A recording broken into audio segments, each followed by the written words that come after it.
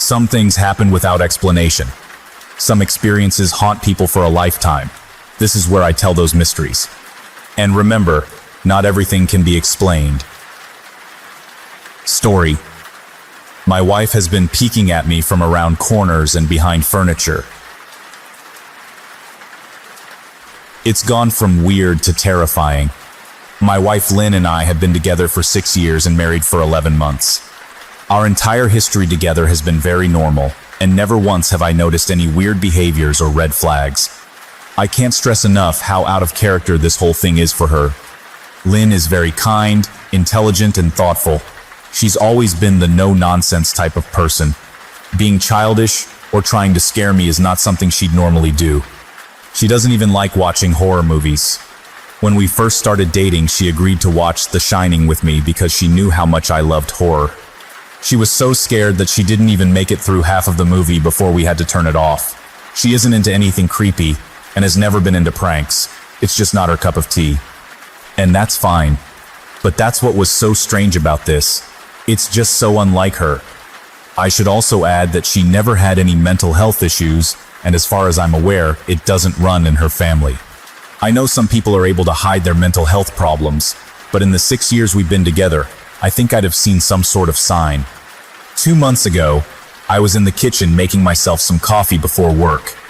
I was running a bit late that morning and knew I wouldn't be able to make it to Dunkin' Donuts for my usual morning fix.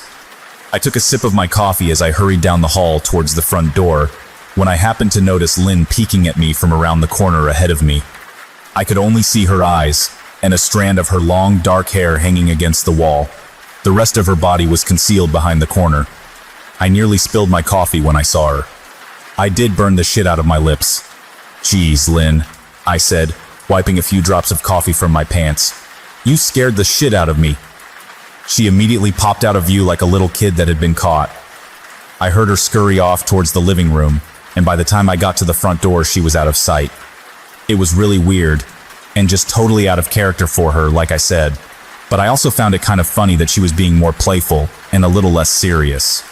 I shouted that I loved her and called her a weirdo. As I shut the door behind me, I heard her laughing. Her behavior was a bit odd, but it certainly wasn't something to call a priest over. I forgot about it by lunch, and by the time I got home, she was her normal self. I didn't bring it up, and neither did she, and life went on. The next incident happened 3 days later. It was around 2 a.m., and I had woken up to get a drink. I was standing at the kitchen island, jug of Oj in hand, when I felt a strong feeling that I was being watched. For whatever reason, I looked down at the floor and saw my wife's smiling face staring back. She was peeking at me from the other side of the island, staring up at me with wide, unblinking eyes and grinning. Grinning like the Cheshire Cat. I screamed, I'll admit it. Not out of irritation, but fear. For some reason at that moment I was scared. At the sound of my scream, Lynn scuttled backwards out of my view, her hands and feet smacking the tile floor as she hurried out of the kitchen on all fours. I didn't run after her, or even yell after her. I just stood there frozen in shock, wondering what fuck had possessed her to do that. It took me a little longer than I'd like to admit to go back upstairs, but I eventually did. When I got to our bedroom, Lynn was lying on her side, asleep, or at least pretending to be. I stood there for a while, watching her breathing to be sure she really was asleep. I had the feeling she might jump out at me the moment I got into bed, but she didn't. I climbed into bed and she didn't even move. Her breathing was soft and deep, and I was starting to wonder if I'd dreamt the whole thing. The next morning I waited for her to come down for coffee, and after handing her a mug and kissing her cheek, I decided to ask her about it. "What was that about last night?" I asked, keeping my tone light so I didn't offend or embarrass her. She frowned over her cup of coffee, shaking her head like she had no clue what I was referring to. "You were peeking at me again, from over there," I said, pointing to the spot on the floor by the kitchen island. She followed my gaze, and when she looked back at me, she burst out laughing. She laughed so hard that I couldn't help but join her. "You creep me the fuck out sometimes, you know that?" I said. She giggled and set her cup on the counter and wrapped her arms around my neck. "You creep me out all the time, so I guess we're even," she teased. We said our goodbyes and left for work. As I drove, I kept thinking about how creepy it had been, seeing her grinning at me from behind the island like that. The sounds her hands made on the floor as she crawled away. I told myself she was just trying to be silly. Just trying to join me in my love of all things horror. It's not like I was afraid of her, but it still didn't sit right with me. I started seeing her peeking at me more and more. Sometimes she'd be peeking out from behind the couch or living room curtains. Once, she even managed to get inside her grandmother's old trunk that sits at the foot of our bed. I might not have even known she was there at all had the trunk's old hinges not given her away. She'd had the lid propped up just enough so that only half of her face peeked through. She'd been grinning like an excited toddler. It was unnerving. I didn't even know what to say to her. All I could do was stare. When I finally found my voice, I asked her why on earth was she doing this. She didn't answer, but she had slowly closed the lid, shutting herself inside the trunk. I just walked away, feeling disturbed. I didn't understand why she was doing it, but it clearly made her happy. I just hoped she would tire of the game quickly. Lynn didn't peek at me for the next 2 weeks. I started to think she was done with her weird prank, and I was relieved. We were watching a show on Netflix one night, and I jokingly said that I hadn't seen her peeking at me lately, and that she must have given up on her spy game. She looked up at me with a small smile and said, "Maybe I've just gotten better at it." I didn't say anything, but I wondered whether or not she was joking. For the next few days, I couldn't stop thinking about what she'd said. Was she still peeking at me when I wasn't looking, and I just hadn't noticed? And if so, what the hell was she getting out of this? I started to feel paranoid, constantly checking whether she was watching from around the corner or behind a door. I was jumpy whenever I was home, and she wasn't in full view of me. I felt stupid and a little crazy. But after a few weeks without another incident, I began to relax. I stopped checking behind furniture and walls and told myself it was just a bad memory. Then a few days ago, things got so much worse. Lynn left to go to a friend's, and I lounged on the couch and played a couple games on my laptop. Around 9 p.m. I hopped in the shower, and as I was washing the soap from my hair, I felt that awful feeling that I was being watched. I slowly opened my eyes and almost had a fucking heart attack. Lynn was peeking from behind the shower curtain, her entire head stretched into the shower, leaving just her body outside. Her long dark hair hung against the curtain, the ends dripping with water. Her mouth hung open in a terrible grin, eyes wide and red, as if she hadn't blinked in a while. I screamed and jumped back against the wall. She didn't move, nor did her smile waver. Her makeup ran down her cheeks in 2 black streaks. She looked giddy and completely deranged. I was fucking terrified.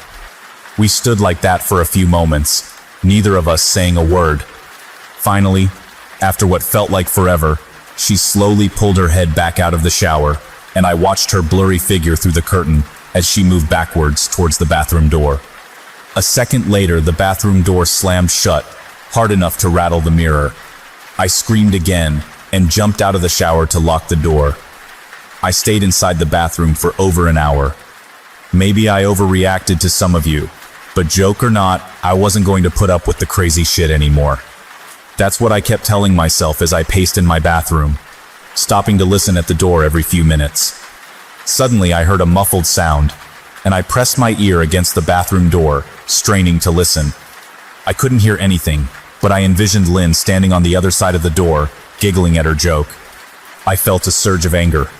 I was beyond pissed at being made to feel scared in my own house, and made to hide in the bathroom for an hour.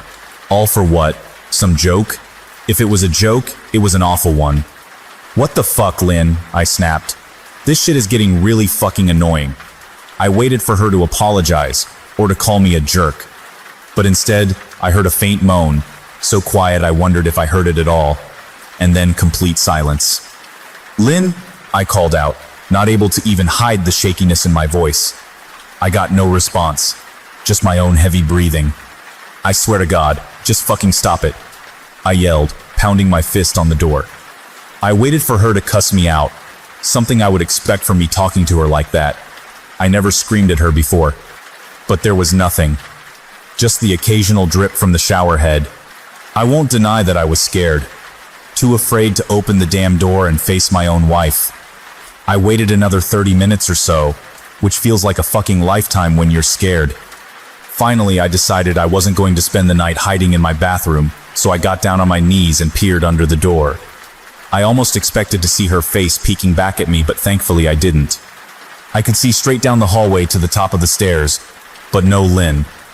I didn't know if I should be happy about that or not. I looked for a few minutes, waiting to see her head pop up over the top step, but it never came. I stood up, my hand hovering over the door, and mentally prepared myself to open it. I slowly turned the lock with shaky fingers, and was about to yank it open when I heard a sound that still makes me feel nauseous when I think about it.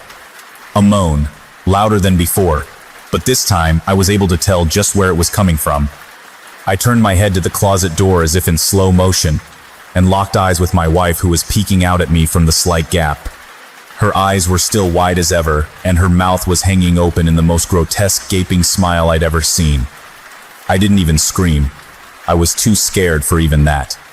Her hands were clasped to her chest, body trembling with sheer delight, as if she could barely contain her excitement. A short, raspy moan bubbled up from her throat, deep and raw, sending a shiver through my entire body. Somehow I found the ability to pull the bathroom door open and ran as fast as I could all the way down the steps, snagging my keys and phone from the table in the living room before running outside to my car. I could hear her shrill laughter behind me, but I didn't hear her getting closer. I didn't bother shutting the front door. I drove away from the house faster than I legally should have, shivering the entire time, either from fear or the cold. Maybe a little of both. I hadn't grabbed a coat or even a pair of shoes. I was still in my boxers and my hair was still damp.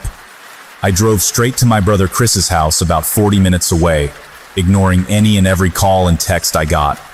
I didn't check my phone until I was safely parked in my brother's driveway. Lynn had called 4 times and sent a flurry of texts, all wondering where I'd gone and why I left like that. I threw my phone at the dash in a rage, furious at her nonchalant attitude. My brother and his wife were surprised to see me, especially dressed in just a pair of boxers, but told me to stay as long as I needed. Chris lent me some clothes and asked me what happened.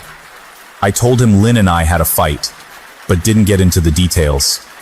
I didn't want him to think I was overreacting, leaving my wife over a prank, even if it was a strange one. I mean, hadn't I encouraged her for years to lighten up instead of being so serious all the time? I had wanted her to relax and loosen up, but this was definitely not what I'd had in mind. I tried to sleep on their sofa, but my brain wouldn't let me sleep. Every time I closed my eyes, I saw Lynn's face staring at me from inside the closet. Knowing she'd been in there with me the entire time made my skin crawl. She'd never left the fucking bathroom at all. Instead, she slipped inside the closet and slammed the bathroom door shut to fool me. The mere thought of going back home gave me anxiety. I tossed and turned, unable to sleep. Chris ended up giving me a sleeping pill, so I was able to get a little rest. My sleep was filled with terrible dreams, all of Lynn's smiling face. I woke up just as the sun started to rise. My sore body ached from the sofa, and I felt drained. I knew I'd have to call Lynn at some point, but I didn't know what to say to her. I wouldn't be going home unless she gave me her word she'd never do anymore. Creepy shit.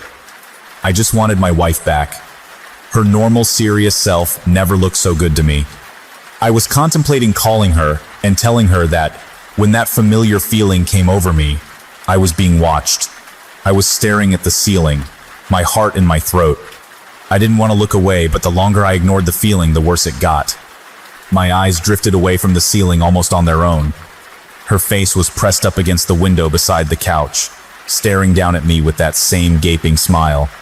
Drool dribbled down her lips, leaving 2 long streaks down the glass. I didn't know how long she'd been there, but something told me she'd been there quite a while, possibly all night. I didn't bother screaming, though I was afraid anger trumped any fear I felt at that moment. I jumped up from the couch and pounded my palm against the glass. "Lynn, are you crazy? What the hell is wrong with you? Just go home," I shouted. "Now." She didn't move, and her ghastly expression never changed. If anything, her smile only grew, as if she had never been more elated. I could hear Chris and his wife moving around upstairs, as if Lynn could hear them from her place outside. Her head twitched slightly in their direction, and she began to close her mouth slowly. Chris called my name from upstairs, obviously concerned. I turned to see him and his wife Rebecca hurrying down the steps. When I turned back to the window, Lynn was gone. The only sign she'd been there at all was the 2 streaks of drool still dripping down the glass. I tried explaining to Chris and Rebecca about waking up to see Lynn watching me through their window. They were skeptical. Who wouldn't be? Chris and I went outside to the spot in front of the window, but there were no footprints in the dirt, just a slight indent. Animal probably, Chris guessed, and I didn't argue. He and Rebecca assumed I dreamt the entire episode, but they didn't understand, and I was too tired to explain it to them. I called out of work that day and turned my cell off. I didn't want to face Lynn. Just talking to her was too much for me at that point. I really started to believe something was irreversibly wrong with her. That no matter what promises she made, we'd never be the same again. The thought saddened me to my core. I cried most of the morning. By noon, I figured I was ready to confront her. Give her one last chance to explain herself. I could at least give her that after 6 years, I told myself. I turned my phone on and saw the dozens of texts she'd sent, all from a seemingly concerned wife. Can we talk? I love you. Please call me. I'm really worried. Can you answer? Just come home. And more of the same. All texts telling me she loved me, and she wanted me home. How worried she was. Not a damn one addressing the crazy shit she pulled. Like she hadn't been acting like a character from a Stephen King book. Even her texts were different. She normally texted novels just to tell me to pick up a loaf of bread. You'd think she'd have more to say to me after her bizarre shenanigans. I know it probably seems childish to some of you who are miles away from this situation, but if you saw the way Lynn had looked at me, how she scampered away on all fours like some wild animal, grinning at me from inside the closet like a lunatic, then I think you'd find my reaction was warranted. I ended up staying with Chris and Rebecca for another night. I didn't wake up yesterday until afternoon, and thankfully I didn't see Lynn's face watching me through the window. I don't want to pry, because it's not my place, but is this fight something that can be mended? Rebecca asked. She'd made us both a sandwich for lunch, and I knew she wanted to breach the subject without seeming to be nosy. I don't know. She's like a different person, I said, choosing my words carefully. I still wasn't ready for her or Chris to know the full extent of the batshit craziness I had been dealing with. People change, Ben, but she's still the same woman you married. Maybe you both just need to talk through your issues. Whatever's going on, I'm sure it can be fixed, she said, ever the peacemaker. I think it's beyond that now. I don't think talking would help. I just don't trust her, I said. The words stung in my heart. I missed and loved my wife. But how could I live with someone like that? Living in constant fear didn't sound too appealing. Lynn loves you.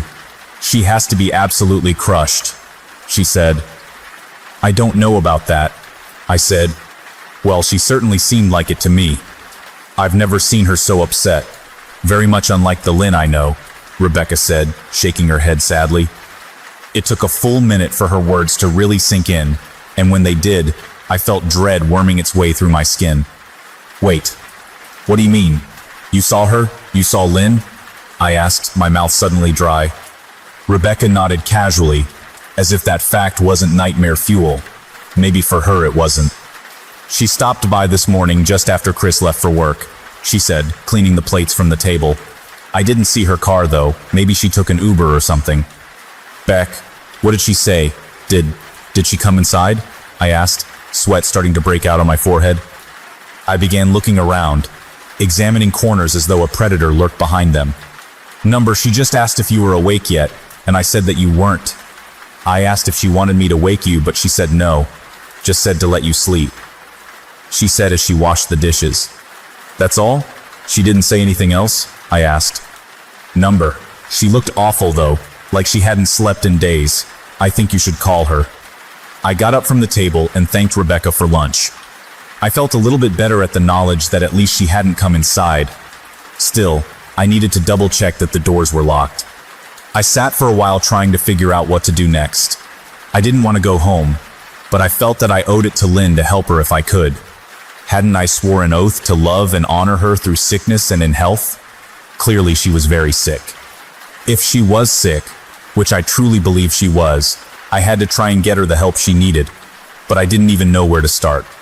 I didn't want to call the police, and besides, what the hell was I going to tell them? That my wife was peeking at me? That she was being creepy? As bizarre as she'd been, she still hadn't committed any crime. Not yet anyway. The police would have probably said that I was overreacting, but this wasn't some prank. It felt wrong. Dangerous even, like something sinister lurked beneath her smile. I knew as her husband I was well within my rights to have her committed, but what if she simply acted normal in their presence? She'd obviously been able to fool Rebecca into thinking she was just a concerned wife. As long as the doctors didn't find her a danger to herself or others, they'd have no choice but to release her after 72 hours. I felt lost and overwhelmed. So I did what any husband in my position would do. I called her mother. I didn't want to. Believe me. Her mother, Marianne, and I were never on the best of terms. We'd never fought or anything like that. She just wasn't a very warm person, and wasn't really easy to get along with. She hardly ever smiled, and when she did, only her lips would move into a thin-lipped smile, leaving her eyes as blank as before. She gave off this aura that felt like she was permanently on the offensive. I'd only met her twice, and both times were for such short visits. I got the impression she didn't approve of me for her daughter. Lynn always ushered us out quickly, as she didn't want me to feel uncomfortable, which I was grateful for. Being in her mother's company felt almost unbearable, like walking on glass. I was glad when we moved 3 states away so we didn't have to see her often. I was happy to avoid the woman, but I needed her help. I really didn't want to talk to her at all, but I had to talk to someone, and someone who knew Lynn better than I did. So I grit my teeth and did what I had to. "Yes," she answered, already sounding irritated. "Marianne, it's me, Ben. Do you have a minute to talk?" I asked. I could hear her cluck her tongue in irritation. "I'm in the middle of writing some checks, but if you insist, I suppose I can spare a moment." "What is it that you want to discuss, Benjamin?" she said coolly. "It's about Lynn. She's been acting strangely, and I was wondering if you had any idea whether there was something—" I was quickly interrupted. "It's a bit difficult to follow your rambling, Benjamin. What is that you want from me?" she asked. I could almost see her standing there in her thin sweater and slacks, tapping her fingernails impatiently on the table. "I wanted to know if you'd ever noticed any odd behavior, or possibly any mental health issues," I asked. There was a long, uncomfortable pause that I couldn't tell was because she was just thinking, or something else. Finally, after a few seconds, she spoke. "I'm not sure if this is one of your jokes, Benjamin, but if so, I don't find the humor in it. Now, I do have business to attend to, as I've said, so if you don't mind," she said, but I cut her off before she could get rid of me. "Marianne, it's not a joke. I'm sincerely concerned about Lynn's mental health. Her behavior has been very erratic lately. I'm very worried about her, and I figured as her mother you would be as well," I said, my frustration evident in my voice. "If you're truly concerned, then I suggest you get the health professionals involved. I don't know what you expect of me," she snapped. I could tell she was seconds away from hanging up, and for some reason I was desperate not to let her. I had the feeling that she knew a lot more than she was letting on. "Please, if not for me, do it for Lynn." I tried. I heard a faint, shaky intake of breath, as if she were trying to hold her steely persona together but failing. "Marianne, what's wrong?" I started. "Benjamin, I don't know what to tell you. My only advice would be to seek professional help. Do not call here again. Goodbye." I tried to call out to her, but she'd hung up. I tried to wrap my head around the call and her refusal to help me. Even if she didn't like me, why wouldn't she want to help her own daughter? I couldn't understand that. I tried to replay the conversation, desperate to find something I missed. After a while, I almost gave up, until I remembered her last words to me. "Seek professional help." She'd said those words with a bit of urgency. I could have just been grasping at straws, but no, I was sure her voice had changed ever so slightly when she'd said that, as if they were very important. What had she meant? I assumed she'd been referring to medical professionals, but maybe she was referring to someone else. Someone that she didn't, for some reason, feel comfortable saying directly. Or maybe I was just desperate. I waited for Chris to get home, and after a very long and exhausting conversation with him and Rebecca, I convinced them that Lynn truly needed psychiatric help. I didn't tell them everything. I wasn't prepared to go into it yet, but I told them about our last encounter, how she'd hidden in the bathroom, peeking at me from the closet. They were obviously shocked, but thankfully they believed me. They too just wanted to help her. Still, they didn't think it was all that serious. Weird, maybe, but not dangerous. They just kept saying that Lynn had to be playing some kind of weird joke. Maybe for YouTube? Rebecca offered, if only half-heartedly. Chris didn't think we should involve the police just yet. He offered instead to go with me, and I readily accepted. He reasoned that calmly talking to her, trying to coax her into going willingly, was the best recourse. I agreed to do it his way. At least I wouldn't be going into that house alone. We drove over this morning, just after breakfast. There was no way I was going at night. When we pulled into the driveway, my stomach began doing somersaults. Her car wasn't there, but I still didn't let my guard down. The front door was ajar, and for a split second I thought we'd see her eyes staring through the gap. I was shaking and starting to sweat. Chris, however, was fine. He waited for me to open the door, his hands in his pockets like he was going on a fucking stroll through the park. I envied his ignorance. I pushed the door open and was immediately hit with the stench of rot. Chris smelled it too, and he walked in the house behind me with his nose scrunched up. "What do you guys use to clean the floors around here, shit?" Chris mumbled. "Shut up," I said, my eyes darting around for any signs of Lynn. The house was deadly quiet and dark despite being 10 in the morning. All the curtains were closed up tight, refusing to allow any sunlight inside. If I hadn't left it just 2 days prior, I'd have thought the house to be abandoned. We moved through each room, carefully checking any place that she might hide, occasionally calling her name. "Why the fuck are you looking under the couch?" Chris asked eventually. "Aren't we looking for your wife?" He was looking at me like I was a moron. "Let's just go upstairs," I whispered. He shook his head but followed me up the stairs to check the bathroom and spare bedroom. On the way up, my shoes crunched over pieces of glass that looked to be littered over a few of the steps. I noticed that one of Lynn and my wedding portraits that hung on the wall along the staircase had been smashed. The frame hung crookedly, all the glass removed. I stared at the picture, a lump forming in my throat. We had taken the photo just after leaving the church, after saying our vows. She looked so beautiful in her white gown. I looked at Lynn's beautiful face. I never dreamed her face would ever be a source of terror for me. We climbed the rest of the steps and checked the spare bedroom, but it looked completely untouched. I was hesitant to go into the bathroom, my fear from that night coming back to me all at once.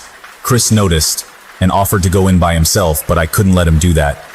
So we walked in together, checking the closet and the shower. The bathroom looked as if it hadn't been touched since the night I left. "I don't think she's here, Ben. Why don't you pack some clothes and we'll try coming back tomorrow or something," Chris said. I nodded and went into our bedroom and shoved some clothes into a duffel bag. When I checked inside our closet, I came across the source of the smell and gagged. Chris took one look and lost all color in his face. He had to go stand by the stairs to get away from the sight and smell.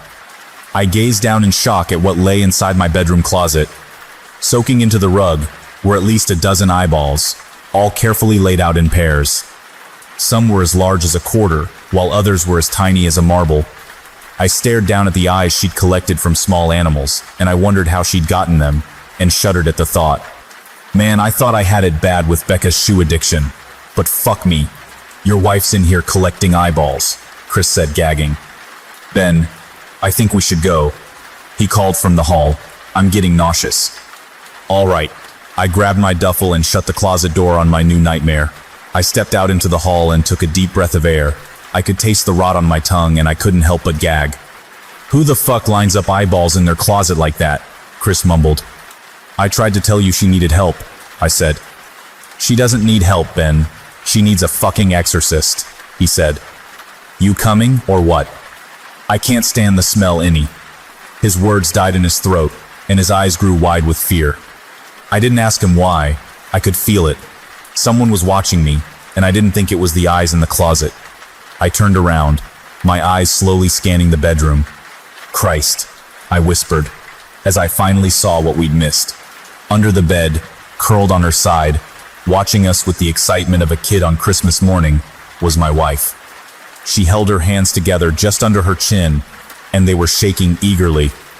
Now that she knew she'd been found, I could hear the quiet noises she was making, a sort of hiccuping sound in her throat, as if the excitement was just too much for her. It was unnerving, to say the least. Wide eyes, and that same huge smile.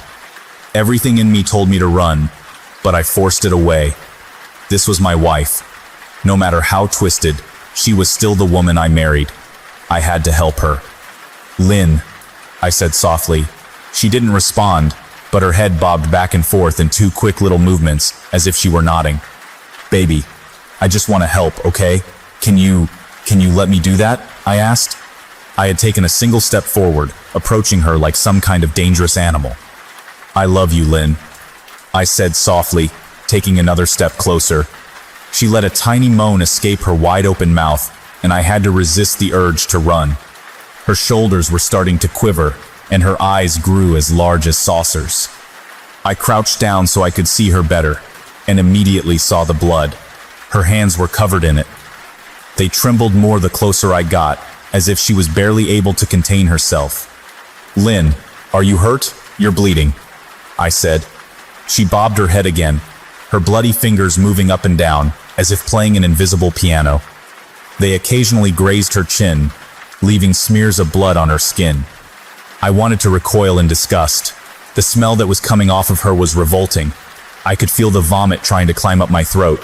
Her lips were dry and stretched thin, blood seeping between the cracks.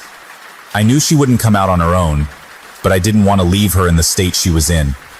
I scooted closer and reached out to her. The excited hiccuping sounds got louder, and her hands shook, fingers flexing. It was then that I could see the blood oozing from in between her fingers. "Oh my God, Lynn, you're bleeding," I said. Instinctively, I reached out to take her hand, but before I could even touch her, her hand sprang out towards me. A sharp pain shot through my arm, and I fell back on my ass. My arm burned, and I could see the blood dripping down onto the carpet. I looked back at her in shock and saw her grinning madly, her fingers clutching a large shard of glass. "You all right in there?" Chris asked from behind me. I turned my head slightly and nodded to him, cradling my arm to my chest. When I turned back to face Lynn, I saw that her focus had shifted. She wasn't looking at me anymore, and she wasn't smiling anymore either. She was staring past me, her eyes glaring at Chris the way a hungry lion might stare at an antelope. Her mouth was still hanging open, but it was twisted into a snarl. I got to my feet and began walking backwards down the hall, afraid to take my eyes off her. "Are you bleeding?" Chris asked. The moment the words left his mouth, Lynn started fast, scooting out from under the bed, the glass shard still in her fist. "Chris, run, go," I yelled. He must have been too afraid to move, because a second later I felt my back bump into him. He was still standing at the top of the stairs, staring at the horror that was my wife. Lynn had crawled completely out from under the bed and stood in the bedroom doorway, her face twisted in rage. Her whole body was visibly tense. Blood ran down her fingers and onto the floor. "Jesus, Lynn," Chris said. You, playing hide and seek?" I reached back and pushed him towards the steps. "Move your ass, Chris," I said as quietly but firmly as I could. Lynn bobbed her head in fast, sharp motions and began to grin, stretching her mouth open wider and wider so that her chin seemed to touch her chest. I heard Chris mutter a prayer, and then he was running down the stairs. I stood at the top of the steps, stuck between the love for a woman who clearly needed serious help and self-preservation. "I only want to help," I said, choking back tears. Her eyes focused on me once again as she slowly lifted the glass, holding it out in front of her. And then she started sprinting towards me, grinning with utter excitement. Thankfully, my body took over, and I flew down the stairs, skipping 2 or 3 at a time. I made it to the front door before I felt her leap onto my back, wrapping her arms around my neck, her open mouth next to my ear, so that I could hear those terrible hiccuping sounds up close. I shook her off me, knocking her to the floor. I felt a searing pain in my back as she went, but I tore open the front door and bolted to my car. Chris was standing in the front yard, talking on the phone with the police. I didn't say a word, I just ran to my car and jumped in. Chris took the hint and followed me, still on the line with 911. I watched the rearview mirror, sure I'd see her there, running after us. But I never did. I went straight to the ER and got 11 stitches in my arm and 3 on my back. The police asked a lot of questions and went back to the house to do a search, but of course, Lynn wasn't there. They advised me to stay with a friend or relative for a while and to file a restraining order as soon as I could, but none of those things would matter. Somehow I just knew. I dropped Chris off at home and went to a motel an hour away. I wanted to put as much distance between me and Lynn as I could.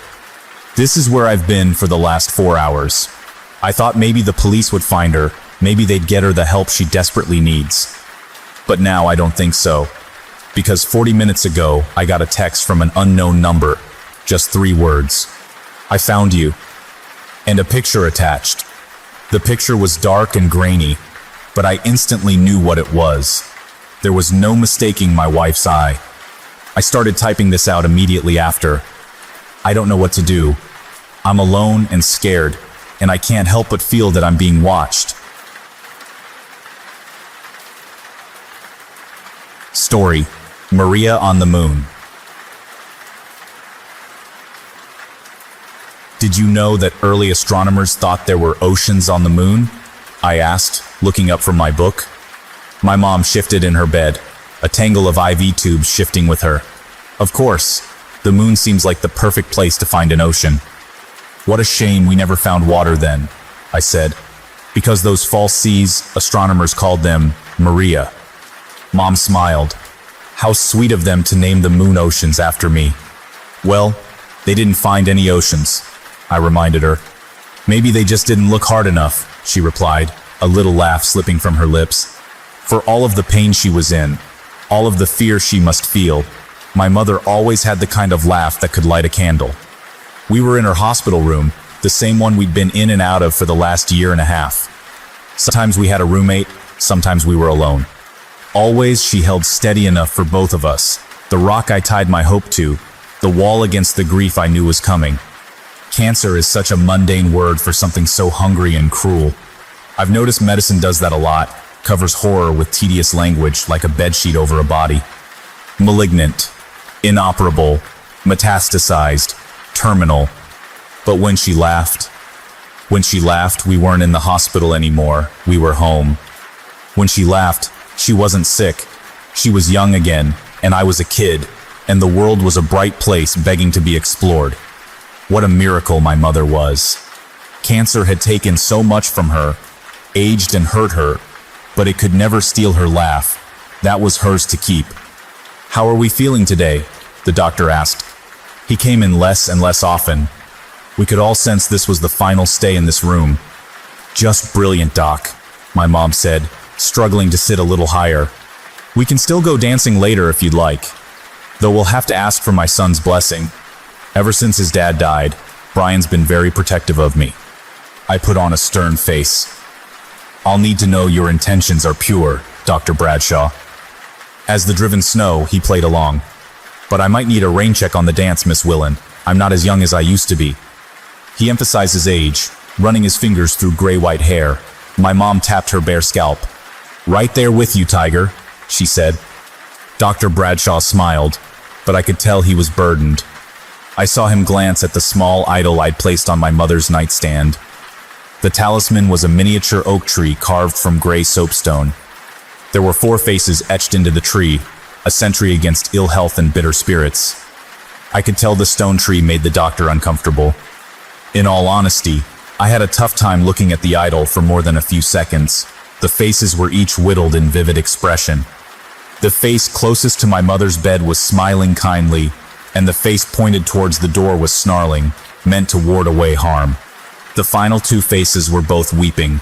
All 4 shapes were too human, too raw. There was a weirdness to the stone tree that put people on edge, but I'd grown used to every shade of weird you can imagine. My mother's side of the family was full of stories of unexplained luck and mysterious tragedy, whispered secrets and unexplained deaths. By all accounts, my maternal grandmother was either an honest-to-goodness witch or full-bore, high-caliber crazy, or both. Probably both. The stone tree was from a box of my grandmother's things I'd found in the attic earlier that month. Maybe it was just a coincidence, but my mom did seem to get a bit better when I'd brought in the talisman, at least for a little while. I was daydreaming about family history and the odd box while Dr. Bradshaw checked his charts and Mom's vitals. "Can I talk to you for a moment?" he asked, ripping me back to reality. Dr. Bradshaw tried to keep a light tone, but I could tell he didn't have good news. The hospital hallway smelled like ammonia and birthday cake. Someone must have had a party, maybe a patient, maybe a nurse. Strange how you remember the insignificant details while your world is crashing down around you. "I'm so sorry," Dr. Bradshaw told me. "The results came in this morning. It's spreading aggressively. We held it back as long as we could, Brian. Your mom is a fighter. But right now we just need to try to keep her as comfortable as we can. Brian." The wall was cracking, grief waiting on the other side, heavy and cold as an empty house. I'd known for months that this was the most likely outcome, but it still hurt to hear. Hurt worse than I could stomach. "There's nothing left to try?" I asked, fighting down the urge to throw up. "Anything? Experimental? Untested? Anything?" Dr. Bradshaw shook his head. "I'm sorry. Sometimes we just run out of options. She fought a good fight." "How long does she have left?" I asked, looking back into her room. She'd fallen asleep. "Not long. Maybe days. Have you considered hospice?" The smell of ammonia and birthday cake. The steady beep of Mom's heart monitor. I tried to focus on the world around me. My hope wasn't dead yet. If medicine couldn't help my mom, maybe something older could. I thought of the box of my grandmother's things waiting in the attic. There was a lot in there I hadn't gone through yet. Books and candles and secrets and lost things. Maybe there was a cure, or at least a way to keep the fight going. "No," I said. "If all that's left is to make her comfortable, I want to take her home." The doctor smiled. "I understand. We can give you some medication, ways to help her with the pain." He put his hand on my shoulder. "Your mom's been in a lot of pain, but she'll have peace soon. You've done all you can." "I know," I lied. "Thank you." Mom lived in a small ranch house 10 miles outside of town. There wasn't much in the way of neighbors besides some woods and a creek slithering through her yard. It was a windy, warm March afternoon when I took my dying mother home. That night I began my work. I was going to turn the house into a bunker, a maze death could never solve. I would keep my mother safe. I would find a way to keep her alive. The little red book was full of ideas. Running water was an obvious place to start. The creek behind the house was barely a trickle, but it should provide some coverage to the south side of the property. Salt was next, lining the doorways and window frames, then in an unbroken circle around the entire house. This step was to be repeated daily, the red book stressed, or even multiple times per day. Even a moderate breeze played holy havoc with any salt poured outside, so it was always best to trace and retrace every few hours. Water and salt were common defenses against man's oldest enemy and well known. The book offered other, less conventional advice. It took me nearly a week to finish carving the symbols and signs into the walls, the floors, even the trees on the property. Sometime around noon on the third day, on my back in the crawl space etching strange marks onto the underside of the floor, it struck me how ridiculous I was acting. There was no proof that any of the information in the little red book was anything other than the delusional ramblings of a bizarre woman I'd only met once or twice as a child. For all I knew, the runes meant to ward off death were actually a grocery list written in Cantonese. But I was desperate, and every time I saw my mother, she looked frailer, more fragile. So I continued carving and praying and building layers upon layers of protections to keep death far away. Making my marks took me all over the property. It was a big yard, nearly 3 acres that blended gradually into the surrounding forest. I wasn't able to pinpoint the exact boundary where cultivated met nature. The edges simply bled together, but I did my best to create a clean border with lines between the symbols. I'd always loved the wildness here, the way you could wander a few hundred yards away from home and feel like you'd traveled hundreds of years into the past to somewhere primal. This was the perfect playground for a kid. Whether I was out exploring trails or trapping minnows or spending the summer building yet another treehouse, convinced this would be the final one. It never was. I was never satisfied. The house itself, though small, was more than enough room for my mother and me. Dad died when I was 7. I don't remember much about him, just how big he seemed, with a bonfire grin and arms that I thought could hold the whole world. My mom often said I took after my father. I could see it in the old pictures of him. We had the same eyes, green as moss in the summer, and the same fiery shock of red hair, enemy to every comb on the planet. The sicker mom got, the more often she called me by my father's name. I worried when she drifted away like that, but a part of me was proud she'd mistake me for him. After all of the symbols were carved, there were a few steps left in the book to deter death from visiting. There were dozens of charms and talismans in the bottom of the old box in the attic. I sat up there combing through everything my grandmother left behind, referencing the red book, pushing the tiny charms into tidy piles. None of the idols were larger than my thumb. Some were iron, and others were wood. Some were heavy, others light. All of them were uncomfortable to look at or touch. The attic was drafty, but not nearly enough to explain the cold that burrowed into me as I sorted the charms. I'm not particularly tall, but the attic felt like it was designed for dolls, beams so low I couldn't even walk bent over. I moved around on my knees, rough floorboards threatening splinters even through my jeans. I could have taken the box downstairs where I'd have more room, but the idea filled me with a deep unease. It seemed better to leave the box up in the attic, only taking down objects as I needed them. Up here, at least, my grandmother's items, her legacy was quarantined. The red book was very specific about the distribution of the totems around the house and property. I walked carefully through my mom's backyard, boots plopping in and out of mud, compass in hand. It had rained nearly every day since I'd taken my mom home from the hospital. I knew it was almost certainly a coincidence, but couldn't help wonder if the soft curtains of rain falling to the ground were for her. I placed charms in a compass rows with the house in the middle. The most disturbing objects were given places of honor at each cardinal direction. Water, salt, wards, charms, all placed carefully, intentionally. My grandmother's book promised that these would offer some degree of protection against the inevitability of death. The symbols would confuse it, the talismans distract it, and the water and salt make barriers to slow it down. But death might still find a crack to slip through, so the red book recommended one final trick. There was a small candle in the bottom of the box, dirty white as stained paper. When I took the candle from its case, the smell made me gag. Have you ever walked past a portable toilet in the dog days of summer? When it's so hot, the blue plastic has started to warp and bubble? Imagine that smell distilled into a finger's worth of wax. I brought the candle downstairs, placed it on the dining room table, and set it alight. The wick caught immediately, the flame burning an unusual red-brown.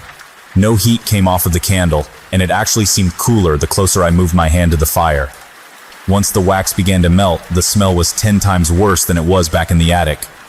I choked down a greasy sickness crawling up my throat and quickly left the room, shutting the French doors as I went.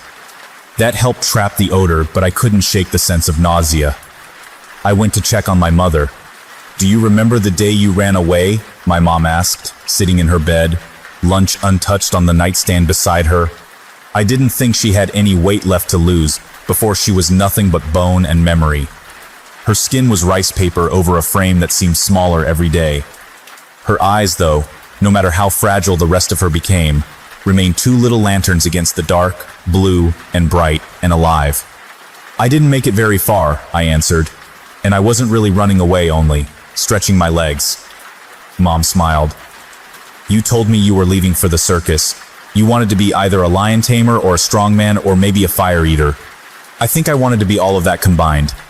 Young me was big on multitasking.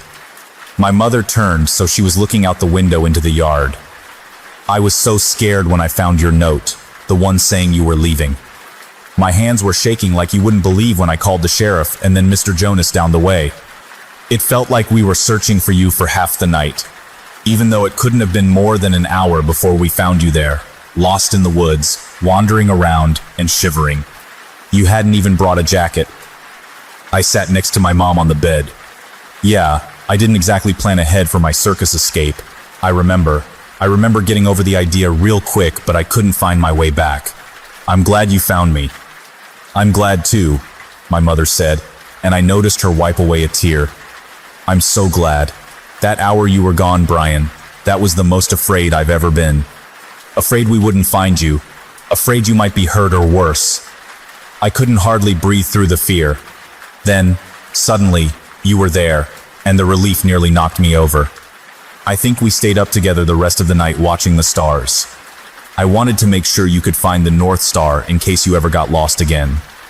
She turned back to me, reached out her thin hand and placed it over mine. There were still tears in her eyes, but she smiled her lighthouse smile, and, for a moment, I saw her just as she used to be. Just as she was the night I ran away, and my mom found me. I squeezed her hand. I was scared too. I was afraid I'd be stuck out there. "What made you think of it?" "Well, I've been thinking a lot about dying lately and—" "Don't," I interrupted. "Don't talk like that. You're not going anywhere, not for a long time." "It's okay," she said, squeezing my hand back. "It's okay. I've known real fear and what I'm feeling now. It's not like that. I'm scared, I guess, but I'm at peace with it. I had such a beautiful life. I'm so glad I got to meet you, to be your mom." "I'm glad too," I whispered, voice breaking on the last word. "But I won't let you go without a fight," I added silently in my mind.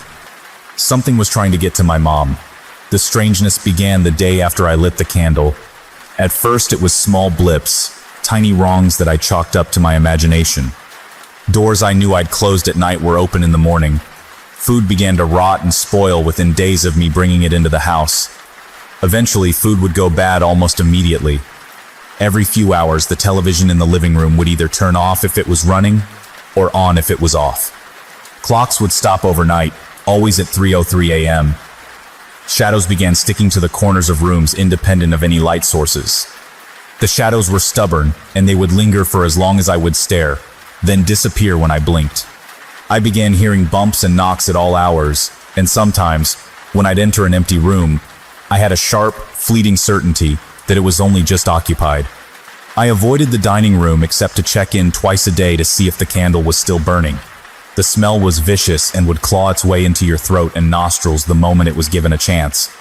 I kept the door to the room shut and kept air fresheners running in the surrounding rooms 24/7. The funny thing was, the candle never went out, never even seemed to shrink. I could see the wax melting, but day in and day out the candle refused to change. Days marched into weeks, and the wrongness only grew deeper. My mom and I both lost sleep to vivid nightmares that we couldn't remember when we woke up. Only the echoes remained, but those were enough to leave my pulse sprinting until morning. I started sleeping in a chair in my mother's room. I did this to comfort her if she woke up confused during the night, but also because, if I'm being honest, I was too scared to sleep alone. I felt like a child running into his parents' room, convinced there was a monster under the bed. Thing is, maybe there was. By the third week, I couldn't keep doors closed. They would slam open the moment I left the room. A terrible scratching began inside of the walls. I told my mom it might be squirrels or mice, but the sound was so insistent, not like rodents milling about, more like a dog wanting in. I stopped leaving the house for supplies. Instead, I had what little food we ate delivered. I kept the curtains drawn. There was tapping on the glass every night. About a month after leaving the hospital, we were living like zombies. The dining room couldn't contain the smell of the candle anymore. The entire house was clogged with the scent. Tiny noises had graduated into full-on laughs and screams and whispers in the rooms around us.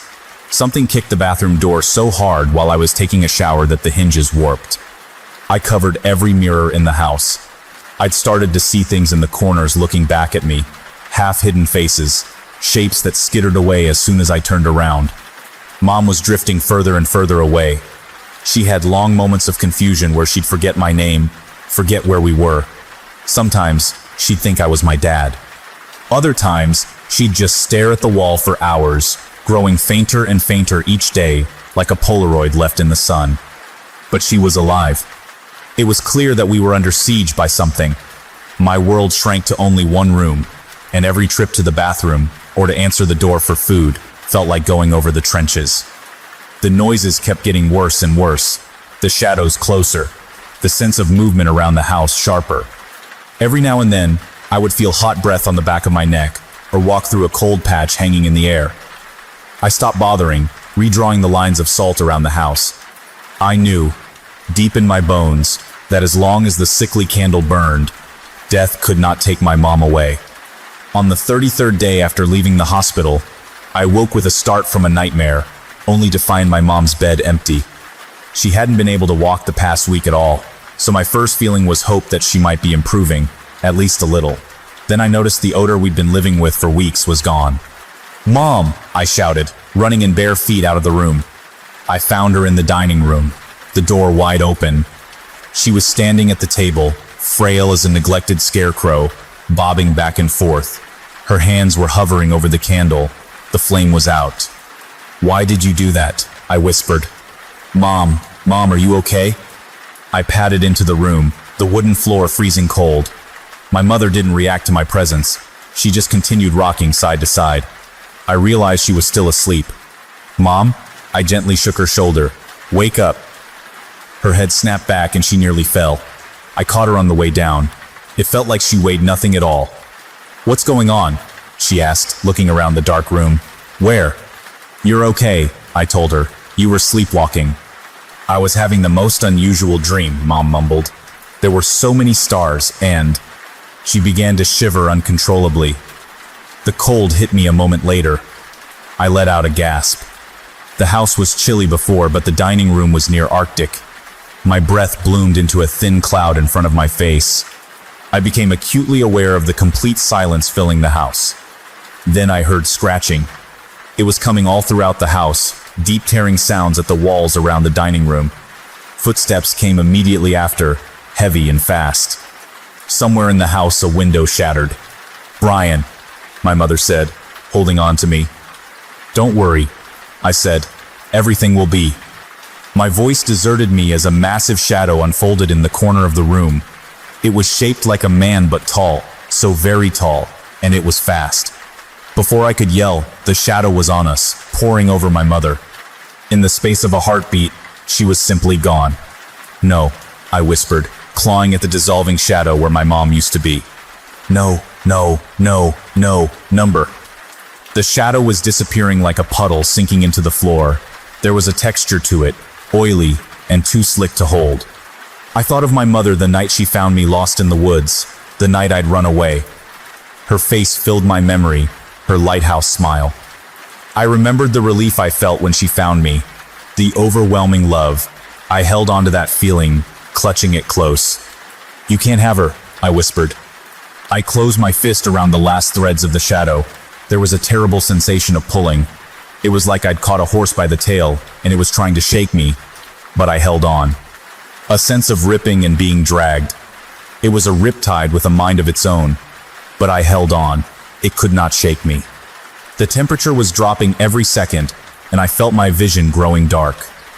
The last thought that ran through my head before I blacked out was a promise to myself that even if I died, my grip would hold. I wouldn't let my mother's life slip away. All sounds and light faded, narrowing to a pinprick and then going black. I woke up under a field of stars. I was lying in soft grass, still wearing my pajama bottoms and an old t-shirt.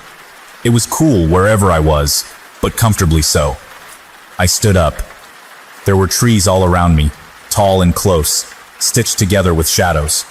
Immediately to my right, there was a road that ran straight as far as I could see, blurring into the horizon. But the stars, they were like nothing I'd ever seen before. Bright ribbons of northern lights rippled above me in green and blue and purple. Stars lit the sky like millions of lanterns floating on a still ocean. The moon shone sharpest of all, a spotlight hanging above the tree line, so close I thought I could stretch up and brush its face. "You are persistent," said a voice from the forest behind me. I whipped around but couldn't see anyone. Then a dark spot began to clarify against the gloom. The silhouette separated itself and moved towards me. I recognized it instantly as the shadow from the dining room. As it moved closer, the thing grew and grew until it touched the sky and filled my vision. A deep dread sank into me, but I stood my ground. "Give me back my mom," I shouted. The silhouette pulled away from the sky, and then it was standing in front of me, the shape and size of a tall man. But instead of a shadow, the thing had wrapped itself in stars. Miniature constellations drifted across its body, floating slowly like a time-lapse of a clear night sky. Burning brightest was the North Star, blue and warm. The space between the stars was absolute black, not a shadow, but a complete absence of light. It was the most beautiful, terrifying thing I'd ever seen. "What are you?" I whispered. "You know," it replied. "Give her back," I begged. "Please give her back." "I can't. It's her time, past her time. You delayed me, delayed her." I clenched my fists. She didn't get enough time. I didn't get enough time. It's not right. It's not fair. "Of course it's not fair," the starry thing said, "but it is right. You each have your time, and at the end of it there's me, and there is a road, and we walk it together." "Where to?" I asked. "Where are you taking her?" "I don't know. It's not for me to know, only to know how to get there." "Then I won't let you take her." I planted myself in the road. The world was still and solemn around us. The constellations drifted like clouds, and a soft breeze stirred the branches. The starry thing didn't respond for a moment. "Your mother was kind and caring. Wherever she goes, she'll have peace," it promised. "But," the creature raised its hand, "did you ever stop to think that death isn't an enemy? Death simply is. It is the natural partner to life.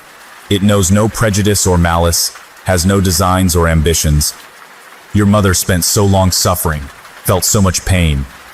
Instead of letting her rest, you took it upon yourself to draw her life beyond its given course. You kept her alive, but at the cost of stretching her thin, prolonging her sickness, diluting her. Did you keep her alive for her benefit or for yours?" I couldn't answer. "Stretching a life is unnatural, dangerous," it told me. "In the weeks you kept me away, you drew the attention of old things, hungry things, forces that would like nothing better than to swallow even the memory of your mother, to tear and bite until there was nothing left but pain and fear and a perfect emptiness." I shuddered, remembering the clawing sounds, the shattered window, and the laughter from empty rooms. "I'm sorry," I whispered. "Are they? Can they hurt her here? Is she safe?" The stars in the shadow burned brighter for a moment. "Your mother won't walk her road alone. None of you do. I walk with you, always, to the end." "Can I see her?" I asked. "Please, let me say goodbye." It considered for several seconds. "You are persistent." And then the starry thing was gone. I was standing alone on an empty road. "Brian?" I turned to find my mother behind me on the road. She looked younger, healthier than I'd seen her in years. The frailty was gone, and my mother seemed exactly as I remembered her when she found me in the woods all those years ago. "Isn't this the most beautiful dream?" she asked, staring up at the night sky. "Yeah," I said, trying to keep my voice steady. "A beautiful dream. I love you, Mom.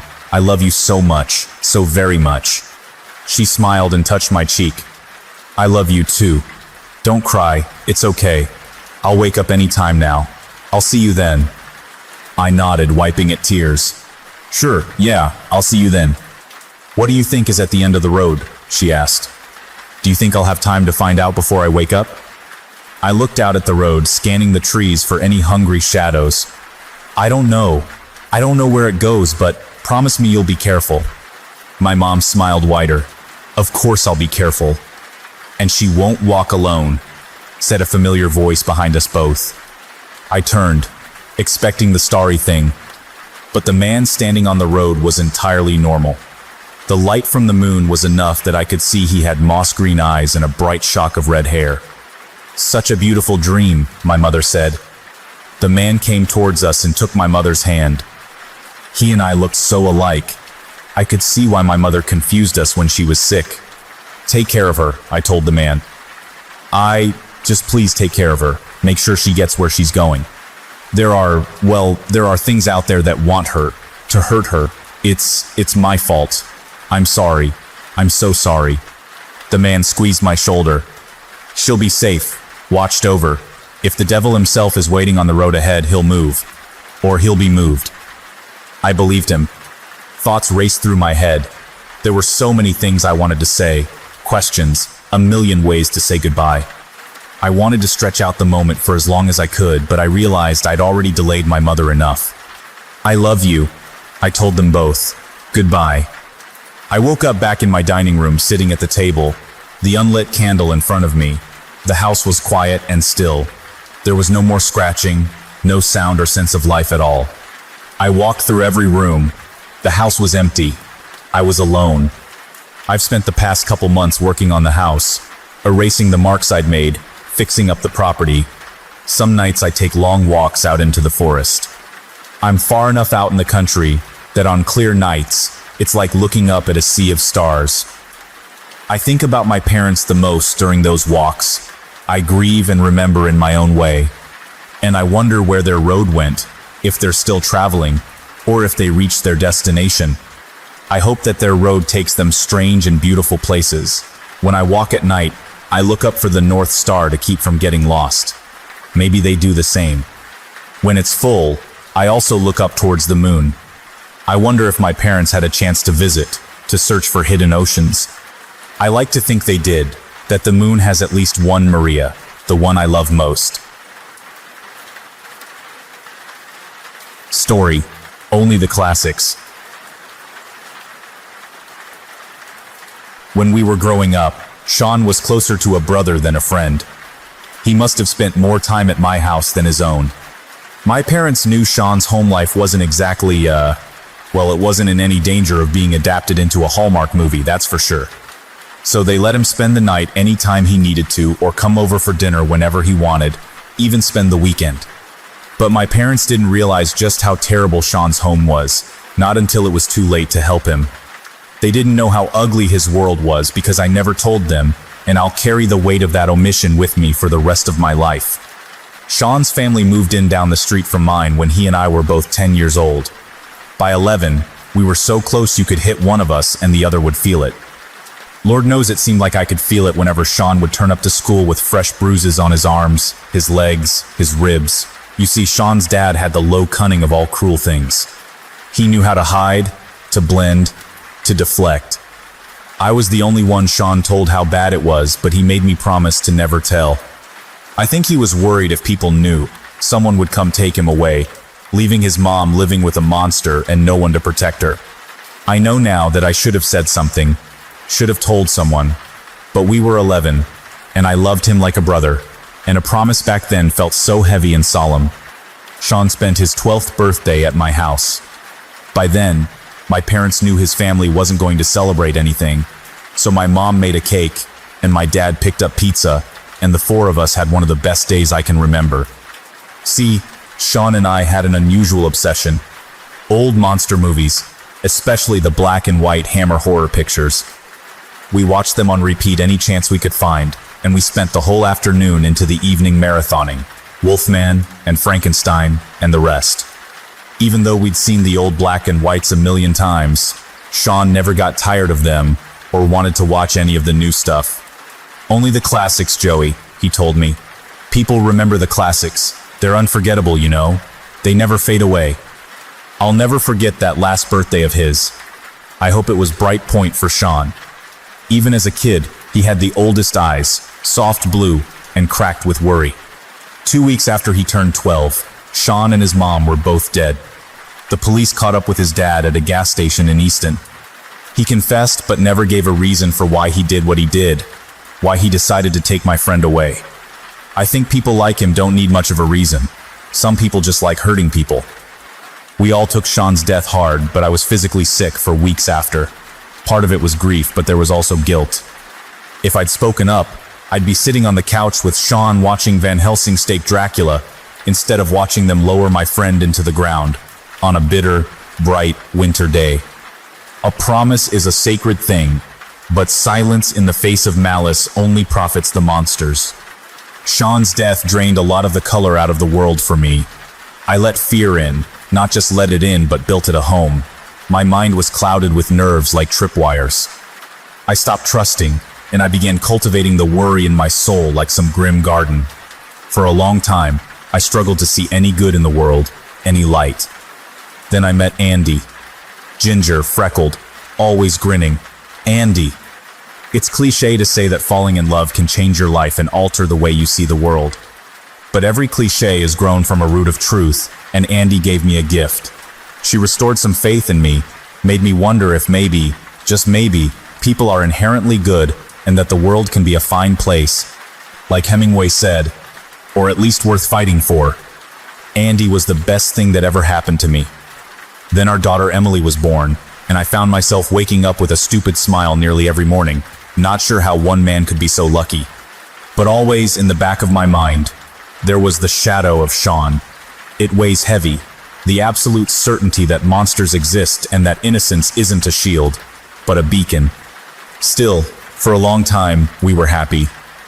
The world was quiet, it made sense. I began to relax.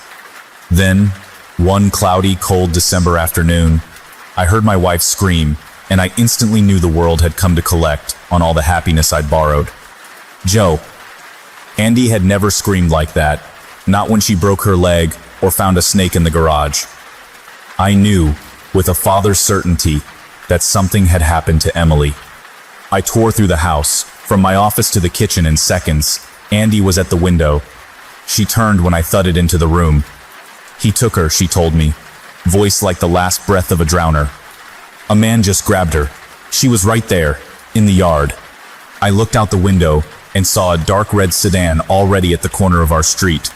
It screeched into a turn. Someone had snatched our daughter out of her own yard, 30 feet from her house, and I was watching them take her away. She'd been building a snowman. Cold spread in me, dread sinking like a rock into the well of my stomach. The evil that I knew was in the world brushed past me again, snatched up my life and sped away in a beat-up piece of shit Ford. Ugly, random malice. No, I thought, anything but Emily. Call the police, I told Andy. I was already moving. The brake lights from the Ford were still fading as I moved to the door. For one sharp, panicked second, I couldn't find my keys in the bowl on the table. Then my hand closed on them, and I was outside, and I was driving. This isn't happening, I thought. You heard about terrible things on the news, random shootings, tragic accidents, kids taken in parking lots while their parents were loading groceries. It happens. You know that with a certainty. But with equal certainty, you refuse to believe it could happen to you. But there I was, racing down my quiet street, desperately searching for the red glow of brake lights in front of me. I'd seen the Ford take the first right as they sped away from my house. I whipped my car into the turn, skidding on the icy road. It snowed earlier in the week, and the steel wool-colored clouds promised even more snow. I prayed the weather would stay clear just a little longer. After I made the turn, I felt a fresh wave of panic rise in my stomach. There was no sign of the red Ford. There was only the empty street that branched off into 3 different turns. It began to snow, gently. I made a sound somewhere between snarl and whimper. I bashed my fist into my steering wheel once, twice, but I kept driving. Even if I didn't know where to go, I couldn't stop. At least I had a chance of picking the right turn. If I stopped, if I froze, the Ford would be gone. Emily would be gone. Unwelcome flashes of what could happen to my daughter, if I couldn't catch them, danced across my mind. She was 6. What if 6 years was all that she got, all that I got with her? I was crying, ugly, rasping sobs, but I was still driving. Please, I prayed. Please, God, please, anyone that's listening, don't let her go. Please help. I don't know where to go. Please. I was coming up on the first turn, a left. I hesitated. No. It was a thought so subtle, it was barely an inclination, most likely my imagination. But I had no other guidance or ideas, so I clutched onto that gossamer thought like a falling man grabbing at a thread. Here. I was at the second turn. I took it without hesitation. The snow was falling harder, but I began to speed up. I took the turn. I was committed to the path. All I could do was drive fast and trust I was headed in the right direction. I didn't slow down for turns. My weird internal GPS would give me a nudge before a necessary turn approached. I'm not sure how long I drove. There were a few close calls with slipping when I took turns too quickly. Luckily, my tires were good, my brakes were better, and the weather was keeping most sane drivers off of the road. Here, another nudge. Here, here, here. It was possible I was losing my mind, that Emily being taken had caused a breakdown, and I was chasing my own hallucinations. But I had better options than to chase phantoms, and at least my hallucinations had a certain conviction with each little push. I came very close to wiping out into a ditch banking through a sharp left turn. As soon as I wrestled control back from the road, I looked ahead and I cheered. Not more than 200 yards in front of me, the red Ford was cruising along. He must not have realized he was being followed or thought he lost me. I guessed he was doing almost exactly the speed limit, maybe even a mile or two under out of deference to the ice, and to avoid attention. It would have really ruined his day to make a clean escape just to get pulled over for speeding. So he drove on, unremarkable, like he didn't have a care in the world. I pushed my accelerator all the way down. He was about to have a lot to care about, real fucking quick. I was nearly on the Ford's bumper before I think he noticed something was up. The car sped up. I followed easily, about one car length behind. The Ford was old and wasn't in great shape. I doubted he could lose me now. However, there wasn't much I could do besides follow. I'd left the house in such a rush that I had completely forgotten my phone. It was becoming difficult to see ahead through the snow, but I was close enough that I could memorize the Ford's license plate if nothing else. We were driving fast, and he was starting to drift across the center line. Sooner or later, I knew we would draw attention. Hopefully police attention, and the mad chase would be all over. All I had to do was stick with him, to stay near Emily. I barely had time to register that he'd slammed his brakes before our cars collided. At the last second, I tried to swerve around the Ford but couldn't clear him and clipped the left of his bumper hard. We both spun out in opposite directions and went off the road, him to the right, me crossing lanes and going off the left embankment. I'm not sure what he was thinking, hitting the brakes. Whether he was trying to make me back off or scare me, or if he saw something in the road, I don't know. My last conscious thought was a prayer that Emily was wearing a seatbelt. Then my car crashed into a tree and my vision went black. Get up. That nudge, again, stronger now, a white light, small as a pinprick but expanding, cut through the blackness. No time. I came to, vision blurry, and the taste of copper in my mouth. My car had impacted a large evergreen. My head must have hit the window. The airbag was pressing me back into my seat. I suddenly felt claustrophobic and scrambled to get out of the car. Calm down. Wajen wen iksen in placement in the Ford. It was more than a nudge now, it was a voice. I listened. I breathed. I undid my seatbelt and stumbled out of the door. The cold hit me almost as hard as the accident. An icy wind ripped through the trees around the road, shaking the branches and whipping the snow. Even though it was early afternoon at the latest, the clouds had grown swollen and dark as fresh bruises. Visibility was shit. To top it off, I hadn't taken a jacket with me and the cold clawed through my shirt and set my body shivering. Keep moving. I had no phone, no coat. But I listened. I kept moving.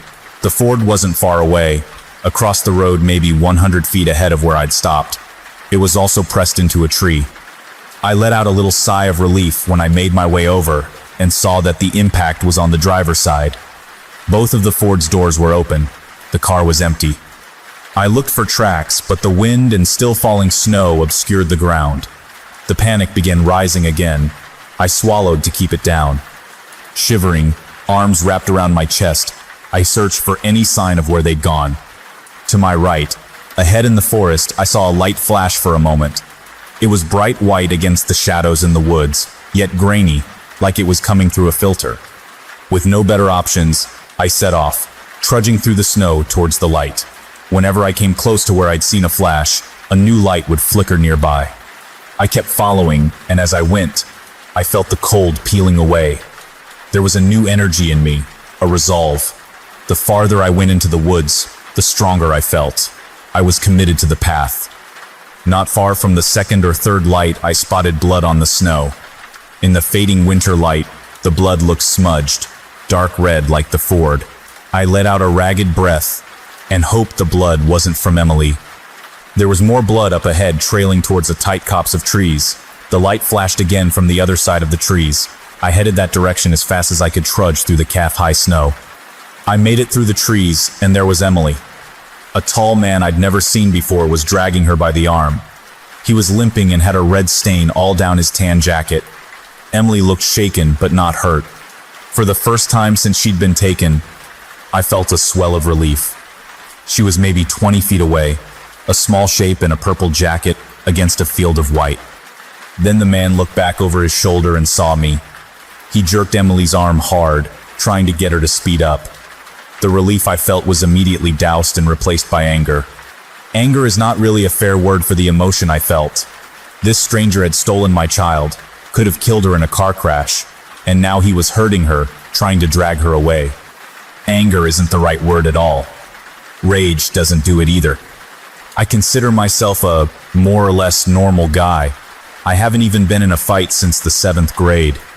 But when Emily turned back, tried to run to me, screamed, "Daddy," I felt something uncoil deep in my chest, and then I was yelling, and I was running, and I was fast.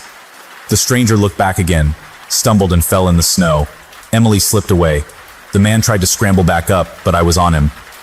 I think there's an animal, an ancient thing, that lays its lair in the heart of every parent.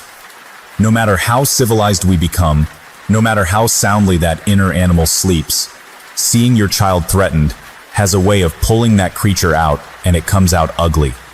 "Please," the man said as I hit him again and again and again. "Please, stop, please." It was like painting a portrait in reverse. Every time I hit him, his features lost a little detail, began to blur and smudge. I think I was still yelling. A small, rational part of my brain took an inventory and noted that both of my hands ached, that my shoulder hurt from the crash, that I was shaking from rage and the cold. But the whispers from that rational piece of my mind were drowned out by the roaring hate punctuated with every impact of knuckles onto a rapidly softening face. The stranger looked much younger than I would have pictured. Pale, early 20s with a pretty sorry excuse for a beard. "Please," he struggled to slip the word out through shattered teeth and swollen lips. "Stop." My mind was an empty theater playing a slideshow of every bad thing that could have happened if he'd gotten away with my daughter, every way he could have hurt her. A nerve-ripping shot of pain finally pierced the black fog of rage. My left hand was broken. I let it dangle at my side and kept swinging with my right. I stopped screaming long enough to spit out a few words. "My daughter, you fuck, my daughter, my," another wet, red impact, "daughter." That black fog kept getting heavier and heavier, choking out the rest of the world. There was no room for anything but the need to hurt this man. Then, slowly, light began to fill my vision. I felt a hand on my shoulder. I turned, suddenly, painfully aware that my daughter needed me. But instead of Emily, the hand on my shoulder belonged to a flickering ghost. "Sean," I said. It was a statement, not a question. Even though he seemed washed out, drained and filtered, it was so clearly my friend, just as I'd last seen him. He looked young. The light around him blinked and faded. Looking at him was like watching an old movie. Something black and white. "Hi." I heard his voice in my head, the same voice that had guided my turns. It was louder now, distinctly familiar. "Hi." Sean smiled and nodded to his right. Emily was wrapped up in the fetal position, head covered by her arms, trembling. As quickly as it had hit, the anger drained from me, replaced with a bone-deep shame. She was trying to block out the sounds and sight of her dad killing a man in front of her. I rolled away from the stranger, stumbled, made my way to Emily and hugged her close. "I'm sorry, I'm so sorry, I'm sorry," I whispered, my forehead against her brow. "I'm sorry, it's okay. You're okay now. Emily, you're okay. I love you." I choked on the last words, exhausted, sick from the adrenaline dump, the enormity of what I'd nearly lost crashing over me. The injuries and the cold caught up to me then. I was only just able to turn away before I threw up all over the fresh snow. I felt a small hand on my arm, and then Emily was hugging me tightly. "You found me," she whispered into my shoulder. I cried. I forgot my injuries, the cold, my anger. I forgot my fear and everything else that wasn't her face. I held her and I cried. Huge, racking, beautiful sobs. I was given my world back, and I cradled it, cradled Emily, close. I'm not sure how long we stayed that way, father and daughter holding each other in the snow. Eventually, I looked up and found Sean watching us, a sad smile on his face. "Thank you," I told him. He nodded. Then his smile slipped away, and he looked down at the stranger. The man was still breathing, but his face looked like a smashed pumpkin. The snow around the stranger was stained scarlet, a short, red road showing where he'd moved. He'd been trying to drag himself away from me, still on his back. I think he'd made it about 4 feet. "She shouldn't watch," Sean said. I nodded, hugging Emily and turning so her back was to the stranger. "You shouldn't watch," Sean said. I shouldn't, but I had to. After a moment, Sean, flickering in black and white, turned to the stranger. Where my anger had been a rabid thing, Sean's was still and cold as a dead star. He stood over the stranger, who started to raise one hand weakly. As I watched, Sean put a hand over the man's mouth. The stranger gurgled, trying to scream, but Sean seemed to be melting, pouring himself over the man like liquid lead. Sean dissolved, his grainy light spilling over and into the stranger. The man was thrashing and making choking sounds. Whatever Sean was doing, it must have hurt. The light became too bright, and I had to jam my eyes shut. When I opened them, Sean and the stranger were both gone, leaving nothing but red stains on the snow. There was one last flicker of black and white, a fading echo of my friend. "Wait," I yelled. "Don't go." There was no reply, but something did linger. Some of the pain in my hand and shoulder eased. The sharp edge of the cold lessened. I knew that Sean wasn't completely gone. "Thank you," I said to the empty snow. "I'm so sorry I didn't help you. I'm so sorry I couldn't." The phantom of a reassuring touch. I knew he forgave me, knew he never blamed me at all, even though I didn't think I'd ever forgive myself. "Who was that?" Emily asked me. "Who was the boy in black and white?" "That was your Uncle Sean," I told her. The snow still fell, the wind still shook the trees, and the sun was draining into the horizon, but I felt warm there in the woods, safe and looked after. "Let me tell you about your uncle." A state trooper found Emily and me sitting there not long after sundown. Someone had reported the crashed cars and the trooper had followed our tracks. There were a few places where the snow had covered the footprints, he told us, but he'd seen a flash of light and found us there. I did my best to explain what happened. I must have sounded like I was in shock. The trooper gave me his jacket and radioed for help. The woods became a swarm of police and activity. There was even a helicopter. They never found the stranger. The official story was that I'd fought the guy off and he'd run. My wife was afraid that he'd come back, but she believed me when I told her we would never, ever need to worry about that man again. She didn't ask any questions, but there was a savage love in her eyes when she looked at me. I knew Andy had her own sleeping animal, coiled and waiting if anyone ever came for Emily again. The world can be a dark and awful place. There are monsters everywhere, and the worst of them are often the best at blending in. Whenever the news is too bleak, or my fear starts to get the best of me, I gather my family together and we watch old movies, only the classics, like I used to watch with Sean. I sit with Andy and Emily, and sometimes I talk about him, and it's almost like he's there with us. Because Sean's a classic, and the classics are unforgettable. Story. There's a reason they don't build staircases with 11 steps anymore. It'll start with the sound of something climbing behind you. My dad was an architect, and they could be a superstitious bunch. Many of them will skip building floor 13 and jump right from floor 12 to 14. If you're building a new house, everything from the color of the paint on the porch to the type of flower planted outside might affect the luck of the home. For the most part, Dad told me those quirks were more tradition than anything else, all but one. Never buy a house where the staircase has 11 steps. He warned me one summer night years ago after he'd had a few drinks.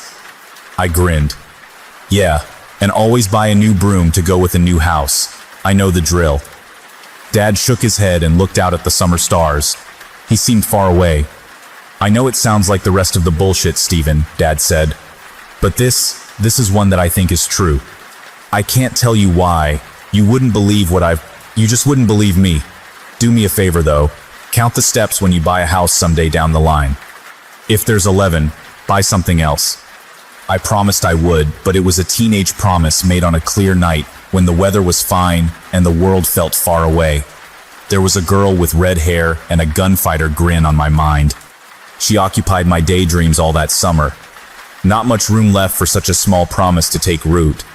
So I forgot, Goddamn me, I forgot. Dad passed away last year. If he'd still been around, I'm sure he would have checked on the house that caught Molly and my eye. It was a colonial with an acre of yard and a wraparound porch. There was an oak in the back, tall with branches like bridge beams. The perfect foundation for a treehouse. It was a suburban dream, ideal for a young couple and for our kid on the way. I loved everything about the house. Large windows drank in morning sunlight. The deck was old wood, solid and stained, and dotted with columns. There was an office for me and a fireplace for Molly. Best of all, there was space, empty now, but nearly vibrating with potential. Wherever I looked, I saw images of kids and dogs and memories waiting for us to catch up. I was distracted by new beginnings, so I didn't count the steps when the real estate agent showed us upstairs. Not then. Not until after the ink was dry on the purchase and our rented U-Haul was parked in the driveway. Coming from an apartment, Molly and I didn't have too much stuff, but the doc told her not to lift too much or exert herself, and I was stubborn enough to figure I could handle it myself. So move-in day was dragging.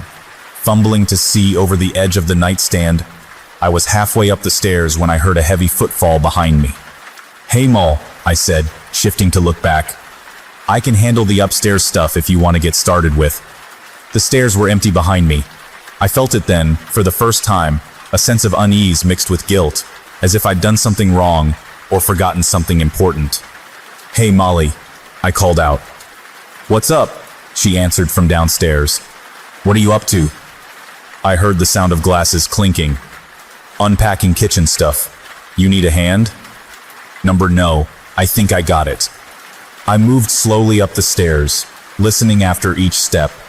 After I reached the top and sat the nightstand down, I turned back and finally counted. My heart sped up a little with each step I looked over. I could hear my dad's voice inside my head clearly, as well as the promise I made him. The promise I'd just broken. 1, 2, 3, 4, 5, wait, shit, I said to myself, pressing out breath in short bursts. I skipped one. Fuck this. I began to walk down the stairs carefully, noting each step. As my foot touched number 11 at the bottom, the last step, I felt a draft brush against my neck, almost like fingertips. I whirled around so quickly I nearly tripped. "You all right?" Molly called out. "Fine," I lied. I was watching up the staircase. Nothing about it was sinister or even remarkable. Smooth wooden steps with a banister going halfway up the side, then a wall rail the rest of the way. I wondered if we should get a rug for it. New house jitters, I told myself, going back to the U-Haul for another box. The rest of the move-in went smooth. Every time I headed up or down the stairs, I would go slow and listen, but I never noticed anything else that day. I also recounted each time I went upstairs, but the number of steps never changed. A week after moving in, Molly and I were woken up by the sound of someone running up our staircase. The footsteps were startling and loud, each one like a hammer against a board. "Jesus, Stephen, what the fuck?" Molly shouted, climbing out of bed. I scrambled to our bedroom door and turned the lock, keeping my back against it. "Call the cops," I said, listening for any sounds outside the door. Molly took her phone and hunkered down between the bed and the wall. I moved quickly from the door to our closest. My hands were shaking, and it took me several seconds of violent fumbling to dial in the combination to the lockbox. I came back into the bedroom with the gun inherited from my dad, feeling both safer and more in danger at the same time. Molly and I sat huddled together, watching the door for 8 long, ugly minutes. When we saw the police lights flashing under our window, I put the gun away and crept downstairs. On the last step, I felt something yank at my hair. When I turned, there was nothing behind me, only an empty stairwell, bathed in hall light. I could nearly taste my pulse, a greasy, panicked thing. The police knocked, hard. I backed away, never taking my eyes off the stairs until I was at the front door. The cops didn't find anything. No intruder, no signs of forced entry, nothing but a new house with 2 terrified occupants who would spend the rest of a sleepless night downstairs. The staircase looked so boring in the morning light. I was worried Molly would brush off my idea, ask me to give the house another chance. But Molly beat me to the punch. "We need to leave," she told me, a protective hand against her belly. My Molly. Her red hair now had a few strands of silver, but she still had her gunfighter grin in the good times. And in the hard times, she had clear eyes. She was steady. "Okay," I told her. "Okay." That morning contained some loud phone calls and some quiet moments where Molly and I just sat on the couch and looked at the house we were giving up. It didn't bother me as much as I thought it would. I knew, looking at Molly as she began packing, that she carried my home with her wherever she went. "I'm going to go talk to those fuckers in person," I said. "Those real estate creeps are hiding something. I'm sure of it." Molly was lying on the couch, her sleepless night catching up. I glanced over at the stairs. "Moll, if you need to rest, that's fine. Just promise me you'll stay down here, okay?" She opened one green eye, gave me the shadow of a grin. "Don't worry, cowboy. Wild horses couldn't take me back upstairs." I spent the rest of the morning arguing with a room full of real estate agents. Gradually, it became clear that the house they'd sold us had an uncomfortable history that wasn't readily disclosed. No brutal murders or satanic rituals, just an awful lot of accidents and small tragedies. Mundane horrors that were easy enough to explain on their own but made for a troubling pattern. Mouth dry from raising my voice, I left the real estate office at 1:04 p.m. in a better mood than I'd come in. Maybe Molly and I wouldn't be able to get out of the sale scot-free, but it was looking like we'd be able to rescind the offer with minimal losses. I know the time exactly because that's when I called Molly. She didn't answer. The whole drive back I kept calling. Every time it went to voicemail, the dread swelling in my stomach like a cancer pulled a little tighter. I found Molly dead at the foot of the stairs. She was twisted and bent like a doll dropped on the floor. Thick violet bruises covered her body. I held her for several minutes before calling for help. She was so clearly gone. The entire time I waited for the ambulance to arrive, I heard the slow creak of steps moving down the stairs until they were at the bottom, inches away. I couldn't see a thing, just empty stairs and bloodstains. My morning was well documented. The confrontation at the real estate agency meant that I couldn't be home when Molly, at her time of death. I overheard the cops talking.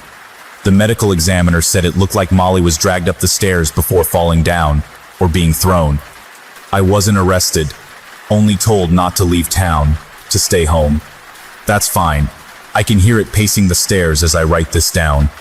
Sometimes it takes soft, deliberate steps, the wood groaning under a heavy, unseen weight. Other times it runs, it wants me to hear it. Now and then it mimics the thuds of something falling down the stairs. "Molly, I'm so sorry." It's taunting me, daring me to come up. On my drive back from the police station, I stopped to fill several canisters with gasoline. I can smell the gas now. It reminds me of summertime, of fresh-cut grass, and of a girl with red hair, and I'm going to burn this house down, and then I don't know what I'll do. But at least there will be one less staircase with 11 steps. The next time you find yourself climbing up to the bedroom or down to the basement, do yourself a favor. Count. Story. I recently installed a Ring doorbell camera. It keeps detecting things that aren't there. Motion detected at the front door. Motion detected at the front door. I glanced down at my phone. Another 2 alerts from the new Ring video doorbell I'd installed that morning. Since sundown, the thing was going off every few minutes. "Another alert?" Becky asked. I picked my phone up from the nightstand and opened the Ring app. "Yep." "Anything on the camera?" "Nope." Live feed from the Ring showed a huge amount of nothing outside our front door. Becky and I lived in a small townhouse in a tidy, quiet neighborhood. There wasn't enough traffic, walking or driving, to explain the constant motion alerts.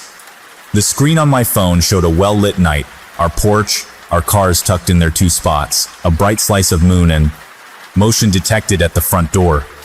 Nothing had moved. Nothing I could see. I gripped the phone a little tighter. That little shake that comes along with an adrenaline dump was making it harder to keep the image steady. My mouth was dry and chest tight. I felt watched, anxious, but there was nothing there. Becky sat up in bed and watched the screen with me. The glow reflected back on her face, caught in her eyes. "Maybe it's ghosts," she said in her best spooky voice. "Or, more likely, demonic in origin." Becky giggled, and the tension was gone. How silly to be afraid of nothing at all. The ring was probably broken or overly sensitive. For all I knew, some squirrel 2 counties over could sneeze and set off the motion detector. "Nick, aren't you frightened?" Becky added. "We're under siege." She ducked under the covers, then peeked out one eye. I cleared my throat and hit the intercom button on the Ring app. "If there are any demons out there, you'd better fuck off. We've got salt and holy water and holy salt water. And we're not afraid to use them, so yeah, screw you, you're nothing, nada." Silence. I guess I must have scared. A violent screech of static blasted out from my phone. I dropped it on the floor. Becky yelped. "Fuck," I said, breathing hard. "Fuck, fuck." "Yeah," Becky agreed, coming out from her blankets. "What was that?" "Feedback. Some malfunction." I stared down at the dark outline of my phone on the bedroom floor, like it was a particularly large and clever-looking spider. It was facing down, but if I picked it up, would the camera feed still be up? Would it still look out over a clear, empty night? Gingerly, I bent down and scooped the phone up and placed it on the nightstand without looking at the screen. "Anything there?" Becky asked. "No, all clear." I lied, turning over and resting my head on the pillow. "Just a glitch." Motion detected at the front door. There were 42 notifications from Ring on my phone when I checked it the next morning. Maybe we didn't need a video doorbell at all. We lived in a safe neighborhood. Nobody even fucked with our Amazon packages. I made a deal with myself. If there were any more unexplained notifications, invisible motion, any fuckery of any flavor, I would remove the Ring. Not just remove it, but go full Office Space on the device. Shatter, burn, break, bludgeon, humiliate, and bury deep. As I sat in my office all day pretending to work, the tension crept back in. It settled between my shoulder blades and festered. I felt like a tasty gazelle, surrounded by tall, rippling grass, where hungry things might lurk. When a fresh alert popped up on my phone, I nearly threw it across the room. Motion detected at the front door. Fuck. Fuck, fuck, fuck, fuck. I opened the app to check the camera. It was supposed to record for a few seconds whenever triggered by motion. The video played back. It was the fucking mailman dropping off a small package. I let out a half-groan, half-laugh. The Ring could stay. My imagination just needed a vacation. Motion detected at the front door. Motion detected at the front door. Motion detected at the front door. "Nick, what's wrong?" I looked up from my phone at Becky. We were downstairs watching a movie. Date night. Nothing. Ring's glitching again is all. I brought up the camera, and Becky scooted closer. Nothing. Only solid, empty, harmless night. Motion detected at the front door. "Fuck this," I muttered, standing up. "Nick?" Trying to swallow down the oily taste in my mouth, I walked to the door and tossed it open. No one was outside. Of course, no one was fucking outside. So why was I sure some things, were right there, close enough to touch? I opened the glass storm door. "If there's anybody out here, leave. Go. Just go away. Please." The last word I whispered. I didn't want Becky to hear. I returned to the couch, and we watched the movie without speaking for several minutes. I was starting to calm down. Motion detected at the front door. Motion detected at the front door. Motion detected at the front door. Motion detected at the front door. Motion detected at the front door. Motion detected at the front door. Motion detected at the front door. Motion detected at the front door. Becky and I both stood up and stared down at my phone. The screen snapped to the live camera view on its own. Nothing outside. The doorbell rang. Then again, and again. Something started knocking, softly at first, then louder. Hesitating, I finally took a step towards the door. "Don't," Becky whispered. "Please don't." The ringing and knocking slowed to a trickle, then stopped. Becky called the police anyway to be safe. They couldn't find anything. "Kid," they suggested. "A prank." "Invisible fucking kids," I asked. I saw one officer roll his eyes before they left. Then Becky and I were alone. We tried to sleep, but I couldn't stop checking my phone. Motion detected at the front door. Motion detected at the front door. Motion detected at the front door. Eventually, Becky made me put it away in the drawer on the nightstand. We heard the crackle of static for nearly a minute. Then the doorbell rang once more. I haven't slept all night. The sun's up now, and the alerts have stopped. Becky and I both called out of work for the day. I'm going to take the ring down today, but I don't know if that will fix it. Something was knocking, something we couldn't see, something that wants in.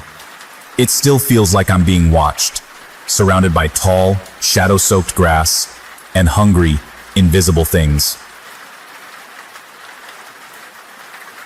Story: my crawlspace door has 3 locks on the outside. I couldn't believe how lucky we were to get the house. Everything fell perfectly into place at just the right time. Our lease was running out, and the owner didn't want to renew because they decided to rent the space to a family member, which was fine, but they didn't give us a lot of notice, and with Jessie being 3 months pregnant, living out of our car until we found a new place wasn't an ideal option. It seemed like a miracle when Jessie's coworker told her she had a house for sale in our price range and we could, and should, move in as soon as possible. The house was old but well maintained. It belonged to the grandfather of Jessie's coworker, Becky. Becky barely knew the old man apparently, but since she was more or less his only family in the area, he left her the house in his will. I was a little surprised Becky didn't want to move into the house herself. It was a large 2-story colonial and a clear upgrade to the small ranch style she was in at the time. When I mentioned it to Jessie, she told me that Becky didn't like to talk too much about the house or her grandfather. Bad memories, I think, Jessie said. Odd, but I honestly didn't want to probe too much. Becky's loss was my family's gain, I figured. The house sat on an acre in a heavily wooded area. Our closest neighbor was nearly half a mile away. A fenced-in yard for the kid-to-be, a large front porch for Jessie, and a nice office space next to the den for me. It seemed like our dream house. Things went down to the wire with our move-in date.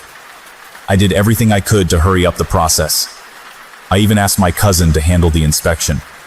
We had less than a week at that point until our lease expired, so I might have asked him to cut a few corners. I regret that now. There didn't seem to be any real reasons for concern at that point. The old man had taken great care of the house. The interior would need a little work and some fresh paint, but that was more a style issue. The old man had terrible taste, lots of dark paint and shag carpet. My cousin only found 2 issues during the inspection. The bathroom plumbing was irregular, and the crawlspace door had 3 exterior locks. With the plumbing, my cousin assumed it was a botched home repair. Everything still worked fine.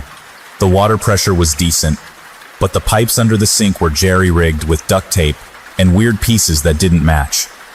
My cousin advised that we get a plumber down the road in case there was a leak. We didn't check for the leak immediately because we couldn't get under the house. The crawlspace door was a thick slab of gray metal with 3 locks along the right side and heavy-duty joints on the left. It was small, probably not much more than 2 feet high, and a little wider. All 3 locks were padlocks but clearly installed at different times. The top lock was ancient and nearly rusted through. The middle lock was newer but showed signs of years of wear and tear, along with a small amount of rust. The bottom lock was the newest, fresh and shiny, maybe a couple months old. "That's kind of fucking weird," my cousin said when we first saw the door.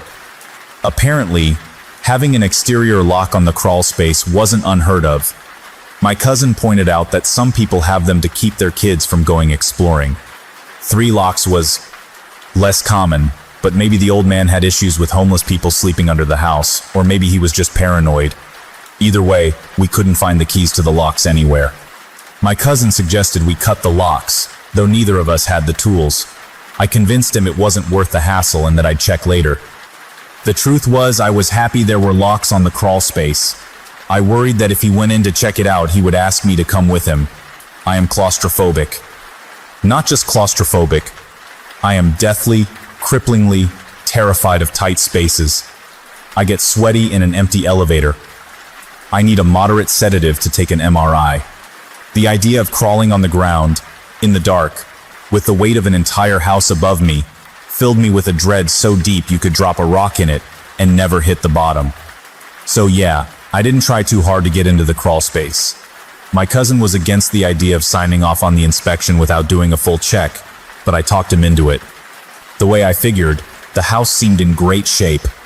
Worst case scenario was that there might be a tiny leak, but that should go away once I had the pipes sorted.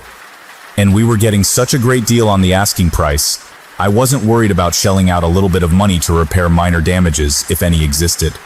I told all of that to my cousin, and he relented but made me promise to get the plumbing fixed as soon as possible, and to check under the house if I found the keys. I lied and told him I would. As we got ready to head back inside, I thought I caught the faintest sound coming out of a vent near the door to the crawl space. It sounded like something dragging. The vent was minuscule and looked at least partially clogged. I don't think my cousin noticed. I chalked the sound up to my imagination. With all of those locks on the door, I doubted anything would be moving around in there. Fast forward 3 weeks and I'm on cloud 9. We moved in, we saved enough on the sale to have a modest redecoration budget, and we were even converting one of the rooms into a nursery. Everything is like a dream, except for 2 little annoyances. The first issue is the smell. I noticed it a few days after moving in. At first, it was only in the bathroom, the downstairs one with the funky pipes. There was this almost sickly sweet odor mixed with other, harder to identify smells. It was odd. I thought I could smell evergreens, combined with a trace of mildew and old trash. As the weeks went on, the odor became worse. The pine faded, and the other smells overwhelmed it. If I opened the sink and leaned in, it reminded me of standing inside a porta potty in the summer, of overfilled dumpsters and other unidentifiable things. Naturally, I stopped opening the sink. After a while, it became a persistent odor in that bathroom, and by the 3rd week, I thought I was starting to detect hints of the smell in the kitchen. It was definitely getting worse. Conversely, the unexplained noises were doing the opposite and becoming quieter, less frequent. Ever since I'd heard dragging during the inspection, barely a day went by without me noticing some muffled thump. At first, I convinced myself that it was just the pipes or the house settling. When it continued, I decided to tell myself that the sounds were probably from a wild animal that found a way in besides the locked door. Never mind that neither my cousin nor I noticed any holes or damage along the outside of the house. Whatever it was down there, the only thing I knew for sure was that I didn't want to go under the house in the dark. Barely enough room to crawl with my face in the dirt and the weight of the world above me. I didn't want to be stuck in that tight space with whatever was making those noises. But as the 1-month anniversary of our move neared, Jessie finally sat me down to talk about the crawl space. She asked me to cut the locks so she could go down there.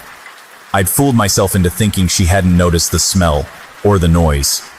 The odor was barely there the first week or two, and she primarily used the upstairs bathroom, so I thought maybe she didn't smell the sick, sweet, evergreen and waste scent. Apparently, she noticed not long after I did. As for the strange noises, she heard those too. Not as often as I had, since I work from home and they were more active during the day, but she'd still heard something. Maybe coughing or whimpering, Jessie said. And tapping. I could swear I heard tapping. Jessie had noticed there was something wrong. She didn't say anything, because she knew I didn't want to go under the house, and, like me, she hoped the problem would go away. Ignoring problems doesn't generally work out in real life, sadly, just like how walking away from a fire doesn't usually put it out. Eventually, Jessie decided enough was enough and she would check the crawl space herself.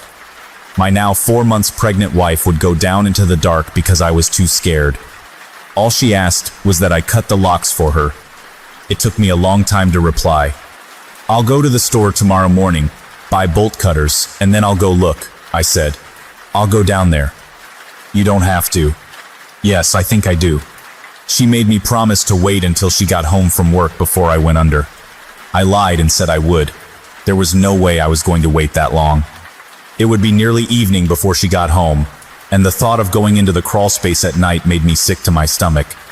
I doubted my nerve would hold up beyond the morning, and when I went under the house, I wanted it to be sunny outside, so I could at least leave the door open and let light in.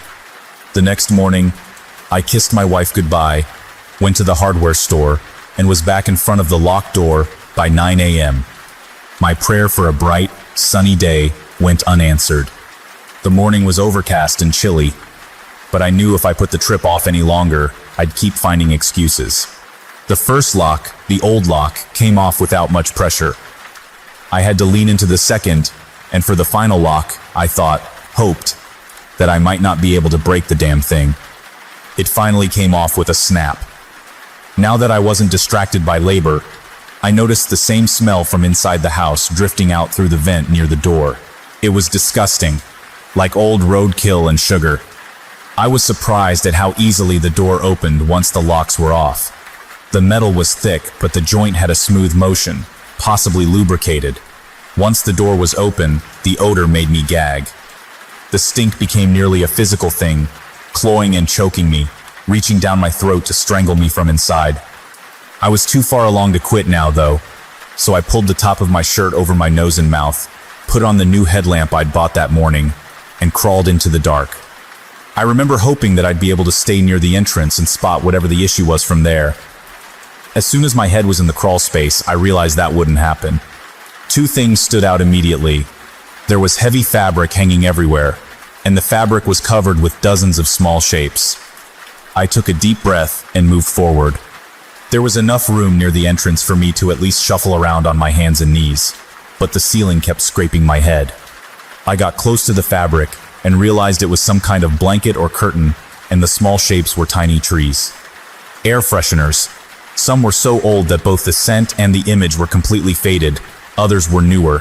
That explained the pine smell. I was beginning to hyperventilate. Adrenaline and a growing morbid curiosity kept me moving forward. A few feet from the entrance, I had to sprawl out onto my stomach to wiggle through a tight space where a thick beam came close to the ground. Even with the headlight, all of the fabric stunted my visibility to only right in front of my face. Once I was past the beam, I got back onto my hands and knees and headed towards where I thought the bathroom was located. I pushed one more curtain aside and came face to face with the devil. At least, that's what I thought I saw in that exact moment. Even with all of the therapy, I still struggle to process the memory of that face, because it was a face, a human face, more or less. Except that it was so very pale where it wasn't covered in filth and narrow. The eyes, I'll never forget the eyes as much as I try to. They looked like large black pupils floating in a sea of red. The thing was less than a foot from my own face when I'd moved the curtain.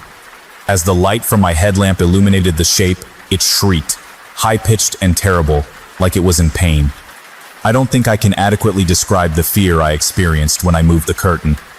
I've done my best to drown the associated brain cells in cheap alcohol and expensive pills, but I can't shake the pure, hopeless terror of the memory. Underground, in the dark, barely able to move, staring at a monster, I thought I'd accidentally crawled into hell. Since I'm being honest, and I am, I won't leave out details. I screamed when it screamed, and I also pissed myself for good measure. I didn't notice that until later. I went into full animal, lizard brain panic, and desperately tried to get away. I half turned, half crawled backwards, bumped into the beam, and tried to push under it. In my mad scramble, I came in at a bad angle, neither head or feet first, but mostly sideways. I got stuck. The fact that I was hyperventilating and screaming like a man on fire couldn't have helped. After a few frantic seconds, just waiting to feel a cold hand grab my leg, my mind left me. This was probably shock setting in. There's only so much horror you can subject a human mind to before it performs a natural DDoS. A little while longer and my breathing slowed. I scooted out from under the beam along the path of least resistance, on the same side as the creature. I laid face down in the dirt for a bit, waiting for anything. Eventually, I rolled over to look at the monster.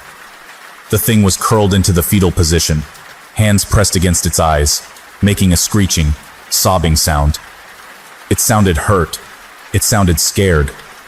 I lay watching it shake and cry. My brain began to reset slowly. A terrible realization crept in through the comfortable numbness of shock. The creature was human. It was a child. As my headlamp swept across the space behind the boy, it was a boy, I noticed two unmoving shapes. Feeling like I was in a dream, I moved closer. I wish I hadn't. The two shapes were also pale, covered in rags and waste, and very small. Both children were dead and in various states of decomposition. Something had been chewing at them. That was enough to finally blue screen my mind. I passed out. When I woke up, the boy was still curled in a ball, crying much more softly now.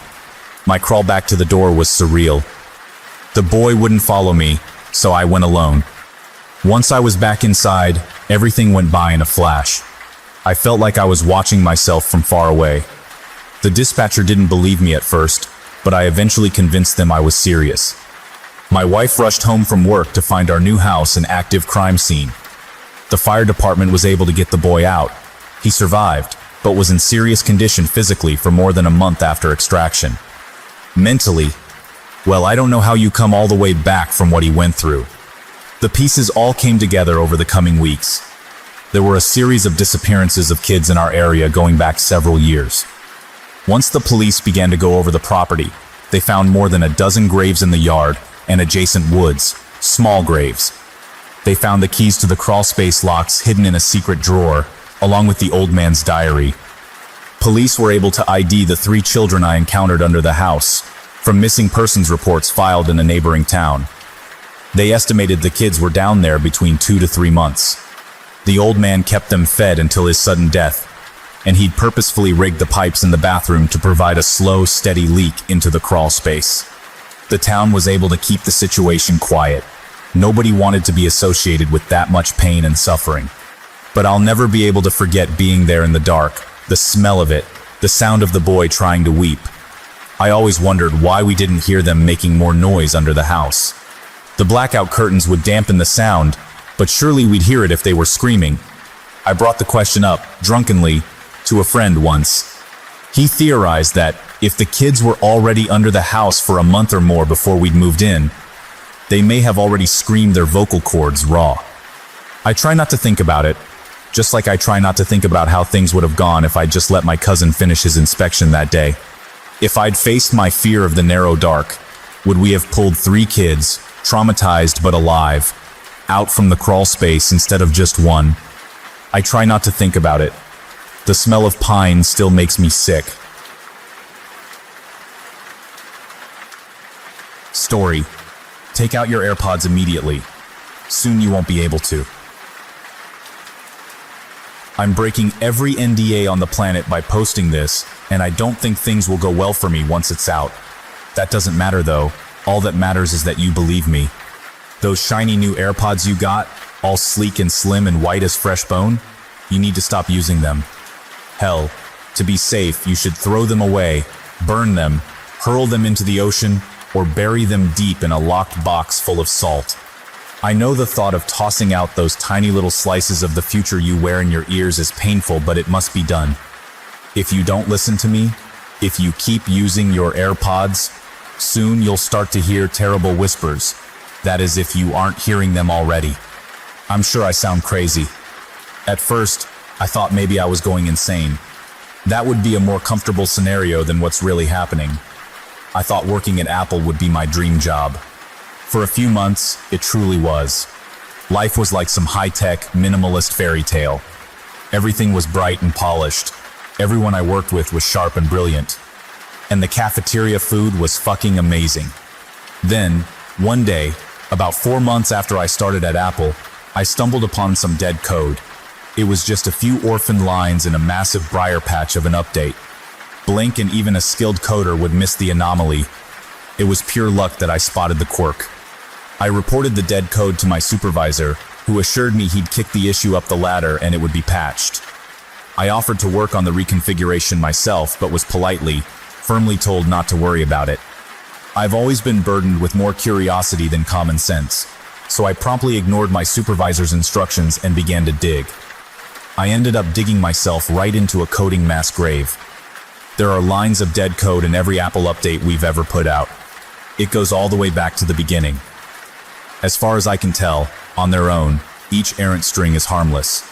Stack them all together though, and there's something wrong about the pattern, something horrible and hungry, something that seems to be on the verge of waking up.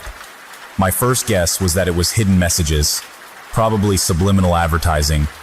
You'd be listening to the latest Taylor Swift song, and right as she hits the chorus, some elusive voice chimes in to tell you that Chick-fil-A always has the cure for whatever you're craving.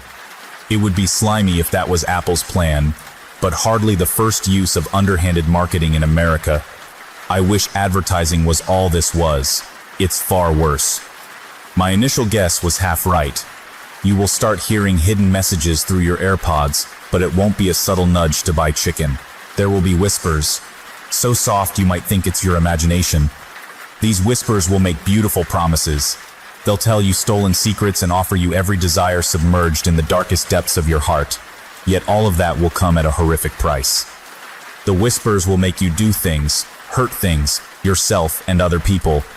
I don't know why, I don't know how, but if I'm reading the code correctly, you'll start to feel a push, an urge to damage the fragile things you love most. How could this have gone unnoticed for so long? The irregular code is hard to find, sure, but someone must have caught on at least once. Did they go to their supervisor just like I did?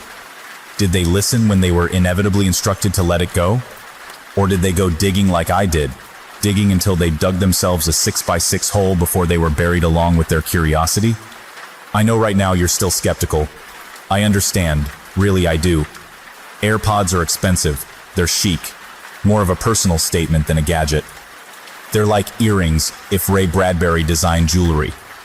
Maybe your AirPods were a Christmas gift from a friend or significant other. I don't expect you to only take my word for it.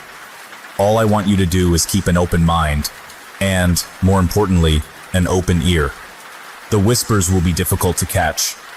The voices will be woven into your songs, your podcasts, your audiobooks. That's the terrible efficiency of Apple.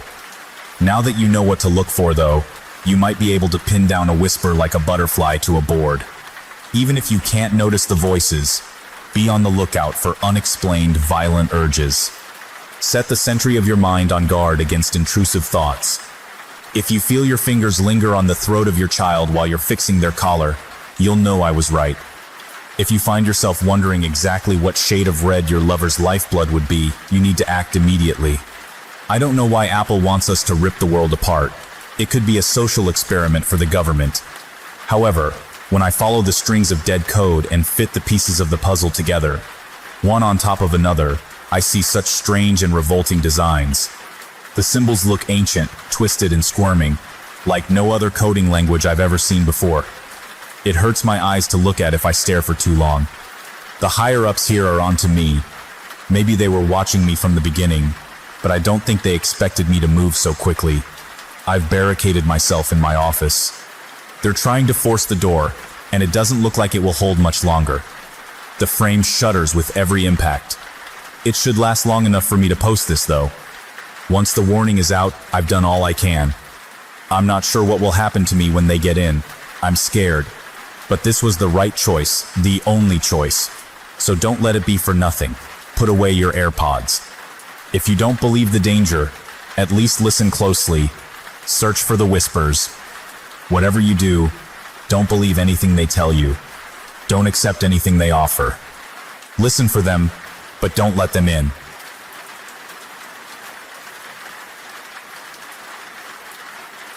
Story. There's a woman trapped in my basement. She needs my help. You don't expect to find new things in old houses, particularly when you've lived in the house for a decade without any surprises. But one Tuesday in November, while I was putting summer junk into storage, I heard soft crying from the corner of my basement. "Jenny?" I asked, setting my unopened beer back in my emergency cooler. "You know you're not supposed to be down here." The crying stopped. I was worried my daughter had followed me down. The basement was crammed full of all of the odds and ends we couldn't fit into the shed, and dotted with the occasional rat trap. I'd killed a snake down there back in July. Overall, it wasn't a place I wanted my 4-year-old to hang out.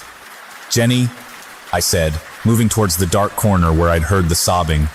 "Daddy's not mad, but you shouldn't be down here." The basement was dim, spacious, prone to mild flooding. A single light bulb hanging from a chain cast angular shadows throughout the room. The shadows seemed darker today, especially around the back corner farthest from the stairs. That was where I'd heard the crying, where I walked, confused. There was a shape hidden in the dimness, a profile in the corner. The thing was larger than my daughter. "Hello?" I asked, stopping several feet from the corner. A sudden coldness took me. I was afraid. "Please," the shadow in the corner said. "Please, help me." It crawled forward, and my fear began to change to concern. First, a hand emerged from the darkness, pale and slim. Then an arm, a graceful shoulder, a slender neck. Finally, a face, striking and familiar. Though I was certain I'd never seen her before, that was as far as the woman came into the light. It was far enough for me to see she was beautiful and in trouble. On second glance, her slenderness verged on starvation. Her deep blue eyes frightened. Her black hair, a tangled mess. Her torso and legs remained hidden in the dark. I worried she was injured. Maybe there was an accident. I took a step forward, then froze. How did a strange woman get into your basement? Why is she? My eyes locked with hers, and all questions fled my mind. Her irises were huge, blue as the ocean in January, and heavy with pain and need. "Please," she said again, in a familiar voice I knew I'd never heard before. "Please, help me." "How? Are you hurt?" I did my best to peer into the shadows over and around the girl, to see more than an arm and face, but the dark was stubborn. Some reptile slice of my brain prevented me from getting any closer. "Help," she said, staring up at me. "Hungry." She did look hungry. I could see a hint of ribs under her arm. Her collarbone stuck out clear and bowed between shoulder and neck, her cheekbones sharp as barbershop razors. "Call 911. Call somebody." Those eyes again, catching me like a spider from a tunnel, driving my thoughts far and away. "Okay," I heard myself answer. "Let me find you something to eat." The girl stared long, head tilted, then finally blinked and smiled. She had lovely teeth. I felt unstuck when she blinked. My feet were my own again, and I backed towards the stairs. "Just wait here," I told her. Just wait. I'll be back." "With food?" she asked. I didn't trust myself to speak, so I nodded and took the stairs, two at a time. Sarah. My wife was in the kitchen, pen in mouth, bills and checkbook on the table. "Did you use the visa last week?" she asked without looking up. "I'm seeing weird charges." Jenny was sitting at the nook, coloring in her new book, watching the rain tap the window. "I don't think I used the card," I lied. "But not important. There's something in the basement I need you to see." The absurdity of the situation was settling in. A pale, starving girl in the basement? It seemed more likely I was losing my shit, but on the off chance, I wasn't bonkers. I needed second-party confirmation. Can it wait?" Sarah asked, gesturing at the papers in front of her. I stood staring. "It's something you should see, though." Sarah tilted her head. "Have you been—" She made a drinking motion. "Again?" Sarah was giving me her concerned look. The one that shared a fence with her irked one. "Hi, Daddy," Jenny called, waving from the nook. "Hi, Jenny," I replied, suddenly feeling exhausted. I turned to my wife. "Never mind about the basement. It's not important. And no, I haven't." "Haven't what?" Jenny asked. "Haven't forgotten that you're my favorite girl," I said, winking. "Don't tell your mom." Jenny giggled. I opened the fridge. "Don't ruin your lunch," Sarah whispered, as I walked downstairs into the basement carrying some deli meat, cheese, and grapes. "Just a snack." The basement seemed darker. There was a haze settled over everything. When I closed the door at the top of the stairs, the room was immediately pitch black. In the corner, a soft blue-white glow beckoned. It was the woman. She'd crawled farther out of the shadows, so that now only her lower half was hidden. Signs of malnutrition etched her body like scrimshaw. Her skin stretched tight against her ribcage. I thought I saw small tears like a frayed sweater. Dark blue veins wove across her, horribly apparent against her pallor. Everything about her was shriveled and pathetic. Everything about her was beautiful, hard to look at, painfully gorgeous. "Hungry," she whispered. I descended the stairs and set down the food on the basement floor in front of her. "She doesn't look at it." "Not that," she told me. "Can't eat that." "Then what?" I asked. There were tears in my eyes. "You know," You've always known. I shook my head. I won't. You can't. I won't let you. The girl in the corner stared at me a moment, then crawled closer. As she pulled more of her body from the shadows, I could see that her torso ended not in legs, but in slick, red tendons and ropey intestine. Her insides spilled out behind her, coiled together into a thick, wet thread that trailed back lost in the dark. She reached a hand to my face, gently brushed my cheek, then wrapped her hands around my throat with an impossible grip and pulled me towards her. Then we were moving. Then somehow we were falling into the blackness behind the girl. We should have hit the wall of my basement, but there was no resistance, only darkness and the sense of free fall. I couldn't scream. Her hands locked so lovingly, so tightly around me. After what felt like hours, I began to see light. It was the girl, glowing, eyes locked to mine. All around us, new lights began to pop up one by one, like new stars waking. Our free fall gave way to floating. I remembered vividly the one time in my life I'd gone night diving. As we drew closer to one of the lights, I saw that it was another glowing person. A boy this time, handsome from the torso up, a torn ruin from the waist down. He too trailed a grisly thread behind him that stretched away into the dark in the same direction as the line connected to the girl. When we drew close to the boy, he smiled, then darted forward and took a small bite from my shoulder. This time I was able to scream because the girl took one hand from my throat to wave the boy away like she was shooing a fly. So many lights floating around us, lanterns in a pond, and I could not help but shiver any time we drew near one. Eventually, I could make out a new shape in the gloom. A massive shadow, taller than any building I'd ever seen, 100 stories or more. It had its own glow that grew brighter as we came close. It was a tree. The girl that held me was tied to the tree by her gruesome thread. All of the lights seemed linked to the tree, strands ending gnarled in the branches, held like marionettes on a string.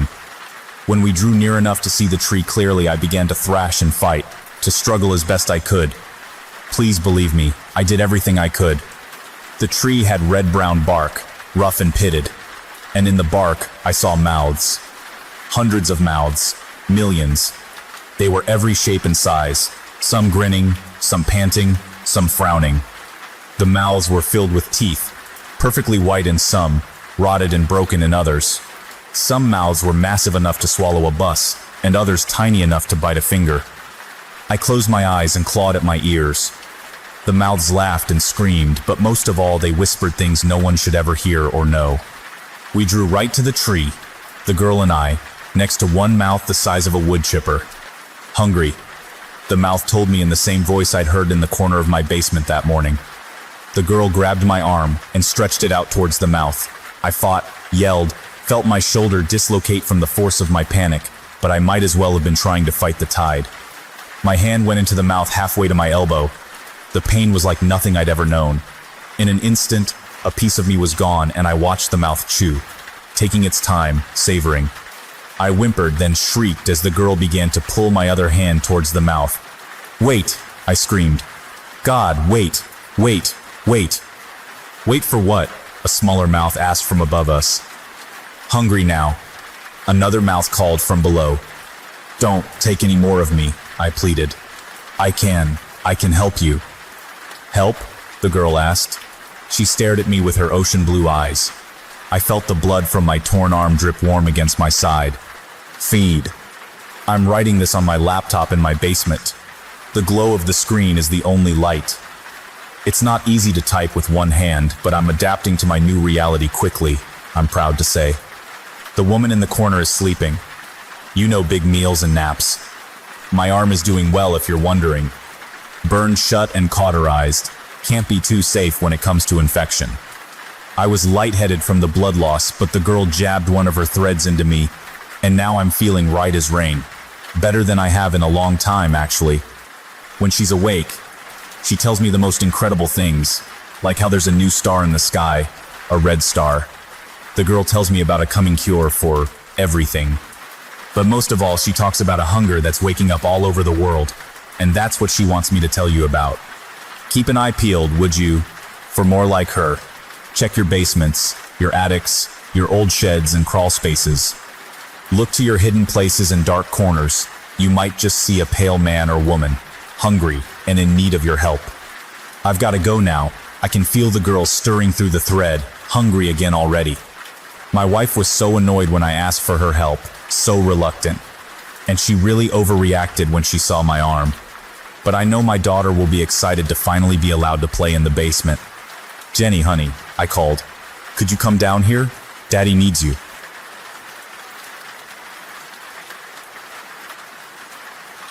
Story. Every morning I wake up, missing more pieces of my body. It started a week ago, out of the blue. One day I woke up and there was less of me than the night before. The first time it happened, I woke up missing a finger, my left index. There were no signs of it being cut, removed, or damaged. The finger was simply there one night and gone the next. The unexplained disappearance did put me into a bit of a panic. Unfortunately, the ER wasn't much help. I don't think the doctor believed me when I showed him my hand and told him there used to be another finger there. My hand had no scar, no evidence that something was taken. There was only an absence. The doctor was kind about it, suggested I should see a therapist, and even gave me a few numbers to call. I took a personal day and spent it at home, in bed, alternating between mindless Netflix watching and staring at my now unfamiliar hand. I knew, with absolute certainty, that a piece of me was taken while I was sleeping. Actually, more than one piece was missing. Besides the finger, some memories were gone. Obviously, I was distracted by my missing digit for most of the day, so it didn't dawn on me until later that other things were removed. Sometime around lunch, I considered calling my parents to tell them what was happening. But as I picked up the phone with my complete hand and tried to piece together how I would explain the day I was having, it struck me that I couldn't remember exactly what my parents looked like. I couldn't remember their names either. I could remember their voices, what my childhood home looked like, even my mom's favorite movie. But I couldn't catch a clear memory of my parents. They were always at the edge of my memory, like a dream dissolving in the morning sun. Speaking of dreams, I did remember having a vivid nightmare right before my finger was taken. The feeling of the dream stayed with me, but the details were burned away. I kept trying to bring it back. It felt like the nightmare and my missing finger, my lost memories, were all connected. Yet, no matter how hard I struggled, I could not pin down the dream. Frustrated beyond my limit, I quietly decided I was going crazy. I didn't want to burden my parents with my breakdown, so instead of calling them, I called my office and took off the rest of the week. It was sudden and disruptive, but at least I had time off to burn. I hoped a few days of rest would coax my sanity back to me. I went out to the liquor store, keeping my left hand in my pocket, and bought a week's worth of bottled therapy. The rest of the afternoon I spent getting beautifully, stunningly drunk. My last thought before passing out was that, of all the things you might wake up missing, one finger was hardly the end of the world.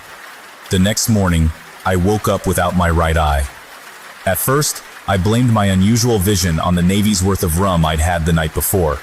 But when I dragged myself in the bathroom, the mirror held a terrible correction. My reflection stared back at me with one green eye and one empty socket. Even the remaining numbness of the rum was no comfort. I screamed until I was raw, until my voice became another one of my missing things, though at least that came back later. I'm glad I have no close neighbors. I wouldn't wish the sound of me that morning on anyone. Once I'd pulled myself together, more or less, I tried to objectively assess my new reality. Like my finger, the eye was gone with no sign of damage or injury.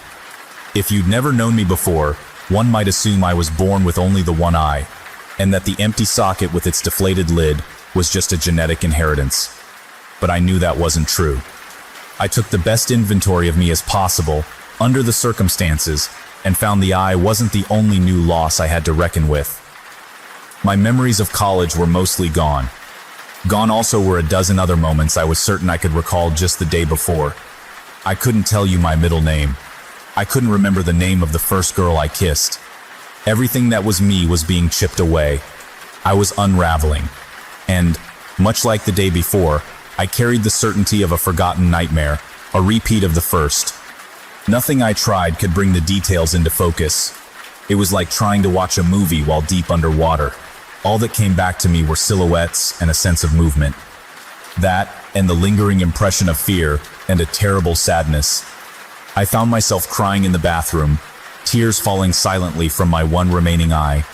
The rest of that day was spent in shell-shock wanderings, haunting my own house like a living ghost.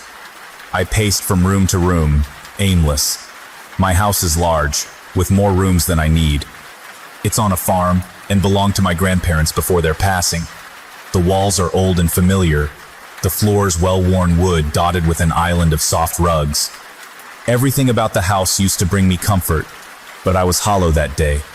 I didn't bother to eat or read or go for a walk in the nearby forest, which always brought me peace. I couldn't even work up the energy to drink myself dumb. The only way I could process my slow disintegration was to shut off my mind.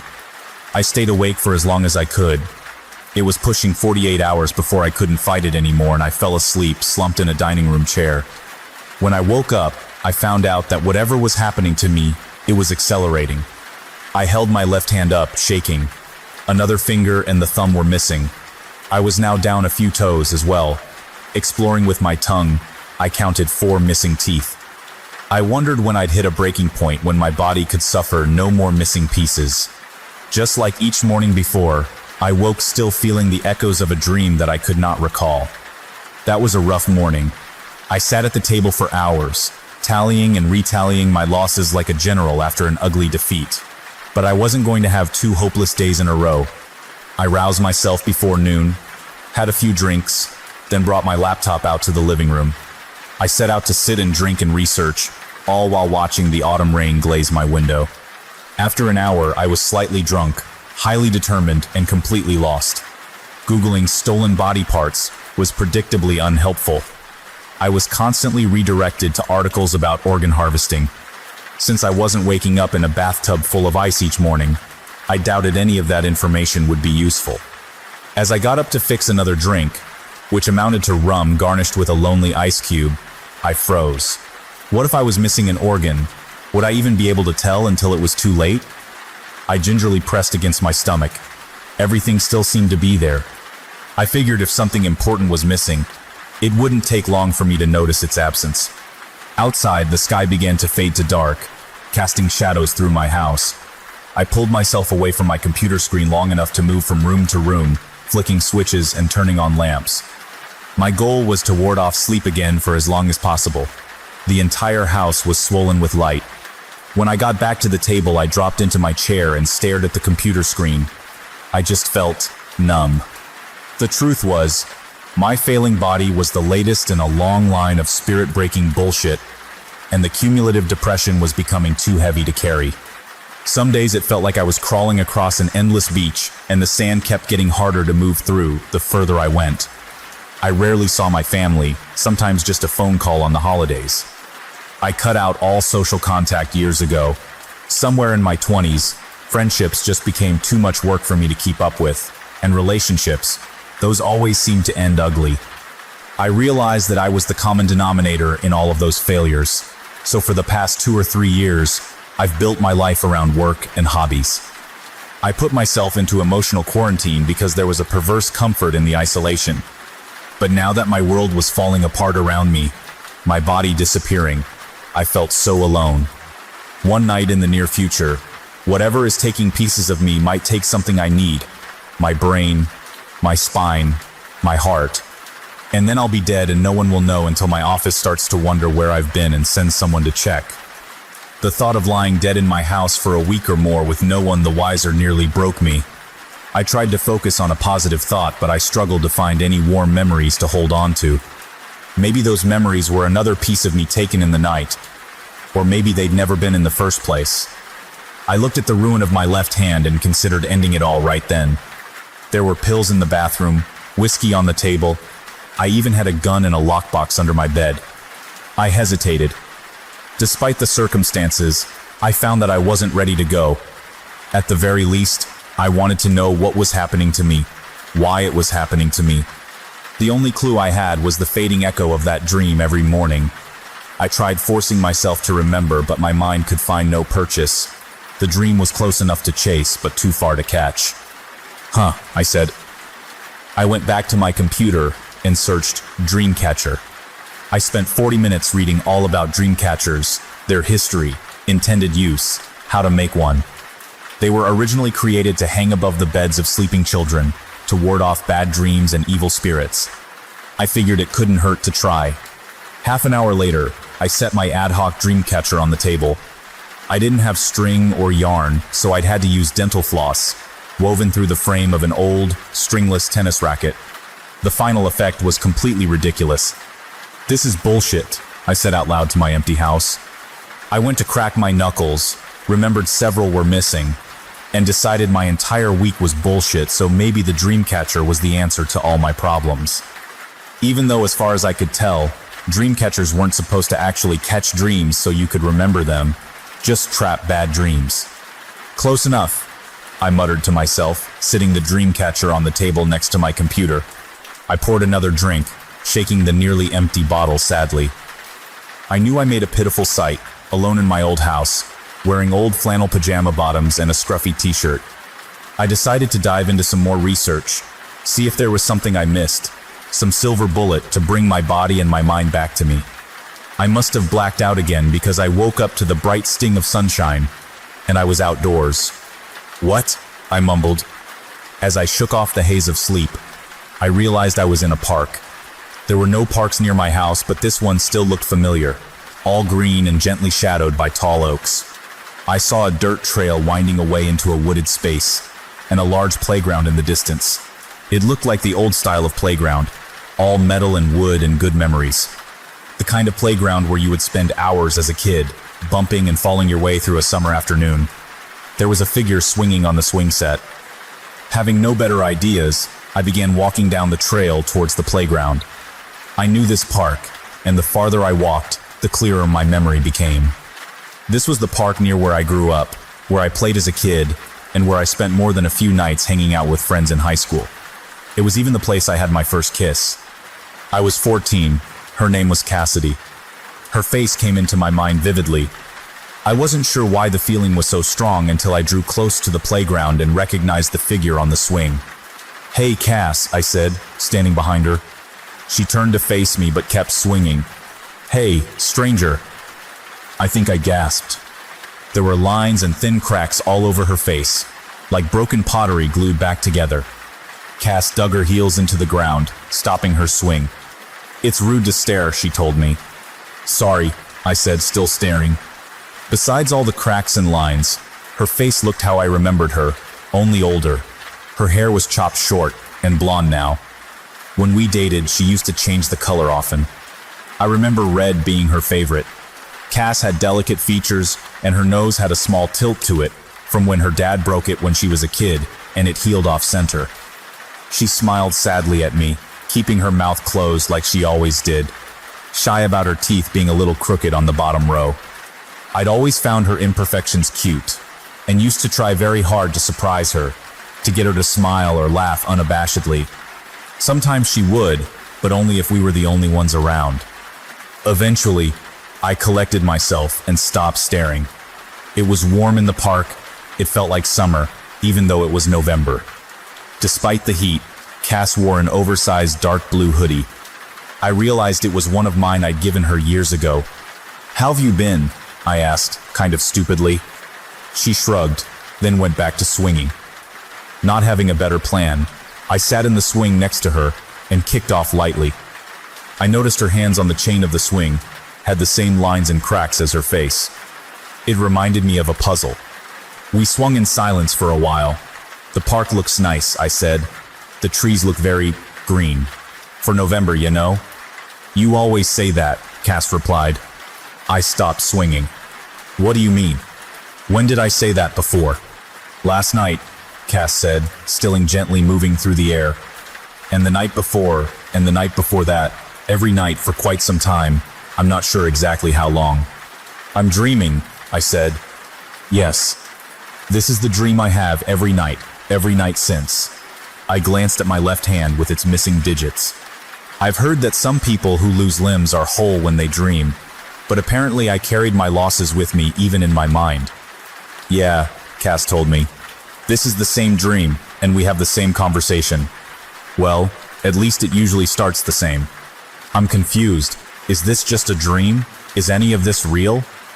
Cass stopped swinging again. She sighed. Fat white clouds floated in the sky above us. One crossed the sun and pulled a shadow over the entire park. We sat for a moment, listening to the birds call to each other in the trees. A blue and yellow finch landed on top of the nearby seesaw. Even in the shade, the air in the park was warm and smelled like grass and wildflowers. It's a dream but real, I think, Cass said finally.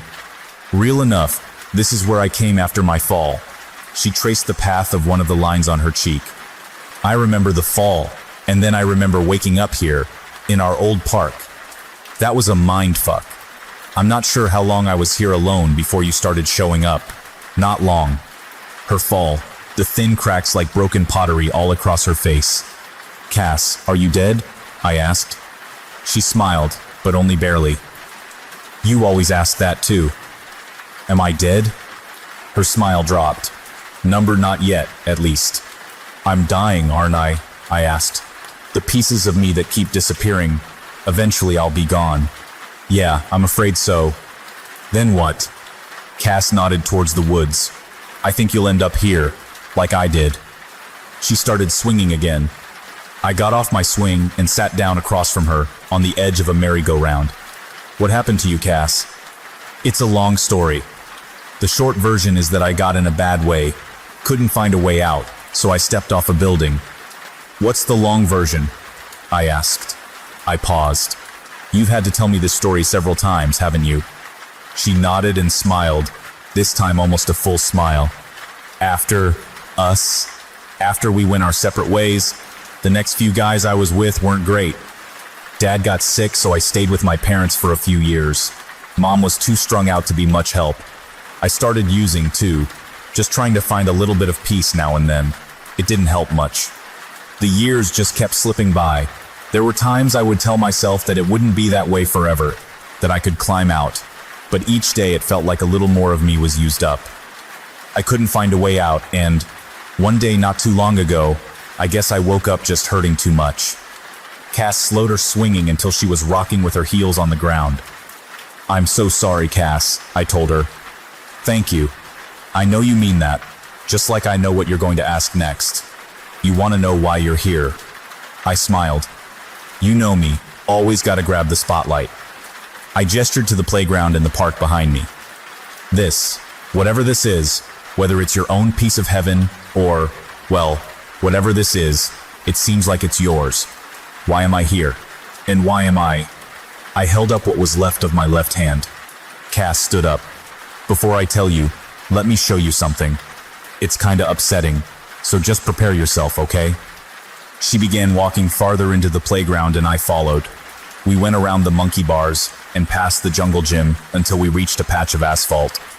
This was the place I used to draw with chalk when I was a kid, to play foursquare and hopscotch. There was chalk on the asphalt now, but this time it was in the outline of a body.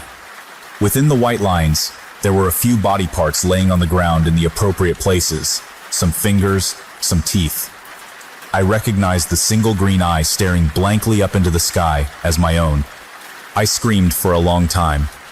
At some point, I sat on the ground next to the chalk outline.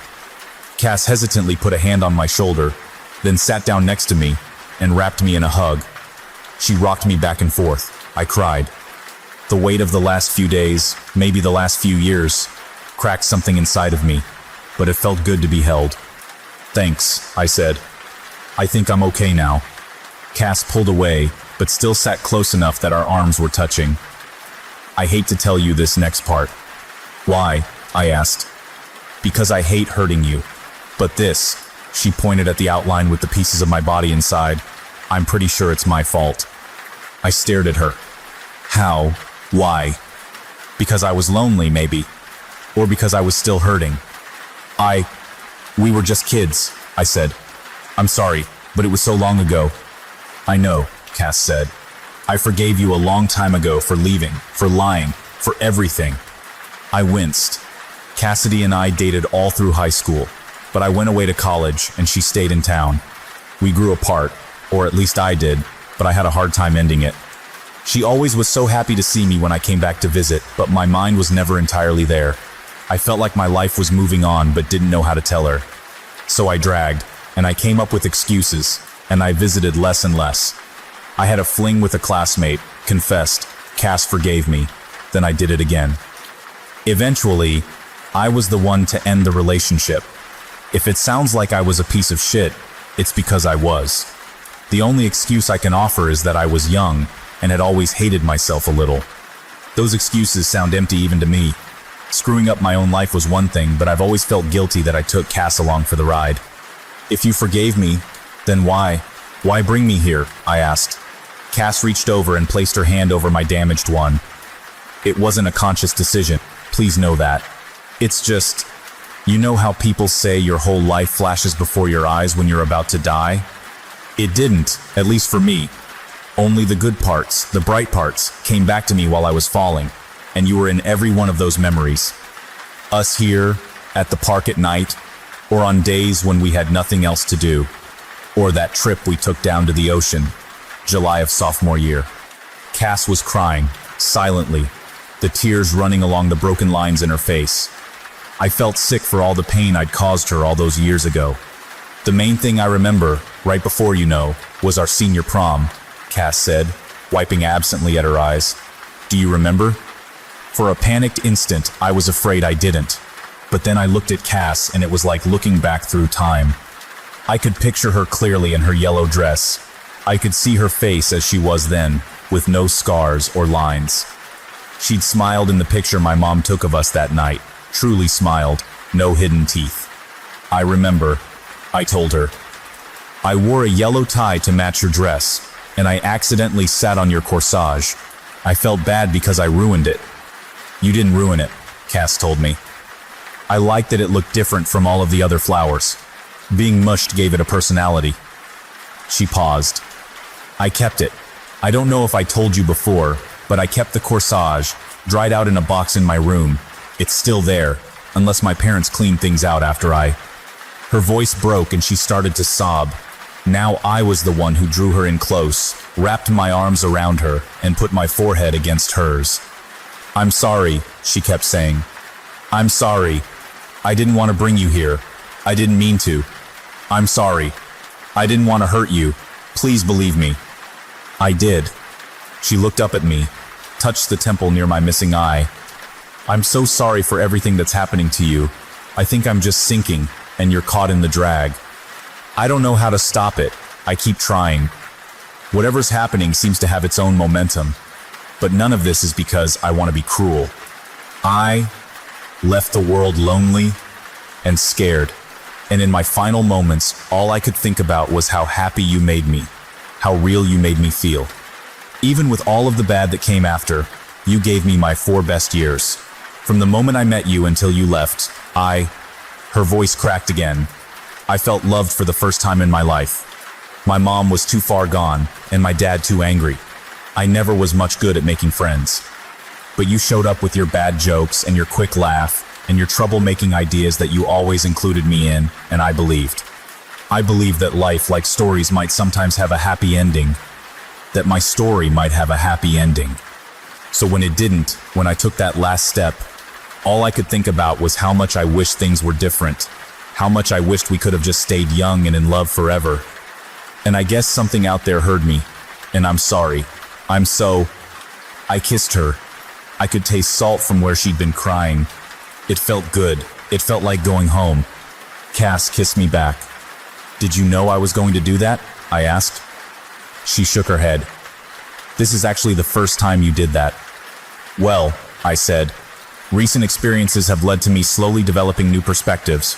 Plus, you look pretty good in my hoodie. Cass laughed. Bullshit. This is my jacket. Now this we have been over. I pulled at the excess fabric around the hoodie. You're like 100-pound soaking wee, and this is at least a men's large. There's clearly been a theft. Cass punched my arm, smiling, but it faded. I am sorry. You had your whole life ahead of you. I didn't mean to drag you down with me. I looked around at the park, alive with the sounds and scent of early summer. I watched animals dart around the trees, moving between the silky shadows. I turned to Cass. who even with the scars of life and death etched on her face, looked beautiful. "There are worse places," I said. "Thank God your happiest memories weren't of us in a bowling alley or something." Her laugh, again, and I couldn't help but laugh with her. "The sad thing is, you're not going to remember this conversation," Cass said. I thought about my silly little dream catcher at home. It probably wouldn't work, but maybe it would. Even if it didn't, I felt ready to remember. I would hold on to this memory, clutch it tightly when I woke up. I'd let a lot of good things slip away in my life, but this dream wouldn't be one of them. "I'll remember," I promised. We sat there for a long time. The chalk outline didn't bother me much anymore. I knew the pieces of me in there weren't missing. They were just waiting for the rest of me. "Hey, what's here outside of the park?" I asked. "Is there a whole afterlife-y dream version of our hometown out there?" "I don't know," Cass said. "I haven't looked." "Why not?" "I didn't want to leave the park in case you showed up since I never knew when that would be," Cass replied. "I didn't want you to wake up here alone." "Thanks," I told her. "I wouldn't want that either. But we should go look to see if—" That was the last thing I remember before waking up this morning. My right leg below the knee is gone. So is one ear, some fingers, more teeth, and I'm having trouble breathing, so I think I can add a lung to the list of parts waiting in the park. I don't know if the dream catcher really worked, or if I managed to keep my memory of the dream by brute force, but I remember all of it. I'm typing this out with my one good hand. The right hand is only missing the pinky so far. I want to leave this for anyone who comes looking for me. I want people to know that I was at peace with everything. I'll call my parents later, not to say goodbye, just to catch up, to let them know I was thinking of them today, even if I can't quite recall their names. I don't know how long it will take for me to transition from here to the park. I'm hoping it will be quick, that there won't be much pain. Whatever is happening seems to be happening faster every morning. I don't really think of this as an ending. It's more like going home. Story: The Mean Thing That Lives in the Cellar. There's a cellar connected to the basement in my parents' old house. A small room, barely more than a closet, probably used for storage. My family kept it empty and locked. That was where the mean thing lived. We moved into the house when I was 11, and Laura was 9. It was a big place, lovely to explore, to invent new games. But we never wanted to play in the basement. When we were down there, all we could think about was the cellar. The door drew your eye like a fresh scar on a child's face. There was a sense of coiled energy. If you got close to the door, there would usually be cold spots. My parents said it was just a draft, but they avoided the cellar, too. I even saw Mom burning something down in the basement every few months. It smelled like mint. When I asked her, she told me it was sage.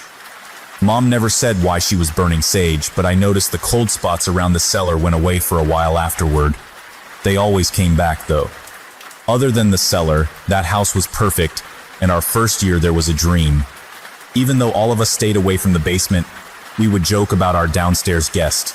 Anytime something went missing, strange odors or bumps in the night, we'd blame the thing in the cellar. For a while it was funny. Then the sounds from below came more and more often, knocking on the floor late at night.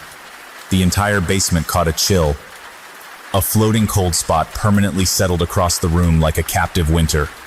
Still, we were able to get on with our lives and ignore our guest for that first year. Then, the nightmares started. I would wake up screaming, the memory of being locked in a dark room with something fading quickly, but the fear lingering. Laura started having similar night terrors. I think Mom and Dad did too, though they didn't talk about it. One night in the summer, I woke up out of my bed. I was standing in the kitchen in my pajamas, the linoleum icy against my bare feet. I had no idea how I'd gotten downstairs. The basement door was wide open in front of me, the room absolutely dark. I could hear scratching sounds coming from where the cellar would be. Instead of slamming the door, running upstairs, or yelling for help, I felt drawn towards the basement. It felt like I was caught in some hungry tide pulling me away from shore. Part of me hoped I was still asleep, and that I was in the middle of another nightmare. But I knew it was real. The details were too clear. I was too aware. When I reached the door, I took a step into the dark, feet settling on the carpeted stairs. One step, another, and then I felt something shake loose. The tide broke and I was free. I pawed at the wall for the light switch. In my mind, the pitch-black basement was full of lurking, sharp shadows climbing up towards me. But when the light snapped on, the room was empty. I let out a breath, which turned to a whimper as the lock on the cellar turned with a click. Even from the top of the stairs, I could see the brass knob turning. The door drifted open, gentle, unhurried. Whatever was inside knew I was rooted to the carpet. I waited, frozen, for something to emerge from behind the door. A hand, an eye, a face. Something was inside the cellar, but nothing came out. Suddenly, dreadful curiosity sank into my stomach like a murder victim tossed into a lake. I needed to know what was behind the door, but the need felt like an invading influence. Halfway down the stairs, the scream incubating inside of me finally hatched and clawed its way out of my throat. Above me, I heard doors opening and my parents call out. The pull of the cellar was broken. I ran. Dad found me in the kitchen, curled under the table, bawling. "Cat, honey, what's wrong?" he asked. Something tried to make me go in the cellar. When he checked the basement, the cellar was closed and locked. But Laura admitted she'd been having nightmares about the door opening too. More than once, she told us she woke up out of bed either in her bedroom or the hall. I was the first one to make it all the way to the basement. Mom and Dad stopped joking about our guest after that night. Laura and I both had sleepwalking incidents over the next week. It got to a point where we started sleeping in our parents' room so they could keep an eye on us. Insomnia, the constant waking in the middle of the night, it all blurred together. One morning, Laura and I were both home from school. We kept falling asleep in class. Mom told our teachers we all caught the flu. Dad stayed home with us while she went to work. It was the last good day we would have as a family. I was napping on the couch while Laura sat next to me watching cartoons. She was holding Lemmy, her stuffed lemur. My eyes were red and heavy and kept falling before snapping open. I could hear the sounds of Dad shuffling around in his office upstairs. The last thing I saw before drifting off was Laura looking at something behind the couch. Sleep took me for a moment, maybe two, but no more than that. When I opened my eyes again, Laura was gone and Lemmy was lying discarded on our big blue rug. I sat up immediately. Laura took Lemmy with her everywhere. He was her comfort, her protector. Something was wrong. I moved slowly, weighed down by a dreadful gravity. My suspicions were confirmed when I walked into the kitchen. The basement door was open. It was hard to see into the room even during the day. There were no windows down there, and the light was off. "Laura?" I called out, barely able to force out more than a whisper. No answer. I took a deep breath, moved to the top of the staircase and fumbled for the light switch. Something grabbed my wrist from the dark. I opened my mouth to scream, but the grip was gone. Breathing hard, I flipped the switch and light filled the basement. Laura was standing in front of the cellar, staring ahead. The door was open. There were tears on her cheeks. I couldn't see what she was looking at. As I watched, the door opened a little further and she took a step forward. I've never gone downstairs as fast as I did that morning. All thought, even fear, was burned from my mind. There was only Laura, the door, and space between us. She was almost at the cellar before I reached her. I ripped her back as hard as my small frame would allow. We both fell to the floor, but we were safe. Neither of us went into the room. Looking down into her red eyes and puffy cheeks, I felt a roar of protective love. "Laura, are you?" Before I could finish my question, I felt a grip around my ankle. I had just enough time to see the horror stitched to my sister's face, a reflection of my own. Then I was yanked back. Carpet and friction tore my skin as I was dragged into the cellar. The door slammed and then I was alone in the dark. My scream must have shaken the house. I scrambled back, unable to see anything but ink black all around me. Bumping into the wall, I put my arms up. Laura was yelling something from the other side of the door, but she was muffled, distant. From the corner of the room, I heard breathing. "Who's there?" I whispered. "I hear you." The breathing stopped. A clicking sound began. It reminded me of teeth chattering or too many insects gathered in too small a space. Something laughed in the cellar. I felt my bladder go. Then someone was pounding on the other side of the door. Cat, open the door, honey." My dad yelled. "Unlock it, okay? Just unlock it." I pulled my knees into my chest. "I can't. Something is in here with me. Dad, Daddy, help." Thud, thud, thud. My dad was slamming his shoulder into the door trying to get to me. The air became freezing. If it wasn't so dark, I knew I'd be able to see my breath. I tried to inch closer to the door. The clicking grew louder. Hands, cold and sharp and strong, grabbed me all over. It hurt. It hurt so much. I shrieked. Dad hit the door over and over again, but it wouldn't open. He stopped. "Cat, are you okay?" "Help," I sobbed. "It's hurting me. Dad, I'm not playing, I promise, I swear. Something is in." The hands squeezed harder.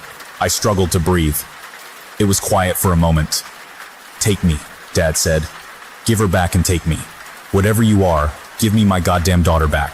Take me instead." The unseen grip loosened. Air rushed back into my lungs. Ahead of me, a small line of light slit the dark. The door was opening. I saw my dad outlined against the bright basement. He was never a big man, but that morning he stood so tall. I'll never forget the way he looked in that moment, how much I loved him. Dad took a step into the dark, then another until I couldn't see him. Suddenly, I was free. I scrambled towards the light of the doorway like a drowner panicking towards the surface. The second I was out of the cellar, the door slammed. Dad was still inside. I knew for sure because he started to scream. Laura came to me and held on to me, and we stayed there listening to the horrible sounds coming from the cellar. Growling, shrieking, yelling, slamming, begging, scratching at the door. It sounded like a pack of animals tearing at my dad. I tried not to picture his skin ripping, bones cracking, the pain he must be in, the pain he took for me. I'm not sure how long Dad was in the cellar. Couldn't have been more than a few minutes. Then it was done and the door opened and Dad stumbled out. There wasn't a mark on him. He looked down at Laura and me. His blue eyes faded. Dad squinted, confused, then turned away and walked up the stairs. Laura was happy, glad that Dad wasn't hurt. But I knew that wasn't true. Even if he looked okay, I was certain something terrible had happened, some kind of violence that would leave wounds. I was right. Dad was never the same after that morning. He became angry more often. All certainty fled from him, and his days became a series of unconnected scenes, jumbled, a bird with one broken wing in freefall. The light in him was gone, but the body remained and did its best. We all did our best. It was no good. Mom fought through it for a year, through Dad's new meanness, his loss of memory, his dissolving act. The man she loved, I think, died in that cellar, and what came out was only scraps. After the divorce, Laura and I lived with Mom. We moved out of the house. Dad stayed. His decline was both steady and sudden. When I saw him, there would be a little less there, like a song I loved, slowly stripped of its notes every time I listened. Mom stopped visiting first, Laura a few years after. Only I kept going back. The price he paid was paid for me. Even when there came a time where he couldn't remember my name, I would never forget what I owed him. And, every now and then, he almost came back. When I told him I was getting married, when I brought his first grandchild to meet him, flashes of my father returned. I will always be grateful for those little minutes. Dad passed away last week. His body gave out. I hope whatever was trapped in his bones is free now, off to find what was stolen from him years ago. He left the house to Laura and me. She wants no part of it. She has her own life now, a family, won't even talk about the cellar. Laura calls it my coping mechanism for what happened with Dad. I know there's something evil in that room, something real, something hungry and cruel that took my dad away from me when I was a little girl. I won't risk my husband. I won't risk my son. But the house is mine, now, and though I've grieved for my father every day, his death is a raw wound that I can't seem to close. God help me. I think I need to go into the cellar.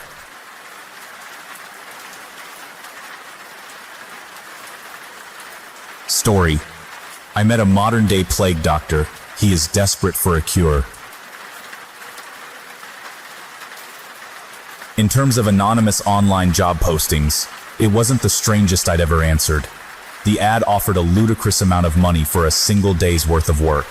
What that work would be wasn't really spelled out. The only information provided was an address, the promise of $5,000, and one short sentence describing the nature of the task. You will be helping Dr. Paolo. He is trying to save the world. Pretty fucking ambitious of the doctor, but for $5,000 I was fine, enabling some crackpot's fantasies.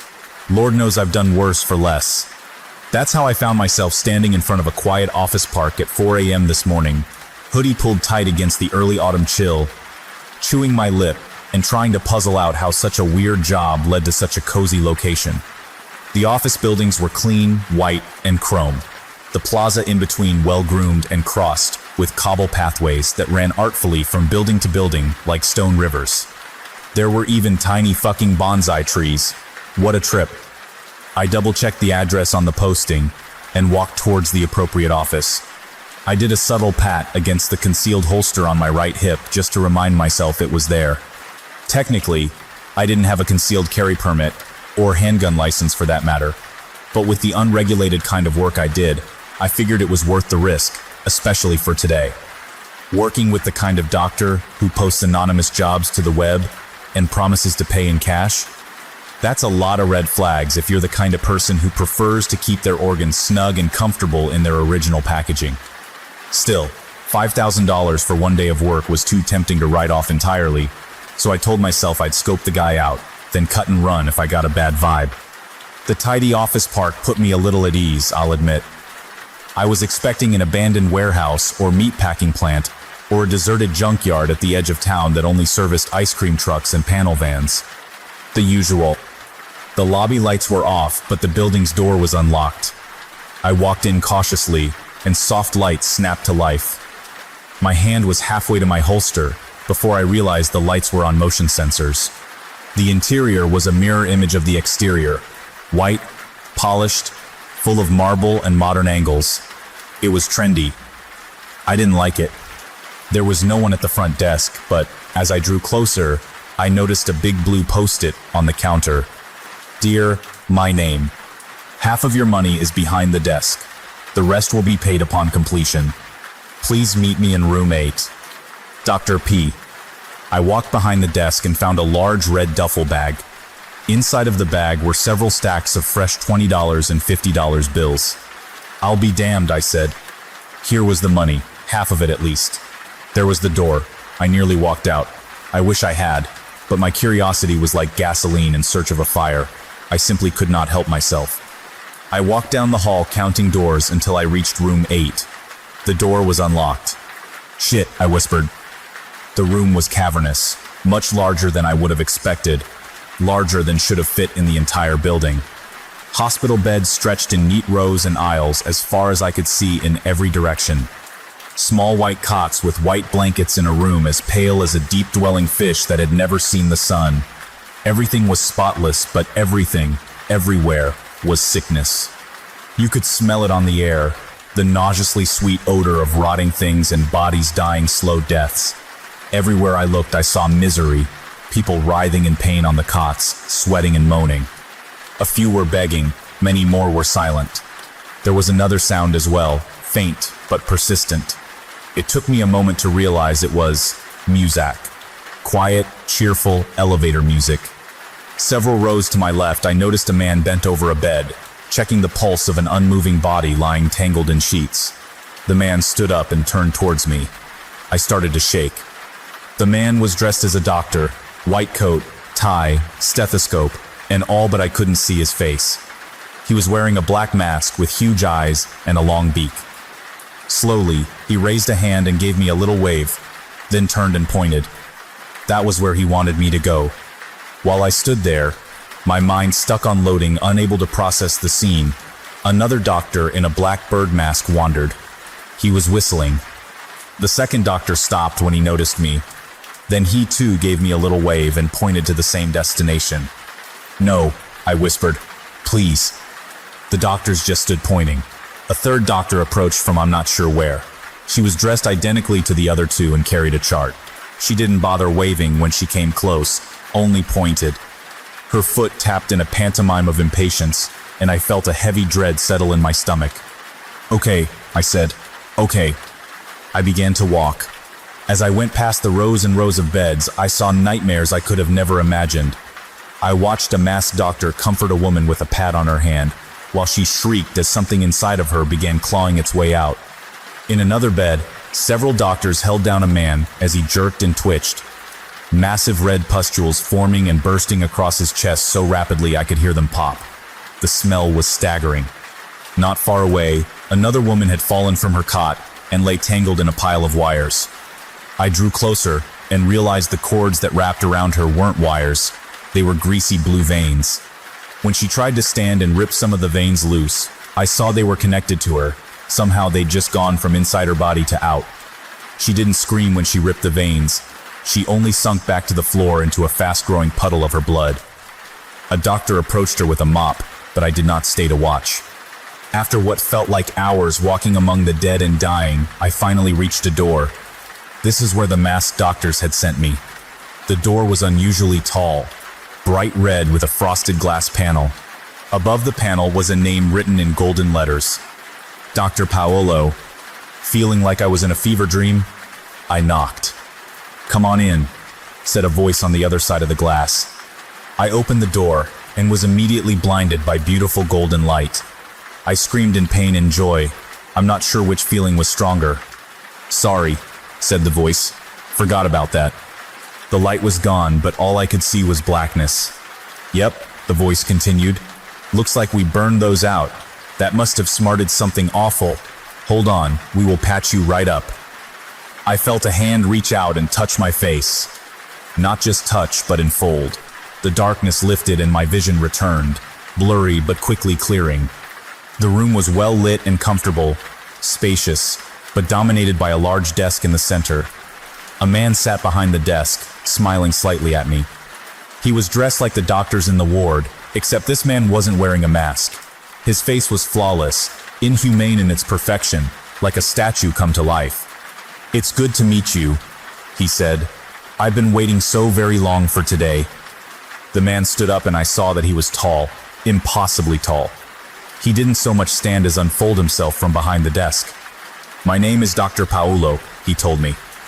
I couldn't speak. I couldn't find any words. Dr. Paolo's smile widened. "I understand. Today is a big day." He winked and reached behind his desk. "The rest of your money," the doctor said, handing me an identical red bag to what I found in the lobby. His hands were so large he only used his thumb and index finger to hold the duffel. "Plus a little extra. Call it a bonus for being timely." I clutched the bag to my chest, mouth working, still unable to speak. Finally, I managed to choke out a few words. "You said, the ad, you need an assistant?" The doctor shook his head. "No, I have assistants, my little birds out there. What I need from you is much more important. I need your help spreading the cure." "The cure for what?" "The cure for you," he said. "Why don't you have a seat?" I plopped down instantly. Luckily, a chair was somehow behind me. I held the bag closer, a security blanket. Dr. Paolo sat down on the edge of his giant desk. "I don't understand," I said. "What do I need cured?" No, the cure isn't for you. The cure is for everything else. You are the disease." I shook my head. "I don't." "You," he continued. "All of you, people, humans, you are the greatest plague ever inflicted upon this planet. You burn, and you kill, and you take, and you pollute, and you use, and you breed, and your offspring continue the cycle in an ever-worsening spiral. You were given paradise, and you poisoned it. You were given everything, and you ruined it, spoiled it, used it all up, and never showed an ounce of gratitude at the unfathomable depth of gifts and blessings you so casually healed into the dirt. You are a plague. You are the plague, and I have spent so very, very long looking for a cure. I've tried so many times throughout history, but always you managed to survive, to outbreed your losses, to come back worse than you were before." He leaned back and chuckled. "You're like aggressive bacteria, harder to kill than cockroaches. But cockroaches, at least, have personality. So for the sake of the cockroaches, and every other thing that walks, swims, flies or crawls, For the sake of the deep water and the soft skies, the trees tied to the earth, and the wind that touches those trees like a lover, for them and for the rest of the planet, I have created a cure, and you will carry it to the rest of your ugly little species. I was crying silently. As he spoke, I saw images of every casual horror, every atrocity mankind ever wrought. I saw forest fires dance behind his eyes, heard atomic bombs drop in the silence between his words. "I'm sorry. I'm so sorry," I said. The doctor leaned forward. "I know. The sorriest thing I've ever seen. But today you can rise above the blood and muck and violence of your previous life. Today you can help me save the world." "Why me?" I whispered. He shrugged. "You answered the ad. Are you ready?" I couldn't speak. Paolo smiled again, then leaned closer. He filled up my vision. He was an eclipse. As I sat trembling, the doctor gently kissed my forehead. The dread I'd carried with me since I'd opened door 8 finally bloomed into numb acceptance. In the kiss, I felt a transfer, something insubstantial but inevitable, as heavy and as hidden as guilt. "You are my cure," he told me as he drew back. "Now go, travel, explore, spread." I woke up alone in my apartment. That was 3 days ago. I've convinced myself that I was drugged, that the doctor must have tested some kind of hallucinogens on me, some new drug, something vivid.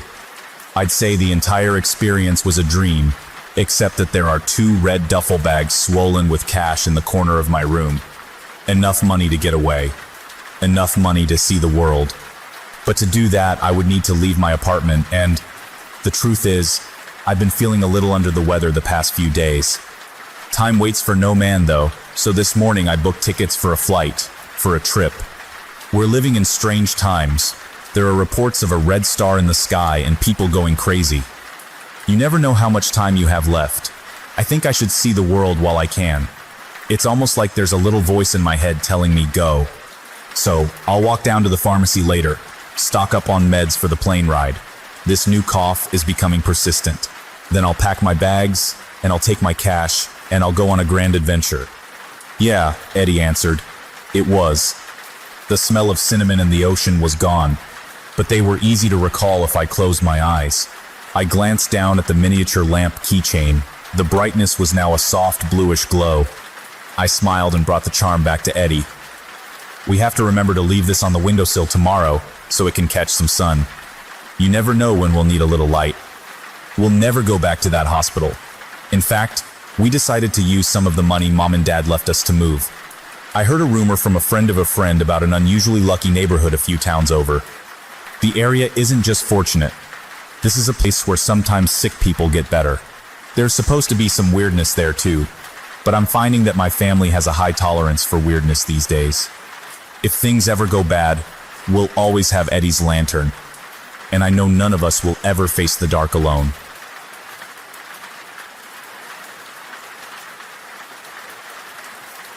Story: A Light in Dark Places. The hospital near where we live has an ugly reputation. Its official name is Nottingham General Hospital, NGH, but everyone calls it Not Going Home. The building is out of date, the staff either too new or too burned out, and even the lights seem to struggle to shine. If you're dying, it's a good enough place to die faster, but if you're hoping to recover, you should keep driving. That's why, despite living less than 30 from NGH, we take my brother Eddie to the big city hospital 3 hours away for his chemo. Besides the air of misery, there are other, darker things I've heard about Nottingham. They say even small sicknesses can blossom into something fatal there. They say the halls are haunted, that there's blood in the food, and that the dead dance in the morgue at night. I'm sure it's all bullshit, but I have to admit, even driving past the place, there's a wrongness to the tall building, like a dirty scar on the skyline.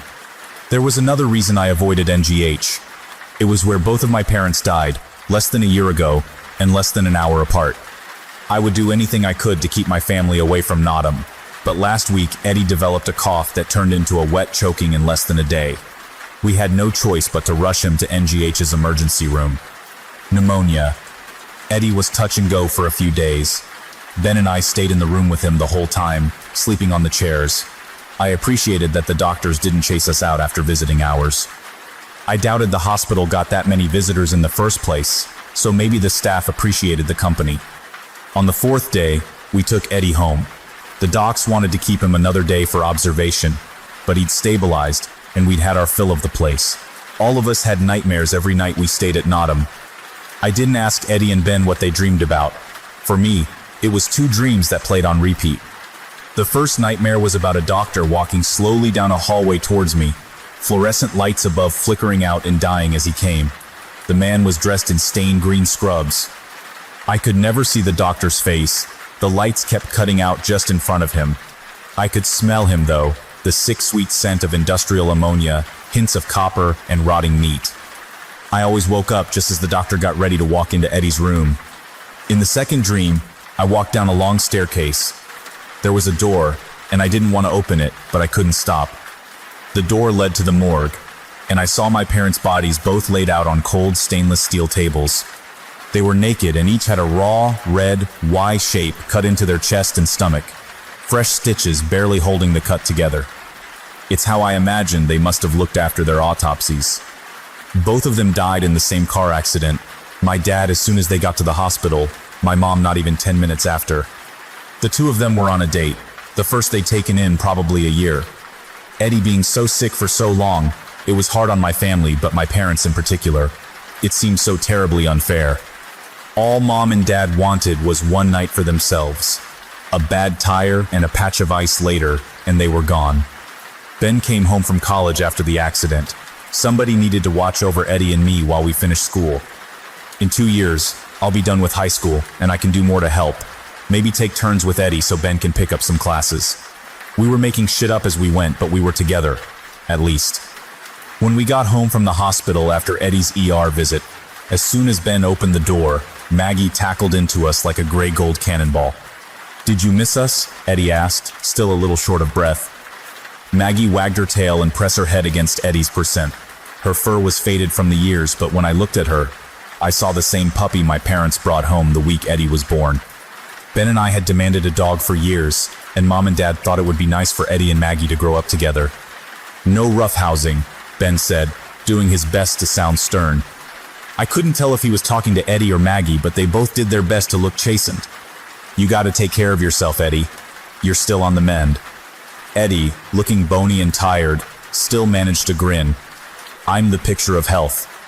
We couldn't help but grin with him. Then he coughed. Ben had the car keys out, and my arm was halfway back through my jacket before Eddie talked us down. "Just a tickle in my throat," he promised. We slowly relaxed. Even Maggie looked concerned, big brown eyes fixed on Eddie. "Hey," Eddie asked, sounding scared for the first time in I don't know how long. "Has anyone seen my lantern?" He began frantically going through his pockets. Eddie's panic infected the rest of us. Ben was about to drive back to the hospital, ready to tear the place apart, when I noticed a lump in the inner pocket of my sweater. "Eddie, I've got it," I said, pulling out the object. "I picked it up from your nightstand when we were leaving the hospital, just to be sure we wouldn't forget it." The lantern was actually a keychain, a miniature version of the lamppost from the Chronicles of Narnia. It was scaled down to fit in your palm, copper cast and solar powered, so if you left it in the sun for a few hours, it could produce a weak glow at night. It was the last gift my mom gave Eddie before she passed. The chemo was taking a toll on him, months of it, life-saving poison that burned up body and soul. In one of the worst stretches, my mom gave him the little lantern. She quoted Tolkien, told Eddie to let the lantern be a light in dark places when all other lights go out. Mom, Eddie, and Ben all loved their fantasy. I took after my dad, not so much a daydreamer, but I knew there was power in stories. Eddie took the keychain from me and hugged me close. "Thanks, Liz." He cupped his hands around it, put his eye close. Eddie looked up, disappointed. "There's no light," he said. "I think it needs some sun." I moved a strand of hair out of his face. "Yeah, I don't think we got enough sunshine at the hospital." Even on bright days, Eddie's hospital room, the whole damn building even, seemed to stay in the shade. "Put the lantern on your windowsill and leave the blinds up tomorrow." "Speaking of light," said Ben, walking into the dining room, "would you like to fire up the candles, Ed?" Eddie sprinted after Ben so fast, I was surprised the little guy didn't give the floor a friction burn. I smiled as I watched them both duck into the other room on the way to the den, Maggie on their heels. I followed after, at my own pace. We kept Mom and Dad's ashes in wooden urns on the mantle. Mom was in maple, Dad was in cherry. Next to each urn, we kept a candle that reminded us of them. For Mom, it was cinnamon. Her season was always winter. Mom put so much effort into organizing the perfect Christmas song playlist every December we used to joke she should DJ as a side hustle. Dad's candle was the ocean. He'd lived for the trips we'd taken as a family to the shore, for fireworks in July. Even after Eddie got sick, we still managed one last trip to the boardwalk together that summer. We light those candles every night, and it makes it easier to remember Mom and Dad. Cinnamon and sea salt, first snow and summer sand. When the smells fill the house, it's almost like we're all together again. There's gravity in those moments that keeps our memories from drifting too far away. Ben, Eddie and me, and Maggie spent the rest of the day making sugar cookies and watching Lord of the Rings for the millionth time.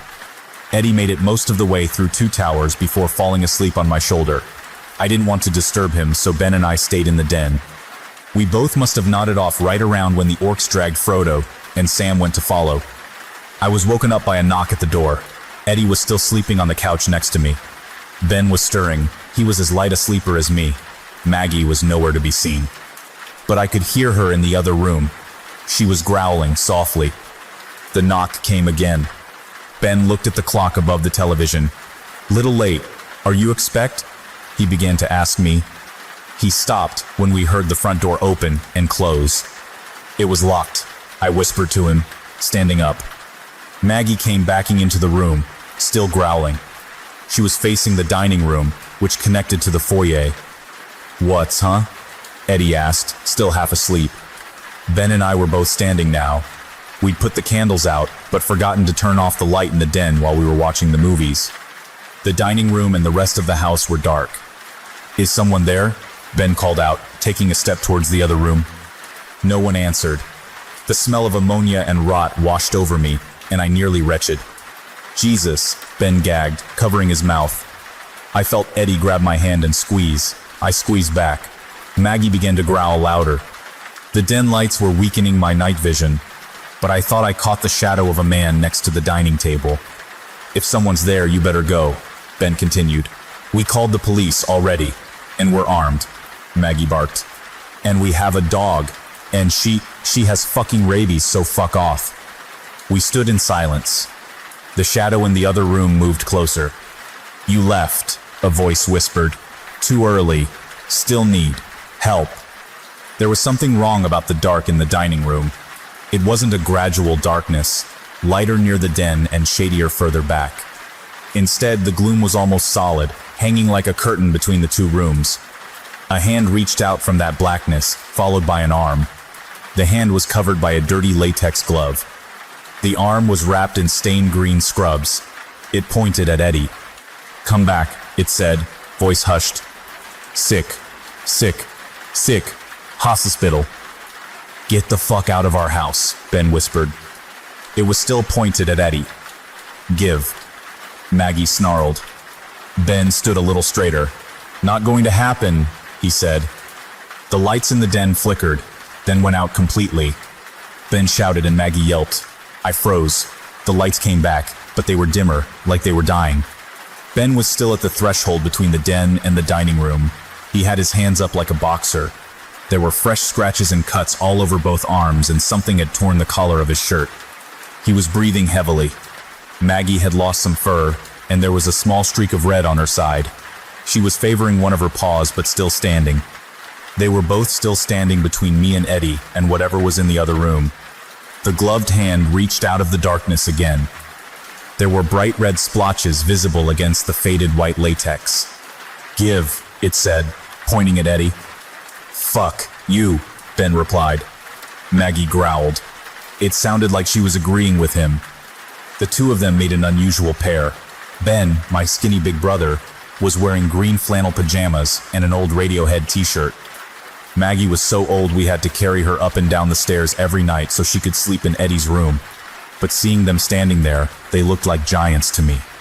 I wouldn't have traded the two of them for a platoon of Marines. I knew that whatever followed us wasn't getting to Eddie without a fight. The lights flickered again, and I screamed, nearly choking on the smell of ammonia and old blood. It was like the darkness in the other room was oil, slowly flooding the rest of the house. The thing's arm reached a little farther, coming out to the shoulder. Shadows in the dining room were pulled with it, like fabric stretching. I was terrified that the stretching would continue until something ripped, and then it would be in here with us. "Please, God," I whispered. "Please." I felt Eddie squeeze my hand.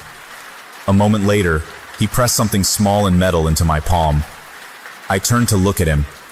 "It'll be okay," he whispered to me. "I won't let anything hurt you." I opened my hand. Eddie had given me his charm, his lantern on a keychain.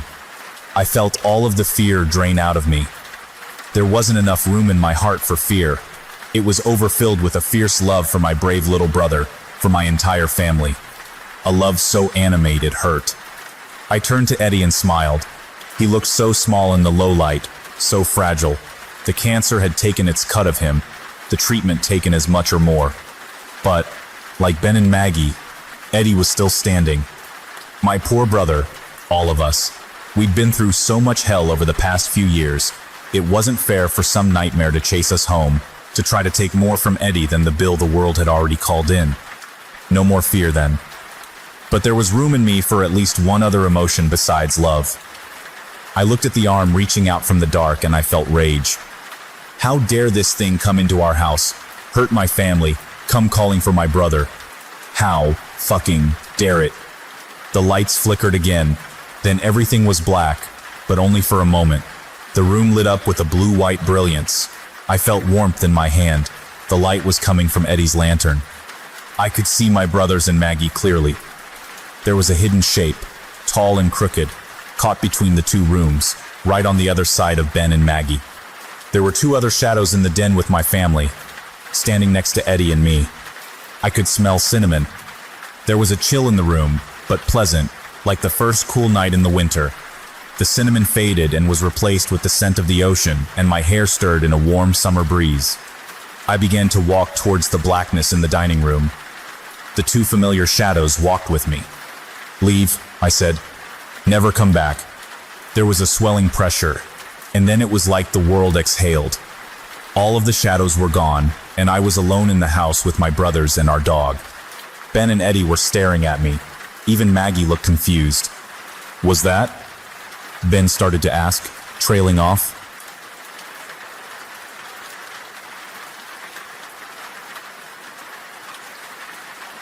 Story. We cover all of the mirrors at night. Gran loves mirrors, but she said we need to cover all of them in the house every night. "Mirrors are fine things in the daylight," she told me once, pulling a heavy black drape over the vanity in my bedroom. "But mirrors are so close to windows, little bird, and at night they get even closer." I stopped brushing my teeth as Gran moved to cover the bathroom mirror. "What's so bad about windows?" "I don't know about you, darling, but I don't think I want people looking in at me when it's dark and I can't see them back. Besides, if mirrors are windows, well, any window is a door if you push hard enough." She clicked her teeth and laughed in her sing-song way. I shivered as she finished taping up the thick tarp across the glass. If I looked long enough at night, could I see through the mirror? If I pushed, would it open? I stared so hard into the black cloth, I imagined I could see the threads as they slithered around each other. Was that a glint of silver under the material, the smallest rip in the fabric? Closer. Was that my reflection looking back, the barest suggestion of an eye? I blinked. It didn't. "Come to bed, little bird," Gran said, holding out her hand. "I'll tell you another story." With a final glance over my shoulder at the covered mirror, I followed. In the winter, we were never cold. That was nice.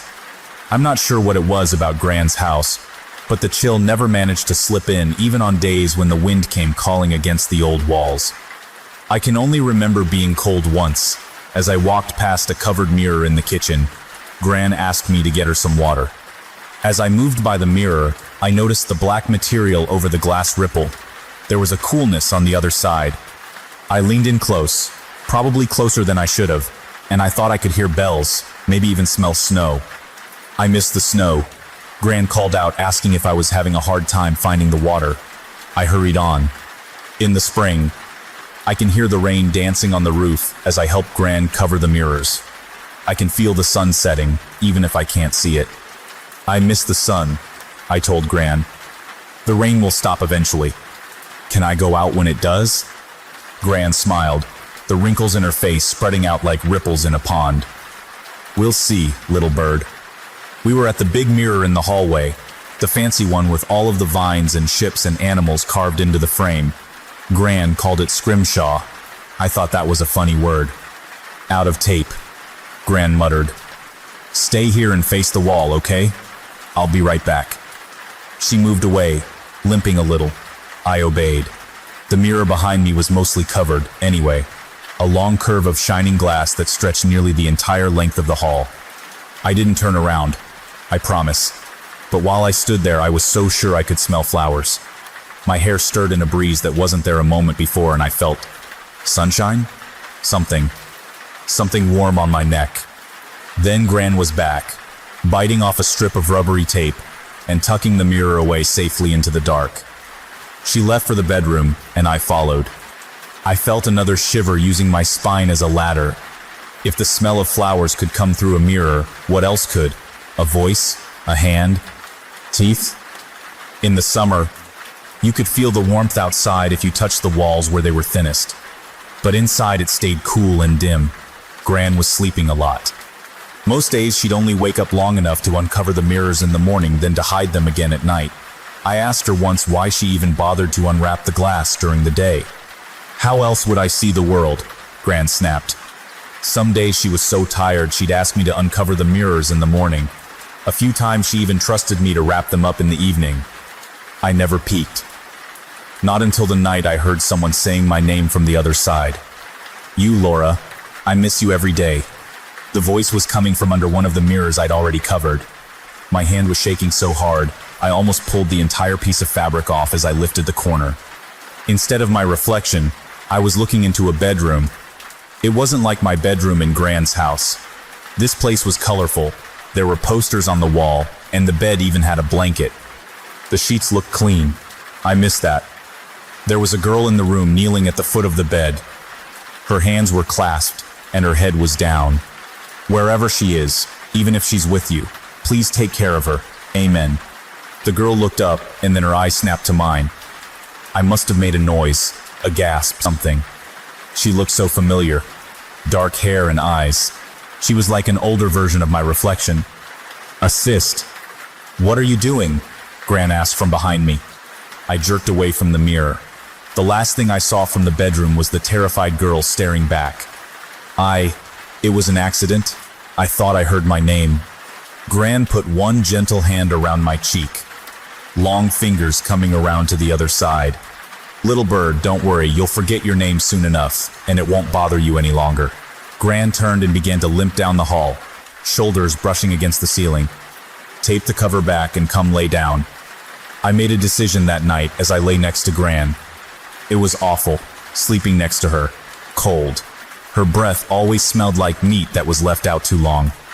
Gran was so thin, all bones in her skin was hard enough to leave scrapes on me when she pulled me tightly in her sleep. There was no comfort in her, no warmth.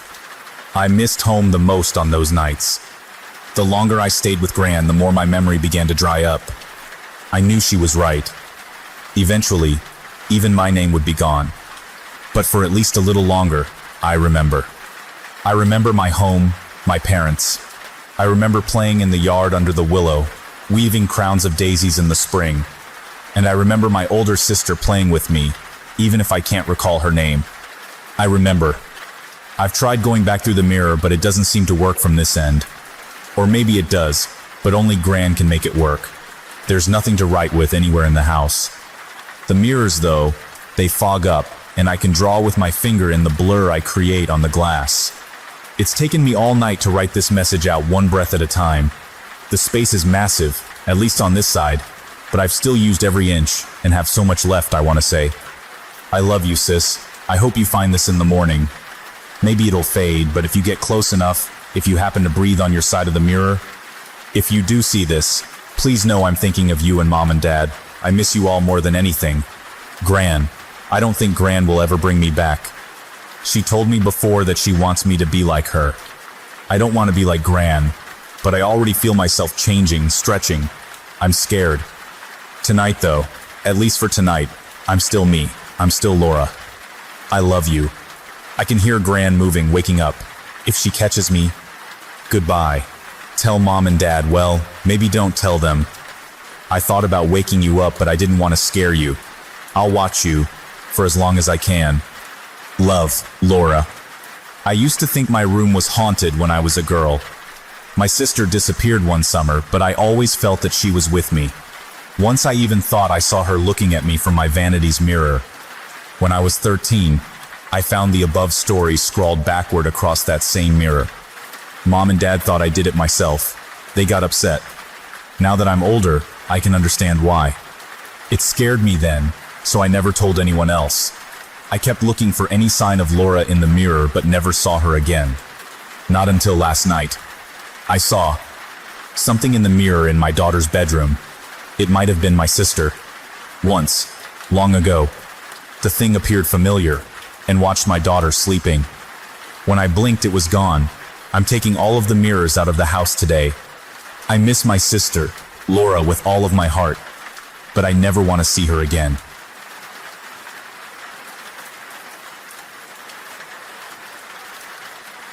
Story: Pedro is a state of mind. The whispering started about a week ago.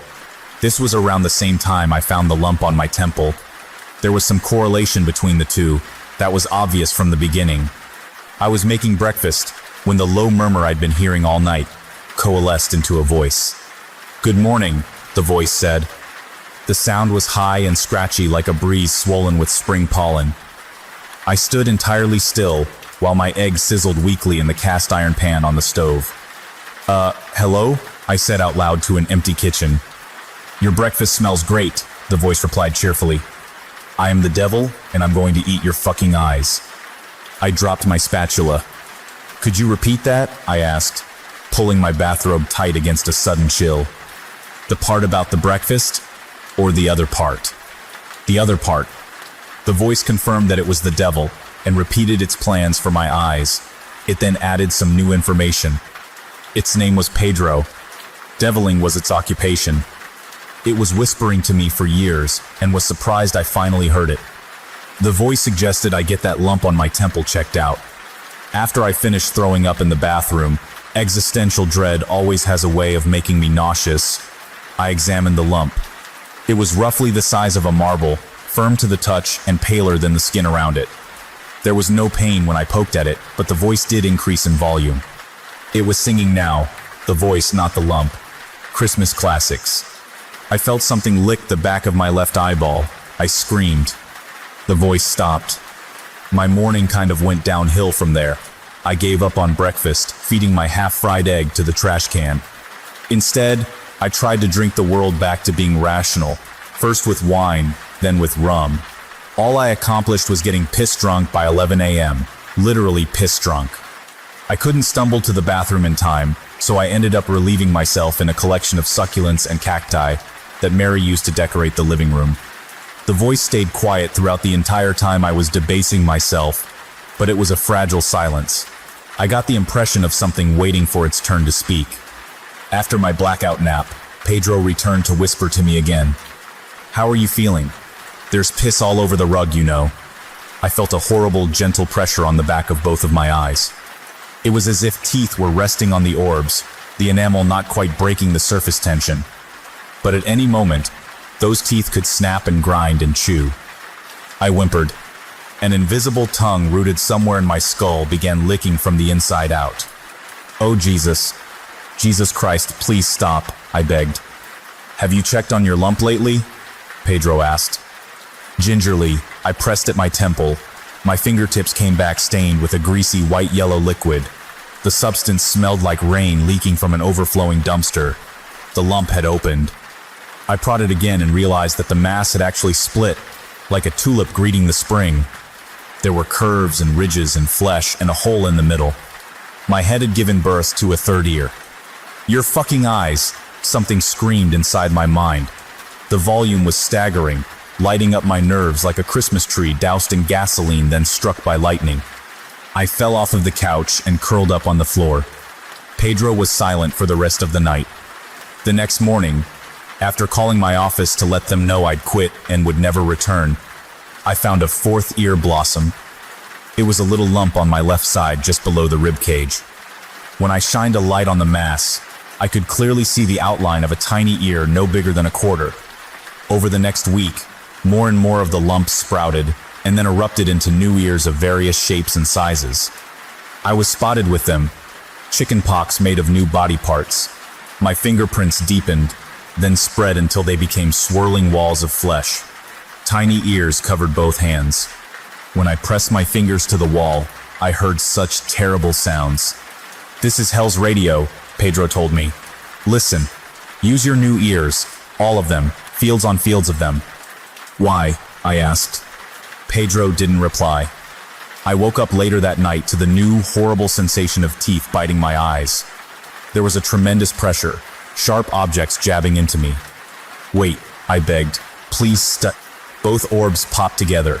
Something was chewing on my optic nerves, ripping and munching on the deflated sacs that used to be my eyes. My vision went black, true black, the absolute absence of light. I screamed until I passed out. While I slept, I dreamed of massive trees dangling lights from their branches. In that dream, the sky was starless, save for one bright red dot against the black. It looked like a stab wound hanging in the air.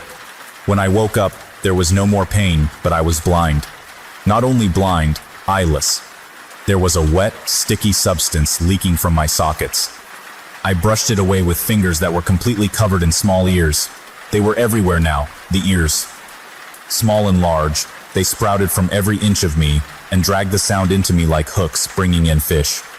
I was nearly deafened by the roar of noise every time I took a breath. My neighbor's television sounded was so loud I wept more of the fluid from where my eyes should have been.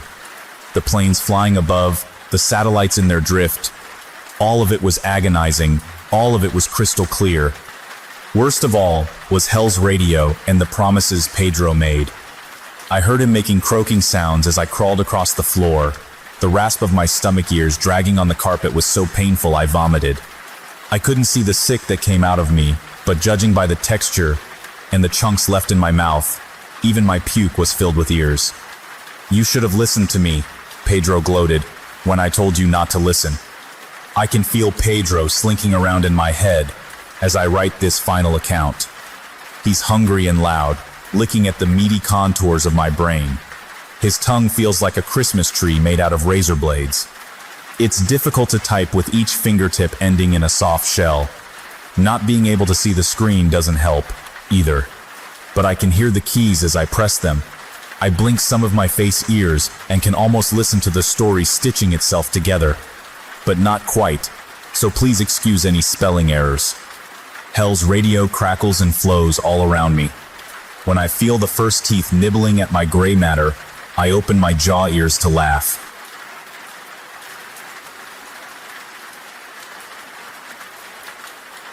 Story: Stain.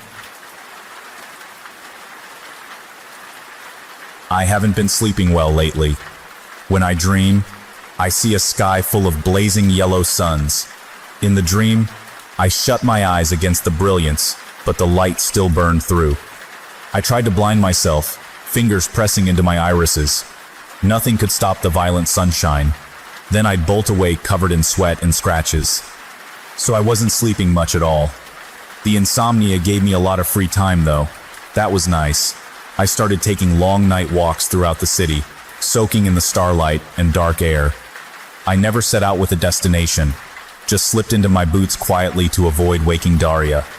The city was a living thing, as restless as I was, and the streets carried me safe and sheltered. Until the night I met the man in the stained suit. He was standing off the street at the edge of a retainer wall pissing into the harbor. I assumed he was homeless, another broken member of Baltimore's ruling class. The man was short, gray suit blotched with dark puddles and rings. A Rorschach test made of spilled wine and dust. I could see him clearly, standing in the dirty orange glow bleeding from a streetlight. When I passed, The man turned towards me. He smiled as I looked away and began to walk faster. "Connor." I stopped. The man was staring at me, still smiling. His face was a map of lines and scars, his skin unhealthy in the streetlight glow. It was hard to tell in the shadows cast by his hat, but his eyes were so large they seemed lidless. Mouth so wide, I wasn't sure he had lips. "Connor, stay a while," he said, walking to a nearby bench. "Sit. I'm very alone." "How do you know my name?" I asked, moving no closer. The stranger scratched at his gray-veined beard. "You've been having bad dreams lately, eh?" Sit, Connor," he said, patting the bench. I didn't want to join the man, but the way he spoke, my name was quietly commanding. A silk noose that pulled tight if I thought about walking away. We sat together on the bench for a long while, listening to the night sounds, the city exhaling, the rumble of distant traffic, and the splash of the nearby harbor. "Do you ever wonder why we only see the one sun?" the man asked, fidgeting with a threadbare tie. "It's because we only ever look with a few of our eyes. Would you like to open some more?" I talked with the ragged man for a long time, but don't remember any of the rest of it. The sun was licking the horizon as I made my way back from the harbor to my apartment. Daria was already awake, cooking breakfast and avoiding eye contact. Her pink bathrobe was looking worn, fraying at the hems. I made a note to buy her a new one, something nice, for her birthday. I bit my lip when I realized I couldn't remember when that was. The day, even the month. Daria looked me full on for the first time since I came in. She was so pretty, my darling Daria. Time had taken siege to her, like the rest of us, but her eyes still shined in the morning light. Her dark hair was traced with a few twists of gray, much less than my own. Only her hands showed her years. Still, they were nimble enough to dance across a keyboard, soft enough to want to touch. She was giving me the most peculiar look as she slid my breakfast in front of me. "You were out late?" Daria asked, joining me at the table. I chewed on toast, enjoying the feeling of the burned bread on my tongue. "Couldn't sleep." "Where did you go?" "Night walking." Daira rubbed her hands. "I worry about you, Connor." "Thanks." I smiled with my teeth full of eggs. "Did you hurt yourself?" I wrinkled my eyes, confused. Daria gestured towards a spot on her throat. Gently, I touched the same spot on my neck. A rough patch, and under the skin, a bump. "Excuse me," I muttered, food falling from my mouth. I moved quickly into the bathroom. Sunlight drifted in through the half-open blinds, catching floating dust in bright beams. It was enough light that I didn't bother flipping the switch. In the mirror, I noticed an angry red scratch in a perfect straight line on the side of my throat. The area bulged, slightly. Hand shaking, I poked at the spot and winced at the electric kiss of pain. Everything was tender. Prodding with one hand, I used the other to flip on the lights for a little better clarity. As I pushed the skin to either side, I saw the scratch split open. A green eye stared out from the wound, iris darting wildly. The scream caught in my throat. Only a wet, choking sound made it out. "Are you okay?" Daria called from the kitchen. "Fine," I lied. This new eye jolted up, watching me in the mirror. Not sure what else to do, I rummaged in the medicine cabinet for an ace bandage. Once the eye was concealed, I headed for the bedroom, nearly bumping into Daria in the hall. "Are you sure you're okay?" she asked. I nodded. "Yeah, just tired from my walk. Gonna lay down. Before I do, I have a stupid question. What color are my eyes?" "Blue," Daria said, pressing her lips together. "Did you forget?" "I guess," I muttered, moving into the bedroom and closing the door. When I woke up, Daria was in the bed beside me, asleep. Moonlight slipped in through the curtains, and city sounds called to me. The bandage on my neck was wet and smelled like old meat. I could feel something twitching on the side of my throat. I ignored it. It was time to walk again. While I slept, I dreamt of the sky full of suns again, and my skin still burned. Night air was just the ticket to fix what ailed me. Hours later, I came back to my apartment, soles a little thinner, scraped across Baltimore streets. I found the man in suit waiting on my steps. He looked even worse than the night before, like he'd been dragged and soaked and dragged again. one eye swollen shut with a raw purple bruise. The man smiled as I drew close. "Who are you?" I asked. "What's left?" I could smell him off the breeze. Body odor and vanilla. "What's left of what?" I asked, hesitant to climb past him. "A stain. You can call me that, if it makes you feel better." The man hopped up and went into my building first. He was short, walking with an uneven gait. I wondered how he got in without a key. "Hurry up," he called down, taking the steps 2 at a time. "Where are you going?" He ignored me. A plucked string of panic sounded off in my head. I could picture this stained man knocking on my door, Daria answering. It wasn't a comfortable thought, the way I knew he would look at her. I took the stairs quickly to catch up.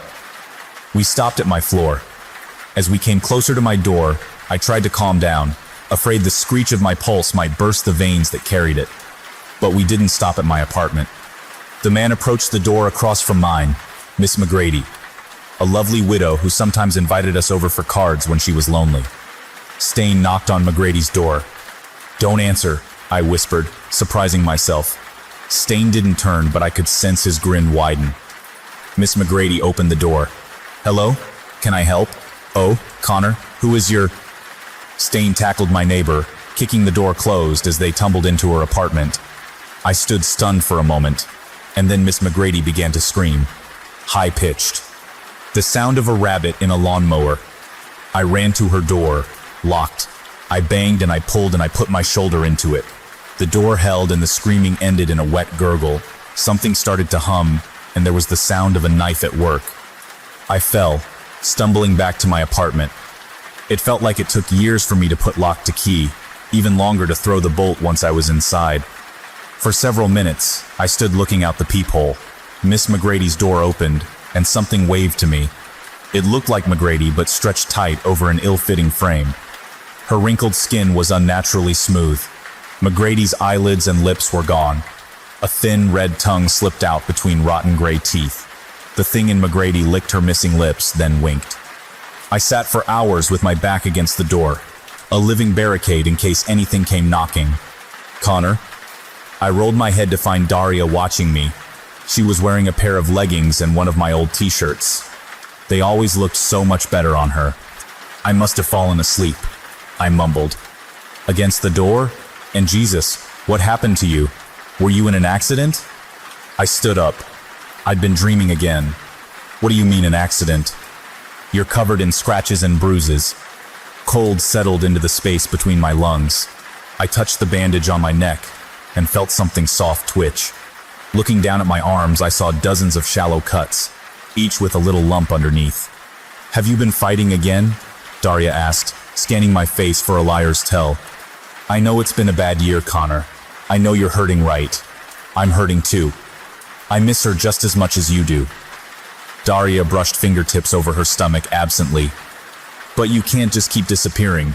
It's getting bad, Connor. I'm not sure I recognize you anymore. You need help." "I just need some sleep," I whispered, pushing past Daria. Her words were like little wasps crawling into my ears. Too distracting.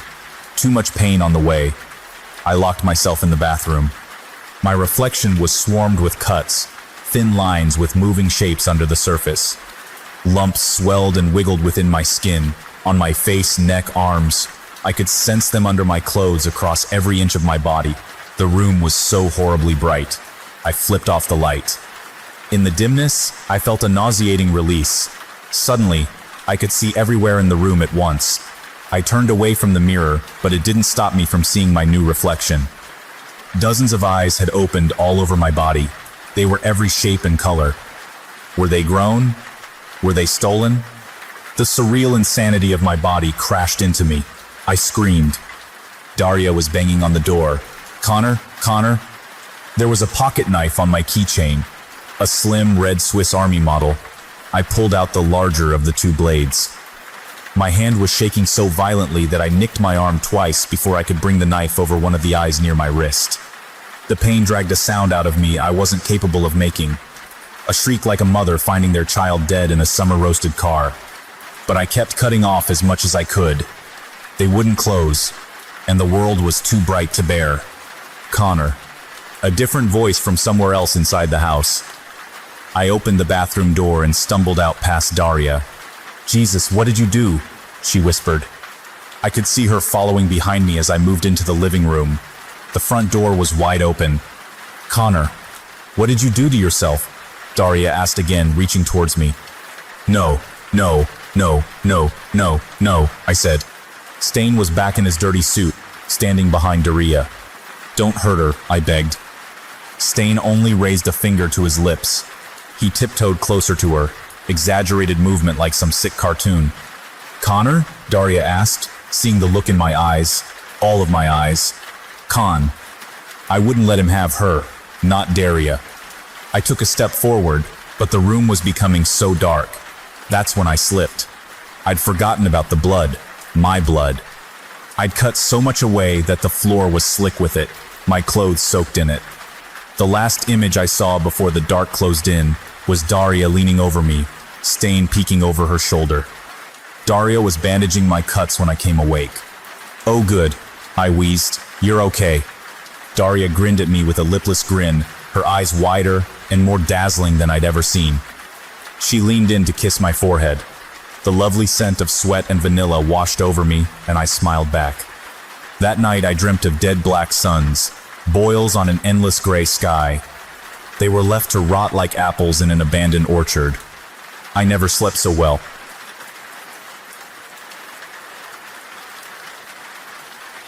Story. There's a new star in the sky. A red star.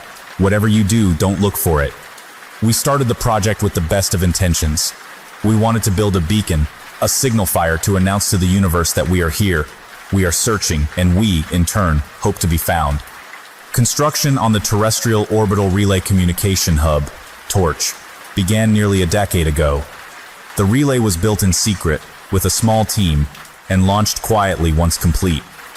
We wanted to avoid the controversy we'd seen with new technology like the Large Hadron Collider and, honestly, we didn't have the highest hopes for success.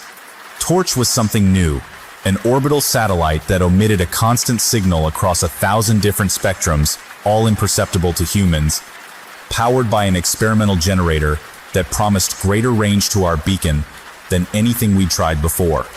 Still, it's a big universe out there, and myself and the rest of the team didn't expect any return on our investment, at least not for several generations. So we kept quiet about TORCH, launching it into orbit during routine tests of my company's latest rocket model. I have to admit, it felt good to have a secret from the rest of the world, to know that TORCH was up there rotating above us, a light in the darkness, a tolling bell we could not hear but others might. TORCH was in orbit for less than 3 years before we heard the first rumors about the red star. My company has a friendly rivalry with NASA. We joke that they are the old guard, hands tied by politics and budgets, but sometimes they still beat us to the punch. I used to work at NASA myself, until the siren song of a thriving private sector pulled me away. I kept in touch with some of the former team, meeting every now and then for a beer or a game of darts. Our only rule was no shop talk, so I knew something was wrong when Benny asked me about work. "Have you noticed, well, anything out of the ordinary?" he asked, long fingers tapping on the table next to his untouched drink. It was just the two of us meeting for a beer. I'd been rambling on about the difficulties of trying to build a chicken coop in my backyard since we arrived at the bar and hadn't noticed his distracted expression. "Define out of the ordinary," I replied after a moment. The room was nearly empty, not too much traffic at 4 p.m. in a dive bar, but Benny stilled, leaned in close, voice dropped to a whisper. "There's something out at the edge of our vision, our equipment. It's inconsistent there, 1 hour, gone the next, never in the same place twice. A tangled mire of electromagnetic interference and white noise that we can't." Benny clenched his hand in frustration. "We just can't." I took a drink, finishing my beer, trying to process what I was hearing. "You said this, whatever it is moving?" I asked. "Constantly." Benny looked me directly in the eye for the first time since we sat down. There was fear written onto his face, the primal terror of the first man who heard thunder and didn't know what it meant. "I think whatever it is, it's coming towards us," he said. I promised Benny that I'd keep an eye out, and let him know if we found anything. That night, lying awake in bed, I kept telling myself he was getting worked up over nothing. It was most likely an equipment malfunction. Lord knows the only thing holding NASA together these days was elbow grease and red tape. As I drifted off to sleep, I couldn't help wondering if Benny was right, though. My last waking thoughts were of Torch floating above the world in its widening gyre, slouching from horizon to horizon. The machine was both beacon and bell, candle and horn, shouting humanity's existence into the empty dark. But what if the dark wasn't so empty? What if the dark saw the little flame we shot into the sky? What if the dark was curious? I couldn't tell if I was more afraid or more excited.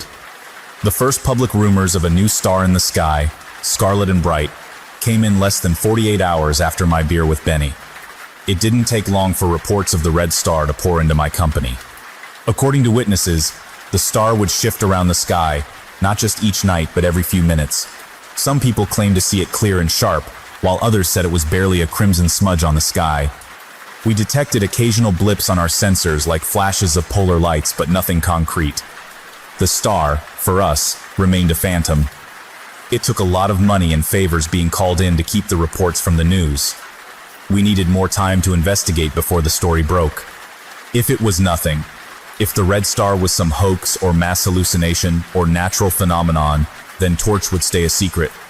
But if this really was first contact, our logistics team was already working on plans for the parade, and our CEO was on at least the third draft of his Nobel Prize acceptance speech. We kept searching, electronically and by telescope, for any sign of the red star. On the fifth night after my meeting with Benny, I saw the star with my own eyes. Work was rough that day, more unverified star sightings, but something else. There were new stories of hysteria, even violence from some who claimed they saw the red star. There was an unsettling account of a man taking his family onto their roof so they could see the star just as he had the night before. When his wife and kids tried to go to bed, the man reportedly tied them up in chains and staked the chains into the roof. Then, when his family became tired and their eyes began to close, the man removed their eyelids with an X-Acto knife. At least, that's what we heard, but it seemed like an urban legend to me. Bullshit or not, I couldn't stop thinking about the family on the roof, bodies chained, eyes open, as I waited in my backyard looking up at the sky. I was out there for hours with my telescope, one of the best personal models money could buy. The sky was beginning to turn lavender with first light before I finally pulled away and sat back. I blinked tired eyes and glanced up, and it was there, razor red and bright, right above Ursa Major. I froze. Have you ever been caught in a riptide? It's a horrible feeling, the dragging inevitability of an invisible force pulling you away from shore into deep water. That's how I felt staring at the red star. There was a tugging sensation that lasted for what felt like hours, and then a quick, terrible snap. Suddenly the star was growing larger, closer, brighter. I realized with growing horror that I was moving towards the star. As my perspective rapidly approached the object, I began to make out details. I could see the exterior of the star.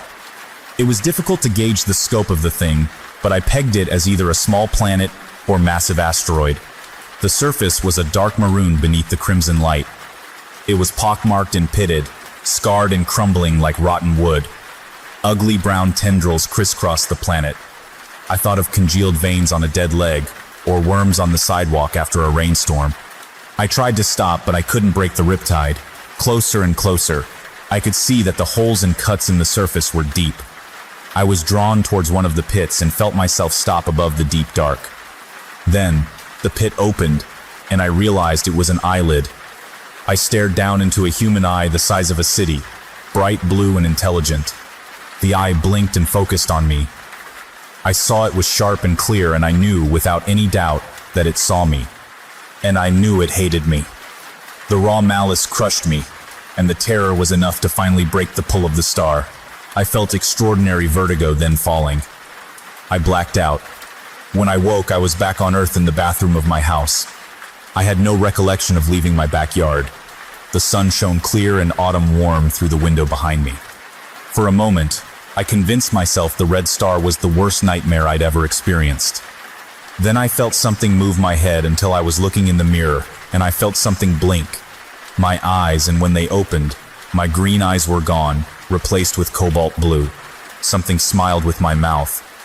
I screamed, ripped myself away from the mirror, fell, struck my head and was out again.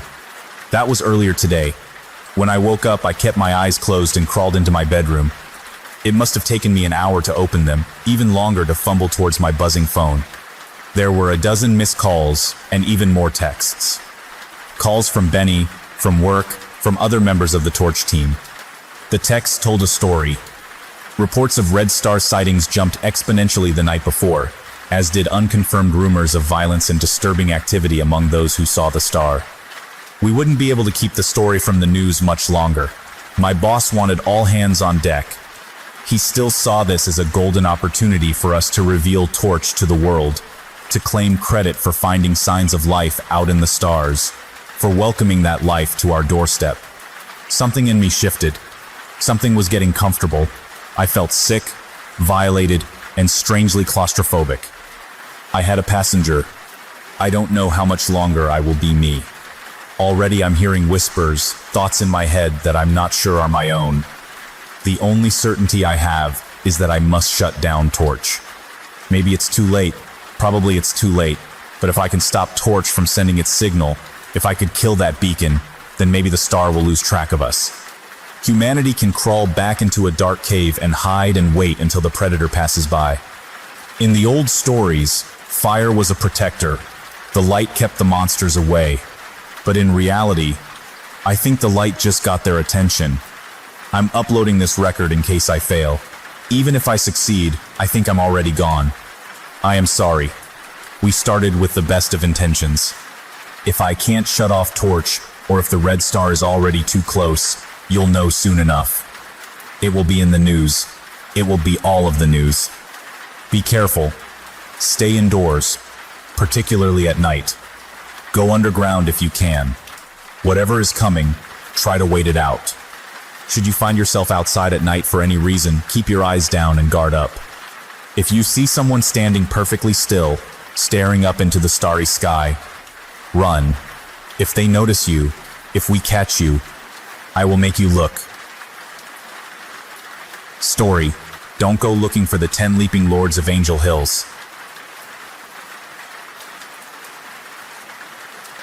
I'm going to die tonight. The stone certainty of my death sits with me as I type this out. Something keeps dragging my eyes to the small window in my bedroom. There are only a few hours left. It gets dark so early here around Christmas. I want to run, maybe hide, definitely fight.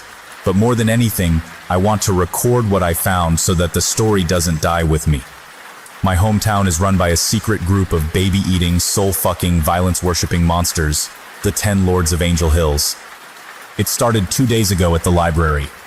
I was alone in the basement, pouring through stacks of old census data and newspaper archives. It was my senior year at college, and my history BA depended heavily on one final capstone project. So I sacrificed my Saturday to research everything I could about obscure traditions in the town of Angel Hills Est. 1668. The basement was comfortable, warm, filled with the quiet drum of icy rain, finding the room's only window set high on the wall. My stomach was minutes away from convincing me to take a break for lunch when I decided to click through one last collection of scanned newspaper images. That's what got me. That's why I'm going to die tonight. I recognized a face in a picture. I leaned in closer to the screen, wiping at a smudge on my glasses. The picture was from the May 21, 1968 edition of the Angel Hills Herald Society section. It was some kind of town-wide celebration, a parade on Main Street. The man was standing with the crowd on the sidewalk at the edge of the image.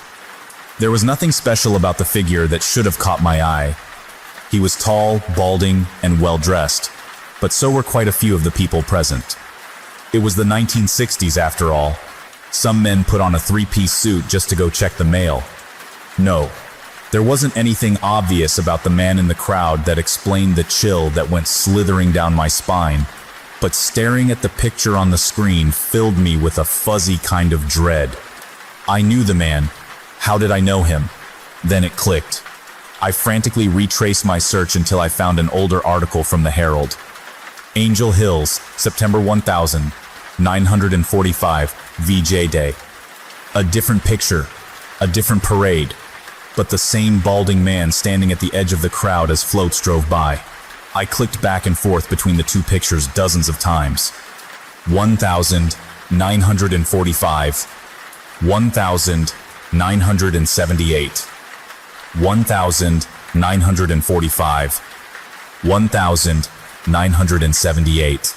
A 33-year gap, but the man hadn't aged a day. Even the suit looked the same. I told myself that Angel Hills was a small town. The two men might be relatives, maybe even father and son. But the more I stared, the more it became obvious that I wasn't seeing a resemblance.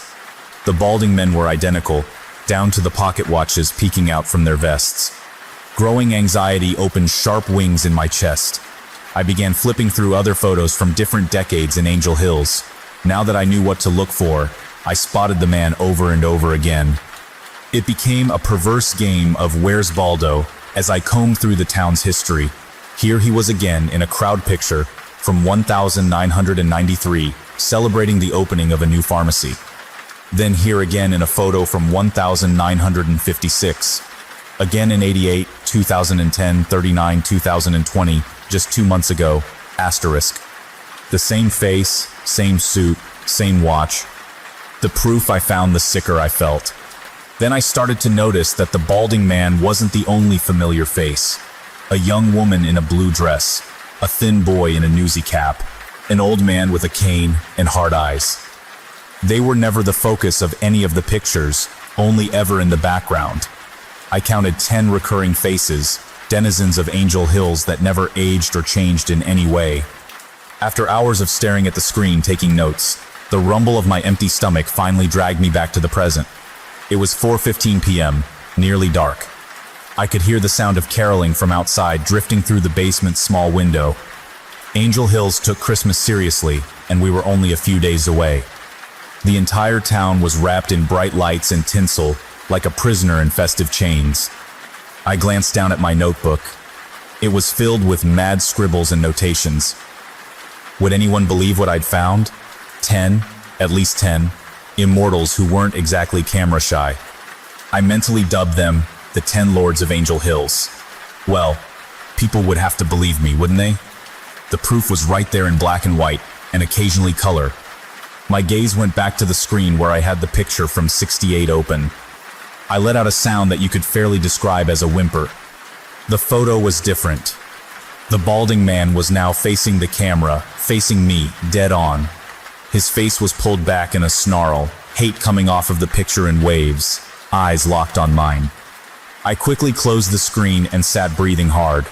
A thump from the library above me made me jump. They'd be closing up soon, holiday hours, but I wasn't ready to move. Cold suspicion brought me back to the computer. I opened one of the other photos.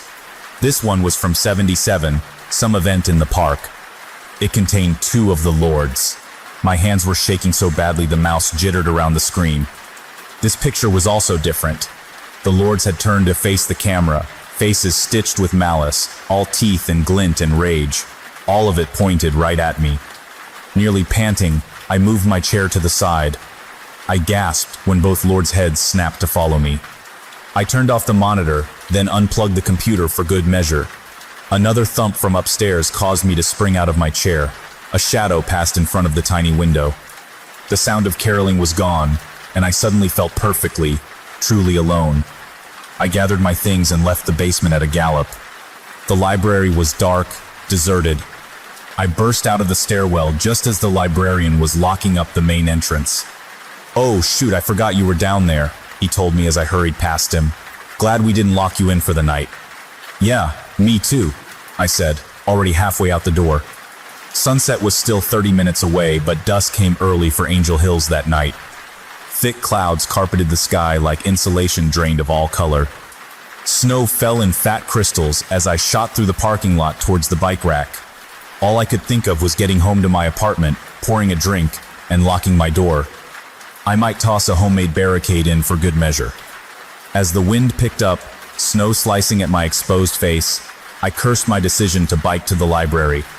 I felt exposed, fragile. When I got to the rack, I took a moment to just breathe. Some of what I'd seen with the pictures, the moving faces, that could be my imagination. I'd spent the entire day staring at faded photos on a computer screen.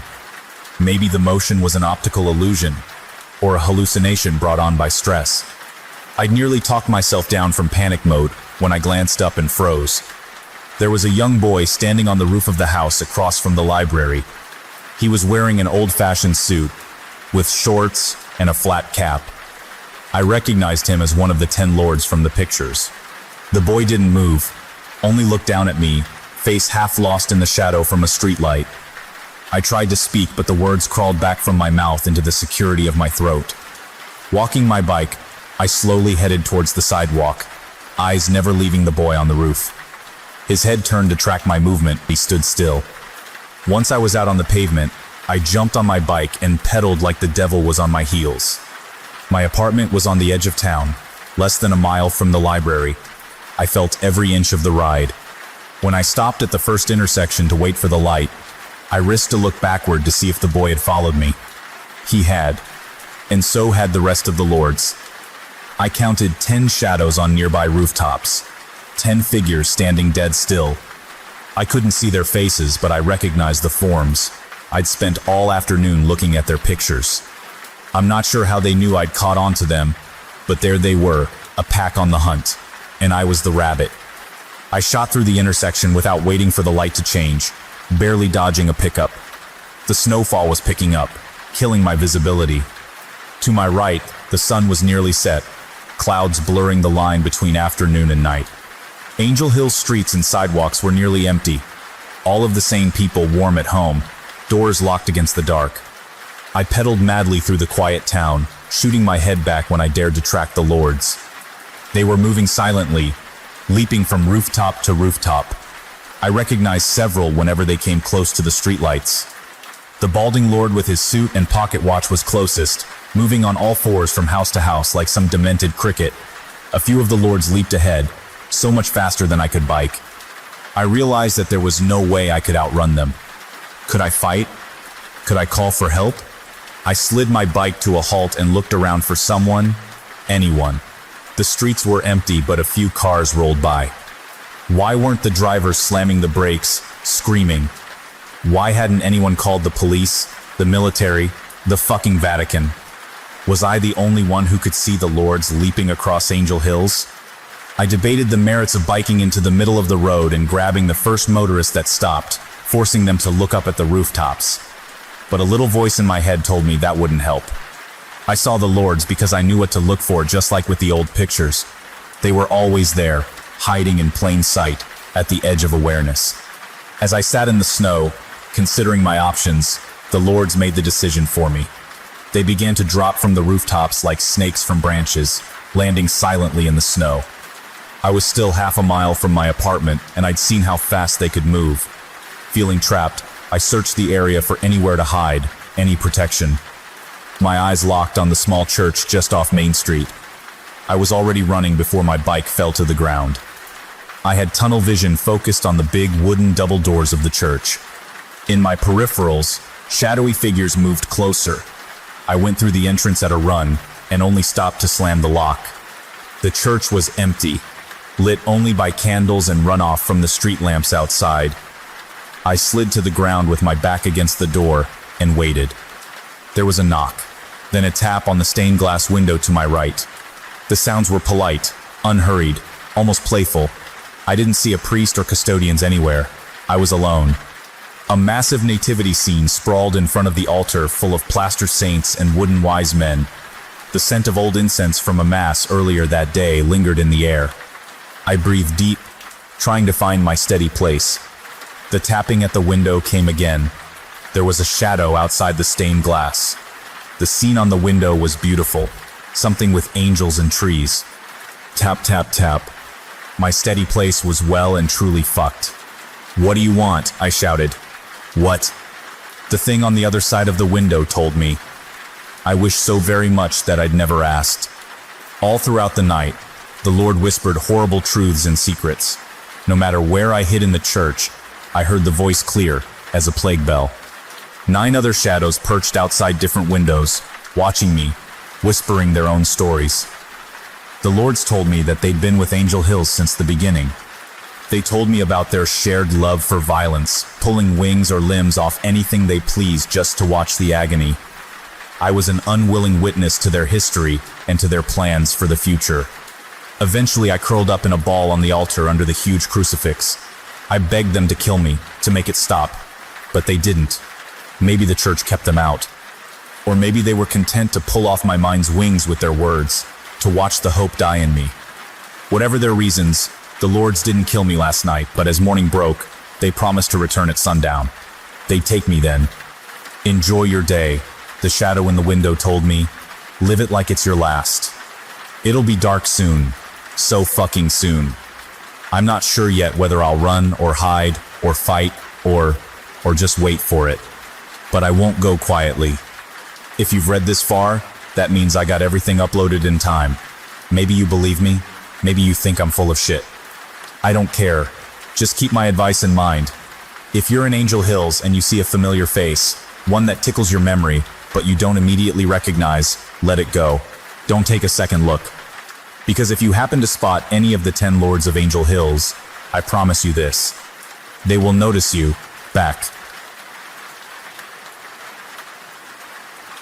Story: The Infinite Hunger of the Cannibal Killers.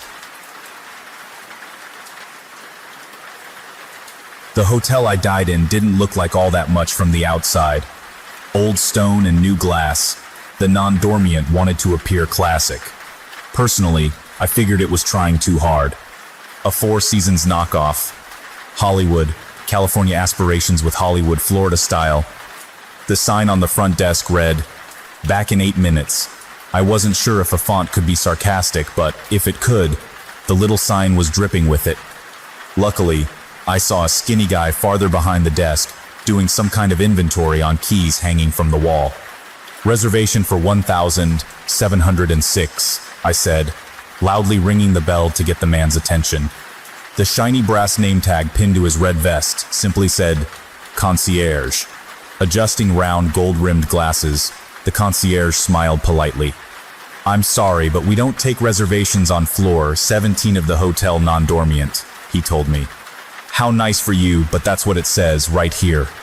I pushed the screen of my phone towards his face. "Room 1706, right?" The concierge's smile dropped. He began to quietly peck at the computer behind the worn welcome desk. "My apologies," he replied, sliding me an old key. "It seems you're correct." I winked, took the key, and slouched my way towards the bar to meet Abby. The hotel hadn't done much to impress me, but the bar, it was quality. Well, that and quantity. Liquor lined the mirrored shelves in a translucent rainbow of whiskey reds and gin blues. A small chalkboard hanging next to the mirror proclaimed every hour a happy hour. Drink prices fulfilled that promise. The guy behind the bar, he seemed less quality. Wearing the same red vest as the concierge and a brass name tag, bartender, but with the addition of an old-fashioned white medical mask, the man never seemed to fully come into the light. Not that I was spending much time looking at the bartender considering what Abby was wearing. She was poured into the dress, tight and smooth, black and backless. I could see the small movements of the muscles dance between her shoulder blades when she laughed. Her hair was blonde this week, her skin flawless. She was young and pretty and all mine. "Did you get the key?" she whispered to me as we sat at the bar waiting for our second round of drinks. "Well, my second round." Her voice was already whiskey, washed. I imagined she'd gotten a head start on me. I slid the key over to her. "Sure, but what in the world were you thinking picking this dump?" Abby shrugged those perfect shoulders.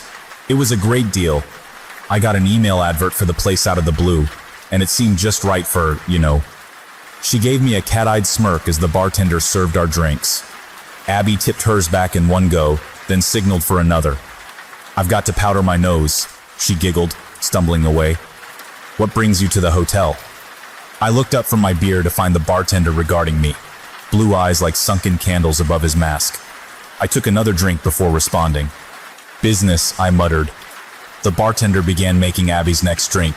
"Your friend work with you?" What makes you think she's my friend? Maybe she's my wife. I couldn't see the bartender's mouth, but I could sense him smile. Apologies, it's just the age difference. And of course, you're wearing a ring, and she is not. You're observant, I said through gritted teeth. He shrugged. Nature of the job. I sipped at my beer. Say, if I wanted to order room service later, champagne, strawberries, all that fun stuff, how late do you all deliver? Depends on where your room is. Huh, that's odd, I replied. We're in 1706. The bartender's eyebrows ticked up. I didn't know floor 17 was open again.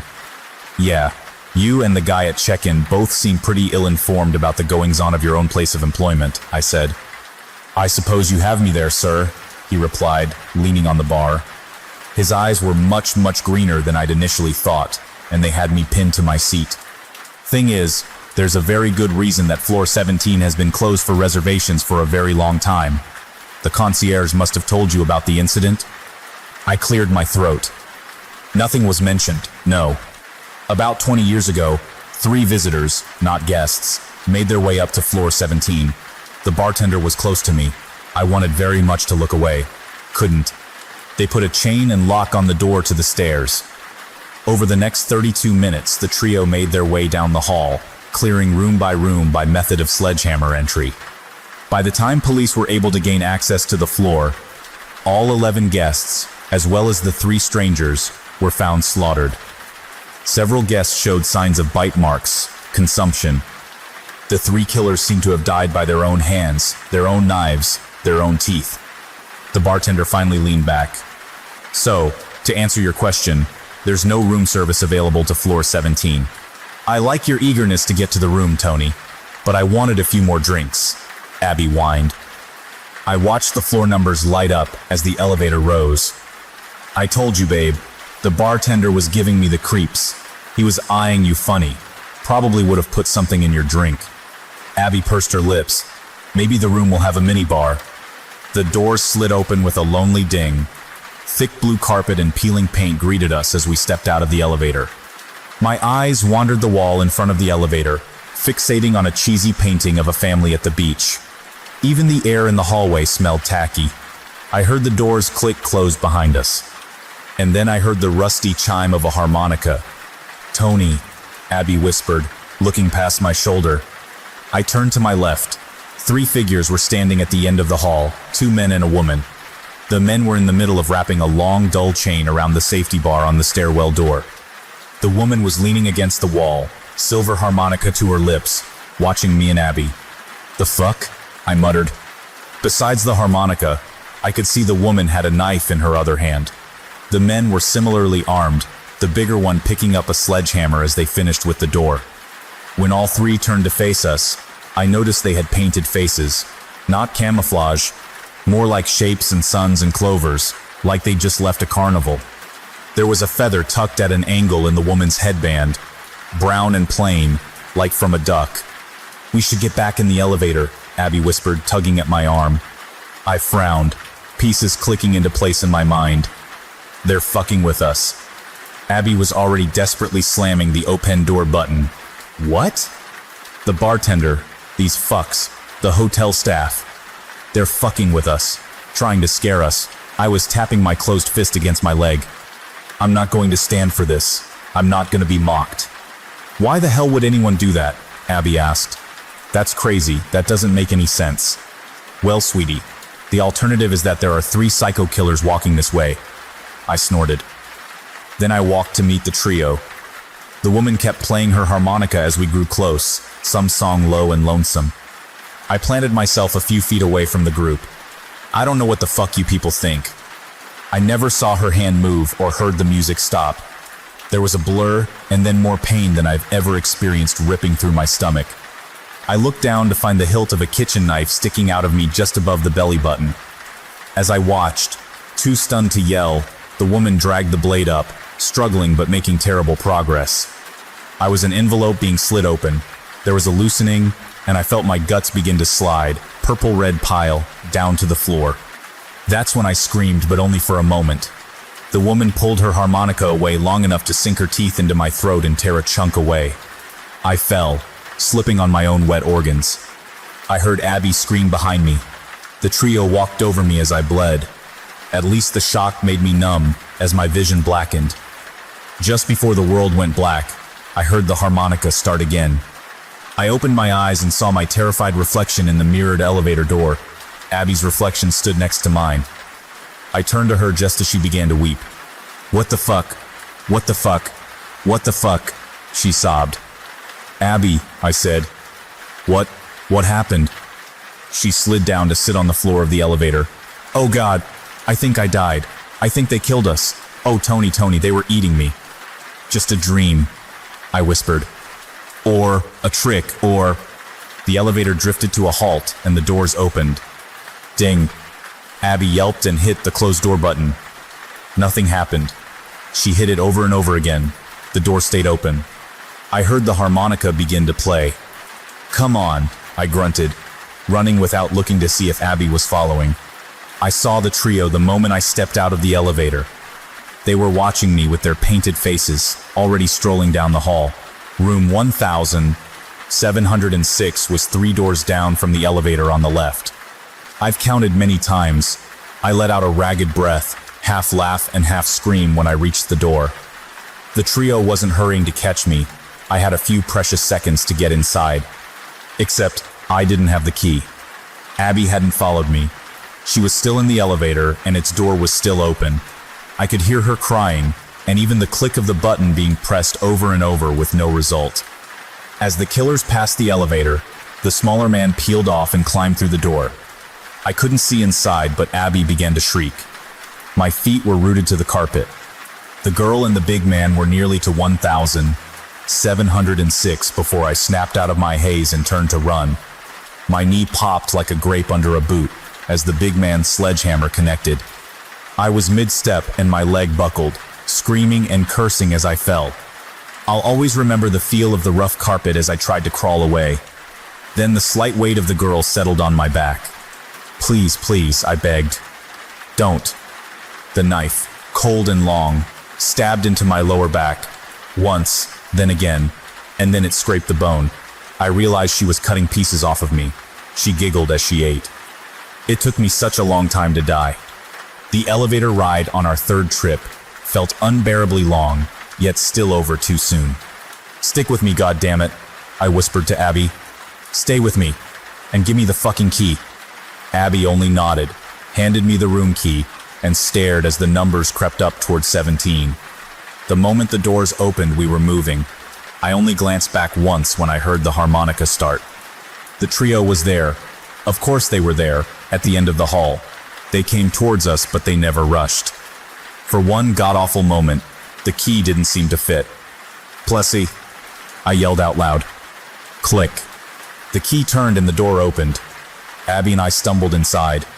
I slammed the door behind us, turning the lock and throwing the deadbolt. We stood, gasping for air, watching and listening for several seconds. "Did we?" Abby began, her question giving bloody birth to a scream as the door cracked under a heavy blow. The second hit from the sledgehammer knocked the deadbolt out, and the third opened the door. That time, at least, they were quick with us, professional, like they were on a schedule. But I still remember every second of it, every bite they took. We exited the elevator that 4th time with a plan. Once we made it into the room, Abby and I immediately began to barricade the door. The dresser, the nightstands, the television, the mini fridge, anything in room 1706 that wasn't nailed down was quickly dragged into a palisade. I didn't think it would be enough, but when the sledgehammer boomed again and again, the door held. Wood cracked. Abby shrieked. I was starting to hate the sound, but everything held. The trio moved on, and I heard other rooms facing the hammer, other guests beginning to scream. We were safe. "Christ, what if they come back?" Abby asked. Tears had left twin inky rivers of mascara snaking down her cheeks. I tried the room's phone, but the line was dead. Our cell phones received no signal. All Abby and I could do was wait, stranded, hoping help would arrive. We curled up together on the bed, still fully clothed. The bartender's words struck me as I lay looking into Abby's red eyes. 32 minutes. "What?" Abby asked. I sat up in bed, checking the time on my phone. The bartender told me the original killing spree on floor 17 lasted for 32 minutes. We just need to sit tight and wait this out. The minutes crawled by like a wounded animal. I wasn't sure how long it had taken us to make it from the elevator into the room, then to build our barricade, but certainly not more than a few minutes. Just as my phone's stopwatch ticked up towards 29 minutes, I felt the room shift. I had to close my eyes to suppress vertigo. When I opened them, Abby and I were back in the elevator. "No, no, no, no, no, no," I yelled, pounding on the inside of the door. Abby sank to the ground and didn't move when we arrived at floor 17. "Get up," I barked. "We have to." "What's the point?" Abby asked, staring at the ground. "What's the point anymore?" I tried to drag her up, but she fought back with surprising ferocity. We struggled, but I guess it was long enough. When I finally wrenched her purse with the key away, I turned to find the trio watching us from the elevator opening. I felt my bladder let loose, warmth running down my leg. I guess they didn't like it when we refused to run because they made that death one of the slowest. The next time, Abby ran with me, and the time after that, and on and on. Usually, if we didn't hesitate, we would be safe. Every now and then, the barricade might not hold, and the trio would get into the room. A few times, instead of their careless stroll, they would immediately run after us the second we left the elevator. But most times we survived. 32 minutes can feel like an eternity in only a moment.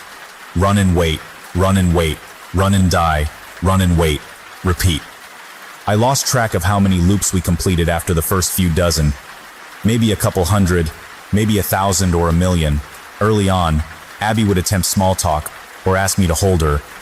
I wasn't much inclined. "This is your fault," I told her after a particularly gruesome loop where our barricade didn't hold. "You booked this room. You brought us here." She was silent for a long moment before responding. "I'm not sure if I've ever loved you, Tony." "Of course not," I muttered, raiding the minibar for a drink before we reset again. Who the hell was talking about love anyway? After a lifetime of running between the elevator and room 1706, I did something I'd never done before. I started to pray. Not to God or anyone in particular. I prayed to anyone or anything listened. I would give anything to leave. There was a knock at the door. I froze with the television still in my arms, the last piece of our new barricade. "We have an offer," came a soft call from the other side of the door.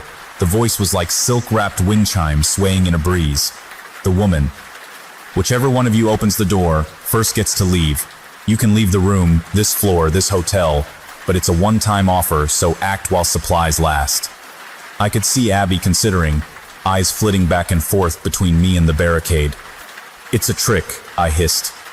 "They just want in." After a moment, Abby's shoulders slumped. She nodded in agreement and closed her eyes. That gave me all of the time I needed to break the television over her head. It only took a minute to clear the barricade. I swallowed before opening the door, but I knew it didn't really matter. If this was a trick, the worst they could do was kill me all over again. "We were hoping you would be the one," the woman said, staring in through the crack in the door. The carnival face paint made her eyes look predatory. Even the duck feather felt sinister, jutting out of her headband like an ice pick raised for a lobotomy. I opened the door the rest of the way, and the three walked in. "Go ahead," the woman told me as she moved towards Abby's crumbled form. "Get gone." As I ran down the hallway, I found myself hoping the blow from the television had killed Abby. I owed her that much mercy at least. By some miracle, the elevator doors were closed, and it responded when I pushed the call button. Somehow, that wait for the elevator felt longer than the thousands of loops I'd experienced on floor 17. I kept anticipating a knife in the back, or worse, a reset. When the elevator doors opened, I collapsed inside, sobbing like a lost child reunited with their mother. The ride down to the lobby may have been the happiest minutes of my life. The doors opened again on the ground floor, and all I could do was crawl out. My eyes made level with 2 pairs of boots, and I looked up. A wiry man with a mop and a short woman, both in coveralls, stared down at me. I stood up. I noticed they had name tags, the same strange brass as the other hotel staff. The man's read, "Janitor," the woman's, "Pest Control." "You must be the new guest on floor 17, the janitor said, smacking his gum. I stammered but couldn't find any words, none that would make sense. "We're on our way to clean up," the janitor continued. "It's always such a mess." Pest control looked at me with hard eyes. She pulled out what looked like a miniature bear trap. "For the rats," she whispered. "Blood always brings them swarming." You shouldn't bother," I said. "The whole floor. It resets, restarts." The janitor shrugged. "Time doesn't work the same way for everyone, everywhere, at least not in the non-dormant. There is always disorder on that floor, and it is my obligation to have that sorted as quickly and efficiently as I can." Pest control grinned, and I just love my work. They brushed past me into the elevator. Fuck 'em, bunch of wackos. I ran for the lobby door. I was not going to spend a minute longer than necessary in the hotel. As I passed the front desk, though, I came up short. The concierge was watching me, light glinting from his glasses so much I couldn't make out his eyes. There was another man with him behind the desk, tall and broad-shouldered, with a car salesman's grin and a rock star's long hair. His name tag read, "Public Relations." "Checking out?" the concierge asked. I could only nod weakly. Public Relations gestured me forward and I obeyed. He slid a document across the desk. "We understand you may have not had the most enjoyable experience here at the Hotel Non-Dormant. We certainly apologize, but would appreciate it if you signed a basic non-disclosure agreement." I signed without reading. "Can I go?" "Of course." Public Relations flashed his teeth. "Please do, and go with our sincerest apologies." I turned to leave. "In fact, as a sign of goodwill, I want you to know that your next stay with us will be on the house." I let out an insane giggle. "Well, gee, I appreciate that, but I don't think I'll be back anytime soon." "Are you sure?" the concierge asked, checking his computer. "It looks like your next stay is already booked." "No," I whispered. "Yes, I've double-checked," he said. "Your same room, 1706. Then he told me the date. That's so soon," I said, breathing hard. "That's too soon. I would like to cancel." "I'm sure you would," the concierge replied. "But that's not how it works. If I were you, I'd enjoy the time you have until your next reservation. It looks like you have the room booked for a very, very long stay." I left the hotel in a daze, bumping into people in the street as I walked. It seems I wasn't granted a reprieve, only a delay. I wonder what Abby will say when I return. Maybe I should pick her up a gift, something in the way of apology. Story: She sold happiness in glass jars. The poster read, "Happiness, sold in glass jars, call today," and underneath the text was a phone number. I was walking home from a long, exhausting day of work when I caught a glimpse of the paper stapled on an old telephone pole. I took a picture of it, thinking it was amusing. I was going to show my wife once I got to our apartment, but I was caught up with chores and forgot about it. Dinner, dishes, laundry, packing a snack for our daughter, putting her to bed, then putting her toys away that she'd left out in the living room every night. It was the exact same routine. The next day, I awoke sleeping back-to-back with my wife. I always had to get up earlier than she did for my job, so I quietly got ready for the day and headed out the door. At work, I was updating the company's latest expense report. Most days were similar to this one. They were basically paying me to stare at a computer for 9 hours a day and input a couple numbers into a spreadsheet. I finished my work very quickly, so I decided to head out of the office early. It also helped that it was a Friday, and a lot of people leave early at the end of the week. On my walk back, I was thinking of what my life had become. I did this often. I always dreamed of traveling when I was younger. I wanted to drive across the country or solo backpack across Europe. Then I met Kelsey. Don't get me wrong, I loved Kelsey. I mean, I still do. We just don't have that spark anymore. When you meet someone and get in a relationship, whether it's meant to be or not, some of your personal life plans have to be put on hold. And then that relationship turns to marriage, and then you have a baby, then you have to enroll your daughter in a preschool, then you have to get a better paying job and work more hours and blah blah blah. I'm not trying to throw a pity party for myself. I'm just saying I wasn't exactly content with where I was in my life. I wouldn't have referred to myself as a happy person.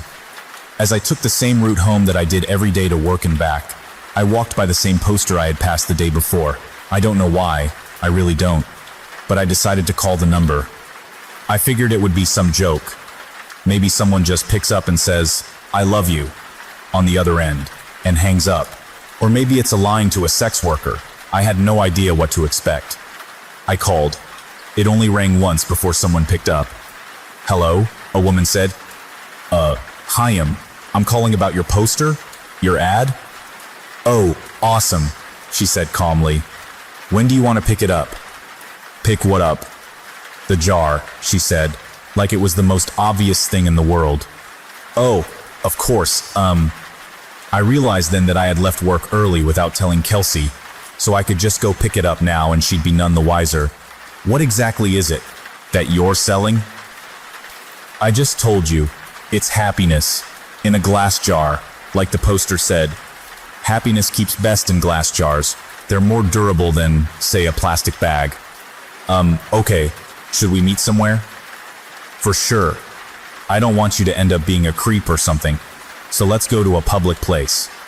The public place we decided on was a Starbucks parking lot a little over a mile from me. Now, I didn't think I was really going to be buying a jar of happiness or whatever. I was 99% sure she was going to sell me drugs. Maybe heroin would be in the jar. I remember thinking, oh no, happiness is probably a nickname for some street drug, and I'm going to a drug deal. What if she's a cop? Am I going to be arrested? But something inside me told me to keep walking, and so I did. I stood outside and texted her. "Me, I'm here." Her, "Cool, be there in a sec." Me, "What are you driving?" Her, "Silver Camry." And as her final text came through, I saw her car pull in. She took a spot not too far from where I stood. I could see there was no one else in the car, which put my kidnapping fear to rest. She opened her door and stood on the pavement, looking around until her eyes met mine. I gave her a little nod of acknowledgement. She simply responded by waving her hand, gesturing for me to come over to her car, so I did. She was young, maybe mid-20s, with curly, golden hair. Her skin was pale and contrasted with the all-black outfit she was wearing. I thought she looked like Glinda the Good Witch from The Wizard of Oz had put on the Wicked Witch's clothes. "Nice day out," she said as a greeting. "Oh yeah, it is. Hadn't really paid attention to it. You were the one that called about the jar, right?" "Yeah, that was me." "Cool, well, here you go." She handed me a very small glass mason jar. It couldn't have been more than 2 inches tall. Inside of it was a light. Not a light bulb, just light. It was like someone bottled up sunshine. It glowed even in the mid-afternoon daylight. It looked like a tiny sun, or a tiny universe existing in this little crystal-walled home. I was admiring it with no attempt to hide the awe on my face. Pretty rad, isn't it? What is it? You've asked that like 3 different times, I think. My answer is still the same. It is happiness. Happiness in a glass jar. What do I do with it? Keep it, she said simply. If you have any problems, shoot me a text. She started to get into her car. Wait, I said. I thought you were selling this. How much is it? Don't worry, man, she said with a smile. You'll pay. She closed her door, and I stepped out of her way as she backed up, then drove off. What the hell had just happened? What was I holding? I looked down at the jar again. Its radiance was simply mesmerizing. I put it in my pocket and could see its glow slightly through my pants. I began to walk home. What was just a nice sunny day quickly changed into a rainy one with clouds wrapping the sky. It was not forecasted that it would rain, or else I would have ridden the bus or subway to work that day. I jogged home, trying not to get too drenched. I finally found shelter once I made it to my apartment building. I walked up to my door and found that my key wasn't on my key ring anymore. Shit, I can't believe I lost it again, I thought. I knocked on the door and said in a somewhat loud voice, "Hey babe, it's me. I don't know what happened to my key." I heard the door being unlocked from the other side. When the door opened, I was greeted by a large, heavy-set man with greasy hair and unkempt goatee. He said, "I think you got the wrong door, bud." "Oh, I said, disoriented. My bad. Sorry. Have a good one. He let out a chuckle as he closed the door. Apartment number 33. I know that was my apartment. I know it was. I'd been in apartment 33 for 5 years now, but that was not my apartment. From what I could see inside, all the furniture was different. It was painted a different color. It was all wrong. I felt like I'd hit my head and was drugged. In that moment, nothing made sense. I pulled out my phone to call Kelsey so she could calm me down and tell me I just got confused for a second. But her contact wasn't in my phone. In fact, nothing was in my phone. I had no messages with her. No previous calls. No pictures. It was like my phone reset to its factory settings. Did that girl somehow switch my phone out when I wasn't looking? I would have just dialed Kelsey's number manually, but I couldn't quite remember it. I had known it by heart before, but not anymore. I needed to get back to the office. I had all my contacts backed up on my work computer.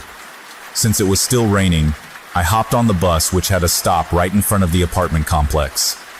I rode downtown toward my office, the whole time staring at my wet shoes, wondering what the hell was going on. We have a keycard access to our building, so only authorized personnel can get inside. I always keep my access card in my wallet, always. But, surprise, surprise, it wasn't there. I buzzed into the speaker we had for guests with appointments, or employees as a backup in case anyone lost or forgot their card. Buzz. Hey, this is Tim. I must have lost my card. My employee number is... I stopped as I drew a blank. A voice came through the speaker. Tim, you got cut out. What's your employee number?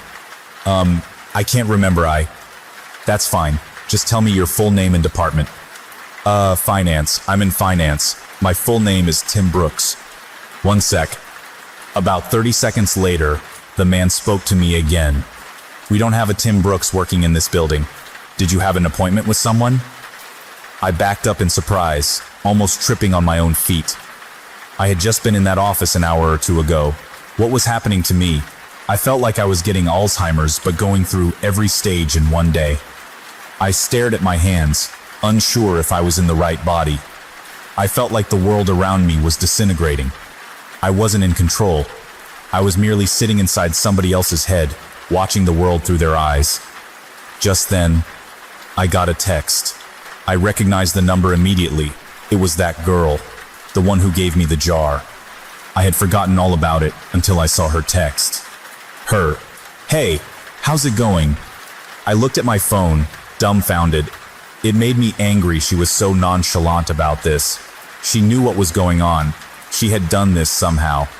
Me. What the hell did you do to me? Her. The worst is yet to come. I was astronomically close to just chucking my phone as far as I could in frustration. I took the jar out of my pocket. It looked unchanged, still glowing just as bright. What the fuck did you do? I yelled at the jar, realizing I probably looked like a lunatic. As I stared at its glistening glass, I realized something. I didn't know what my wife's face looked like anymore. I knew her name. Well, I know it started with a K, or maybe a C. I couldn't picture her in my mind. I knew I had a wife. I knew I did. Yes, because I had a daughter. I had a wife and a daughter. I just couldn't remember their faces, nor their names, or their birthdays, or any memories I had with them. I know they existed. They did exist. I had just seen them that morning, right? I couldn't remember how she looked, or what she smelled like. What was our first date? We had a wedding, right? What about our first kiss? Or my daughter, or was it my son? Maybe I didn't even have a kid. But my wife, or girlfriend, she was real. I knew she was. The thought was tearing me apart. I couldn't see her in my head. I couldn't recall a single fact about her. I was standing outside of the same building, but I was unsure why I was. Did I work there? I must work somewhere. The rain was accompanied by a chilly wind now. It was whipping at my face, making my nose and cheeks sting.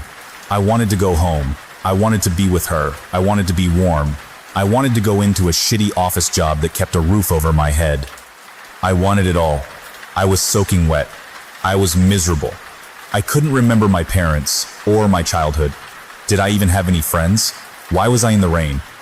I looked down at my hand. I was still clutching the jar. The only memory of my entire life I could concretely remember was that girl giving it to me, telling me it was happiness. It did not bring happiness. It brought pain. It brought suffering. I was more miserable in that moment than I'd ever been. My phone buzzed. "Break the jar, Tim." I looked at my other hand. With the setting sun and the rainy sky, I swear the jar glowed brighter than any streetlight near me. I didn't break it because I was following her instruction. I broke it because I was angry. I broke it because I was upset. I needed a release. I raised my arm above my head and brought it down with one swift motion, shattering the jar on the concrete beneath my feet. That dark, chilly air accompanying the rain spread away like it was the shockwave of a bomb going off, and I was at the epicenter. I saw the warm, yellow light from inside the jar spread rapidly across the ground and ascend into the sky. It was as if I was watching the beginnings of the universe being created, like God had just snapped his fingers and said, "Let there be light." I was engulfed in it. I could no longer see street or rain or anything dark. I felt like I was plummeting into a star going faster than the speed of light. It felt like sitting in front of a fire on a cold winter's night, but that warmth was covering every inch of my body. And then I blinked. Immediately I could feel the sheets beneath me, and my back barely touching my wife's. I was staring out the window. The morning light drenched through the glass and gleamed on my face. I stood from bed and grabbed my phone. It was Friday morning. I had one text. "Let me know if you ever need another jar." I called in sick to work. I snuck into my daughter's room and greeted her with a kiss and told her she didn't have to go to preschool today. We were going to have a family day. She smiled and stretched out her arms with a yawn before curling up and falling back asleep. I got back in bed and squeezed my wife tightly. I didn't let go for hours. Our daughter came into our room and woke us up. Eventually, she was jumping on the bed and shouting for us to wake up.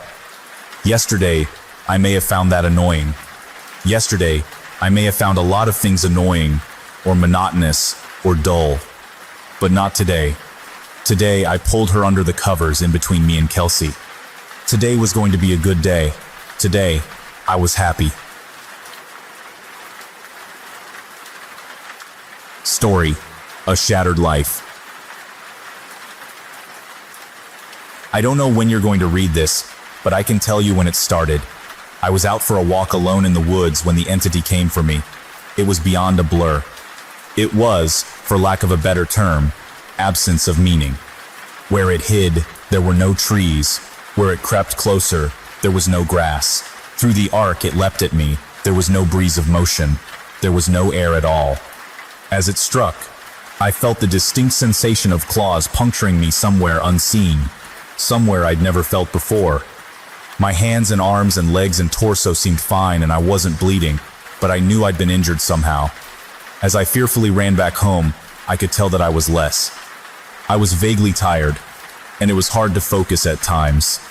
The solution at that early stage was easy. A big cup of coffee helped me feel normal again.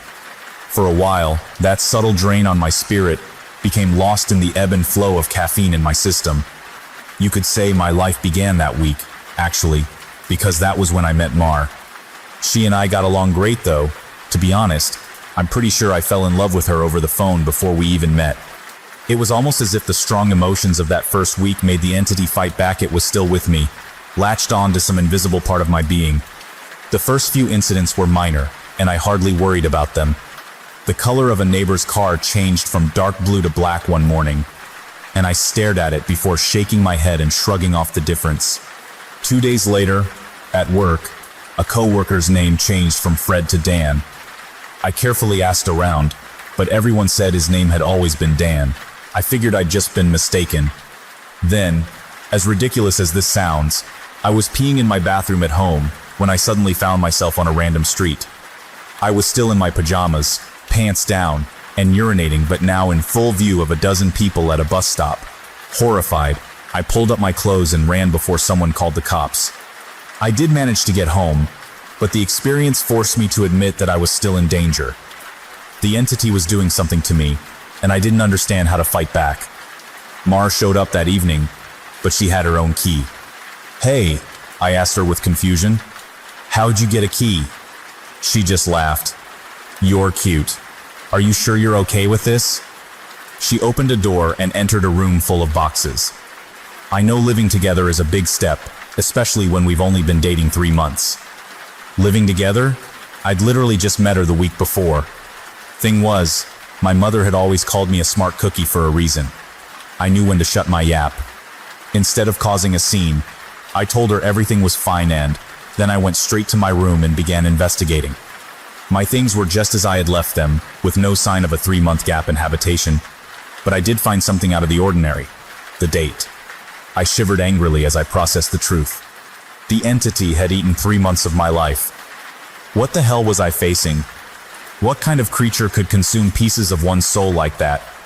I'd missed the most exciting part of a new relationship, and I would never understand any shared stories or in-jokes from that period.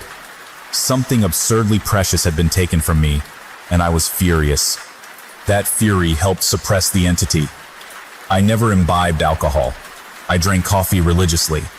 I checked the date every time I woke up. For 3 years, I managed to live each day while observing nothing more than minor alterations. A social fact here and there, someone's job, how many kids they had, that sort of thing, the layout of nearby streets, the time my favorite television show aired, that kind of thing.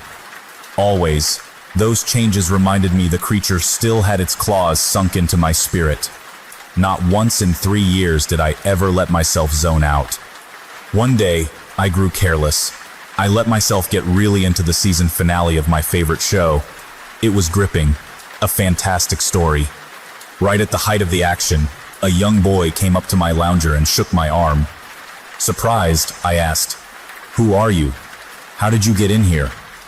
He laughed and smiled brightly. "Silly daddy." My heart sank in my chest. I knew immediately what had happened. After a few mass questions, I discovered that he was 2 years old and that he was my son. The agony and heartache filling my chest was nearly unbearable. Not only had I missed the birth of my son, I would never see or know the first years of his life.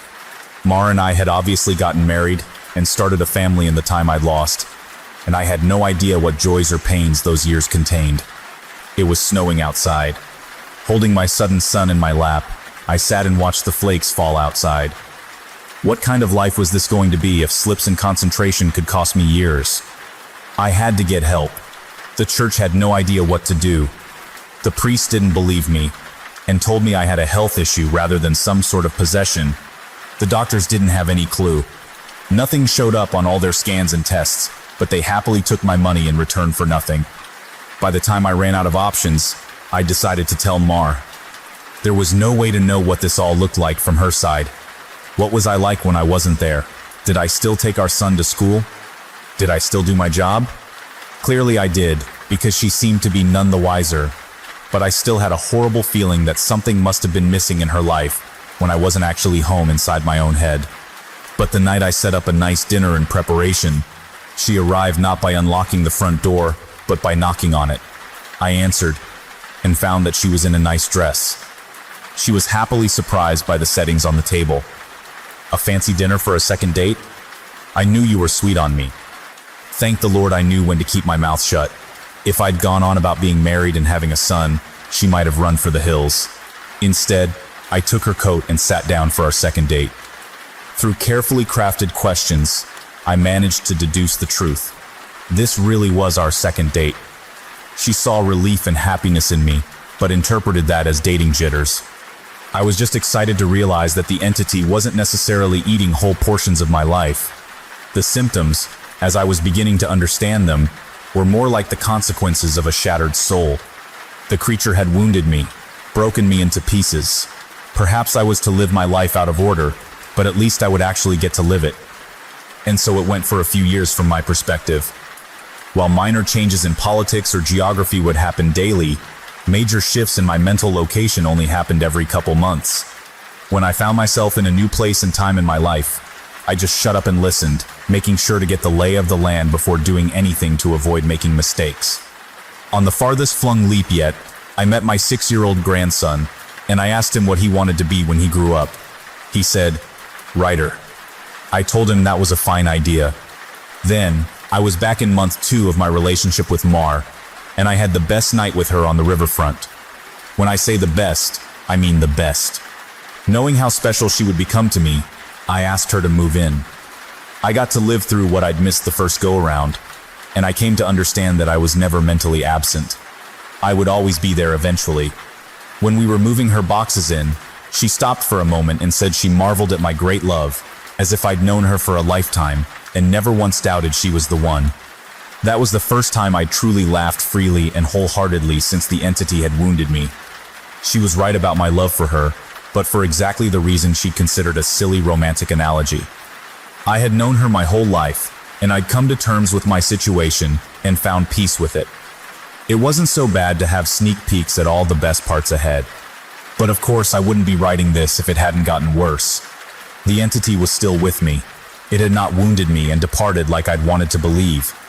The closest I can describe my growing understanding was that the creature was burrowing deeper into my psyche, fracturing it into smaller pieces. Instead of months between major shifts, I began having only weeks. Once I noticed that trend, I feared my ultimate fate would be to jump between times in my life, heartbeat by heartbeat, forever confused, forever lost. Only an instant in each time meant I would never be able to speak with anyone else, never be able to hold a conversation, never express or receive love. As the true depth of that fear came upon me, I sat in an older version of me and watched the snow falling outside. That was the one constant in my life. The weather didn't care who I was or what pains I had to face. Nature was always there. The falling snow was always like a little hook that kept me in a place. The pure emotional peace it brought was like a panacea on my mental wounds. And I'd never yet shifted while watching the pattern of falling white and thinking of the times I'd gone sledding or built a snow fort as a child. A teenager touched my arm. "Grandpa?" "Eh?" He'd startled me out of my thoughts, so I was less careful than usual.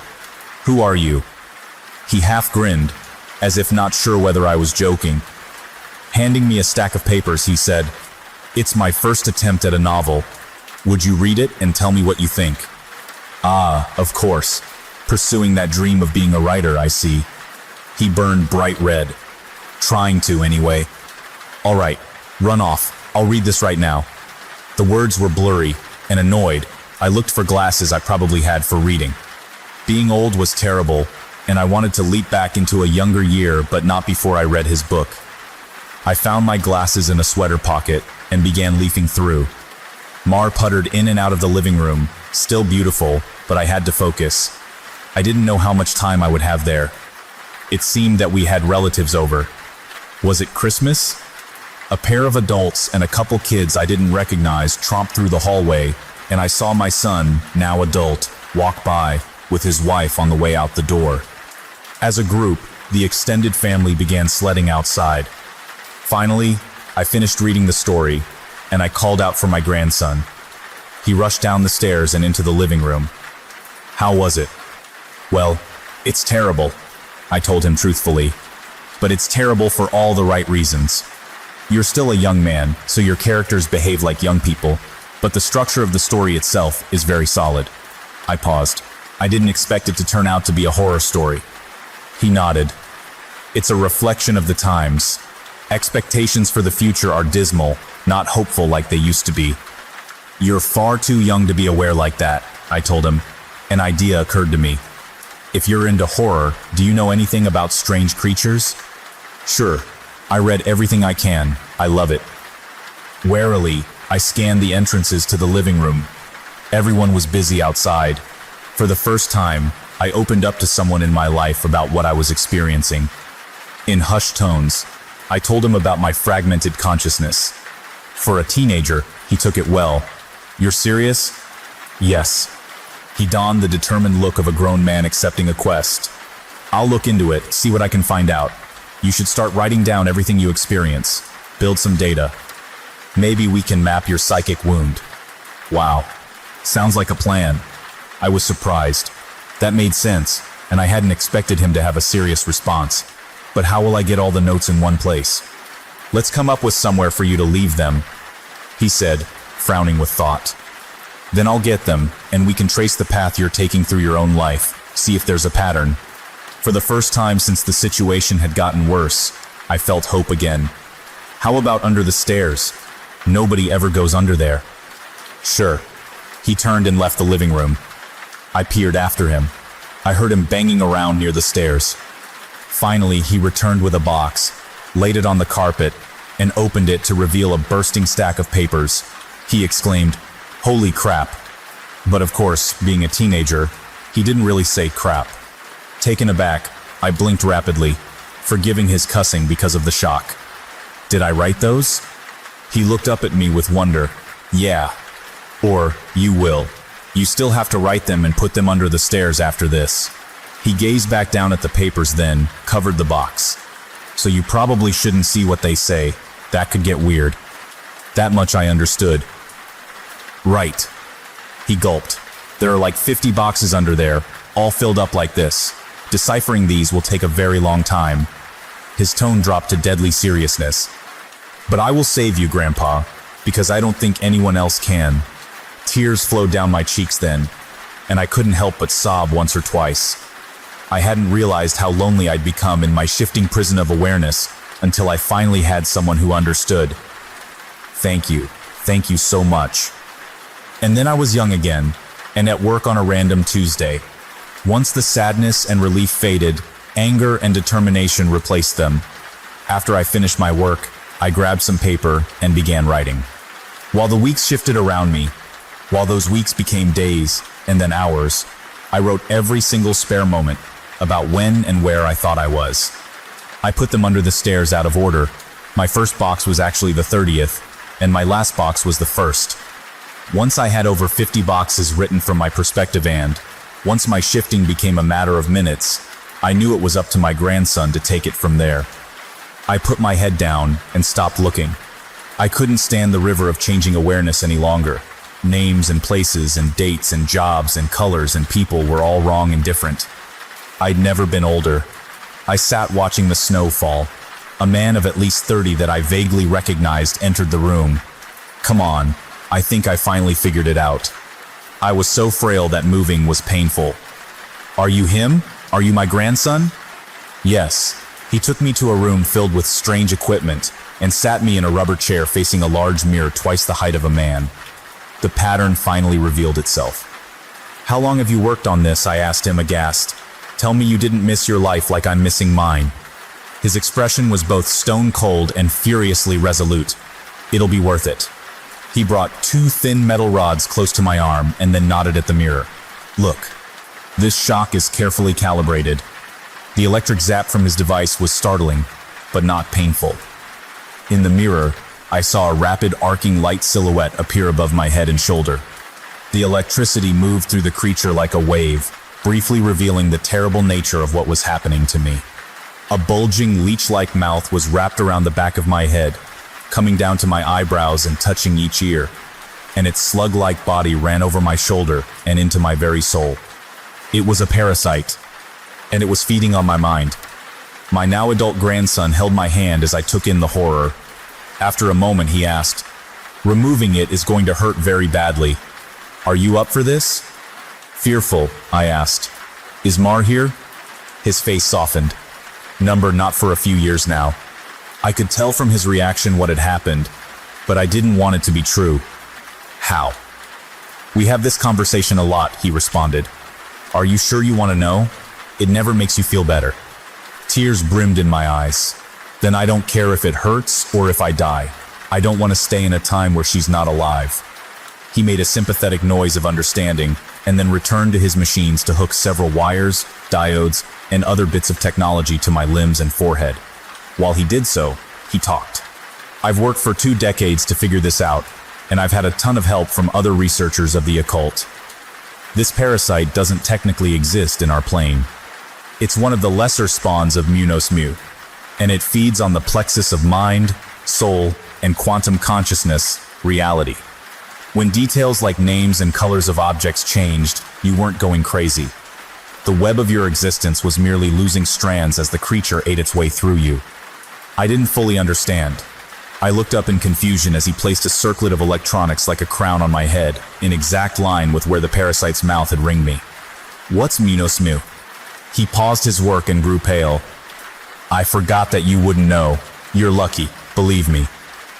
After a deep breath, he began moving again and placed his fingers near a few switches. Ready? This is carefully tuned to make your nervous system extremely unappetizing to the parasite, but it's basically electroshock therapy. I could still see Mars smile. Even though she was dead, I'd just been with her moments ago. Do it. The click of a switch echoed in my ears, and I almost laughed at how mild the electricity was.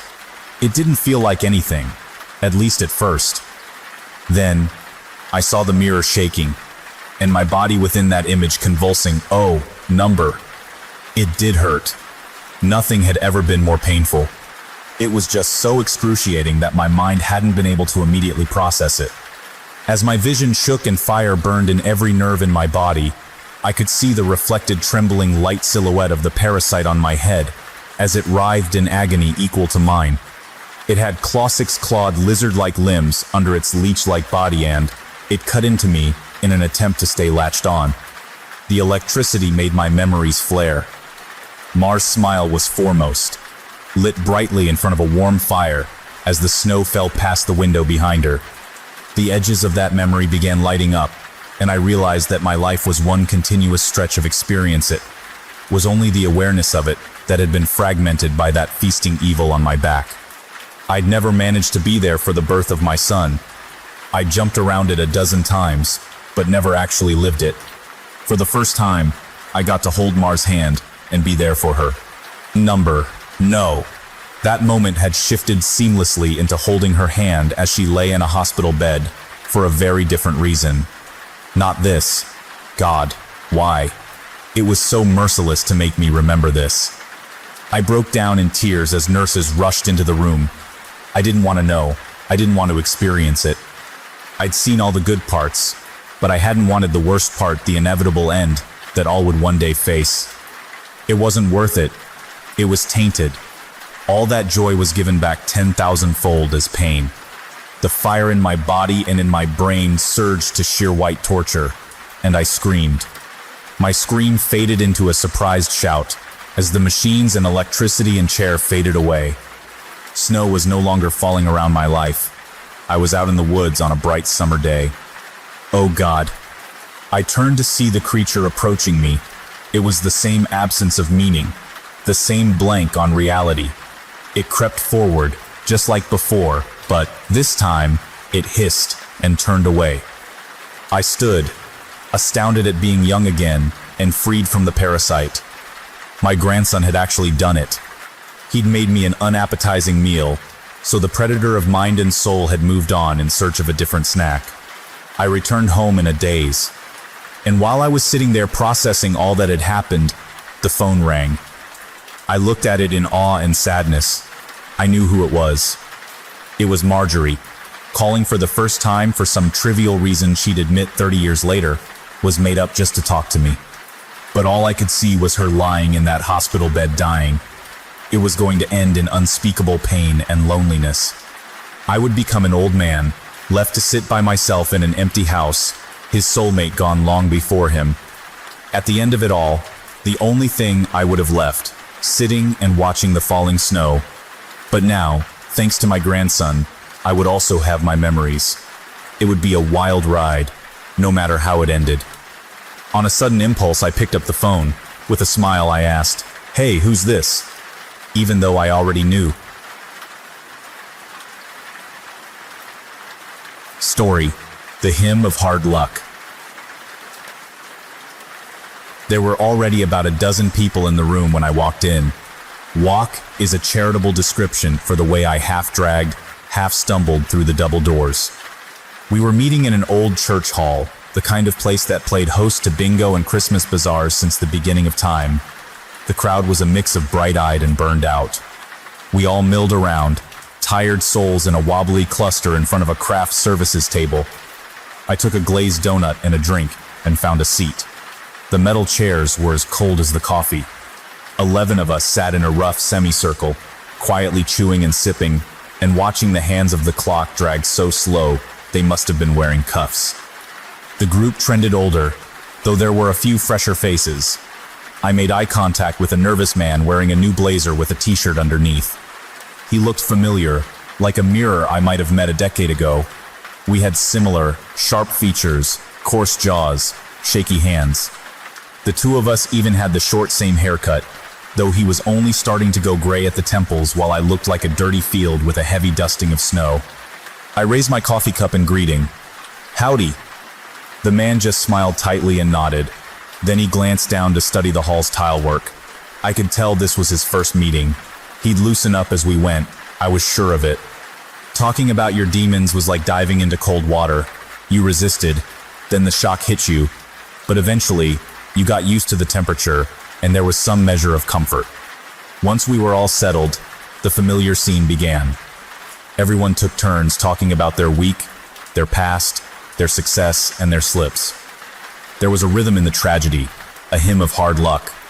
Here was the inhalation and slow release of old memories, moments swollen with pain and guilt. We each let them free in the room, and they floated like disfigured balloons between us. A shared cord wrapped around all of our necks, and when we spoke, when we opened up, the pressure loosed just a little. Then we could breathe in the good air, lovely oxygen that tasted like summer sun, and promised that tomorrow might be better than yesterday. When it was my turn, I stood up, made sure to look around the room and make eye contact. I caught the new guy's glance and nodded. He smiled back gingerly. "Hey, my name is Henry, I'm an alcoholic." I lied. "Hi, Henry," returned the chorus. "It's been a rough month," I said. That part was true. I got on the wagon, fell off the wagon, then the wagon ran me right over. Some knowing chuckles, there. The hymn of hard luck. It was a melody we all knew, a song to hum on our worst days. I went on to talk about temptation, about loss, about the ache of digging yourself a lonely well in the cold earth of your soul and crawling into the dark. The water in that well is freezing, and it makes you sick. I said, but it never runs out. It's an easy place to find when you're thirsty. I know the draw of the well, how the stones have their own gravity. One day, I want to break its violent orbit. I live for that day. Every morning I wake up hoping this is that moment, the first day of the rest of my life.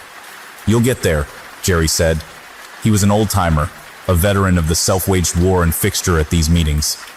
"We'll all get there," he promised. I nodded and took my seat.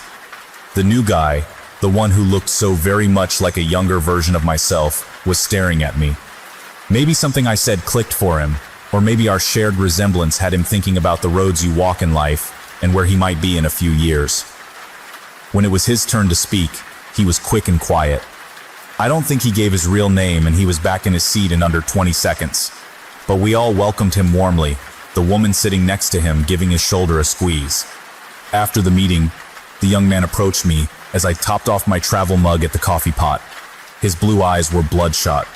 I could smell the evergreen bitterness of gin on his breath. A little something to calm his nerves that morning, I guessed. "My name is Matt," he told me, reaching out for a handshake. That wasn't the name he'd given the group. We shook.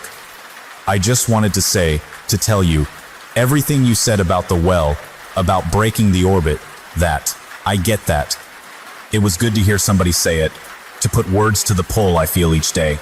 Thank you." I smiled. "You're very welcome, Matt." I knew the next part. I was sure of it. A wave of need hit me hard. I squeezed my travel mug until it felt like my knuckles would slip out of my skin. Following the need was the familiar anger, the impatience. I fought it down and kept a smile carved into my face. Matt glanced around the room, then met my eye. I was wondering if you'd be willing to sponsor me." I pretended to think about it. "Well, that's a heavier order than you might realize, this being your first meeting and all. Are you hungry? We can grab breakfast and talk about it." "I'm not really hungry," Matt said. "To tell you the truth, I haven't had much of an appetite lately. Irritation dancing up my spine. Let's go eat. Hunger has a way of sneaking up on you." Matt hesitated but nodded. I felt something relax inside of me, a sleeping need that always had one eye open. "I know a quiet diner around the corner," I said. The place was empty, greasy, the sort of diner where they put pies under glass and the coffee could dissolve aluminum. I ordered food. Matt just asked for tea. We sat, and I ate, in silence. "What do you think makes it stick?" Matt asked me when I was halfway done my eggs. I was having a hard time focusing. The need was banging around my head like a trapped animal freshly locked in the zoo. I could hear my pulse loudly pumping. Even worse, I could hear Matt's. Under the table, my left hand would clench and unclench. There was a rising anxiety blooming in me. It was familiar, a nervous vibration that tugged at my skin, an impending sense of doom. I knew it was the withdrawal talking, promising, threatening. The shakes would come next. I sat there staring at Matt, watching him talk but not listening. His heartbeat sounded like a hammer driving a nail with every thump. My anxiety kept feeding off of itself, making more and more demands. Suddenly, I felt genuinely afraid. I was trapped, with no control. Instead of free will, I was stuck on a train track. Every day I would go to the end of the line and fall off an unfinished bridge.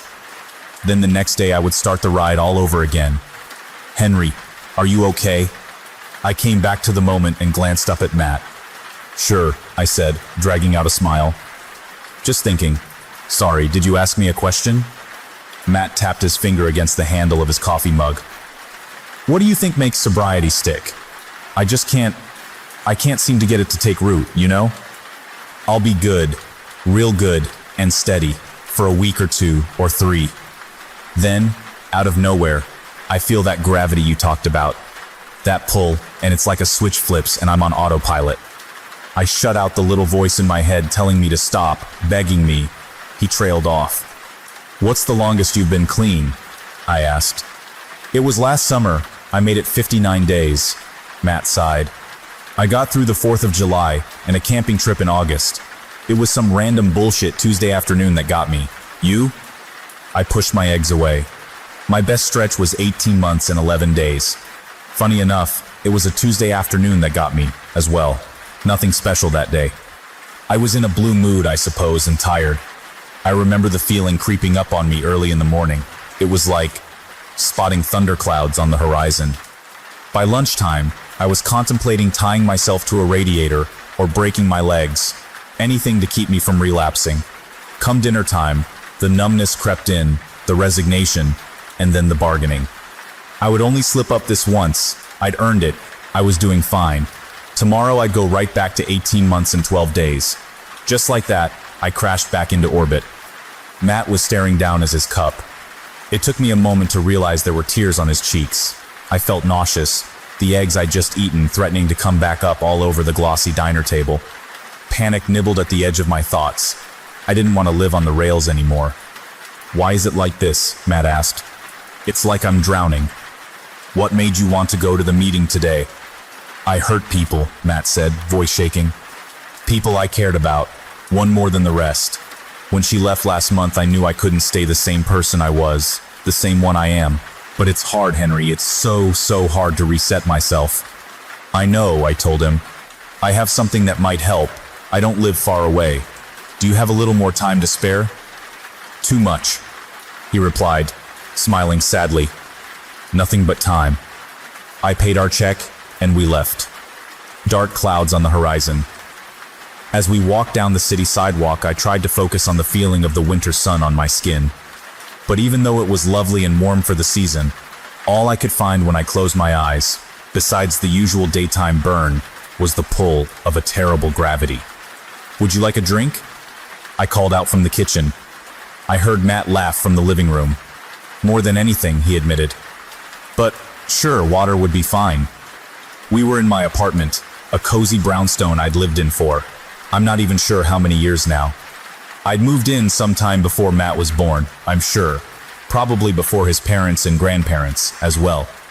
I poured him a glass of water and pulled the rolled up sheet of plastic out from a cabinet above the refrigerator. Matt accepted the water with a puzzled look. "What's that for?" "I'm a bit of a germaphobe and you'd be amazed how much this helps with cleanup," I said, placing the plastic on the floor between us. I unrolled the thin, clear material. It was a plastic square 6 feet across. When I stood up, I saw Matt's confusion begin to evolve into panic. "Why do?" he began, the rest of his sentence trapped when my right hand caught his throat. Matt looked surprised. I moved awfully quick. He struggled and clawed and wheezed. But I had a grip like a prison gate, and once it was closed, it would only open in its own time. I did not let him suffer. Matt's windpipe crumbled between my fingers like a styrofoam cup. When I pulled my hand back, it was red and wet. He fell and I gently steered him to land on the plastic. The room smelled like meat and copper. Matt's mouth was opening and closing like a fish drowning in air. The hole in his throat prevented him from forming words, but I knew what he was asking. Why me? I knelt down and put a hand on Matt's shoulder. There were tears in my eyes. It's nothing you did, I promised him. And I'm no one to judge you anyway. Part of it, well, it's just bad luck. The rest is because I thought you would understand. I went back into the kitchen to find an empty glass while Matt bled to death on my floor. Story: Space Girl. We called her Space Girl. Her real name was Megan Daniels, but nobody actually called her that. She'd been Space Girl since grade 2. She was the kind of kid who stuck out in the crowd with her long red hair, ghostly pale skin, and Coke bottle glasses. For as long as I'd known her, Space Girl had been quiet. She didn't like to be around us. She didn't play with us when we were kids. She didn't even talk much. Most of the time, she'd find somewhere to sit, far away from everyone else. Then she'd open up her little notebook and scribble inside of it. Sometimes she wrote poems, sometimes she drew. But she was always off on her own little world. Nowadays, I understand why we targeted her. She was different, and she was alone. That doesn't justify any of it, but kids can be cruel. I remember that it was Sasha Brown who told me that Space Girl was retarded because her mother was on drugs. She probably just made that up, but we all believed it. She had always been the worst towards Space Girl, and she kept that up until the end. It all started in grade 5 when Sasha took her notebook. It had been raining that day, so we'd had an indoor recess. Space Girl sat in the corner at her desk, eyes focused on her notebook, as she methodically worked on a drawing. Sasha and I had been sitting nearby at our desks, and we simply just watched her do her thing. I can't believe they let that retard sit in with us, Sasha murmured. Look at her. Why do they even let them in schools? They aren't going to learn anything. Better than leaving her at home with her crackhead mom, said Tanya Everett. She and I weren't exactly friends, but she sat close to Sasha and I. My dad says he sees a different car in front of her house every day. He says that she lets boys come and they pay her so they can have sex. None of us could actually say the dreaded S word at the time. Sex was still a terrible unknown thing, and we all had been raised to believe that nobody decent would ever do it. Space Girl paused, and her eyes darted away from her book to look at us. I can only imagine she'd heard us. Sasha just stared right back at her. What? Do you have a problem, Space Girl? She asked. The teacher was out of earshot, and that gave her carte blanche to say whatever she wanted. Space Girl didn't respond. She just looked back down at her notebook, but Sasha had been challenged, or at least she thought she'd been. She looked over to the teacher's desk to make sure she was busy. Then she got up and moved closer to Space Girl. What are you even doing in there, retard? She'd reached out to snatch the book before Space Girl could stop her. What even is this? A unicorn? What are you, 5? She handed the book to me, and I took it on instinct. There was a brightly colored drawing of a unicorn inside. The artwork was actually pretty nice, but I would never have said so. The book was passed on to Tanya next, and Space Girl could only look at us helplessly. Wow, you can't even draw. Look at this. She tore the page out of the notebook, and Space Girl let out a startled whimper, as if she'd been struck. The picture was crumpled up and the book was thrown on the floor by Space Girl's desk. Draw something that isn't trash next time, Tanya said, and Sasha just giggled, as if it was anything other than being mean-spirited, just for the sake of it. Space Girl slowly picked her book up off the floor, avoiding eye contact as Tanya and Sasha turned away from her. I continued to stare. I remember that the way she moved was so defeated, as if she were shrinking in on herself. She looked up at me, but only for a moment, and I felt bad for her. I really did, but I didn't do anything about it. I just left her to rejoin the others. After that, Space Girl became an easy target for Sasha and Tanya. Every chance they got, they'd harass her, and I regret to admit that I was usually right there with them. During the days where we could go outside for recess, Space Girl would always sit beneath the same tree, always working in her notebook. When she did, we would always lean on the trunk and look down over Space Girl's shoulder. Wow, that's really good, Space Girl. Was how most of her comments would start. Did you mean to draw it like it got hit by a truck, or is that just your style? There was never a compliment. She would always find something to needle. Can you draw me? Sasha asked once. I heard that retards were always like art geniuses or something. Maybe it'll even look like a person. Space Girl didn't look up at her. She seemed to be trying not to acknowledge the insults. I won't pretend like I was blameless either. I never stopped them, and there were plenty of times where I was right there, making fun of her because that was what we did, and we weren't the only ones. More or less everyone hurt her in some way or another. But she never complained. I think she was too scared to. It was late December in 7th grade where things got even worse. I don't know all the details, and I don't know just for how long things had been boiling over, but I'd heard a rumor that James Hardy had it out for Space Girl. James had only been in my class a few times, and he wasn't in my class that year. He was a small, mousy-looking kid who was convinced he was the world's toughest gangster. The rumors said that someone had seen his dad going into Space Girl's house. Naturally, there had been speculation that they'd been having sex. Someone told me that James's parents had been divorcing because of it. Somehow all of these rumors had mutated into claims that James and Space Girl were dating, and I think that was what had rubbed him the wrong way. We were coming in from recess when some boys decided to pull a little prank on James. The whole prank had been set up by Brian Jordan and his brother Mike. They had some mistletoe for the holiday season and had set it up in the hall leading back to our classroom. Mike had grabbed Space Girl during recess and were holding her behind the door where the mistletoe was. When James walked through, they pushed her at him and snapped a picture. I'd been just behind James when it happened. I watched as Space Girl came flying out of seemingly nowhere, eyes wide and afraid, then slammed into James. They both hit the ground, and I could hear the other boys laughing. Look, she wanted to give you a kiss, one the boys said. Space Girl was trying to crawl away from James and pick up her notebook, but somebody had kicked it out of sight.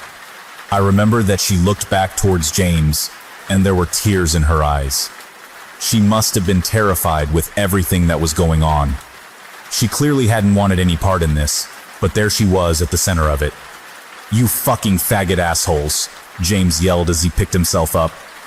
Hey, she just wanted to give you a smooch, offed Brian. Come on, give her a kiss.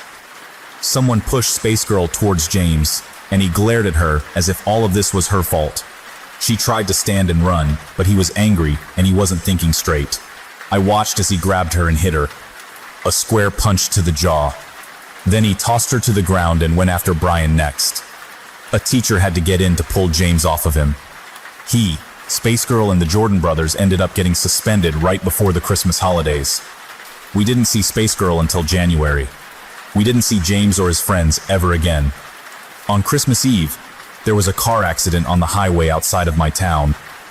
Supposedly it had swerved off the road to avoid an animal of some kind and gone into a ditch.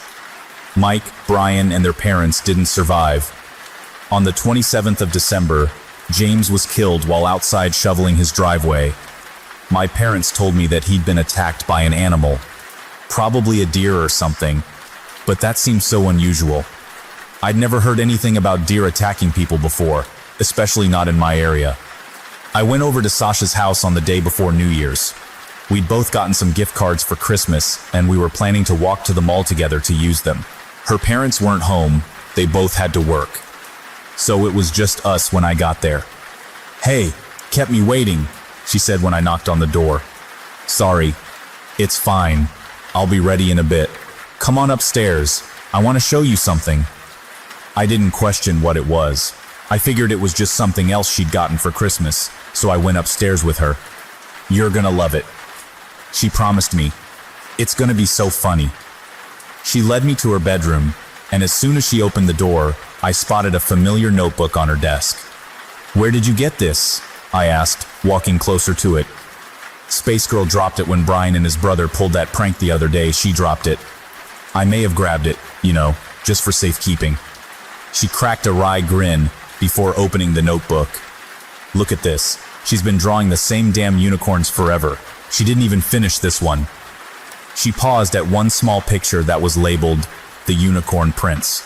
It depicted an empty field with a blank space where the titular prince should have been. Sasha flipped through the pages a little more until she got to the newer ones. I figured since they kicked Space Girl out for a little while, and her mom is too poor to get her anything for the holidays, I'd step up. What do you think? Sasha wasn't anywhere near as good of an artist as Space Girl was, but the simple detail in what she had drawn turned my stomach. In her first picture, Space Girl was hanging from a rope, her tongue was hanging out, and her eyes were closed. In the second one, Space Girl had a gun in her mouth.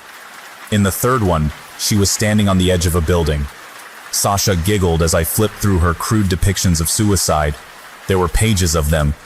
"What do you think?" she asked with a grin. "I'll bet she'll lose her shit." I closed the notebook and looked over at Sasha. "Are you out of your mind?" I asked. Sasha's grin faded. "What do you mean?" "You stole her notebook just so you could draw these? Sasha, that's really messed up." "It's Space Girl. Who the hell cares about Space Girl, Jane? You just drew her killing herself over and over again." I took the book off her desk. "Do you not understand what's wrong with that?" Sasha just stared at me like I was crazy. "Fine. Sue me for trying to be funny." Sasha said, "Just give it here." She outstretched a hand to take the notebook, but I pulled back from her. "Number, you're just going to put something else in there." Anger flared in Sasha's eyes. "Jane, just give me the book." "No." I opened the book, and I started to tear out those pages of Space Girl's suicide. Sasha lunged for me, trying to grab at the book and stop me, but pushed her back. I didn't mean to push so hard, but I did, and she fell, landing hard on the ground. For a moment, Sasha looked up at me, wide-eyed and shocked. I don't think anyone had laid a hand on her like that before. Then I saw something in her eyes, not just anger, something worse. It was the same thing that had prompted her to draw those horrible pictures of Space Girl. I turned and I ran, bolting down her stairs and out her front door, back into the snow. I clutched Space Girl's notebook to my chest the entire time, and I didn't let it go until I got home. I spent the rest of the Christmas break terrified that my parents would get a call from Sasha's lie pushed her, and that seemed like such a big deal at the time.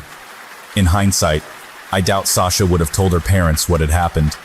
They would have asked why I'd pushed her, and I would have told them about the notebook.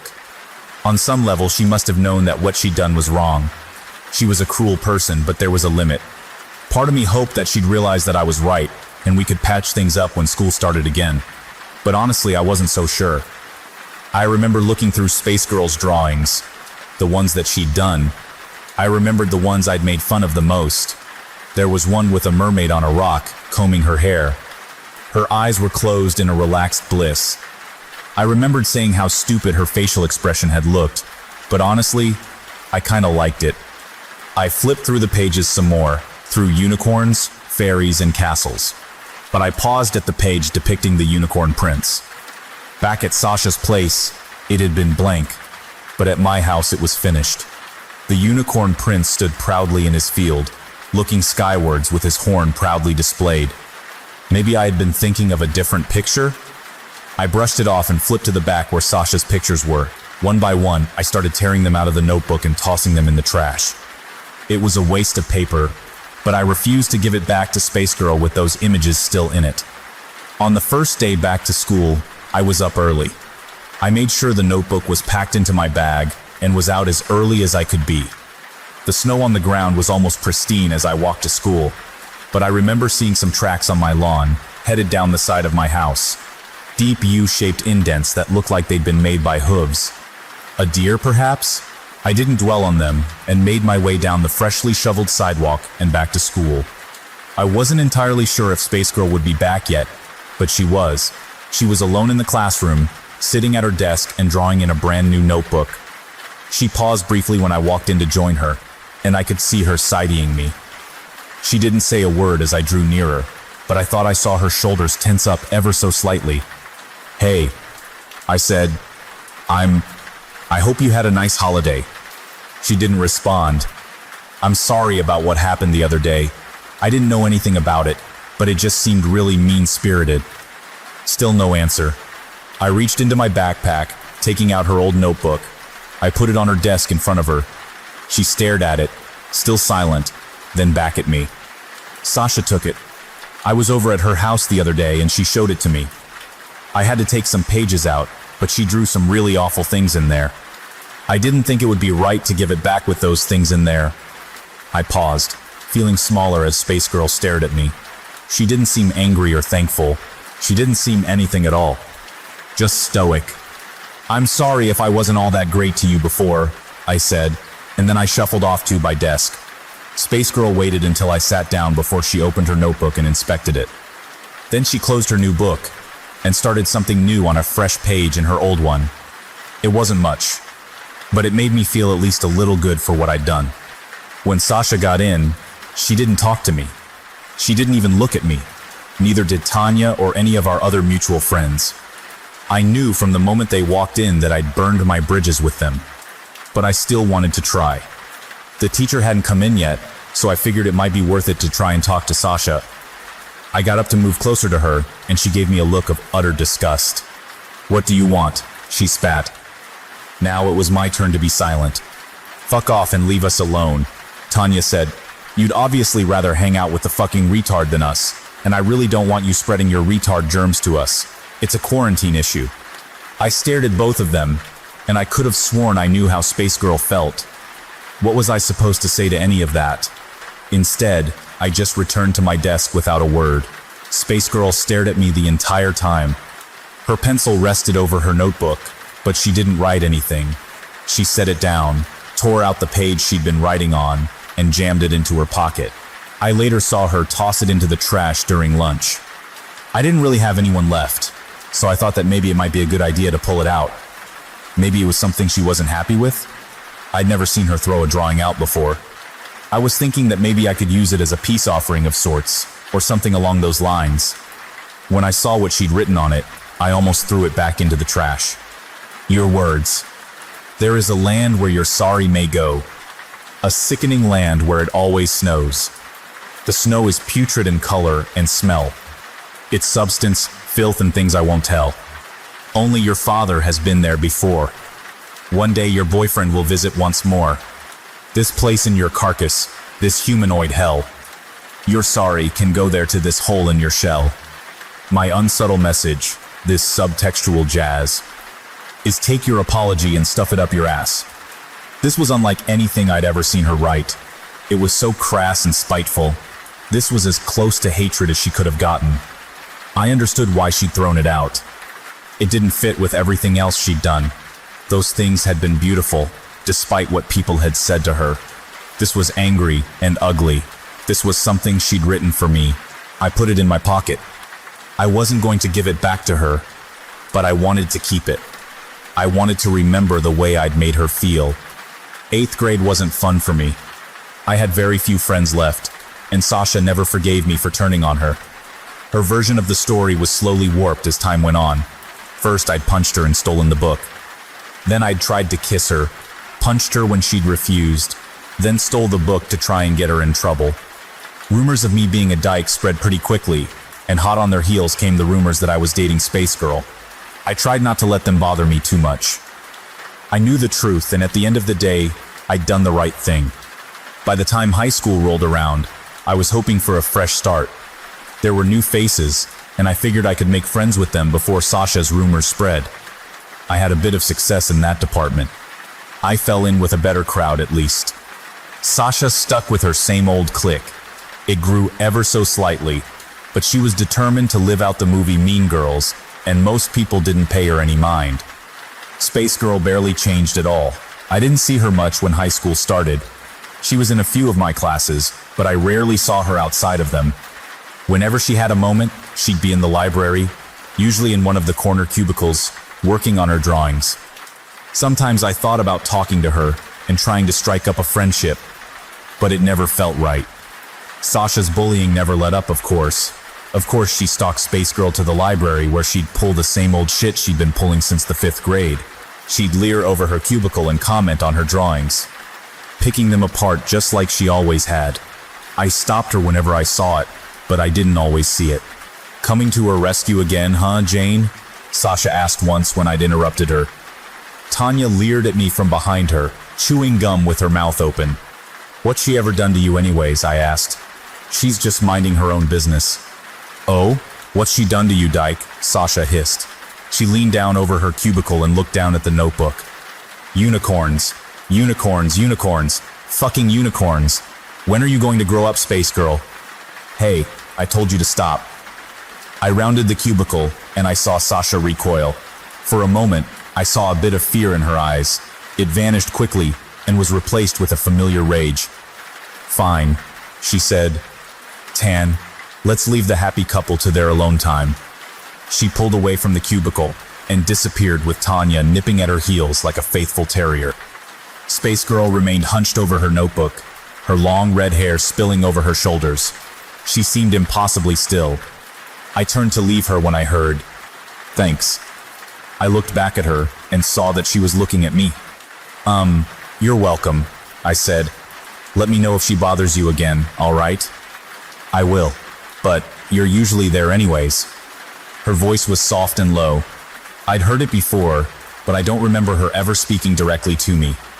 "Yeah, well, it's just not right. She's such a child. One of these days she's going to have to grow up." Space Girl just nodded, looking over towards the library door, then back down at her notebook again. For a moment, I thought about asking her about what she was drawing. I thought about saying something else, but I didn't want to make her uncomfortable. I left her alone again. In 10th grade, I took art as an elective. I wasn't much of an artist, but I figured it would be an easy course. To the surprise of no one, Space Girl was there. I actually asked her to work with me on a few group projects. I think the prospect of being asked to work together was foreign to her. She looked at me suspiciously when I did it, but when she smiled, it was the biggest smile I'd ever seen. I went to her house for the first time to work on a portrait project with her once. We were supposed to take turns drawing portraits of each other, and I'd volunteered to let her draw me first. Rumors of her mother had always surrounded Space Girl, so I wasn't entirely sure what to expect when I got there. I certainly wasn't expecting the quiet, neatly kept house that I found. The woman who answered the door looked like an older version of her daughter, sans the Coke bottle glasses. "You must be Jane," she said. She wasn't smiling, but she didn't sound upset either. "Yes, ma'am." "Come on in, Megan's upstairs. She was just getting ready for you." The house was warm with plenty of knickknacks on the walls, plates and porcelain dolls mostly. Her mom sent me upstairs and I didn't waste any time. On the landing leading up to Space Girl's room, I could see a mural of family photos and paused to look at them. I could recognize Space Girl and her mother in most of them. Space Girl never seemed to be smiling. I only saw her father in a few of the very early pictures. Space Girl looked like she was only a young child in the few pictures I saw him in, though. I didn't dwell for long and headed towards what I assumed was her room. The cardboard stars and planets on it gave it away. Sure enough, she was inside waiting for me. She sat facing the door behind an easel in the center of her room. Her bed was neatly made and tucked away in the corner. She had a clean little desk that she'd clearly been working on and had set a chair out for me to sit on. I hadn't expected something so overwhelmingly formal, and I almost started laughing. But then I noticed her walls. They weren't just covered in drawings. The art pieces on them were full-on paintings. They were the same fantasy depictions she usually did, but the colors were so vivid. The clouds looked like fluffy pillows, and the castles seemed great and infinite. "Holy shit, are these yours?" "They are," Space Girl said softly. She stood up and took the plate of cookies from me, then moved it to her desk. It's soothing," she said after a while. "Painting, I mean. I picked the drawings I liked the most and I finished them." She spoke slowly, like she was carefully choosing her words. I almost felt like there was something that she was trying to avoid. I spotted a painting on the floor that looked like her father. The style was the same, but the content was different. He was surrounded by awkward scribbles, and he looked completely and utterly terrified. Space Girl looked down at it, but she seemed to disapprove of it. She turned it around so I wouldn't have to look at it. "We should get started," she said. "Sorry." "No, it's all right," I said. I sat in the chair for her. "I'd like to hear about it." Space Girl watched me from the corner of her eye for a moment, as if she doubted I was being serious. but eventually she sat down behind the easel and started to draw. Soon after that, she was talking too. I stayed long after she'd gotten what she needed for her sketch, just to talk. She told me that she'd always liked fantasy, and how she liked unicorns because they were simple but pretty. I hung on to every word, and I could have sworn I saw her smiling shyly as she talked. The portrait she'd done of me was something else entirely. Her work had always been beautiful, but this made me look transcendent. I wasn't entirely sure that I was looking at myself at first. There was something about the look on my face. There was a small, almost content smile there. The warmth it conveyed was almost Disney-esque. I love it. I told her, "That's incredible, Spa. Megan, that's really great. You can call me Space Girl if you want." She said, "I don't mind the nickname. Not as much as I mind the people, at least." My awe quickly turned to shame, but Space Girl didn't look upset. She just stared at me blankly, like she so often did. No, not blankly. Her face might not have conveyed much emotion, but there was definitely some emotion there. I wish I'd been nicer to you when we were younger," I said. "Is that why you're here right now?" Space Girl asked. "No, I'm here for the assignment. I mean, the art assignment, the portraits." She continued to stare. "Did you pick me because you felt bad for me?" she asked. "No, I just thought it would be cool to work with you." Space Girl didn't react for a moment, but then she just nodded. "Okay." Her flat tone made it hard to know what she meant by that. She stood up and walked over to the portrait. "Mom can drive you home if you need a ride," she said. I opened my mouth to say something else. I wanted to apologize, but I didn't know what. Had I offended her? Had I said something wrong? "All right, thanks." It was the only thing I could think of. "See you tomorrow." With that, I left her. I was almost afraid to see Space Girl the next morning. I drifted through my classes that day until I reached art, and when I did, I wasn't expecting what I saw. She had clearly been up late, but what she'd brought in stole my breath away. It was my portrait, but she'd done more with it than I thought possible. She'd painted over the sketch, turning me into something beautiful. Flowers bloomed around my brown hair, and a crown of daisies, lilies, and chrysanthemums adorned my head. The colors were so vivid, and I looked so at peace in it. Space Girl was looking right at me as I came in, as if she was gauging my reaction, but all I could do was stare wide-eyed and in awe. When I looked back at Space Girl, she was smiling at me. Her project single-handedly netted us an A on the project, and got the privilege of being hung up outside of the art classroom. Of course I told her how much I loved it, and I remember the way she smiled when I did. I remember thinking that it was the cutest smile I'd ever seen. My portrait was up for barely even a day before Sasha had to make a comment. I'd been on my lunch, and had just gotten some fries from the cafeteria when she and Tanya ambushed me. "Where's your flower crown, dyke?" Sasha said. "Leave me alone," I said, brushing past them, but Sasha was out for blood. "I always knew you were a little dyke, but now you've posted solid proof of it. We've gone and cracked the case, haven't we? So what happened? Did you go to her house and lick her retarded little snatch? You must be a real good dyke because she went and drew that for you." I tried to walk away from her, but Sasha and Tanya just kept following me. "What's wrong? Am I not pretty enough for you, dyke?" She snapped at me. "Maybe she only fucks retarded girls." Tanya said, "I'll bet Space Girl squealed like a pig when she came." I stopped dead in my tracks, and I heard Sasha stop behind me. I don't know what it was about what she'd said that pissed me off so much, but those two had finally struck a nerve. I spun around, swinging my lunch tray as hard as I could. Fries were scattered everywhere, but although I was aiming for Tanya, I hit Sasha. She went down hard, and I'm not sure if she was even still conscious when she hit the ground. Tanya was on me in an instant. She slammed me back against a wall and kept me pinned. She had size and strength on me, and there wasn't a thing I could do to stop her. Several other students grabbed at us. A teacher finally got involved, and all three of us got escorted to see the principal. As we left the cafeteria, I saw Space Girl in one of the halls, just staring at me. Naturally, I got a 3-day suspension, but Tanya and Sasha were fine. Both of them said they'd just been walking, and I attacked unprovoked. It was their word against mine. Sasha had a familiar shit-eating grin on as she left the office with only a bruise on her forehead to show for her troubles, but there was a familiar look in her eyes. That same anger I'd seen last time I'd laid a hand on her, and something about it scared me. When I came back to school, I realized that I had every reason to be afraid. My portrait was missing. I wondered if they'd taken it down because I'd attacked Sasha, but the truth was a lot worse. Someone took it, Space Girl said.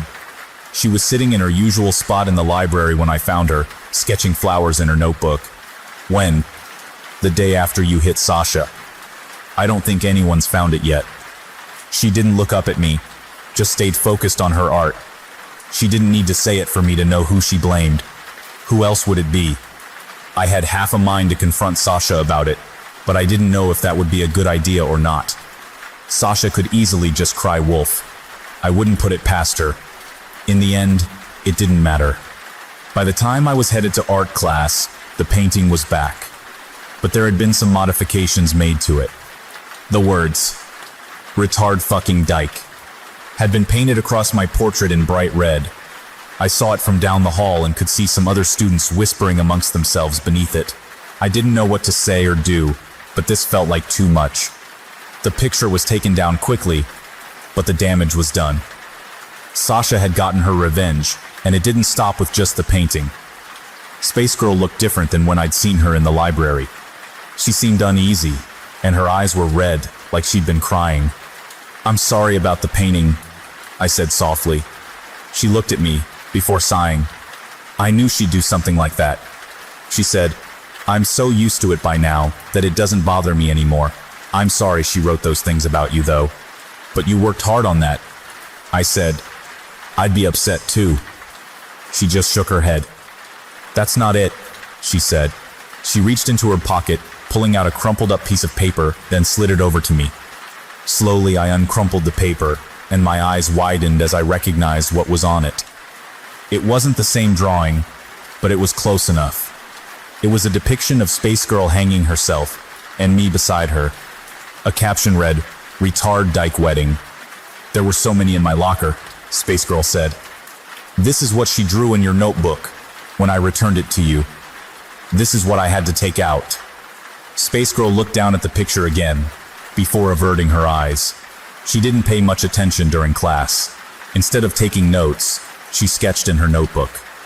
I looked over a few times to see her drawing another unicorn. This one seemed so similar to the one I'd seen before. She must not have been quite happy with it, though. When I looked back at her notebook, the unicorn wasn't there anymore. She must have just erased it, but it seemed so clean, like it hadn't been erased at all. Tanya was following me on my walk home that evening. I didn't know what she had in mind, but I didn't want to put up with it. When I was in the middle of a small walking path that cut behind some of the houses on my street, I stopped and looked at Tanya as she kept approaching. "What do you want?" I asked. "It's a surprise," she said. "Sasha and I just want you to know how much we love dykes in this town." Oops, I've said too much. I wanted to hit her. Dear God, I just wanted to hit her, but we both knew she could overpower me. Whatever Tanya had in mind, it wasn't anything good. She drew closer to me, unafraid of anything I'd do. "Come on, Dyke, go home," she said. "Let's go check out your surprise." In a sudden horrible moment, I realized that Tanya was threatening me. I also realized that I couldn't outrun her. I couldn't fight her off. I didn't really have much of a choice but to do as she asked. Slowly, I turned and walked towards my house, with Tanya at my heels. It wasn't far, and up ahead I could see Sasha sitting on a park bench. From a distance, I recognized the red gas can beside her, and I stopped dead in my tracks. Tanya seized me by the arm and pulled me towards the bench. Sasha just watched with a wide, manic grin. "Hey Jane," she said. "How's it going?" "What the fuck is this?" "Just wanted to chat," Sasha said with a cold chuckle. "You think you can get away with pulling the shit you did the other day? Number. You've been treating me like garbage for years, and for what? Because of Space Girl? You know who you're fucking choosing, right? Right? God, I hate that retard girl, but you know what? I hate you even more. Acting like you're better than me just because you feel bad for her. You're crazy." Sasha just laughed. I'm not the one who clocked someone with a fucking tray just for a little bit of teasing. You're absolutely fucking psycho. On the bench behind her, I saw the portrait that Space Girl had painted of me. Sasha picked it up and tossed it in front of me, then picked up the gas can and dumped it onto the canvas. You want to be a dyke, I don't care, but I'm not letting you and your retarded whore put your shit up. So say goodbye to your little project, slut. Sasha reached into her pocket and took out a book of matches. Her grin widened, before suddenly vanishing outright as she looked at something behind us. What the hell? Tanya said, and I craned my neck to try and see what they were seeing. As for believing it, that was another story entirely. Standing on the path behind us was a unicorn, but the way it looked was all wrong. This was nothing like a regular horse. Its body was plain white and almost textureless, save for the many thin blue lines that ran along its body. It looked like it had been cut out from a sheet of lined paper, but that was impossible. It had to be impossible. Neatly done gray lines defined the shape of the horse. In fact, the lines reminded me of the ones Space Girl used. This unicorn looked like it had walked out of one of her notebooks. Tanya let me go and stumbled back a few steps, wide-eyed as she stared at the advancing unicorn. It let out an angry noise before charging straight for Tanya. She panicked and tried to run. In her desperation to escape, she bolted down the path, but she couldn't outrun the paper unicorn. It lowered its head as it drew nearer to her, and in one swift movement, the horn pierced Tanya's back, impaling her straight through the chest. She screamed as she was hoisted off the ground, and the unicorn circled back to fix Sasha in a murderous glare. Tanya looked down at the massive spike sticking out of her, her eyes clearly wide with horror, and her body twitching its last spasms as the life quickly drained from her. The unicorn lowered its head to let her slide off of its horn, and she hit the ground in a bundle of limbs. Sasha and I stared in silent horror as the unicorn reared up on its hind legs and brought its hooves down upon Tanya's body. She didn't scream. She didn't fight. She simply lay there as she was trampled again and again. I can only hope she died quickly. Sasha dropped the unlit match and took a slow, terrified step back before toppling over. I stumbled back and looked down to see the portrait of me at her feet, but it had changed. That beautifully painted version of me was now leaning out of the canvas, invading the real world and clutching Sasha's leg tightly. Still, with that look of contentment on her face, I watched as the painted me slowly slipped back into her panting, and she took Sasha's leg with her. Fuck, fuck, fuck. Sasha desperately swatted at the painted me, but she couldn't overpower it. She couldn't escape. Her nails tried to dig into the pavement as she was slowly dragged into the canvas. She looked at me in horror, silently begging for help, but all I could do was stare back at her in silence. Jane, help. Please, please. The hands of the painted me reached up, seizing Sasha by the hair and forcing her down into the canvas. It was like watching something pull her underwater. 1 minute she was there, the next she was gone. I stood silent in the park, staring at the painting, then at the paper unicorn. The unicorn huffed before retreating off into the woods, and then I was alone. Slowly, I approached the painting, and I looked down at it. It had changed, and now it depicted Sasha, her mouth open in a horrified final scream. After some hesitation, I picked up the painting. I could return it to Space Girl in the morning. They chalked Tanya's death up to an animal attack, and nobody ever found Sasha. I never asked Space Girl about what I saw. I don't think even she knew the answer, although she certainly knew much more than I did. High school was 10 years ago, though, and I've chosen not to remember as much as I can. I've got my own life to live now, and I try not to ask so many questions.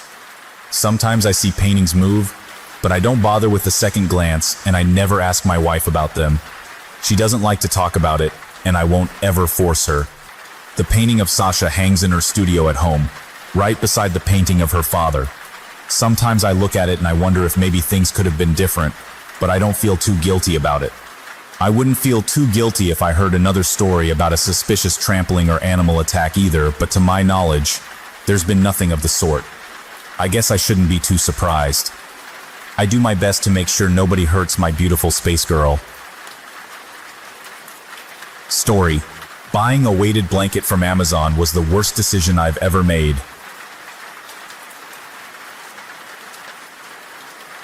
You've heard of them. They started as a tool to help calm autistic people and people with anxiety and insomnia. Over the past few years, they've grown into a popular household item, and with good reason. They're comforting.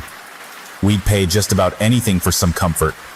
Do you ever notice how that's most of what we spend our money on now, us single guys? Why do we constantly crave to be comforted? My life wasn't particularly uncomfortable. Not then. I had finally gotten back track with reality after the disappearance of my wife and kids 2 years ago. I'd sold our little house in the suburbs, gotten a cheap apartment close to my job, attended all the therapy appointments the police and caseworkers recommended, and gone back to work. I still couldn't sleep for more than an hour or two a night, even with the medications they gave me. But that was okay. The worst of it was over. Shock and grief can only last so long. I got one anyway, ordered the thing off Amazon. In queen size, like all my bedding, even though my queen no longer slept in it. It arrived ridiculously late. I'm a Prime member, and I selected the free 2-day shipping. But it at least had gotten there, so I didn't send a complaint. Despite the state it was in after its long journey, not in the familiar smiley cardboard box, but in a shapeless lump, haphazardly placed halfway on my front doorstep, halfway in the parking lot. It had been clumsily wrapped in brown paper and tied with a string, and possibly kicked the whole way here, from the look of it. It's like a quaint rustic thing, I announced, to nobody in particular, as I dragged it into my apartment. A present from Grandma, back home, on the ranch. But even talking to myself couldn't convince me. It looked like a bomb, delivered straight off the set of an action movie. The package was beaten up, stained, and the rough jute string was frayed and nearly falling apart. It looked singed in several places, too. It took me 2 hours, 3 gin and tonics, in a hearty microwave dinner to work up enough courage, or suicidal depression, to actually open the thing. The blanket was bundled into a poorly folded cube, held together by another length of the same string that had bound the paper. I wasn't impressed with its packaging, but the blanket itself looked all right. Plush, quilted blue microfiber with thick seams, and felt like it was the right weight. It smelled normal. You know that clean but vaguely chemical-ish odor new blankets have. I checked the tag, wondering if I ought to clean it, but the ink was smeared and blurry. It seemed risky to throw it in the washing machine without knowing the correct settings to use, so I just threw it over my duvet and went about my business. At around midnight, I decided to give it a try. I had nothing left to lose. I'd spent hundreds of dollars on my bed over the past few months. The newest and best quality memory, foam adjustable cooling mattress, 1,000-count Egyptian cotton sheets, customizable filling pillows, and none of it had brought me a single good night's sleep. Honestly, I expected the same to happen that night, but it was fun to pretend. I slid between the cool sheets and pulled the blankets up over me. The new blanket was a bit lumpy, but I knew from reading reviews that this was normal due to shipping and would smooth out over time. The weight was immediately noticeable, and to my surprise, I felt comforted. When I closed my eyes, I imagined my youngest two had crawled into bed with us and were laying on top of me, suppressing giggles as they tried not to wake me up. An artfully folded section of the blanket at my back became the familiar bulk of my wife beside me, and when I opened my eyes again, it was 10 in the morning and I was late for work. I've never been so thrilled to receive a write-up. That weird chemical smell didn't really fade though, and gradually it became more noticeable. By the end of the week, I could smell, or imagined I could, the strange, neutral odor on my skin, even after a shower. By the end of the month, it had become unbearable. I took it to a dry cleaner's, thinking that I'd been lazy because I was so enamored over my renewed relationship with sleep. I was ready for the elderly Korean woman behind the counter to judge me over the stink. I had my excuses rehearsed. Work was crazy. I'd had it in my car and forgotten, and I'd had Indian food for lunch and forgotten the leftovers in my car over the weekend, which had amplified the smell. But I didn't have a chance to recite this story. She only waved a handheld metal detector over my blanket and said, "Filling wrong. Can't clean. Try spray with Febreze. You can get on Amazon." I couldn't imagine what about the filling could be wrong, and I told her so. Sure, it was still a bit clumpy from shipping, but Amazon had listed the filler as polypropylene, and all the reviews recommended dry cleaning. "Metal," she explained. then shooed me out the door with 20 pounds of smelly quilt in my arms. Another month of beautiful, comfortable sleep went by before I couldn't live with the smell anymore. People had begun to comment on it at work. Megan, my manager, had tactfully suggested I check my laundry machine to see if maybe a rat had gotten in there and died or something. That was my last straw. I came home determined to get rid of the blanket and buy a new one. But you know what happens when you lose your entire world? With no answers? You start to cling to things. You hoard them. Because you can't lose the comfort they bring you. I tried 6 dry cleaners before I found one who spoke enough English through a heavy Boston accent. But you can't have everything to explain it to me. Sometimes they fill these with glass beads, he said. The factories that make the beads, they'll lose a screw or some metal filings in the batch, and it all goes into the blanket. Machines and factories, you get me? Yeah, so what you can do is cut the seam a little and dump the balls into a bucket or the bathtub or something. Throw the blanket in the wash, hang it up to dry. Then you just pour them back in and sew it up. I told him I didn't know how to sew. You can get a funnel off Amazon for a few bucks, he said, and shrugged at me in a particularly apathetic sort of way before turning back to a pile of stained panties. I did exactly that. They took a week to ship it, which was annoying, but it was a bank holiday that Monday, so the delay made sense. Armed with my funnel and a bucket, I pulled the edge of the blanket over the bed and cut a tiny hole into the seam near the corner. I expected the beads to come pouring out in a clattery flood as soon as I dropped the corner into the bucket. Instead, there was a single, loud thump as a lump of something metallic hit the plastic. I peered into it and saw a gold circle, a wedding ring with a fingerprint carved into it, and an inscription on the inside that I couldn't see because a chunk of meat and bone were still inside it, but I knew what it said. It said, "To love's eternal glory." It was my fingerprint on the band. My mind went blank, and I lost control of my legs, forcing me to sit heavily on the edge of my bed.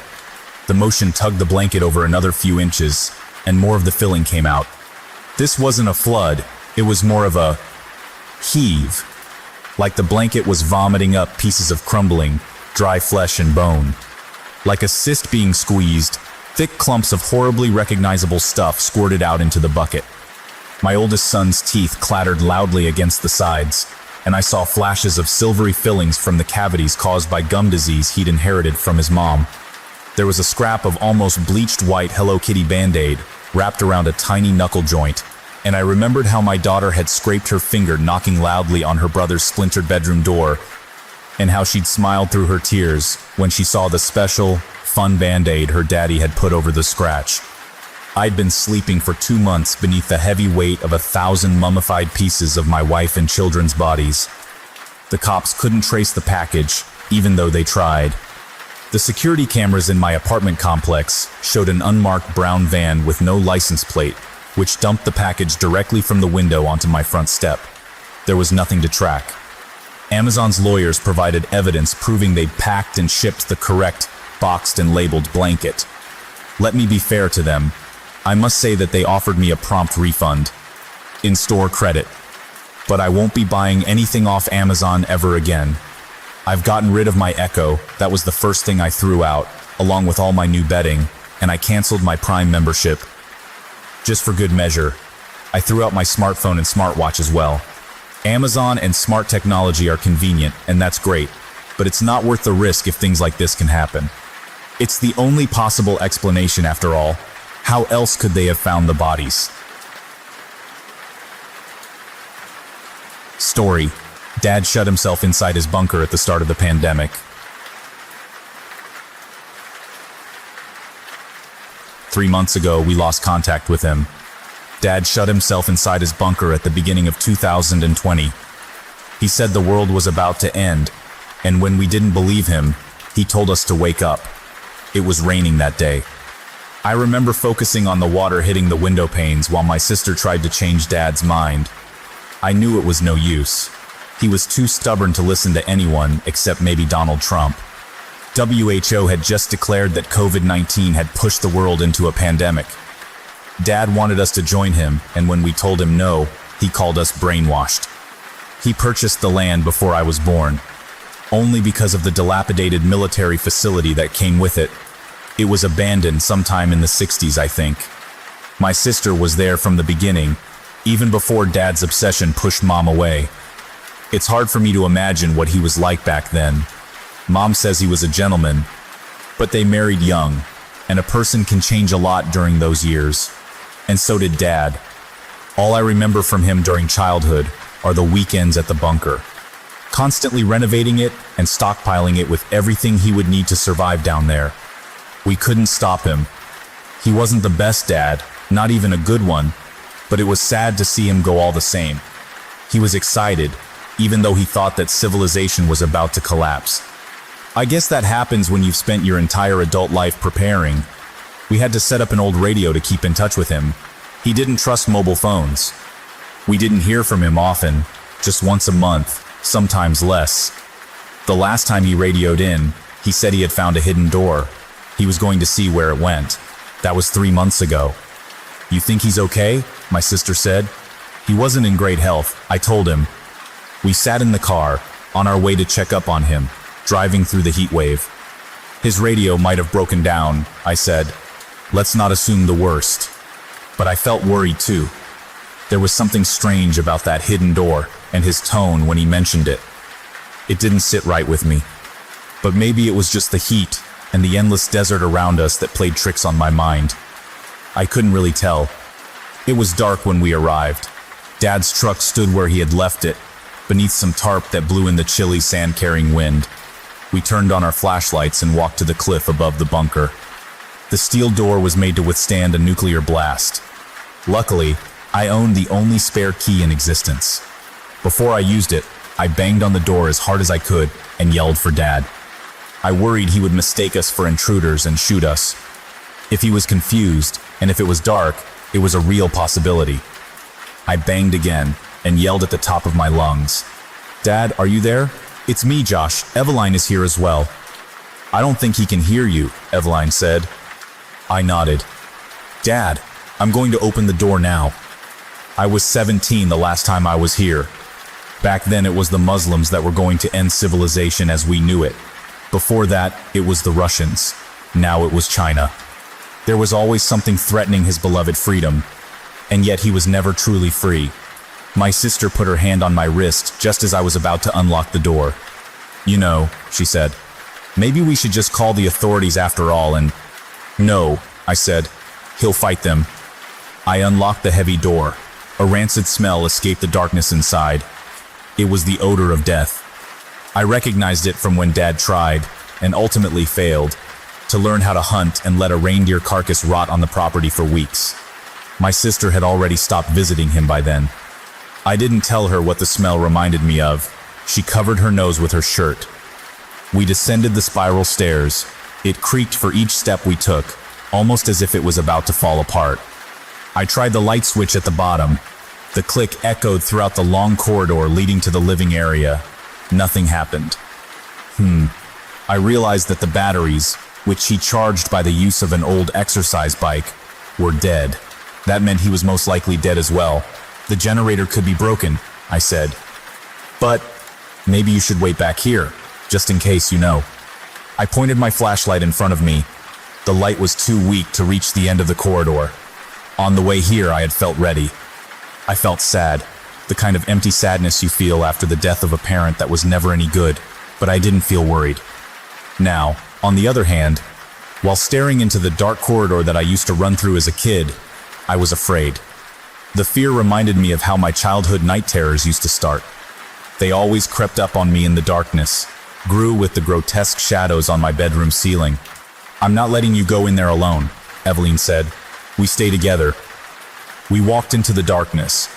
The foul smell intensified for every step we took, and so did my heartbeat.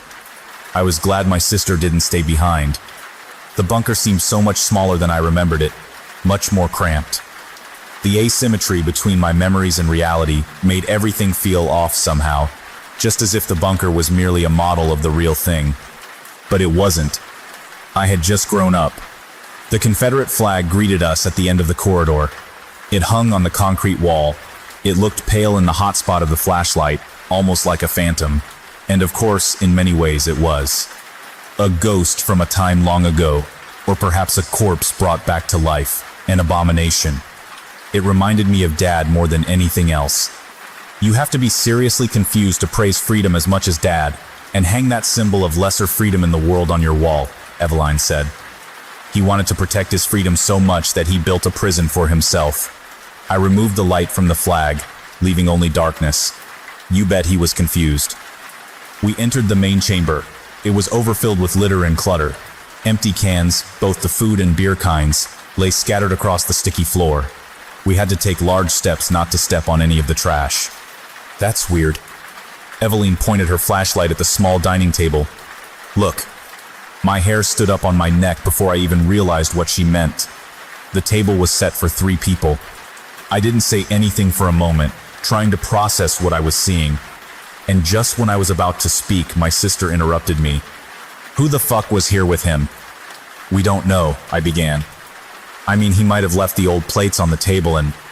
A sound of something falling to the ground came from one of the other rooms further into the bunker. I pointed my light in its direction but couldn't see what made it. Dad, I yelled. It's me, Josh. You there? No response. I'm afraid, Eveline whispered. Something isn't right. I only vaguely heard what she said. My focus was on something else. Something on the wall, on the other end of the room. That's not supposed to be there. I slowly walked toward it.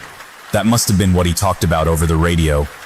Dad had hacked away a layer of concrete, for whatever reason, and uncovered a rusty metal door behind it. It stood ajar. A lukewarm, musty breeze came out of it. My sister walked up to me as I carefully pried the door open with the back of my flashlight. I felt my heart in my throat. I could hear my sister begging for us to leave, almost in tears. But I needed to know what was behind that door. It was imperative to understand what had happened here. I needed to know. I needed closure. What in heaven's name? Eveline looked over my shoulder. Why is this here? Behind the door was a room about the size of a broom cupboard.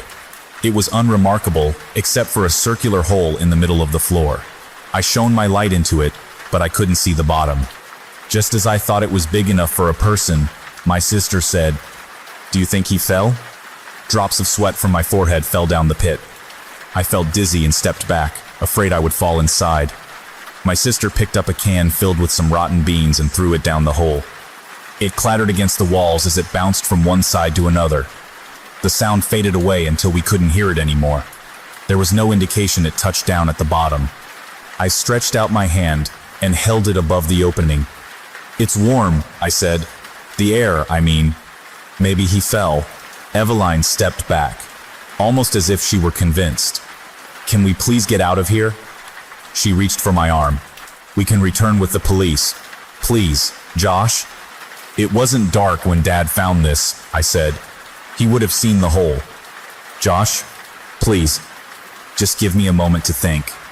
I walked toward the hallway that led to the other rooms, desperately hoping to find him. For some reason, it was important for me to see him, to be able to leave without wondering. I needed to know that he was truly dead.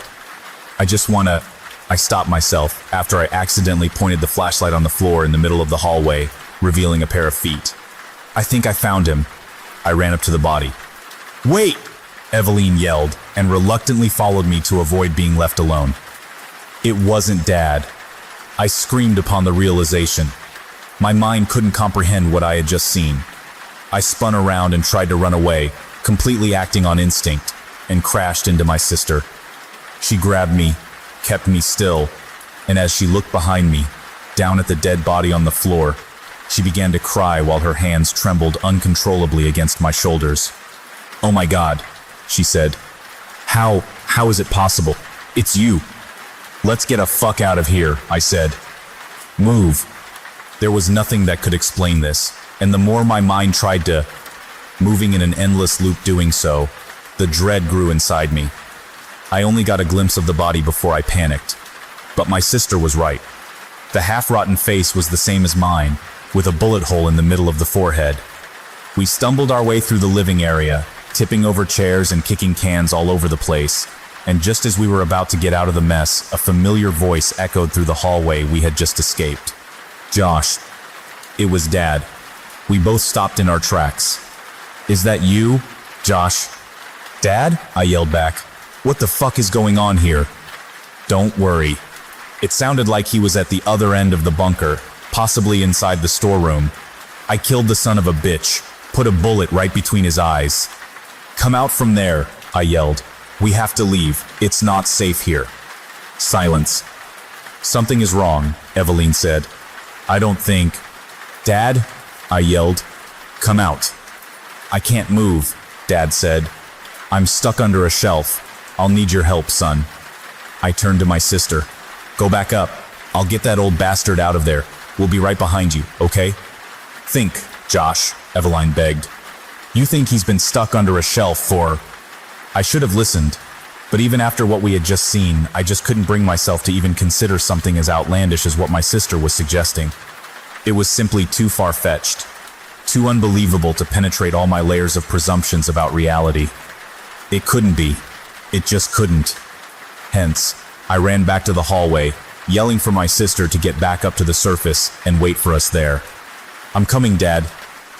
I only slowed down to carefully step over the corpse that bore my face. Perhaps, I thought, it was just a coincidence. A burglar that just happened to look like me.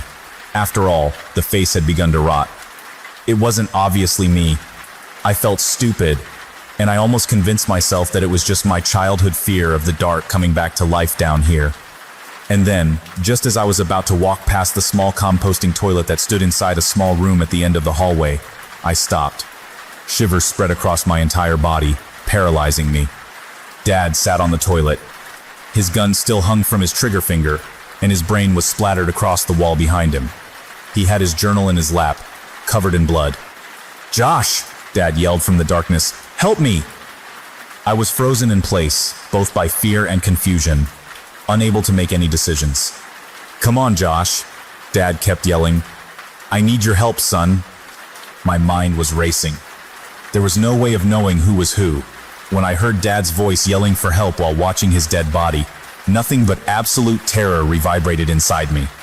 I slowly reached for the journal in Dad's lap and grabbed it, hoping it would shed some light on the situation. I was just about to open it when my sister screamed.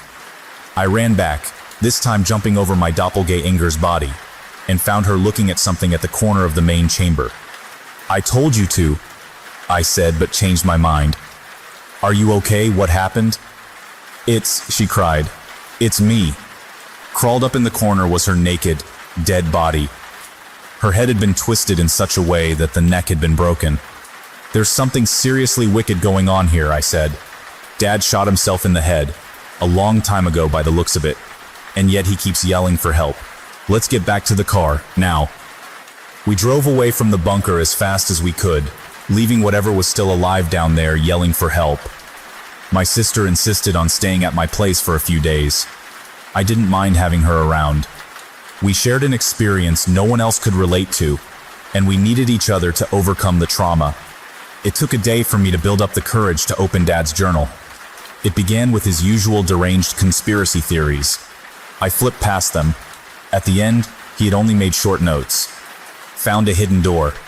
Deep pit. Possible the remains of some old black project.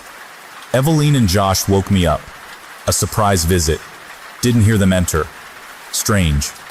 Had dinner with them. Something seems off. It isn't them.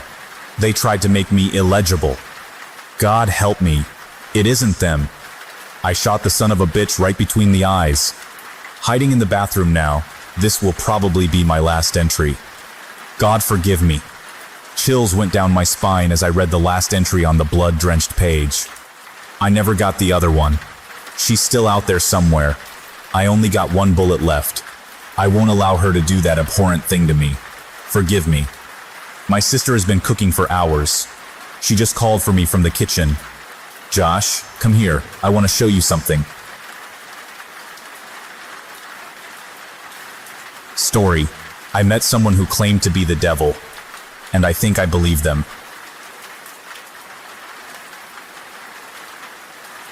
Let me start off by saying that I'm not particularly religious. If you asked me if I believed in God, I'd probably just shrug, grunt out a few words about being on the fence about it, and continue with my day. Of course, that was before last night. My friends are the kinds of people who like wild nights, crazy parties, snort a bit of coke, take a bit of E in the bathroom, maybe hook up with someone and leave a text on my phone at 10 past, who the fuck knows, telling me they don't need that ride I'm offering after all. Not to say I don't like a drink, I do. It's just, clubs aren't my style. Lying low in a pub somewhere, drink in hand, listening to the TV drone onto whatever channel some scruffy guy in the back barked out for, I guess that's my idea of fun. So when my friends tell me they want to go out for a night on the town, I say sure. I hang on for the first club, buy a non-alcoholic beer in case my car's required, and try to pretend that I'm having fun.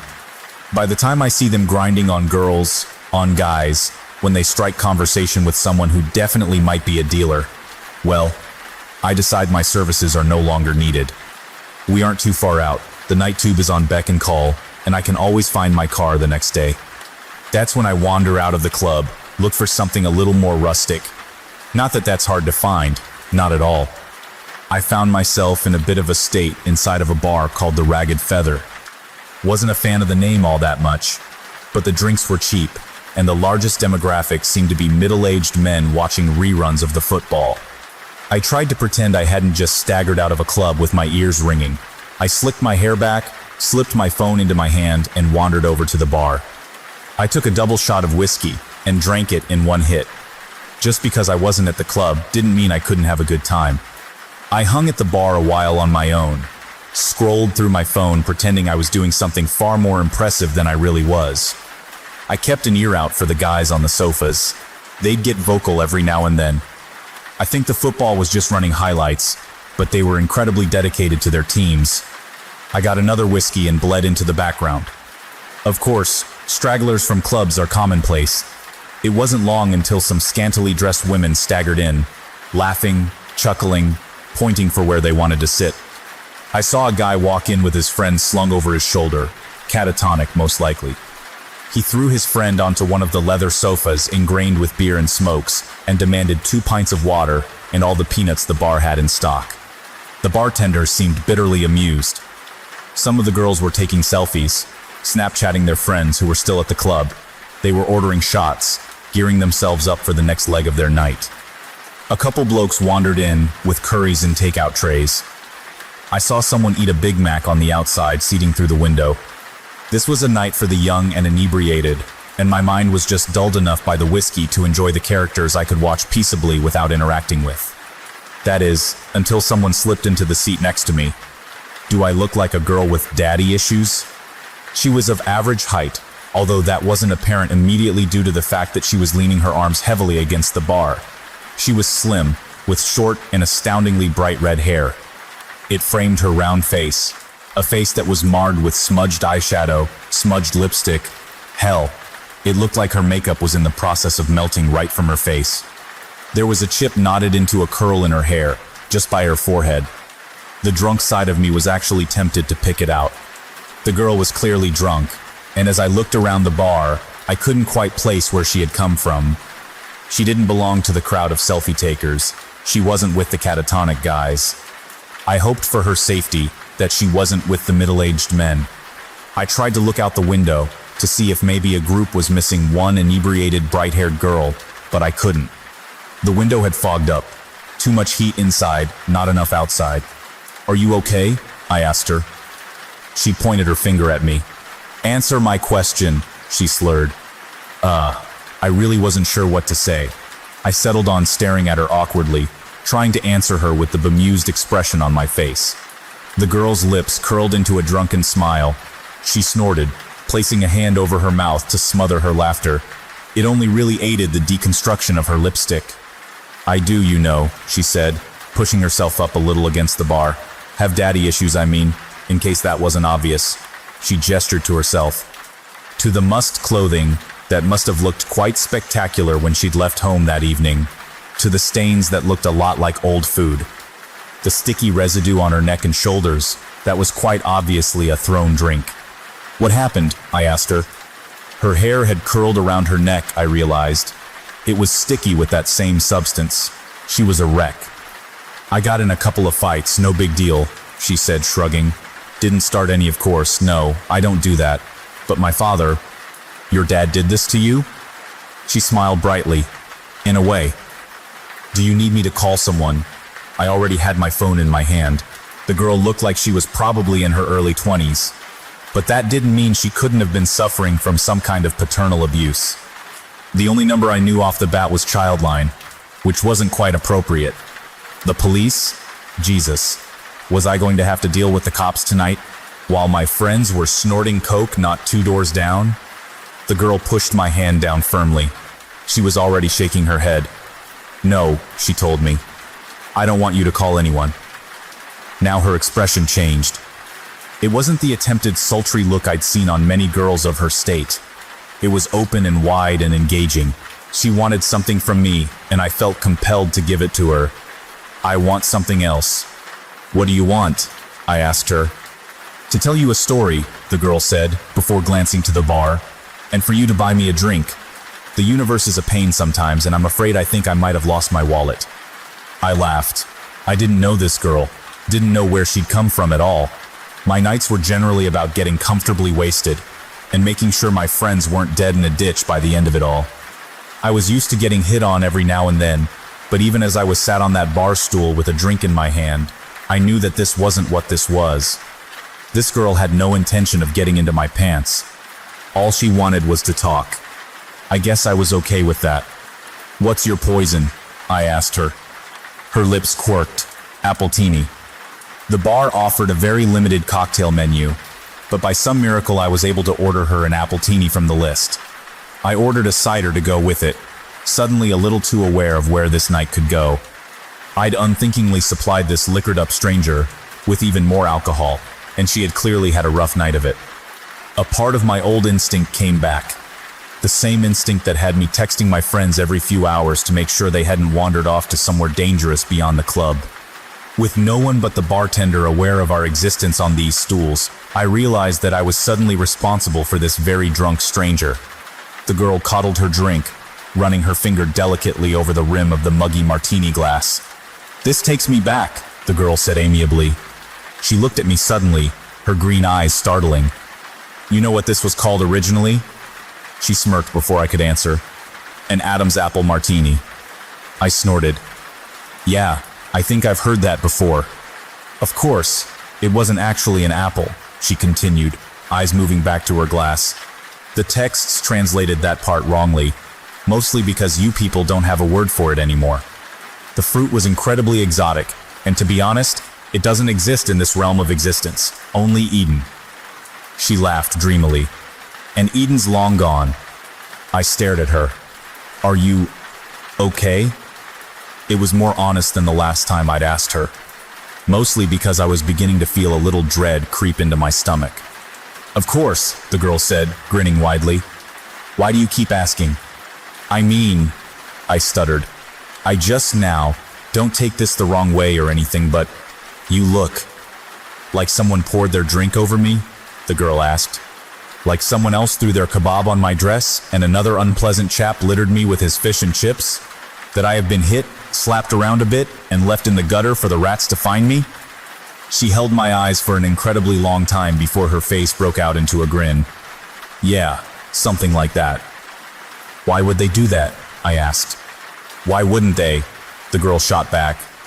People aren't that great, and alcohol makes them worse. She shrugged.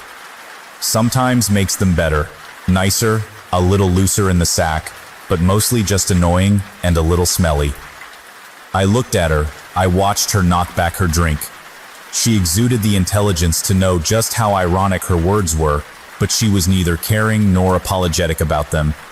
The girl looked at me again. You bought me a drink. Now you can listen to my story. I nodded wordlessly. She smiled, pointing at the bartender and then at her drink. The bartender was already making her another.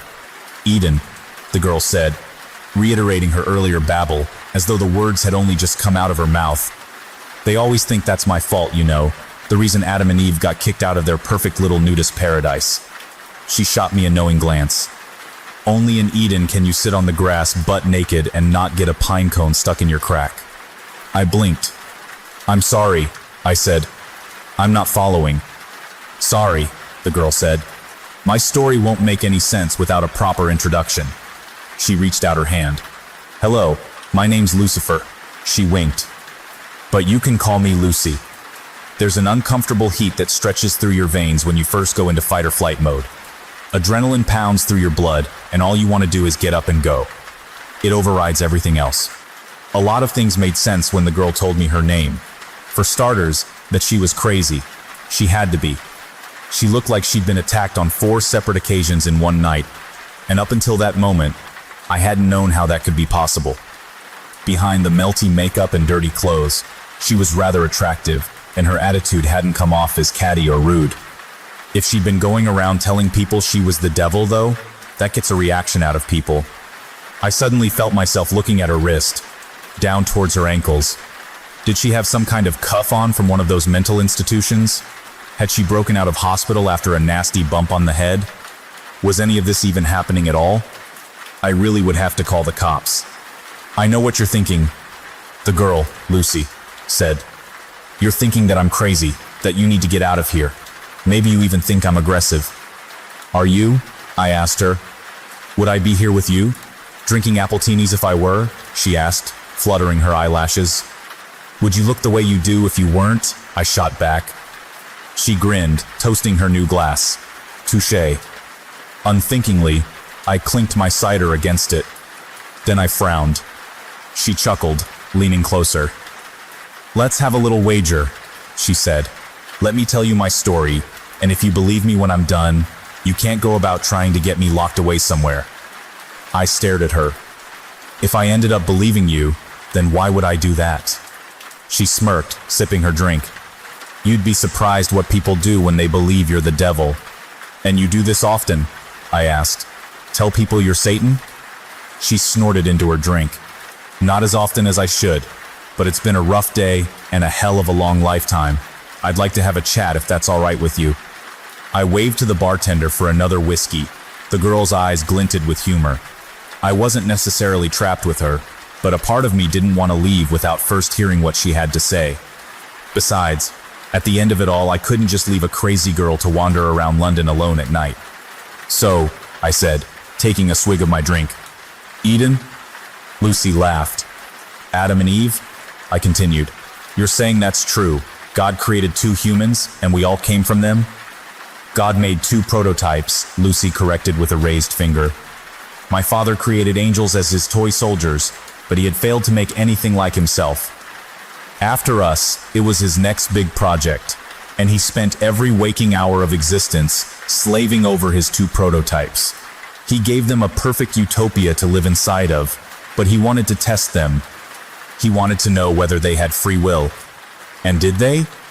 Lucy's face soured. My father could never bring himself to go that far. He tempted them with the idea of knowledge beyond their understanding, and told them exactly what they could do to claim it as their own. But to be able to create a being that could go against his law? Oh, my father is a very controlling being. He was afraid to unleash that ability unto them. Lucy was very adamant in her delusions. That was clear to me.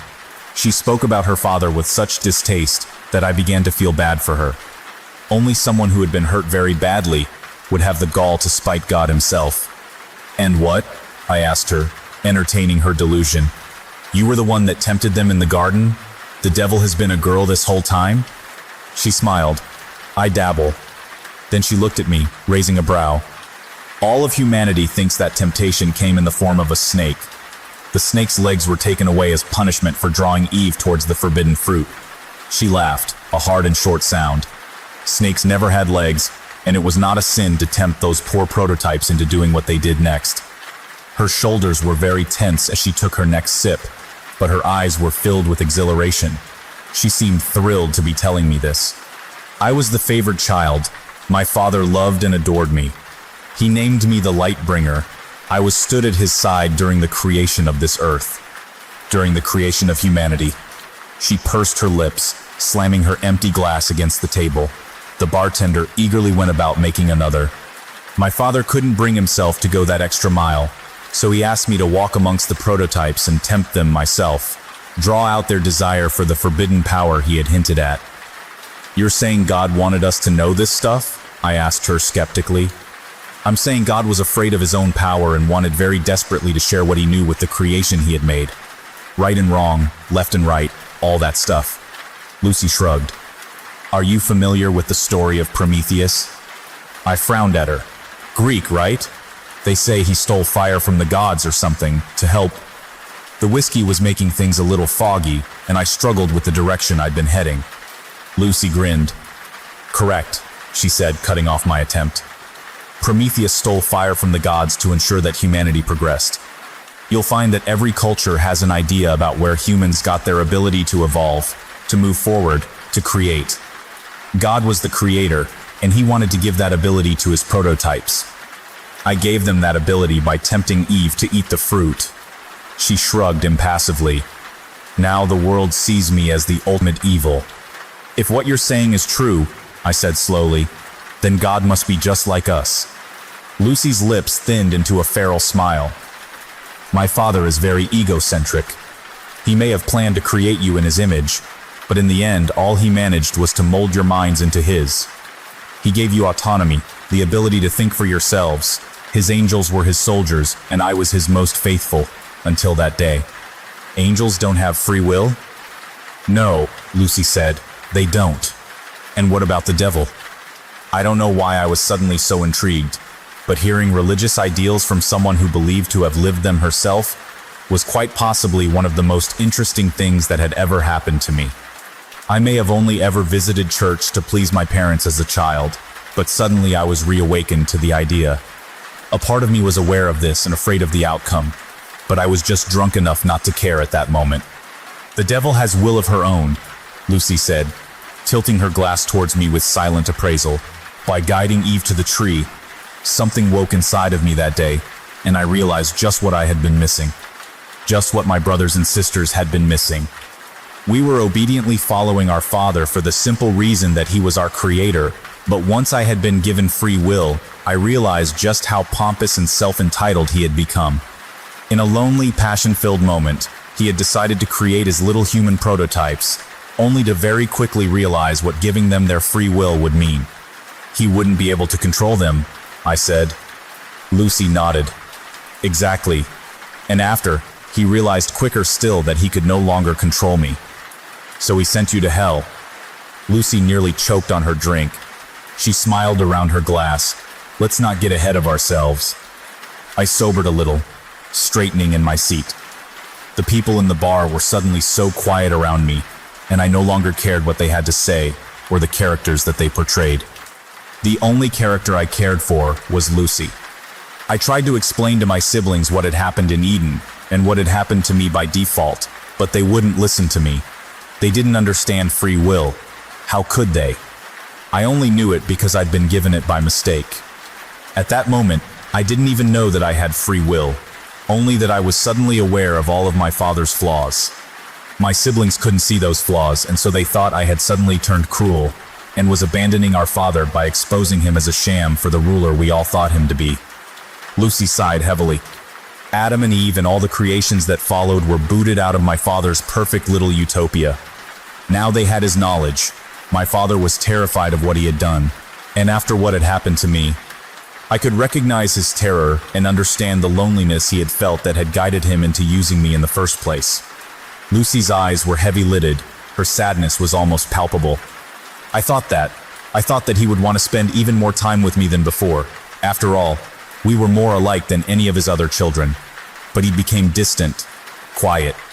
He played around with his little humans every once in a while, but mostly he condemned them. He blamed them for his weakness. She smiled weakly. He blamed me. Lucy's story was turning more and more into that of a child with a distant, somewhat abusive father. I had known many kids with a background like hers, and now I was beginning to fear just how much of her story was rooted in truth. I'd heard that it was easier to sink into fantasy when you had been abused, and I wondered if that was the reason for her story, for her desperation to share it with me, a complete and total stranger. I respected her wager. Whether or not I liked it, I felt compelled to let her tell me her whole story before I tried to judge or unravel it. I sat quietly, letting her come around as she played with the last of her drink. "It became clear," Lucy said after a long moment's pause, "that I no longer belonged where I was. I couldn't follow my father's plan because I could see that he no longer had one.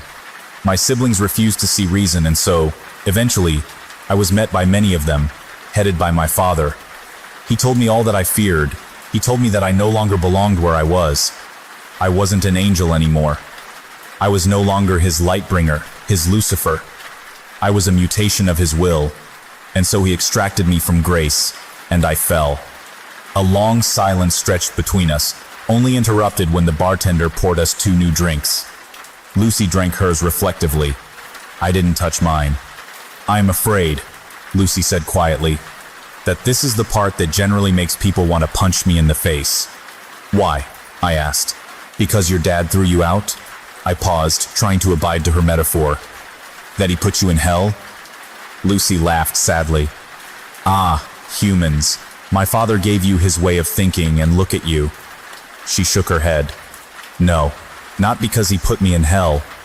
"Then why?" "I fell to earth," Lucy said.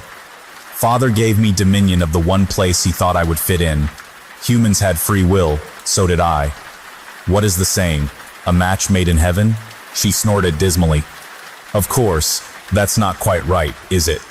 When I fell, I was faced with a humanity that was so different from my father's little prototypes." Her tone had changed. There was an aggression behind her words that began to unsettle me all over again. I saw emperors and kings, governments and churches. I saw corporations who claimed to be rulers, presidents and big fat dictators. And I watched. I watched as humanity fought and lost, and finally, just finally, they gave up altogether. They were no longer able to rise up to all the greed and control set upon them. There was just too much to change, and humans soon realized they just weren't as free as they thought they were. Sure, they live under the illusion that they have free lives, but most of them simply do not. She clicked her tongue. "I grew to loathe you all." Then, she took another hit of her drink. "I can see what you mean," I said, allowing my gaze, for the first time since meeting her, to graze over the other individuals in the bar. At the girls playing with their phones, the boys trying desperately to sober up, the men enraptured with their game of football on the telly. We all led very different lives, and we were all here to get drunk, to lose ourselves in entertainment. It hadn't been the first time that I'd wondered what we were hiding from by doing this. And I knew then that I wasn't the only person to think it. "You hide behind your alcohol and poor choices and pretend you have free will," Lucy said, waving her hand across the room. No one paid us any attention. "It's true. My father gave you the will to make those decisions, but you squander it. The free will I failed to provide to all of you. The free will I was given by a twisted mistake, and you make a mockery of it. You follow senseless leaders without questioning them. You abide by laws made centuries ago that no longer make sense. You do these things because you have given up on the opportunity to follow the will of your own, not of others." "That isn't all of us, though, is it?" I asked her, trying for some reason to defend our species from the mad young woman. "Because you see it on the news all the time, don't you? People do rise up. We do protest. People can make a difference." Lucy laughed bitterly, nibbling the rim of her glass. "Really?" she said. "You can sit here and say that it can't be all bad because of the few that refuse to conform? Those you call your rebels, they make up for it all?" She grinned around her glass. "By that logic, I am the biggest rebel of them all. Am I expected to make up for all your sorry mistakes?" "By your logic," I said, "you should be punishing it, right? If that's what this metaphor is all about?" I laughed. I couldn't help myself. I took a sip of my drink. "Is this whole story just so you can tell me that you think we're all going to hell? If so, I think I can see why people want to punch you." Lucy didn't say a word. Simply, she watched me. It felt unnerving to have someone like her watching me like that, with an intelligence that went beyond anything I'd come across at gone midnight in a seedy bar. The drunkenness in her eyes was no longer present. Her face wasn't flushed like before, and even her makeup couldn't represent the mess I'd seen when she'd first appeared on the stool by my side. It was like I was looking at someone else entirely, and I was afraid. "Let's review what you've said," Lucy said slowly, articulately. She wasn't slurring. Had she been slurring before? You think I'm going to tell you that humanity is going to hell because you refuse to use the gift I gave you. Her nails curled into the bar. My father may have been the one to guide me, but I paid for his mistakes. I am the one responsible for your will in the eyes of your species, but that was never true. You are responsible for what you do here, not me. She pursed her lips, tapping the bar as a bartender filled her drink again. Tell me, do you remember my mentioning hell at any point during my story, or was that just you? I opened my mouth to answer, but something faltered. My lips trembled and I slammed them shut. Lucy smiled, taking a sip. Thought not. She looked away, eyes scanning the room lazily. What I did say is something that is indeed mentioned in your scriptures. My father gave me dominion of earth, a place filled with free will that goes to waste. Her lip twisted. Humans sin all the time, not because of me, not because of evil or my dominion over this place. Fact is, I don't lift a finger. I don't, because I don't see the point. You make terrible decisions and follow mindless leaders. You do bad things and you make a mess of your earth. Lucy's eyes lit up. Do you know how much suffering is happening all over the planet right now? How many people are dying of illnesses that could have easily been cured, but aren't because of the selfishness of humanity? Do you know how many children are being abused, raped, forced into marriage? How many people have been forced to become soldiers in meaningless wars?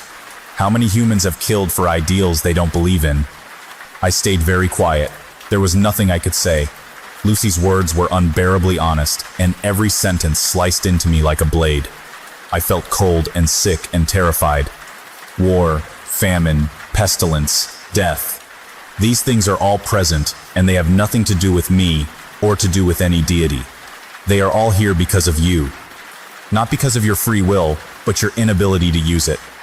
Lucy smiled at me, a grin so cold and unnatural that I felt like I should run all over again.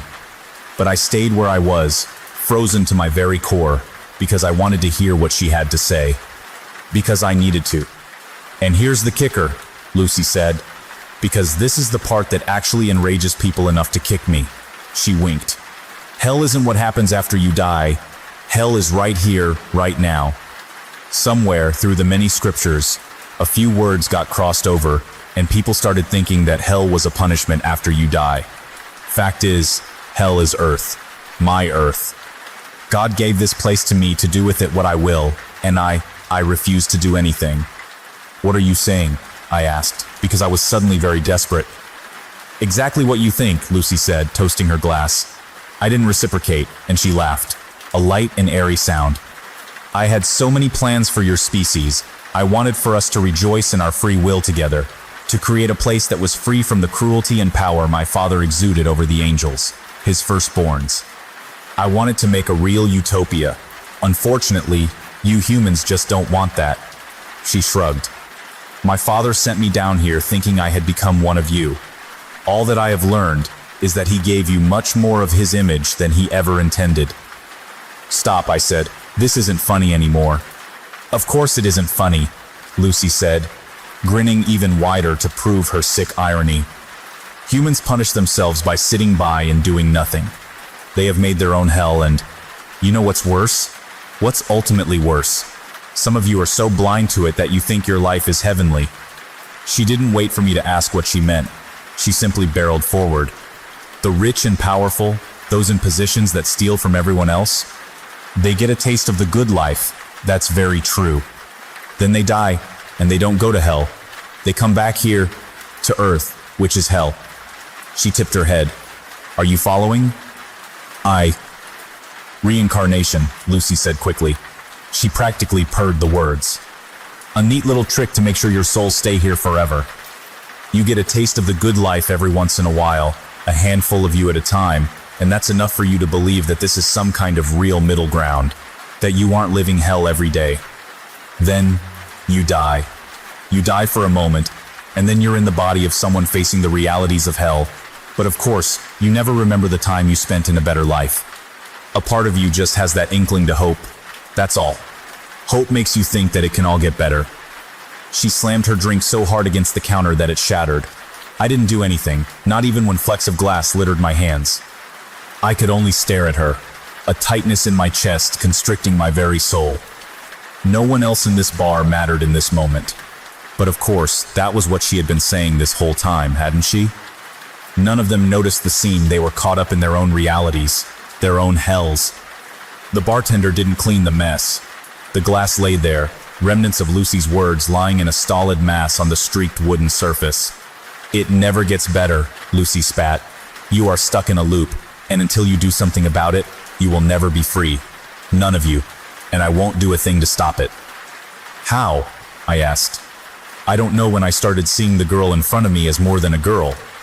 But with a weakness threatening to pull me apart, I stared at the bright-haired thing in front of me, and I saw something more than a human in her early 20s. I saw more than a girl suffering abuse from her father. I saw a fallen angel. I saw a being with scars buried so deep that they existed beyond this realm of seeing entirely. I saw something that I would never be able to write down in words, no matter how long I lived. "How do we change this?" I begged. But Lucy didn't answer me. I didn't blame her for that. Blame gets thrown around so often, and I knew then that she was sick of that. Sick of being blamed for our mistakes. So I changed tactics. Why me? It was an honest question, and I think somewhere deep down, Lucifer respected that honesty. Which is why she said, "When you first saw me, you were afraid for my safety. When I told you I was the devil, you wanted to lock me away, but still, you did so because you were afraid for me and not for yourself. You didn't wish to harm me, not even when I told you who I was and what I could be capable of for changing your sorry lives. You are a good person, but I'm afraid that means nothing when you don't have the will to do anything with it." She smiled at me sympathetically. The devil, showing sympathy for the human that sat across from her at the bar. It was surreal, and, for a few heavy moments, I truly thought I must be dead. There was no other way to explain what I was seeing, who I was speaking with, what I had just heard. What am I supposed to do? Lucy reached out to me. She placed a hand on my shoulder. Her hand was cold and warm at the same time, and I felt my blood boil where her fingers scraped my skin. And I knew, sharing a story like this isn't easy. Hell, it might be the hardest thing I've ever done. Good thing there's no such thing as hell then, right? The fact of the matter is simple. The world is a mess because we refuse to change anything. The devil herself walks among us, and she desperately wants to make our lives better, but she won't. She won't, because we won't. We have to prove our will to her before she is willing to do anything herself. We have to be good to each other, to help us all to be free. Of course, Lucifer told me one last thing before she left that bar. One thing that will stick with me until this body is nothing but rot in the dirt. You can tell as many people as you want, but take a good look at me. I have told 5 other humans this night the same things I have told you, and this was their reaction. They have hurt me, burned me, thrown their food and drink at me. Humans are afraid of their free will, and they find it so much easier to hurt than to own up for their own inadequacies. You will only be free when you stop seeing yourself in the same way my father sees himself. So that's what I'll leave you with. Lucifer won her wager that night, and I let her walk out the door. And I beg you to do the same. If the devil approaches you one night, listen to what she has to say, and listen to what I have been able to tell you of our meeting. The devil is real, and she doesn't want to torture us. No, we do that just fine on our own. Story, Fran and Jock. I was the last in a long line of grandkids on both sides of the family. No one has ever said as much, but I'm pretty sure I was an oops baby. The result of one too many glasses of wine and a couple over 40 who thought unplanned pregnancies were for teens. Oops. By the time I came along, both of my grandmothers had already passed away, and my grandfathers were elderly and lived in different states. Trying to coordinate travel plans for a family of 5, including an infant, was difficult on a budget, and neither of my grandpas were up to frequent trips, so visits were rare and spaced out over long periods. Still, both of my parents wanted me to have a relationship with them, so we'd trade phone calls so they could hear my nonsensical baby babble. They'd write me letters for Mom and Dad to read to me, and they'd get crayon scribbles in return. When I was 3, They both started to experience declines in health. First my maternal grandpa, then my paternal one. Fearing the worst, Mom purchased a pair of teddy bears, the kind that had recorders in them so you could record a message that would play when the bear was hugged, and made sure to get a message saved from both. My mom's father died when I was 4.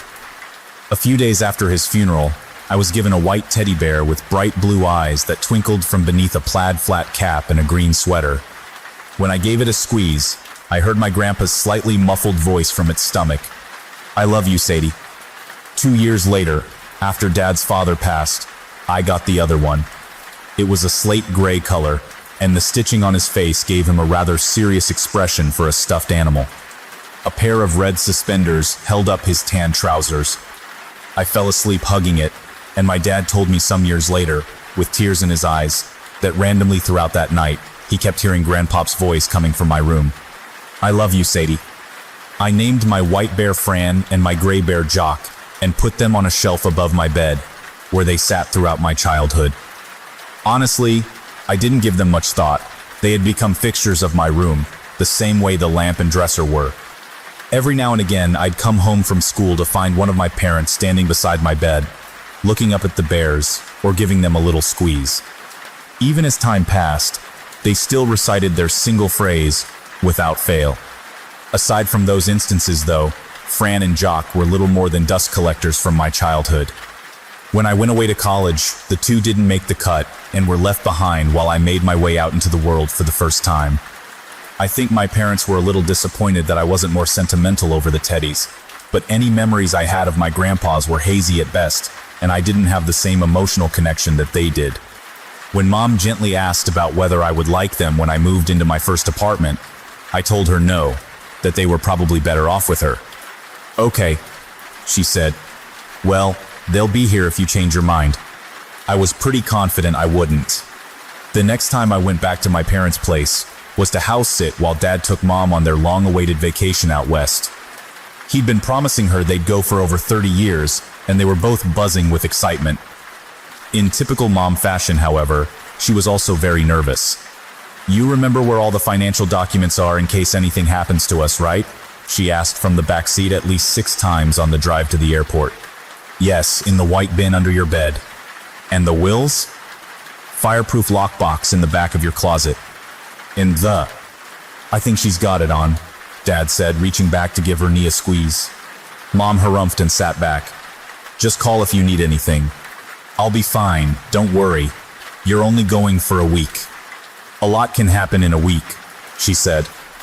I grinned at her in the rearview mirror, unconcerned, and she made a face at me, but seemed to relax. After I dropped them off, I drove back to their place and started to make myself at home again. I tossed my suitcase on my bed and went to the kitchen to make some dinner and catch up on one of my shows. It had been a while since I'd had a true, completely free week all to myself, and I planned to take full advantage of it. After I ate, I kicked up my feet, stretched out, and commenced lazy lump mode. I managed to get almost 3 episodes in before I started to nod off. I checked the clock over the television and sighed. It was only just after 11. Was I really turning into an old, early-to-bed woman already? The horror. I rolled off the couch and shut off the TV and all the lights, plunging the house into a deep darkness. Even in the inky black, I didn't feel even a twinge of nervousness. I'd grown up in the house, I knew it like the back of my hand, and all of its creaks and groans were almost comforting. I made my way to my room and flipped on the light. It had been at least 5 years since I lived there, but my parents hadn't done much to change my room except store a few bits and bobs in the closet. They said it was so I'd know I'd always have a place with them. I thought it was because changing it would make the fact that I was out for good more real. Whatever the reason, I appreciated the familiarity. As I started to unpack my bag, my eye was drawn to the shelf over my bed. Fran and Jock, ever vigilant, were sitting in the same spots they'd occupied for most of my life. I don't know why, but I couldn't help but smile and reach out to them. I took Fran down first and gave his little cap a tweak before squeezing him around his stomach. "I love you, Sadie," Grandpa said. After putting Fran back, I did the same to Jock, who stared up at me with his usual sternness, even as I plucked one red suspender. "I love you, Sadie," Grandpa said. It was the first time I'd listened to them in a while. Even if they didn't resonate as deeply with me as they did my parents, I was glad to find their recordings still worked. A quick trip to the bathroom and a change into my PJs later, I was in bed and fast falling asleep. I can't say exactly what woke me. A nightmare, I figured, given that my heart was beating quite quickly, but I couldn't remember any details. I took a deep breath and rolled over, already falling half asleep again, and found myself face to face with a dark figure on the pillow beside me. I yelped and sat up, grabbing at my phone, my nearest source of light, and shined it towards my bed. Fran was lying on his side beside me. I let out a small chuckle and gave myself a little shake to dismiss the lingering fright that he'd caused and picked him up. "Did you fall off the shelf?" I asked him quietly. I must have put him back too close to the edge earlier and gravity had done its duty. I gave Fran a gentle squeeze. "Get out." I stared down at the bear and blinked once, very slowly. I must be more sleepy than I realized, I thought. I was hearing things. To prove to myself that it had just been my imagination, I squeezed him again. "Get out." It was still Grandpa's voice, but instead of the soft warmth that it always had, it sounded cold, almost menacing. I threw Fran across the room, where he hit the wall. From over my head, I heard Grandpop's more gravely voice. "Get out." I whipped around and looked up at Jock. He was sitting in the same place as always, but now he was turned towards the door instead of facing forwards. Had I put him down like that? I couldn't remember. "Get out." Grandpa's voice came from Fran again, louder this time. "Get out," Grandpop echoed from Jock. The two went back and forth, their voices getting louder and louder, until I slapped my hands over my ears and leapt from my bed. I wanted to scream, but my voice was stuck behind my fear-tangled tongue. I stumbled across my dark room, chased by my long-dead grandfather's voices. "I know you're down there," Jock shouted with Grandpop's voice. I froze. Down there?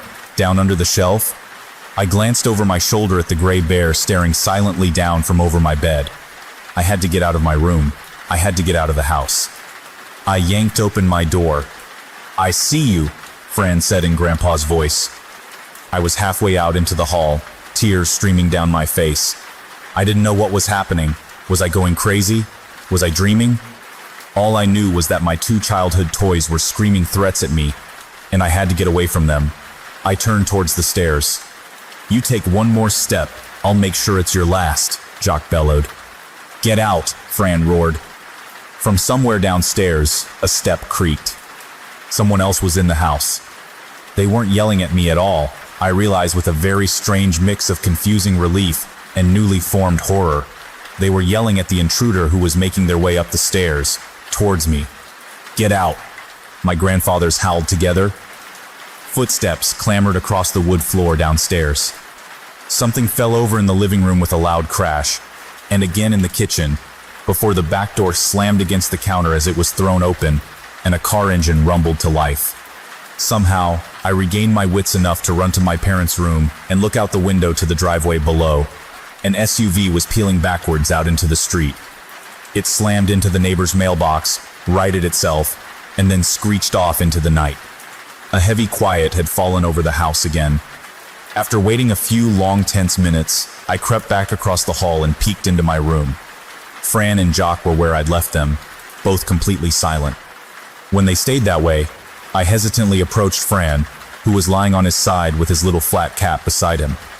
I picked him up and with trembling fingers, squeezed his stomach. "I love you, Sadie," Grandpa said warmly.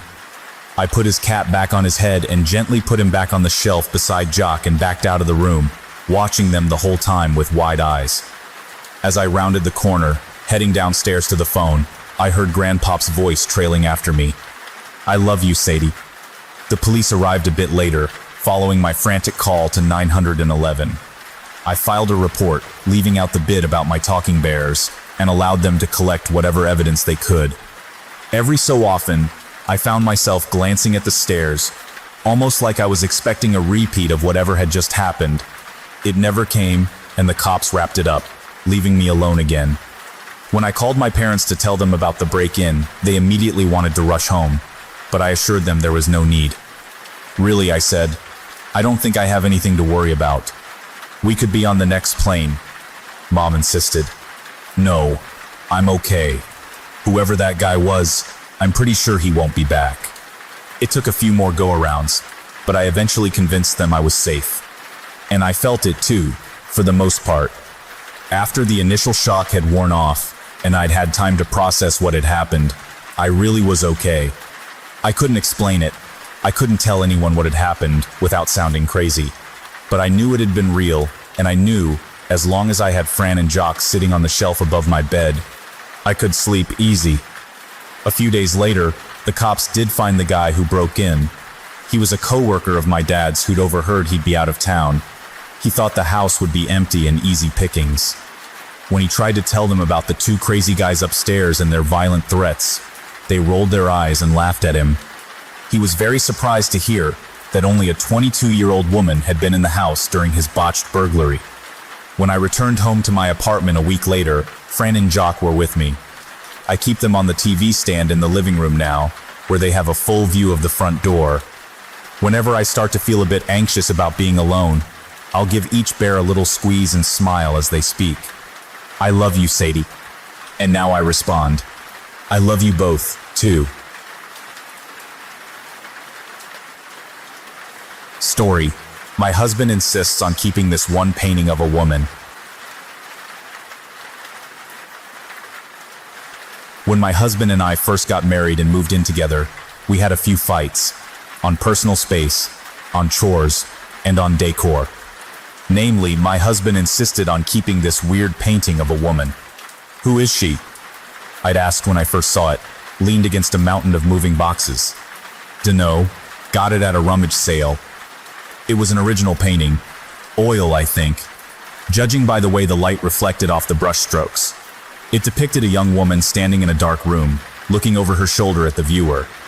She was actually rather beautiful. Blonde hair falling over her shoulders like a waterfall. A white cotton dress. A dainty, heart-shaped face that was somehow haunting rather than cute. She was illuminated brightly, but the room behind her was dark.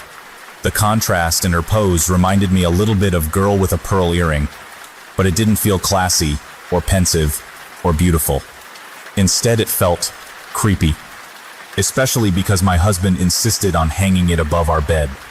I mean, it's a beautiful painting, I said, but it just doesn't fit with the modern decor. Neither do your Funko Pops. Okay, but they're small. This painting is enormous. For Pete's sake, the woman is nearly life-sized. I want to keep her where she is. It seemed like a big deal to him, so I dropped it. But it wasn't easy. Sometimes I woke up in the middle of the night with the horrible feeling that I was being watched. Then I'd look up and see her haunting gray eyes staring down at me. I didn't get much sleep after that. And there was the one time I swear she moved.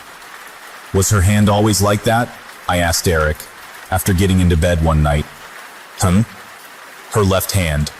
The fingers are kind of open, reaching out behind her, like she's waiting for someone to grab her hand. Yeah, she was always like that.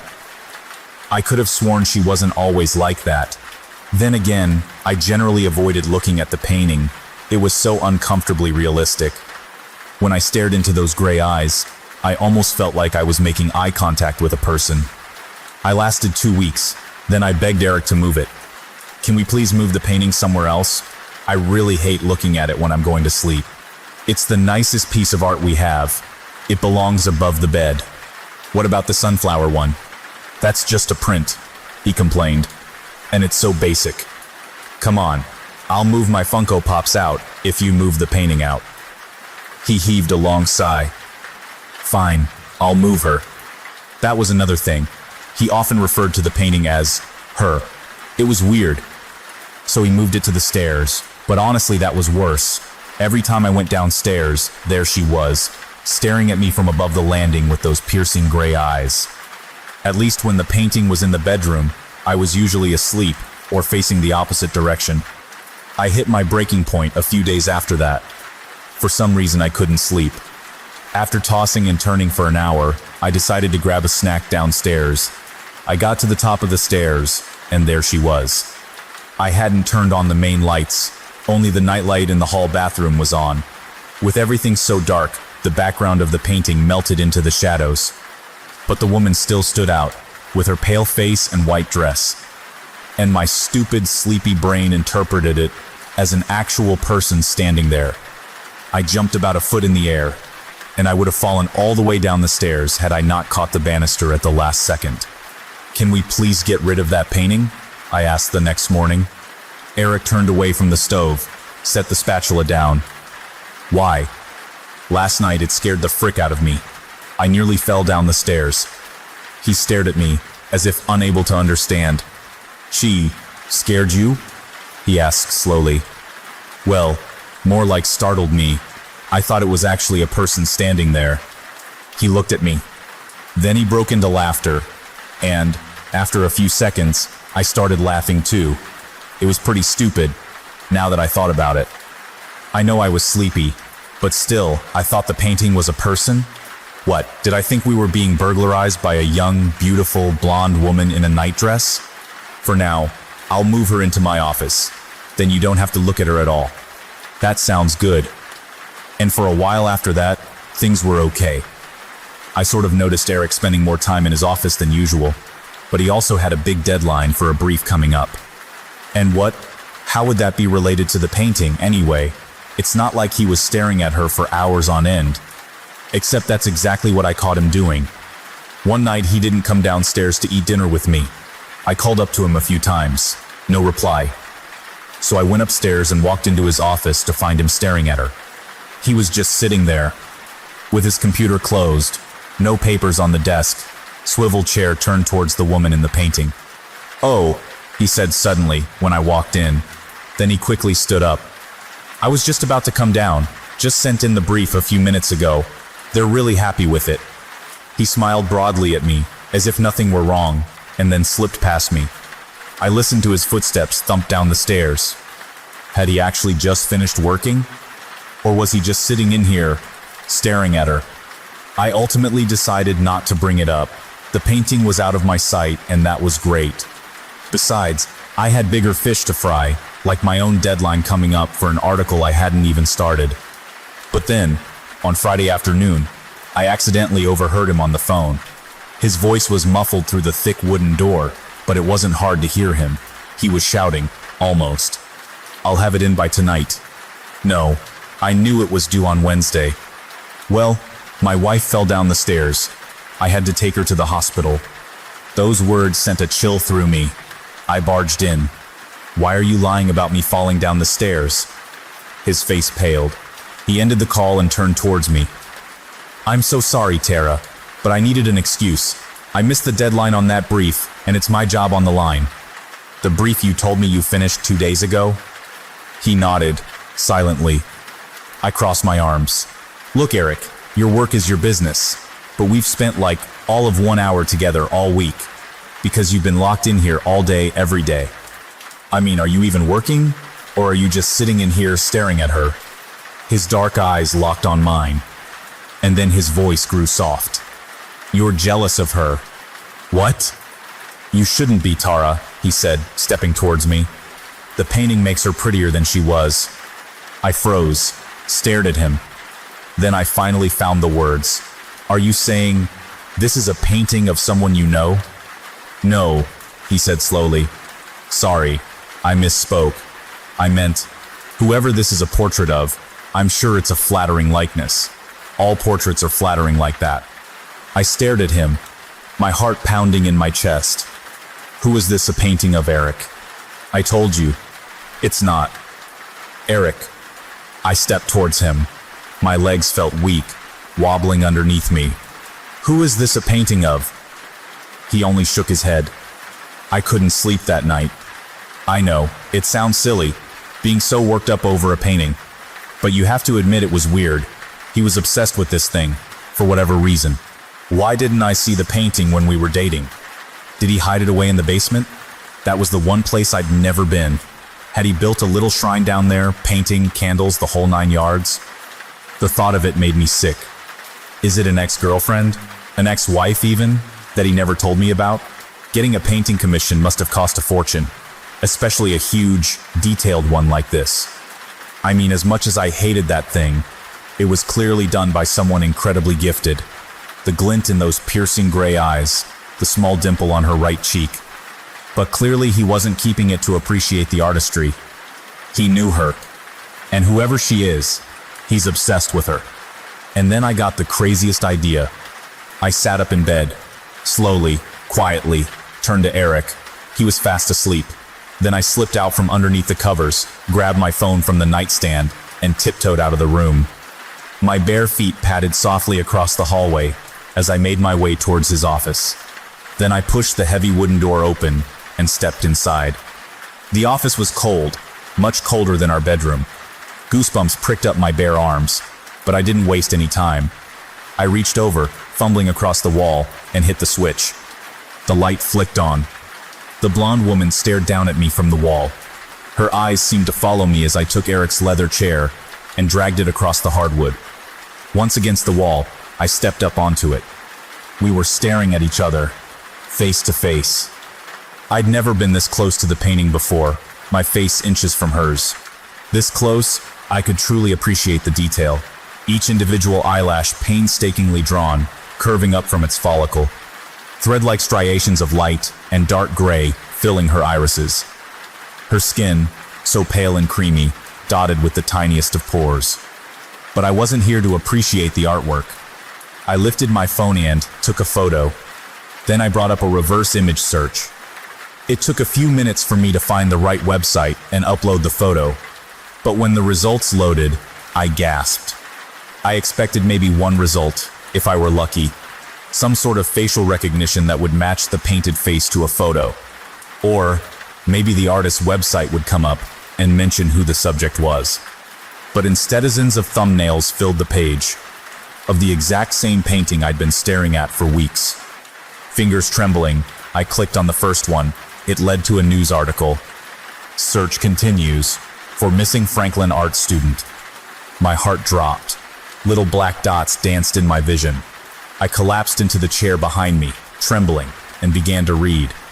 Anya Kelsing, 23, went missing after a hike with her boyfriend. The two became separated when they came upon a bear.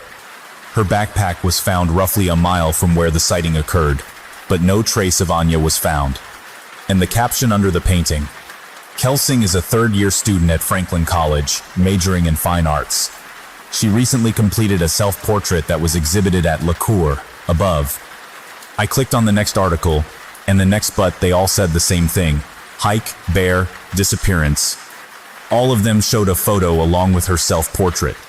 She looked strikingly identical to her painted likeness. None of them mentioned the boyfriend's name, but it had to be Eric. The most recent article, from 5 years ago, was a video clip of her parents begging for her search to continue. Sadly, judging by the news articles, it never did. I don't know how long I sat there. All I know is that I was suddenly jolted from my thoughts by a loud thump in the hallway. Footsteps, coming towards the office. I shot up. He can't find me here. I glanced around the room, looking for any place that I could hide, but it was probably too late. Surely he'd seen the light on, from under the door. I ducked under the desk just as he stepped into the room. Tara? I clapped my hand over my mouth, trying to silence my ragged breathing.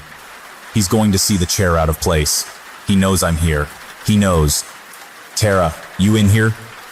Why did I hide? I could have just said I came in here because I heard a noise, needed a pen, couldn't sleep. Why the fuck did I hide? Now he's going to know that I know. Tara? But maybe it's fine. Maybe the bear got Anya. Maybe Eric had nothing to do with it. Isn't that more likely than Eric being a murderer? There you are. I looked up and screamed. Eric was crouched there, in front of the desk, staring at me. Too was looking for a pen. I stuttered lamely. I wanted to write down I remembered I have to pick up groceries tomorrow, and I needed to add something. He tilted his head, a small smile on his lips. I don't think that's the truth, Tara. Make a break for it. I started to lunge out from under the desk. His hand quickly shot out and grabbed my wrist, hard. You figured out who she is, didn't you? That's the only reason you'd be hiding from me. I trembled in his grasp. What did you do to her? I whispered. He let out a dry laugh. So you think I'm a murderer? How nice, that's the first conclusion you jump to. No, I don't think you're a murderer, I swallowed. Stupid, stupid, stupid. If he killed her, and he knows you know, then you're dead too. I'm sorry. I didn't mean that. Just, what happened? They didn't find a body. Did the bear get her? He didn't reply, just stared at me, silently, with those cold, dark eyes. I was jealous, I continued desperately, but now I understand. I wish you'd just told me. To lose someone like that, of course you'd want to keep the painting. It's all you have left of her. You should have just left it alone, he said, his tone oddly emotionless. I'm sorry you had to find out this way. I screamed as he lunged for me. It's over. His hands were clenched tight on my wrists as he dragged me out from under the desk. I pulled back, trying to wrench myself free, but it was no use. Thump. A loud crash sounded behind us. Eric whipped around, and for a split second his grip released. I acted instantly, pulled free from him and ran, pivoting around the desk and racing towards the door. As I glanced back, I saw Eric starting after me, but I also saw what had made the noise. The painting of Anya had fallen from the wall. It lay askew on the floor, her gray eyes staring emptily upwards. I was always a fast runner. Eric was only halfway down the stairs by the time I was at the bottom. Bursting out into the cold air, I began to scream. He grabbed me from behind and tried to pull me back inside, but it was too late. Lights were flicking on. Our neighbor rushed out of his house, dialing 911. It was over. The police arrested Eric for assault, and once I told them my story of his obsession with Anya's painting, they were able to search our house. And hidden in his office drawer, in a small box, was a pair of gold earrings. The same earrings Anya wore on the hike that day. The case is slowly mounting against him. I'm hoping, praying, Anya gets justice and that a jury convicts him of her horrible murder. And would he have done the same to me if I hadn't escaped? If Anya's painting hadn't fallen off the wall? There was an explanation, of course. When Eric had moved the painting to his office, he'd mistakenly installed one of the hangers into pure drywall. The weight of the painting had caused it to rip out, and the painting fell. But sometimes, I think Anya was watching over me, that her self-portrait carried a piece of her. And that night, she'd protected me from falling victim to the monster who ended her life. The painting now hangs up in my foyer. Every day I walk by it, and new details pop out at me. The deep, shadowy green of the room behind her, a perfectly painted strand of blonde hair, the glint in her piercing gray eyes, and sometimes, I think she's smiling back at me. Story: my sleep paralysis demon is actually a pretty chill guy. My first memory of sleep paralysis happened when I was 10 years old. I remember because it was the night my parents took me to see Shrek 2 for getting good marks on my report card. It was an evening show, so we got in late, and my mom tucked me straight into bed when we got home. It was around 4 a.m. when I woke up. The light from my alarm clock told me that much. I couldn't feel anything, not my pajamas against my skin, or the warmth of my head against the pillow. I could feel my arms and legs, but they felt heavy, as if a great weight was holding them down. I tried to call out, but I couldn't. My voice caught in my throat, my lips unable to move. I mustered a weak groan that sounded like a cross between a frog's croak and a zombie's moan, but that was it. I thought I was dead, that this is what death feels like, being awake but unable to move or tell anyone. My mind wrestled with the idea of being placed in a coffin, unable to tell anyone I was still alive in here, unable to move or say anything as the lid closed, and they put me in the ground, still alive. My fear subsided as I felt my heart thudding in my chest in response to my near panic attack. I also became aware of my breathing, which slowed as the fear subsided. I calmed a little, thinking it was just a dream. That was when I saw him for the first time, Mr. Brown Sticklegs. He huddled in the corner of the room by my closet. His two oversized red eyes glowed in the dark of my bedroom. His face was like a porcelain mask, white, expressionless, with no mouth or nose, only those two haunting red eyes. When he stood up, His body unfolded like origami until his head reached the ceiling. His neck bent, tilting forward as his true height was greater than the height of my room. His long black torso was covered in shimmering symbols that reflected red in the light of his glowing eyes. He stood on two spindly thin legs that disappeared into the shadows of the room. He made no noise as he moved, seeming to glide as he hovered closer to my bed. His long thin arms reached down to me as I moaned through paralyzed lips. I could not scream, even though I very much wanted to. His fingers reaching through the darkness, down to my face. Two pointed fingers touched against my eyelids, pushing them closed. I remember his fingertips feeling cool, but not cold. Even though the ends of his fingertips looked sharp, his touch was gentle. "Do not struggle, little one. Sleep, sleep," he said. His voice was so deep I could feel it in my chest when he spoke. I did as instructed, convincing myself that it indeed was a dream. Even if it wasn't, the back of my eyelids was more reassuring than looking into those piercing red eyes in his vacant mask of a face. I closed my eyes, wanting it to be a dream, willing it to be a dream. I woke up the next morning, thankfully able to move, walk, and talk. I explained what I saw to my parents, who both agreed that it was a dream. My mom tried floating the idea that something from Shrek 2 scared me, but neither my dad or I bought it. For confirmation, Dad asked that I draw a picture of what I saw for them. As I was drawing, I ran out of black crayon and had to finish his legs with the next darkest color in my crayon box. "Hey there, Mr. Brownstick Legs," my dad said as I handed him the drawing. "You leave my daughter alone now, you hear?" This is how my sleep paralysis demon ended up with the name Mr. Brownstick Legs. Giving him a silly name helped take some of the edge off of going to bed the following night. My dad even did a sweep of the room, calling out for him. "Here, Mr. Brownstick Legs," he said, whistling as if he were calling a dog. It made me giggle, and the whole episode felt more fun than scary. But once they tucked me in and turned off the light, I felt the dread creeping back in. Darkness hits harder when you expect to find something lurking in the shadows.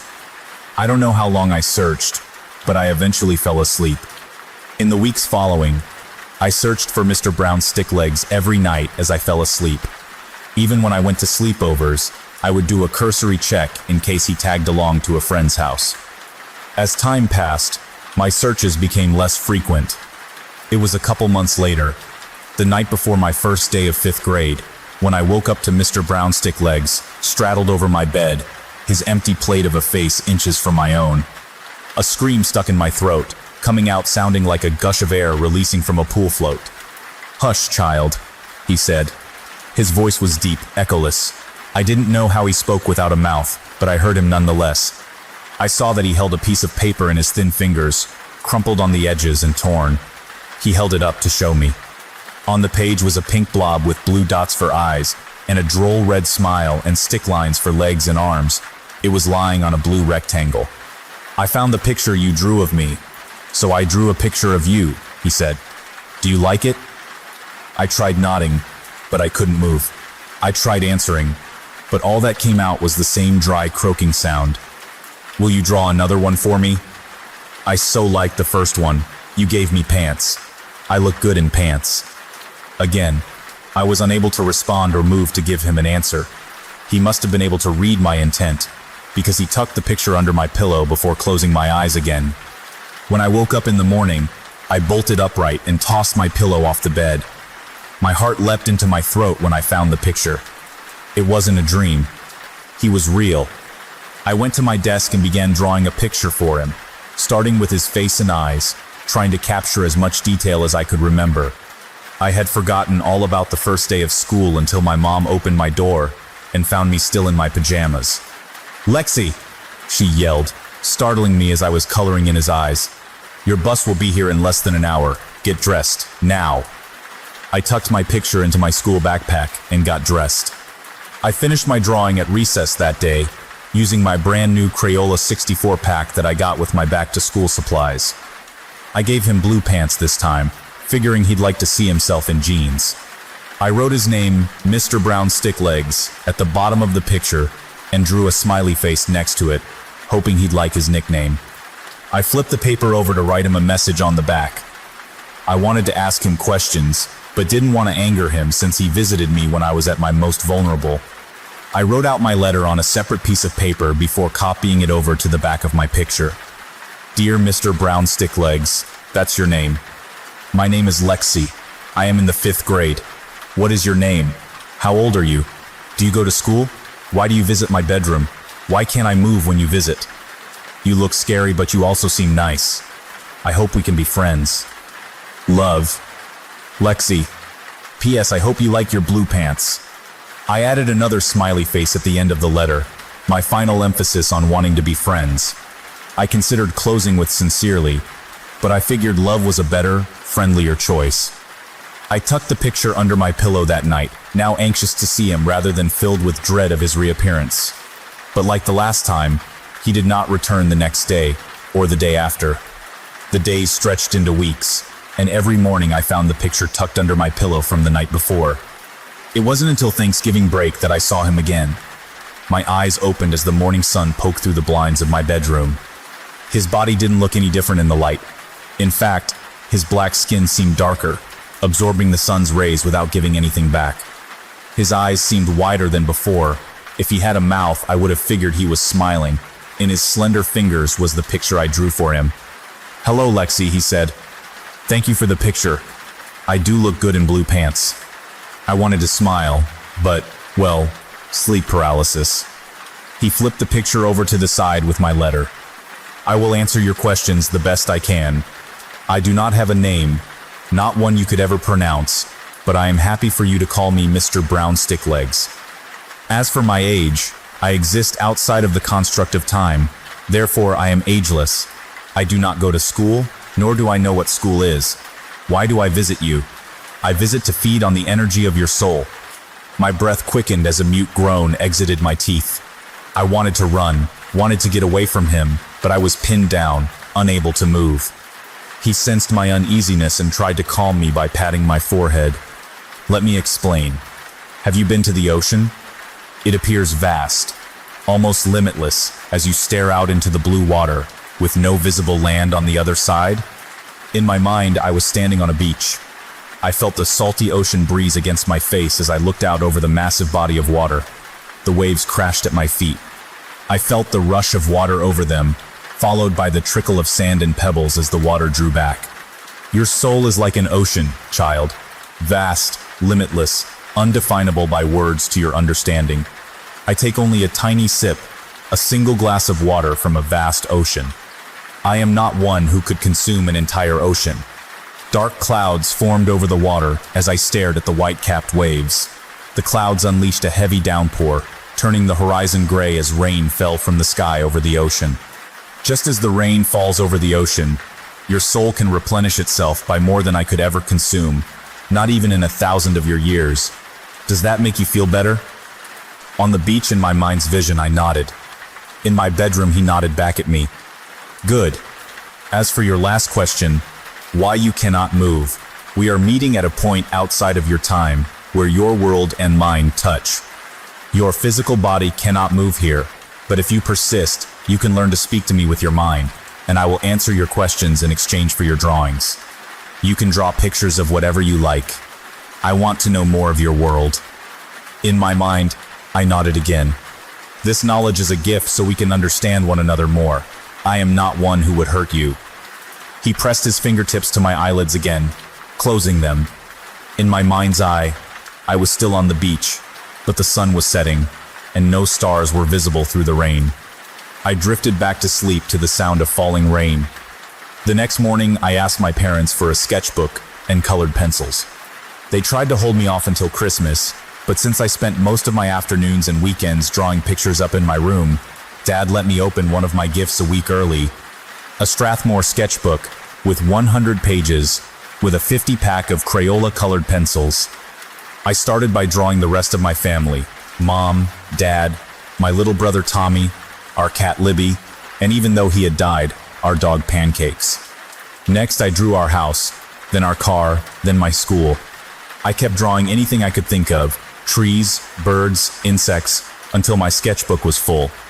I used my allowance to purchase more books so I could keep drawing.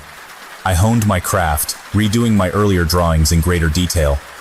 My thoughts considered his wording. I am not one who could consume an entire ocean. I wanted to ask him if there were those who could, but I wasn't sure if I wanted to know such things. Mr. Brownstick Legs didn't return until my freshman year of high school. To him, it wasn't like any time had passed. I read up on lucid dreaming in the time between visits, so that when he returned I would be better capable of talking to him. He held my book in his hands, flipping through my drawings, doting over the increased refinement of my drawing skills. I had filled a dozen sketch pads and upgraded from Crayola to Prismacolor Premier pencils for my drawings. His biggest surprise was when, after he complimented my drawings, I spoke to him. "Thank you," I said, seeing the words in my mind as I spoke them aloud. If he had a surprised expression, his eyes showed it. "You have been very busy, child," he said. "Do you have any questions you would like to ask?" I hesitated, but finally formed the words in my mind. "Are there creatures who can consume an entire ocean?" He didn't respond right away, which made me think I had not asked properly. As I asked him a second time, he put a finger to my lips as if to shush me. "There are those who can. They are known as the Dark Ones. They are capable of consuming entire souls, emptying them out, leaving them dry and barren. You should not fear them, but you should also not provoke them." His eyes curved downward, as if concerned or afraid. "What do they look like?" I asked. In my mind, my visions were filled with images of great, terrible creatures. Spiders taller than the Empire State Building on thin, spindly legs of shadow and smoke. Tentacled monsters in the seas lofting blue whales like they were toys, ripping them to shreds with their curved chitinous beaks. Great, ghastly flying creatures that knocked over orchards and forests with the beat of their leathery wings. "I showed you only because you asked," Mr. Brown Sticklegs said. "But it is best that we don't talk or think about them. Let them be." I nodded in my mind. He leaned forward and pressed his plate-like face to my head as if to kiss me on the forehead, which was odd since he didn't have a mouth. Then, as usual, he closed my eyes and I drifted back to sleep. My life took a downturn during the latter years of high school. My dad lost his job, and when the search for a new one dragged on, he turned to drinking to cope with his failure. He wasn't abusive, but he wasn't fun to be around either. In the months following, my parents would hush their arguing when I entered the room, greeting me with smiles as if nothing were wrong. That lasted until the day I came home from school to them fighting over a foreclosure notice from the bank. We moved out over a weekend from our home in the suburbs to an apartment on the other side of town. I internalized my feelings during that time. I withdrew from my friends and school activities besides the art club, the only one we could still afford. I saw my friends driving to school and hanging out while I rode the bus, too poor and too far out of the way to join in. My taste began to change as well. Out was the bubblegum pop of Katy Perry, K.E. Dollar Ha, and Taylor Swift. Instead, I listened to Pierce the Veil, Sleeping with Sirens, and Bring Me the Horizon. My clothes and makeup became darker, more black t-shirts and skirts with black eyeliner and black fingernail polish. Mom called it my goth phase, not that she understood. My drawings became darker too. I moved from colored pencils to charcoal, drawing skulls and gothic-looking cemeteries as my passion for drawing animals and flowers waned. I also drew the Dark Ones, in great detail, exactly how I remembered them in my mind's eye. Mr. Brown Sticklegs visited me again a month after we moved into the apartment. He looked more at home in my room of blacklight posters and death metal bands than he did in my previous room. His eyes were dim, not the vibrant red as they were before. He stared at me as I lay in bed, unable to move. He moved inches from my face as I heard his words in my mind. "Your soul tastes different now." He didn't speak of my drawings. I worried that he might, especially since I had been drawing the Dark Ones. Not only drawing them, but thinking about them, and what type of damage they could do if they were to wake. He seemed sad for me, although reading his expression was difficult with no face. He patted my forehead like before, but didn't close my eyes before leaving as he used to. My life continued its spiraling path like a bottle rocket with a broken stick. My parents didn't talk outside of short conversations about which bills to pay and which ones to ignore. Each night, Dad disappeared into a bottle while Mom disappeared online to chat with a male Facebook friend she knew from high school. The thing about rock bottom is that it's often a disguise for a trapdoor that drops you to an even lower depth than you thought possible. The first bottom came when my father died. Drove off the road into a gravel pit late at night with an empty bottle of bourbon in the passenger seat. I cried, but it felt hollow. I felt hollow. Even when Mom tried to hold me, I felt nothing inside. Not sadness, not guilt, not anything. I disappeared into my sketchbooks, drawing even darker, more disturbing images. Death, dismemberment, vividly accurate vivisections of the cute animals I used to enjoy drawing. My friends no longer talked to me, which was fine because I didn't want to talk to them anymore anyways. I found people to hang out with, not friends, but people who could get me access to moments of chemical-induced euphoria to forget about life for a while. Just like that, the trapdoor opened, dropping me to a new rock bottom of addiction. One thing I had that in common with my dad, but instead of falling into a bottle, I fell into a needle. I stole money from my mom's purse to feed my habits, not that she noticed. She was busy with her old Facebook friend who had moved from online acquaintance to nightly sleepover companion. When the time came to begin my senior year, I didn't bother going back. I kept drawing, filling entire sketchbooks with the dark images that reflected my bleak outlook on life. The dark ones were prevalent subjects during this period of my life. I drew them feasting on humanity, raking flesh from bone in their jagged teeth behind lips of smoke. I came home one night to find my mom and her new male friend in the middle of a fight. It was different from her fights with Dad, more violent, more physical. When he raised his hand at me for trying to intervene, I decided it was time to bolt. I left home, hitching rides with anyone with a set of wheels I could manage to put up with for short periods of time. My preference leaned toward those with access to the chemical release I craved. The more I could numb, the more I could escape. I found certain drug combinations had similar effects to sleep paralysis, where my mind's ability to control my body's action became severed. In those moments of numbed paralysis, I'd see Mr. Brown Stick Legs watching from afar as I dulled the pain. I saw what I perceived as the dark ones too, but they weren't hiding in the shadows like Mr. Brown Stick Legs did. They were the shadows. I called out to them as well, for in those moments I wanted nothing more than to be hollowed out and empty, a void so dark no pain could ever penetrate it. When they didn't answer, I called out to Mr. Brown Stick Legs, but he would vanish every time. Perhaps it was all just a drug-fueled hallucination. Overdosing was never my intention. I was pushing too much, trying to find the edge of the void after feeling so low, so very low, searching for that something extra to filter out the background noise. I took it too far, giving myself a near-lethal dose. At one moment, I was lying next to strangers on a stained mattress in an abandoned warehouse. Then came the initial rush of euphoric bliss. And then, nothing. Whoever I was traveling with at the time dumped me on the curb in front of the ER, making me someone else's problem. This was my rock bottom moment, although at the time, it felt more like free fall. I spent 3 weeks in a coma. I was aware of my surroundings and could hear the doctors and nurses as they checked my vitals and tended to my cleanliness and upkeep, but I couldn't move or speak. At the end of my 3rd week in the ICU on an incubator, I looked up to find Mr. Brown Stick Legs hovering over me, his round red eyes peering through the darkness. "What have you done to yourself, child?" His voice spoke inside my mind. In my mind, I was beside him, standing in the middle of a vast, salt-flat desert. The ground was cracked and dry in a hexagonal pattern that stretched in all directions. "This is your soul now. There is nothing left to drink." I heard my beep of my heart rate monitor back in my hospital room speed up as fear entered my mind.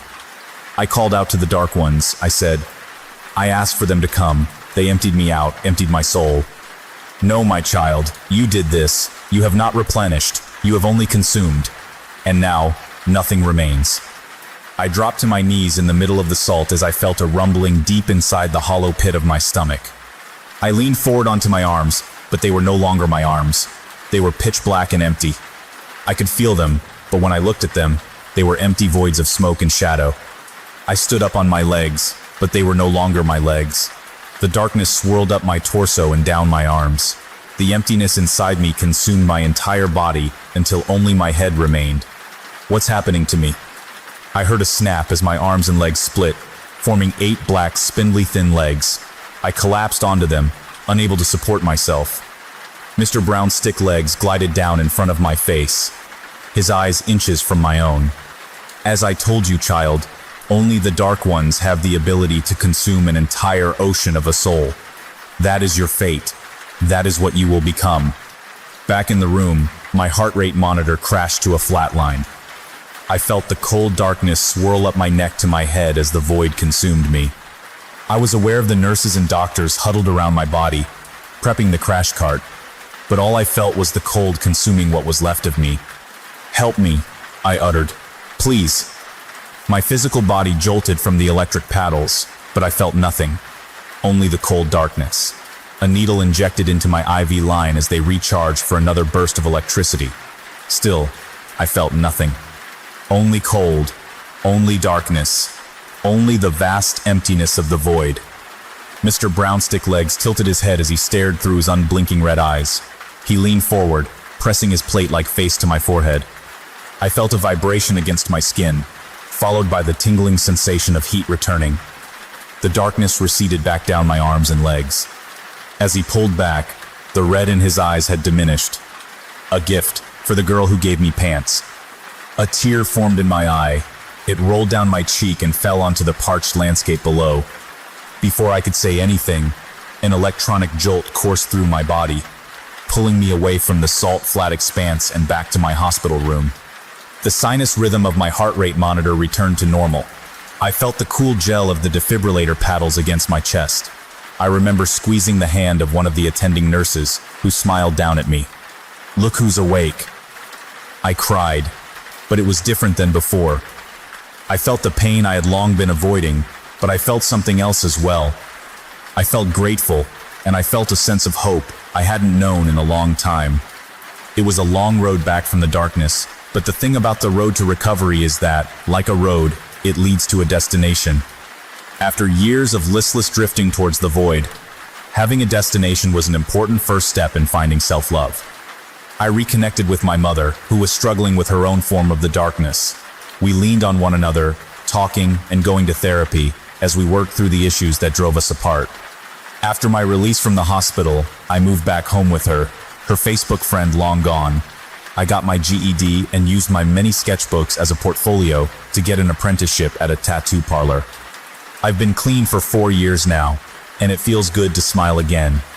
Granted, I still prefer Pierce the Veil to anything from Katy Perry's catalog, and my tattoos and jewelry have more skulls than fluffy bunnies, but that's all on the surface. I no longer crave the darkness to consume me. I often think about the vision with Mr. Brown's stick legs on the salt flats that night in the hospital. I had not seen him since that night, and I often wonder about the state of my soul since that day. Has it replenished, or is it still the dried-up barren wasteland that he took me to on the night? Last night, around 3 in the morning, I finally got my answer. I woke up with a heaviness on my chest, arms and legs. At first, I felt the grips of fear grabbing hold, much like the first time I experienced it. But then, in the dark corner of my room, I saw glowing red eyes staring back at me from the shadows. In spite of my sleep paralysis, couldn't help but smile when I heard his voice call out to me. "Child, your soul tastes much better now." Story: my wife forgot to delete her browser history. I can't believe what I found. 4:34 p.m. How to stop husband from cheating. I had only clicked on the history tab to delete the last thing I'd searched for when I noticed the entry. Hurriedly, I finished zipping up my fly and stared at it in bewilderment. Amy and I had been almost too careful. We had never so much as looked at one another in my wife's presence, let alone done anything that could have raised suspicion. There was no way she could have known what was going on, even if she had looked through my phone. With a heavy heart, I'd forced myself to delete any incriminating photos Amy sent me after I was done with them, and we had a strict call-only policy. Amy was our latest hire, and aside from being great at her job, she excelled in garnering male attention. Everyone loved her. She was strikingly beautiful and uninhibited to the point where her energy felt almost carnal, sending all morals and restraints out the window. I tried to ignore her at first, even finding excuses to go home early. But eventually, her charming giggle got the better of me too. 4:37 p.m. How much does divorce cost? Droplets of sweat sprang out on my forehead. What? Was my wife planning to divorce me? But why? There was no way she knew about Amy and me. Was there someone else? Was she planning to accuse me of infidelity, all while going at it with some lover boy she'd met at her yoga class? 4:39 p.m. Why do humans feel emotions? I pursed my lips. If by some miracle my wife did know about the affair, I couldn't imagine the way she must have been feeling. I woke up late this morning and found a note on the kitchen table saying that she didn't want to wake me and that she was out doing her Saturday errands. I almost felt compelled to call her and... oh. I flinched as a large drop of blood landed on the keyboard. What the hell? My first instinct was to look up at the ceiling. Nothing. A strong metallic smell made me come to my senses. I brushed my hand against my face. A bright red smudge sat on my palm. I stared at it, alarmed. I'd never gotten nosebleeds before, aside from the time I got hit in the face with a football in high school. My head raised, I scrambled to my feet and made a dash for the bathroom, my hands cupping my throbbing nose. Once I had managed to stop the bleeding and clean myself up, I returned to the computer. 4:44 p.m. Which part of the brain is responsible for love? This was an oddly specific search. I couldn't recall my wife ever being interested in science or biology. I checked the account logged into the browser, just in case. Perhaps this was someone else's history altogether? Or maybe we'd been hacked? Off number. Seemed like everything was in order. My wife's smiling face stared back at me from the login window. What was she doing searching for brain parts anyway? 4:49 p.m. What is excerebration? What? What was? Excerebration? Some kind of fancy divorce? I'd never heard of the term in my life. I didn't even hesitate before clicking it, eager to find out what my wife was planning for us. I wish I hadn't. As the results came up on the monitor, my stomach lurched and my gag reflex kicked in. The images were graphic enough for my hand to automatically gravitate towards the return button, but a short paragraph in bold caught my eye. An ancient procedure involving chiseling through the bone of the nose in order to scoop out the brain matter. My heart hammering in my chest, I clicked the back button and scanned the rest of the entries. 5:01 p.m. Can a person live without the hypothalamus? 5:05 p.m. Location of the hypothalamus. 5:11 p.m. How much temazepam is safe? My skin crawled as I read, but I couldn't look away. I was so immersed that I didn't even hear the front door bang. Honey, I'm home. I stared at the wall, too shocked to reply. What was I meant to say? How was I supposed to ask her about all this? Hello? She called again, her heels clacking towards me. Hey, I choked, throwing the box of tissues into the drawer. How was... Oh, good. She smiled as she appeared in the doorway. How are you? You had quite a lot to drink last night. I stammered. I did? She studied me, as though she wasn't sure whether I was joking or not. What's all this? I asked, gesturing to the computer screen. She joined me at the desk, frowning at the clammy wood surface. What? I pointed at the browsing history, my index finger shaking visibly in the air. Oh, she flushed, 2 pink spots appearing on her cheeks. Well, you did say we could try it, so I had to do a little research, you know. What? I said we could try. What? Oh, she waved her hand dismissively. The X say something. You probably know better. My blood ran cold. The excerebration. Karen, what did you do? But before she could say anything, a splash of blood landed on the carpet, and then another one, and another. Karen watched me, her skin growing pale. What? Suddenly, a small, fleshy lump escaped my nostril and rolled down the front of my shirt. We both stared at it in shocked silence. Then, my wife screamed, turning on her heel to flee the room, but I caught up to her, pinning her against the wall. Tell me what the fuck you did. She tried to fight me, writhing under my grip, but I held on tight. Blood was streaming into my mouth and down my chin, staining both of our clothes. "How can you not remember?" she screeched, trying to elbow me in the ribs. "Don't you remember what you did?" I stared at her panic-stricken face, trying my best to recall any memories from the previous night. "No, what did I do?" You came home after work and told me you were leaving me for Amy," she sobbed.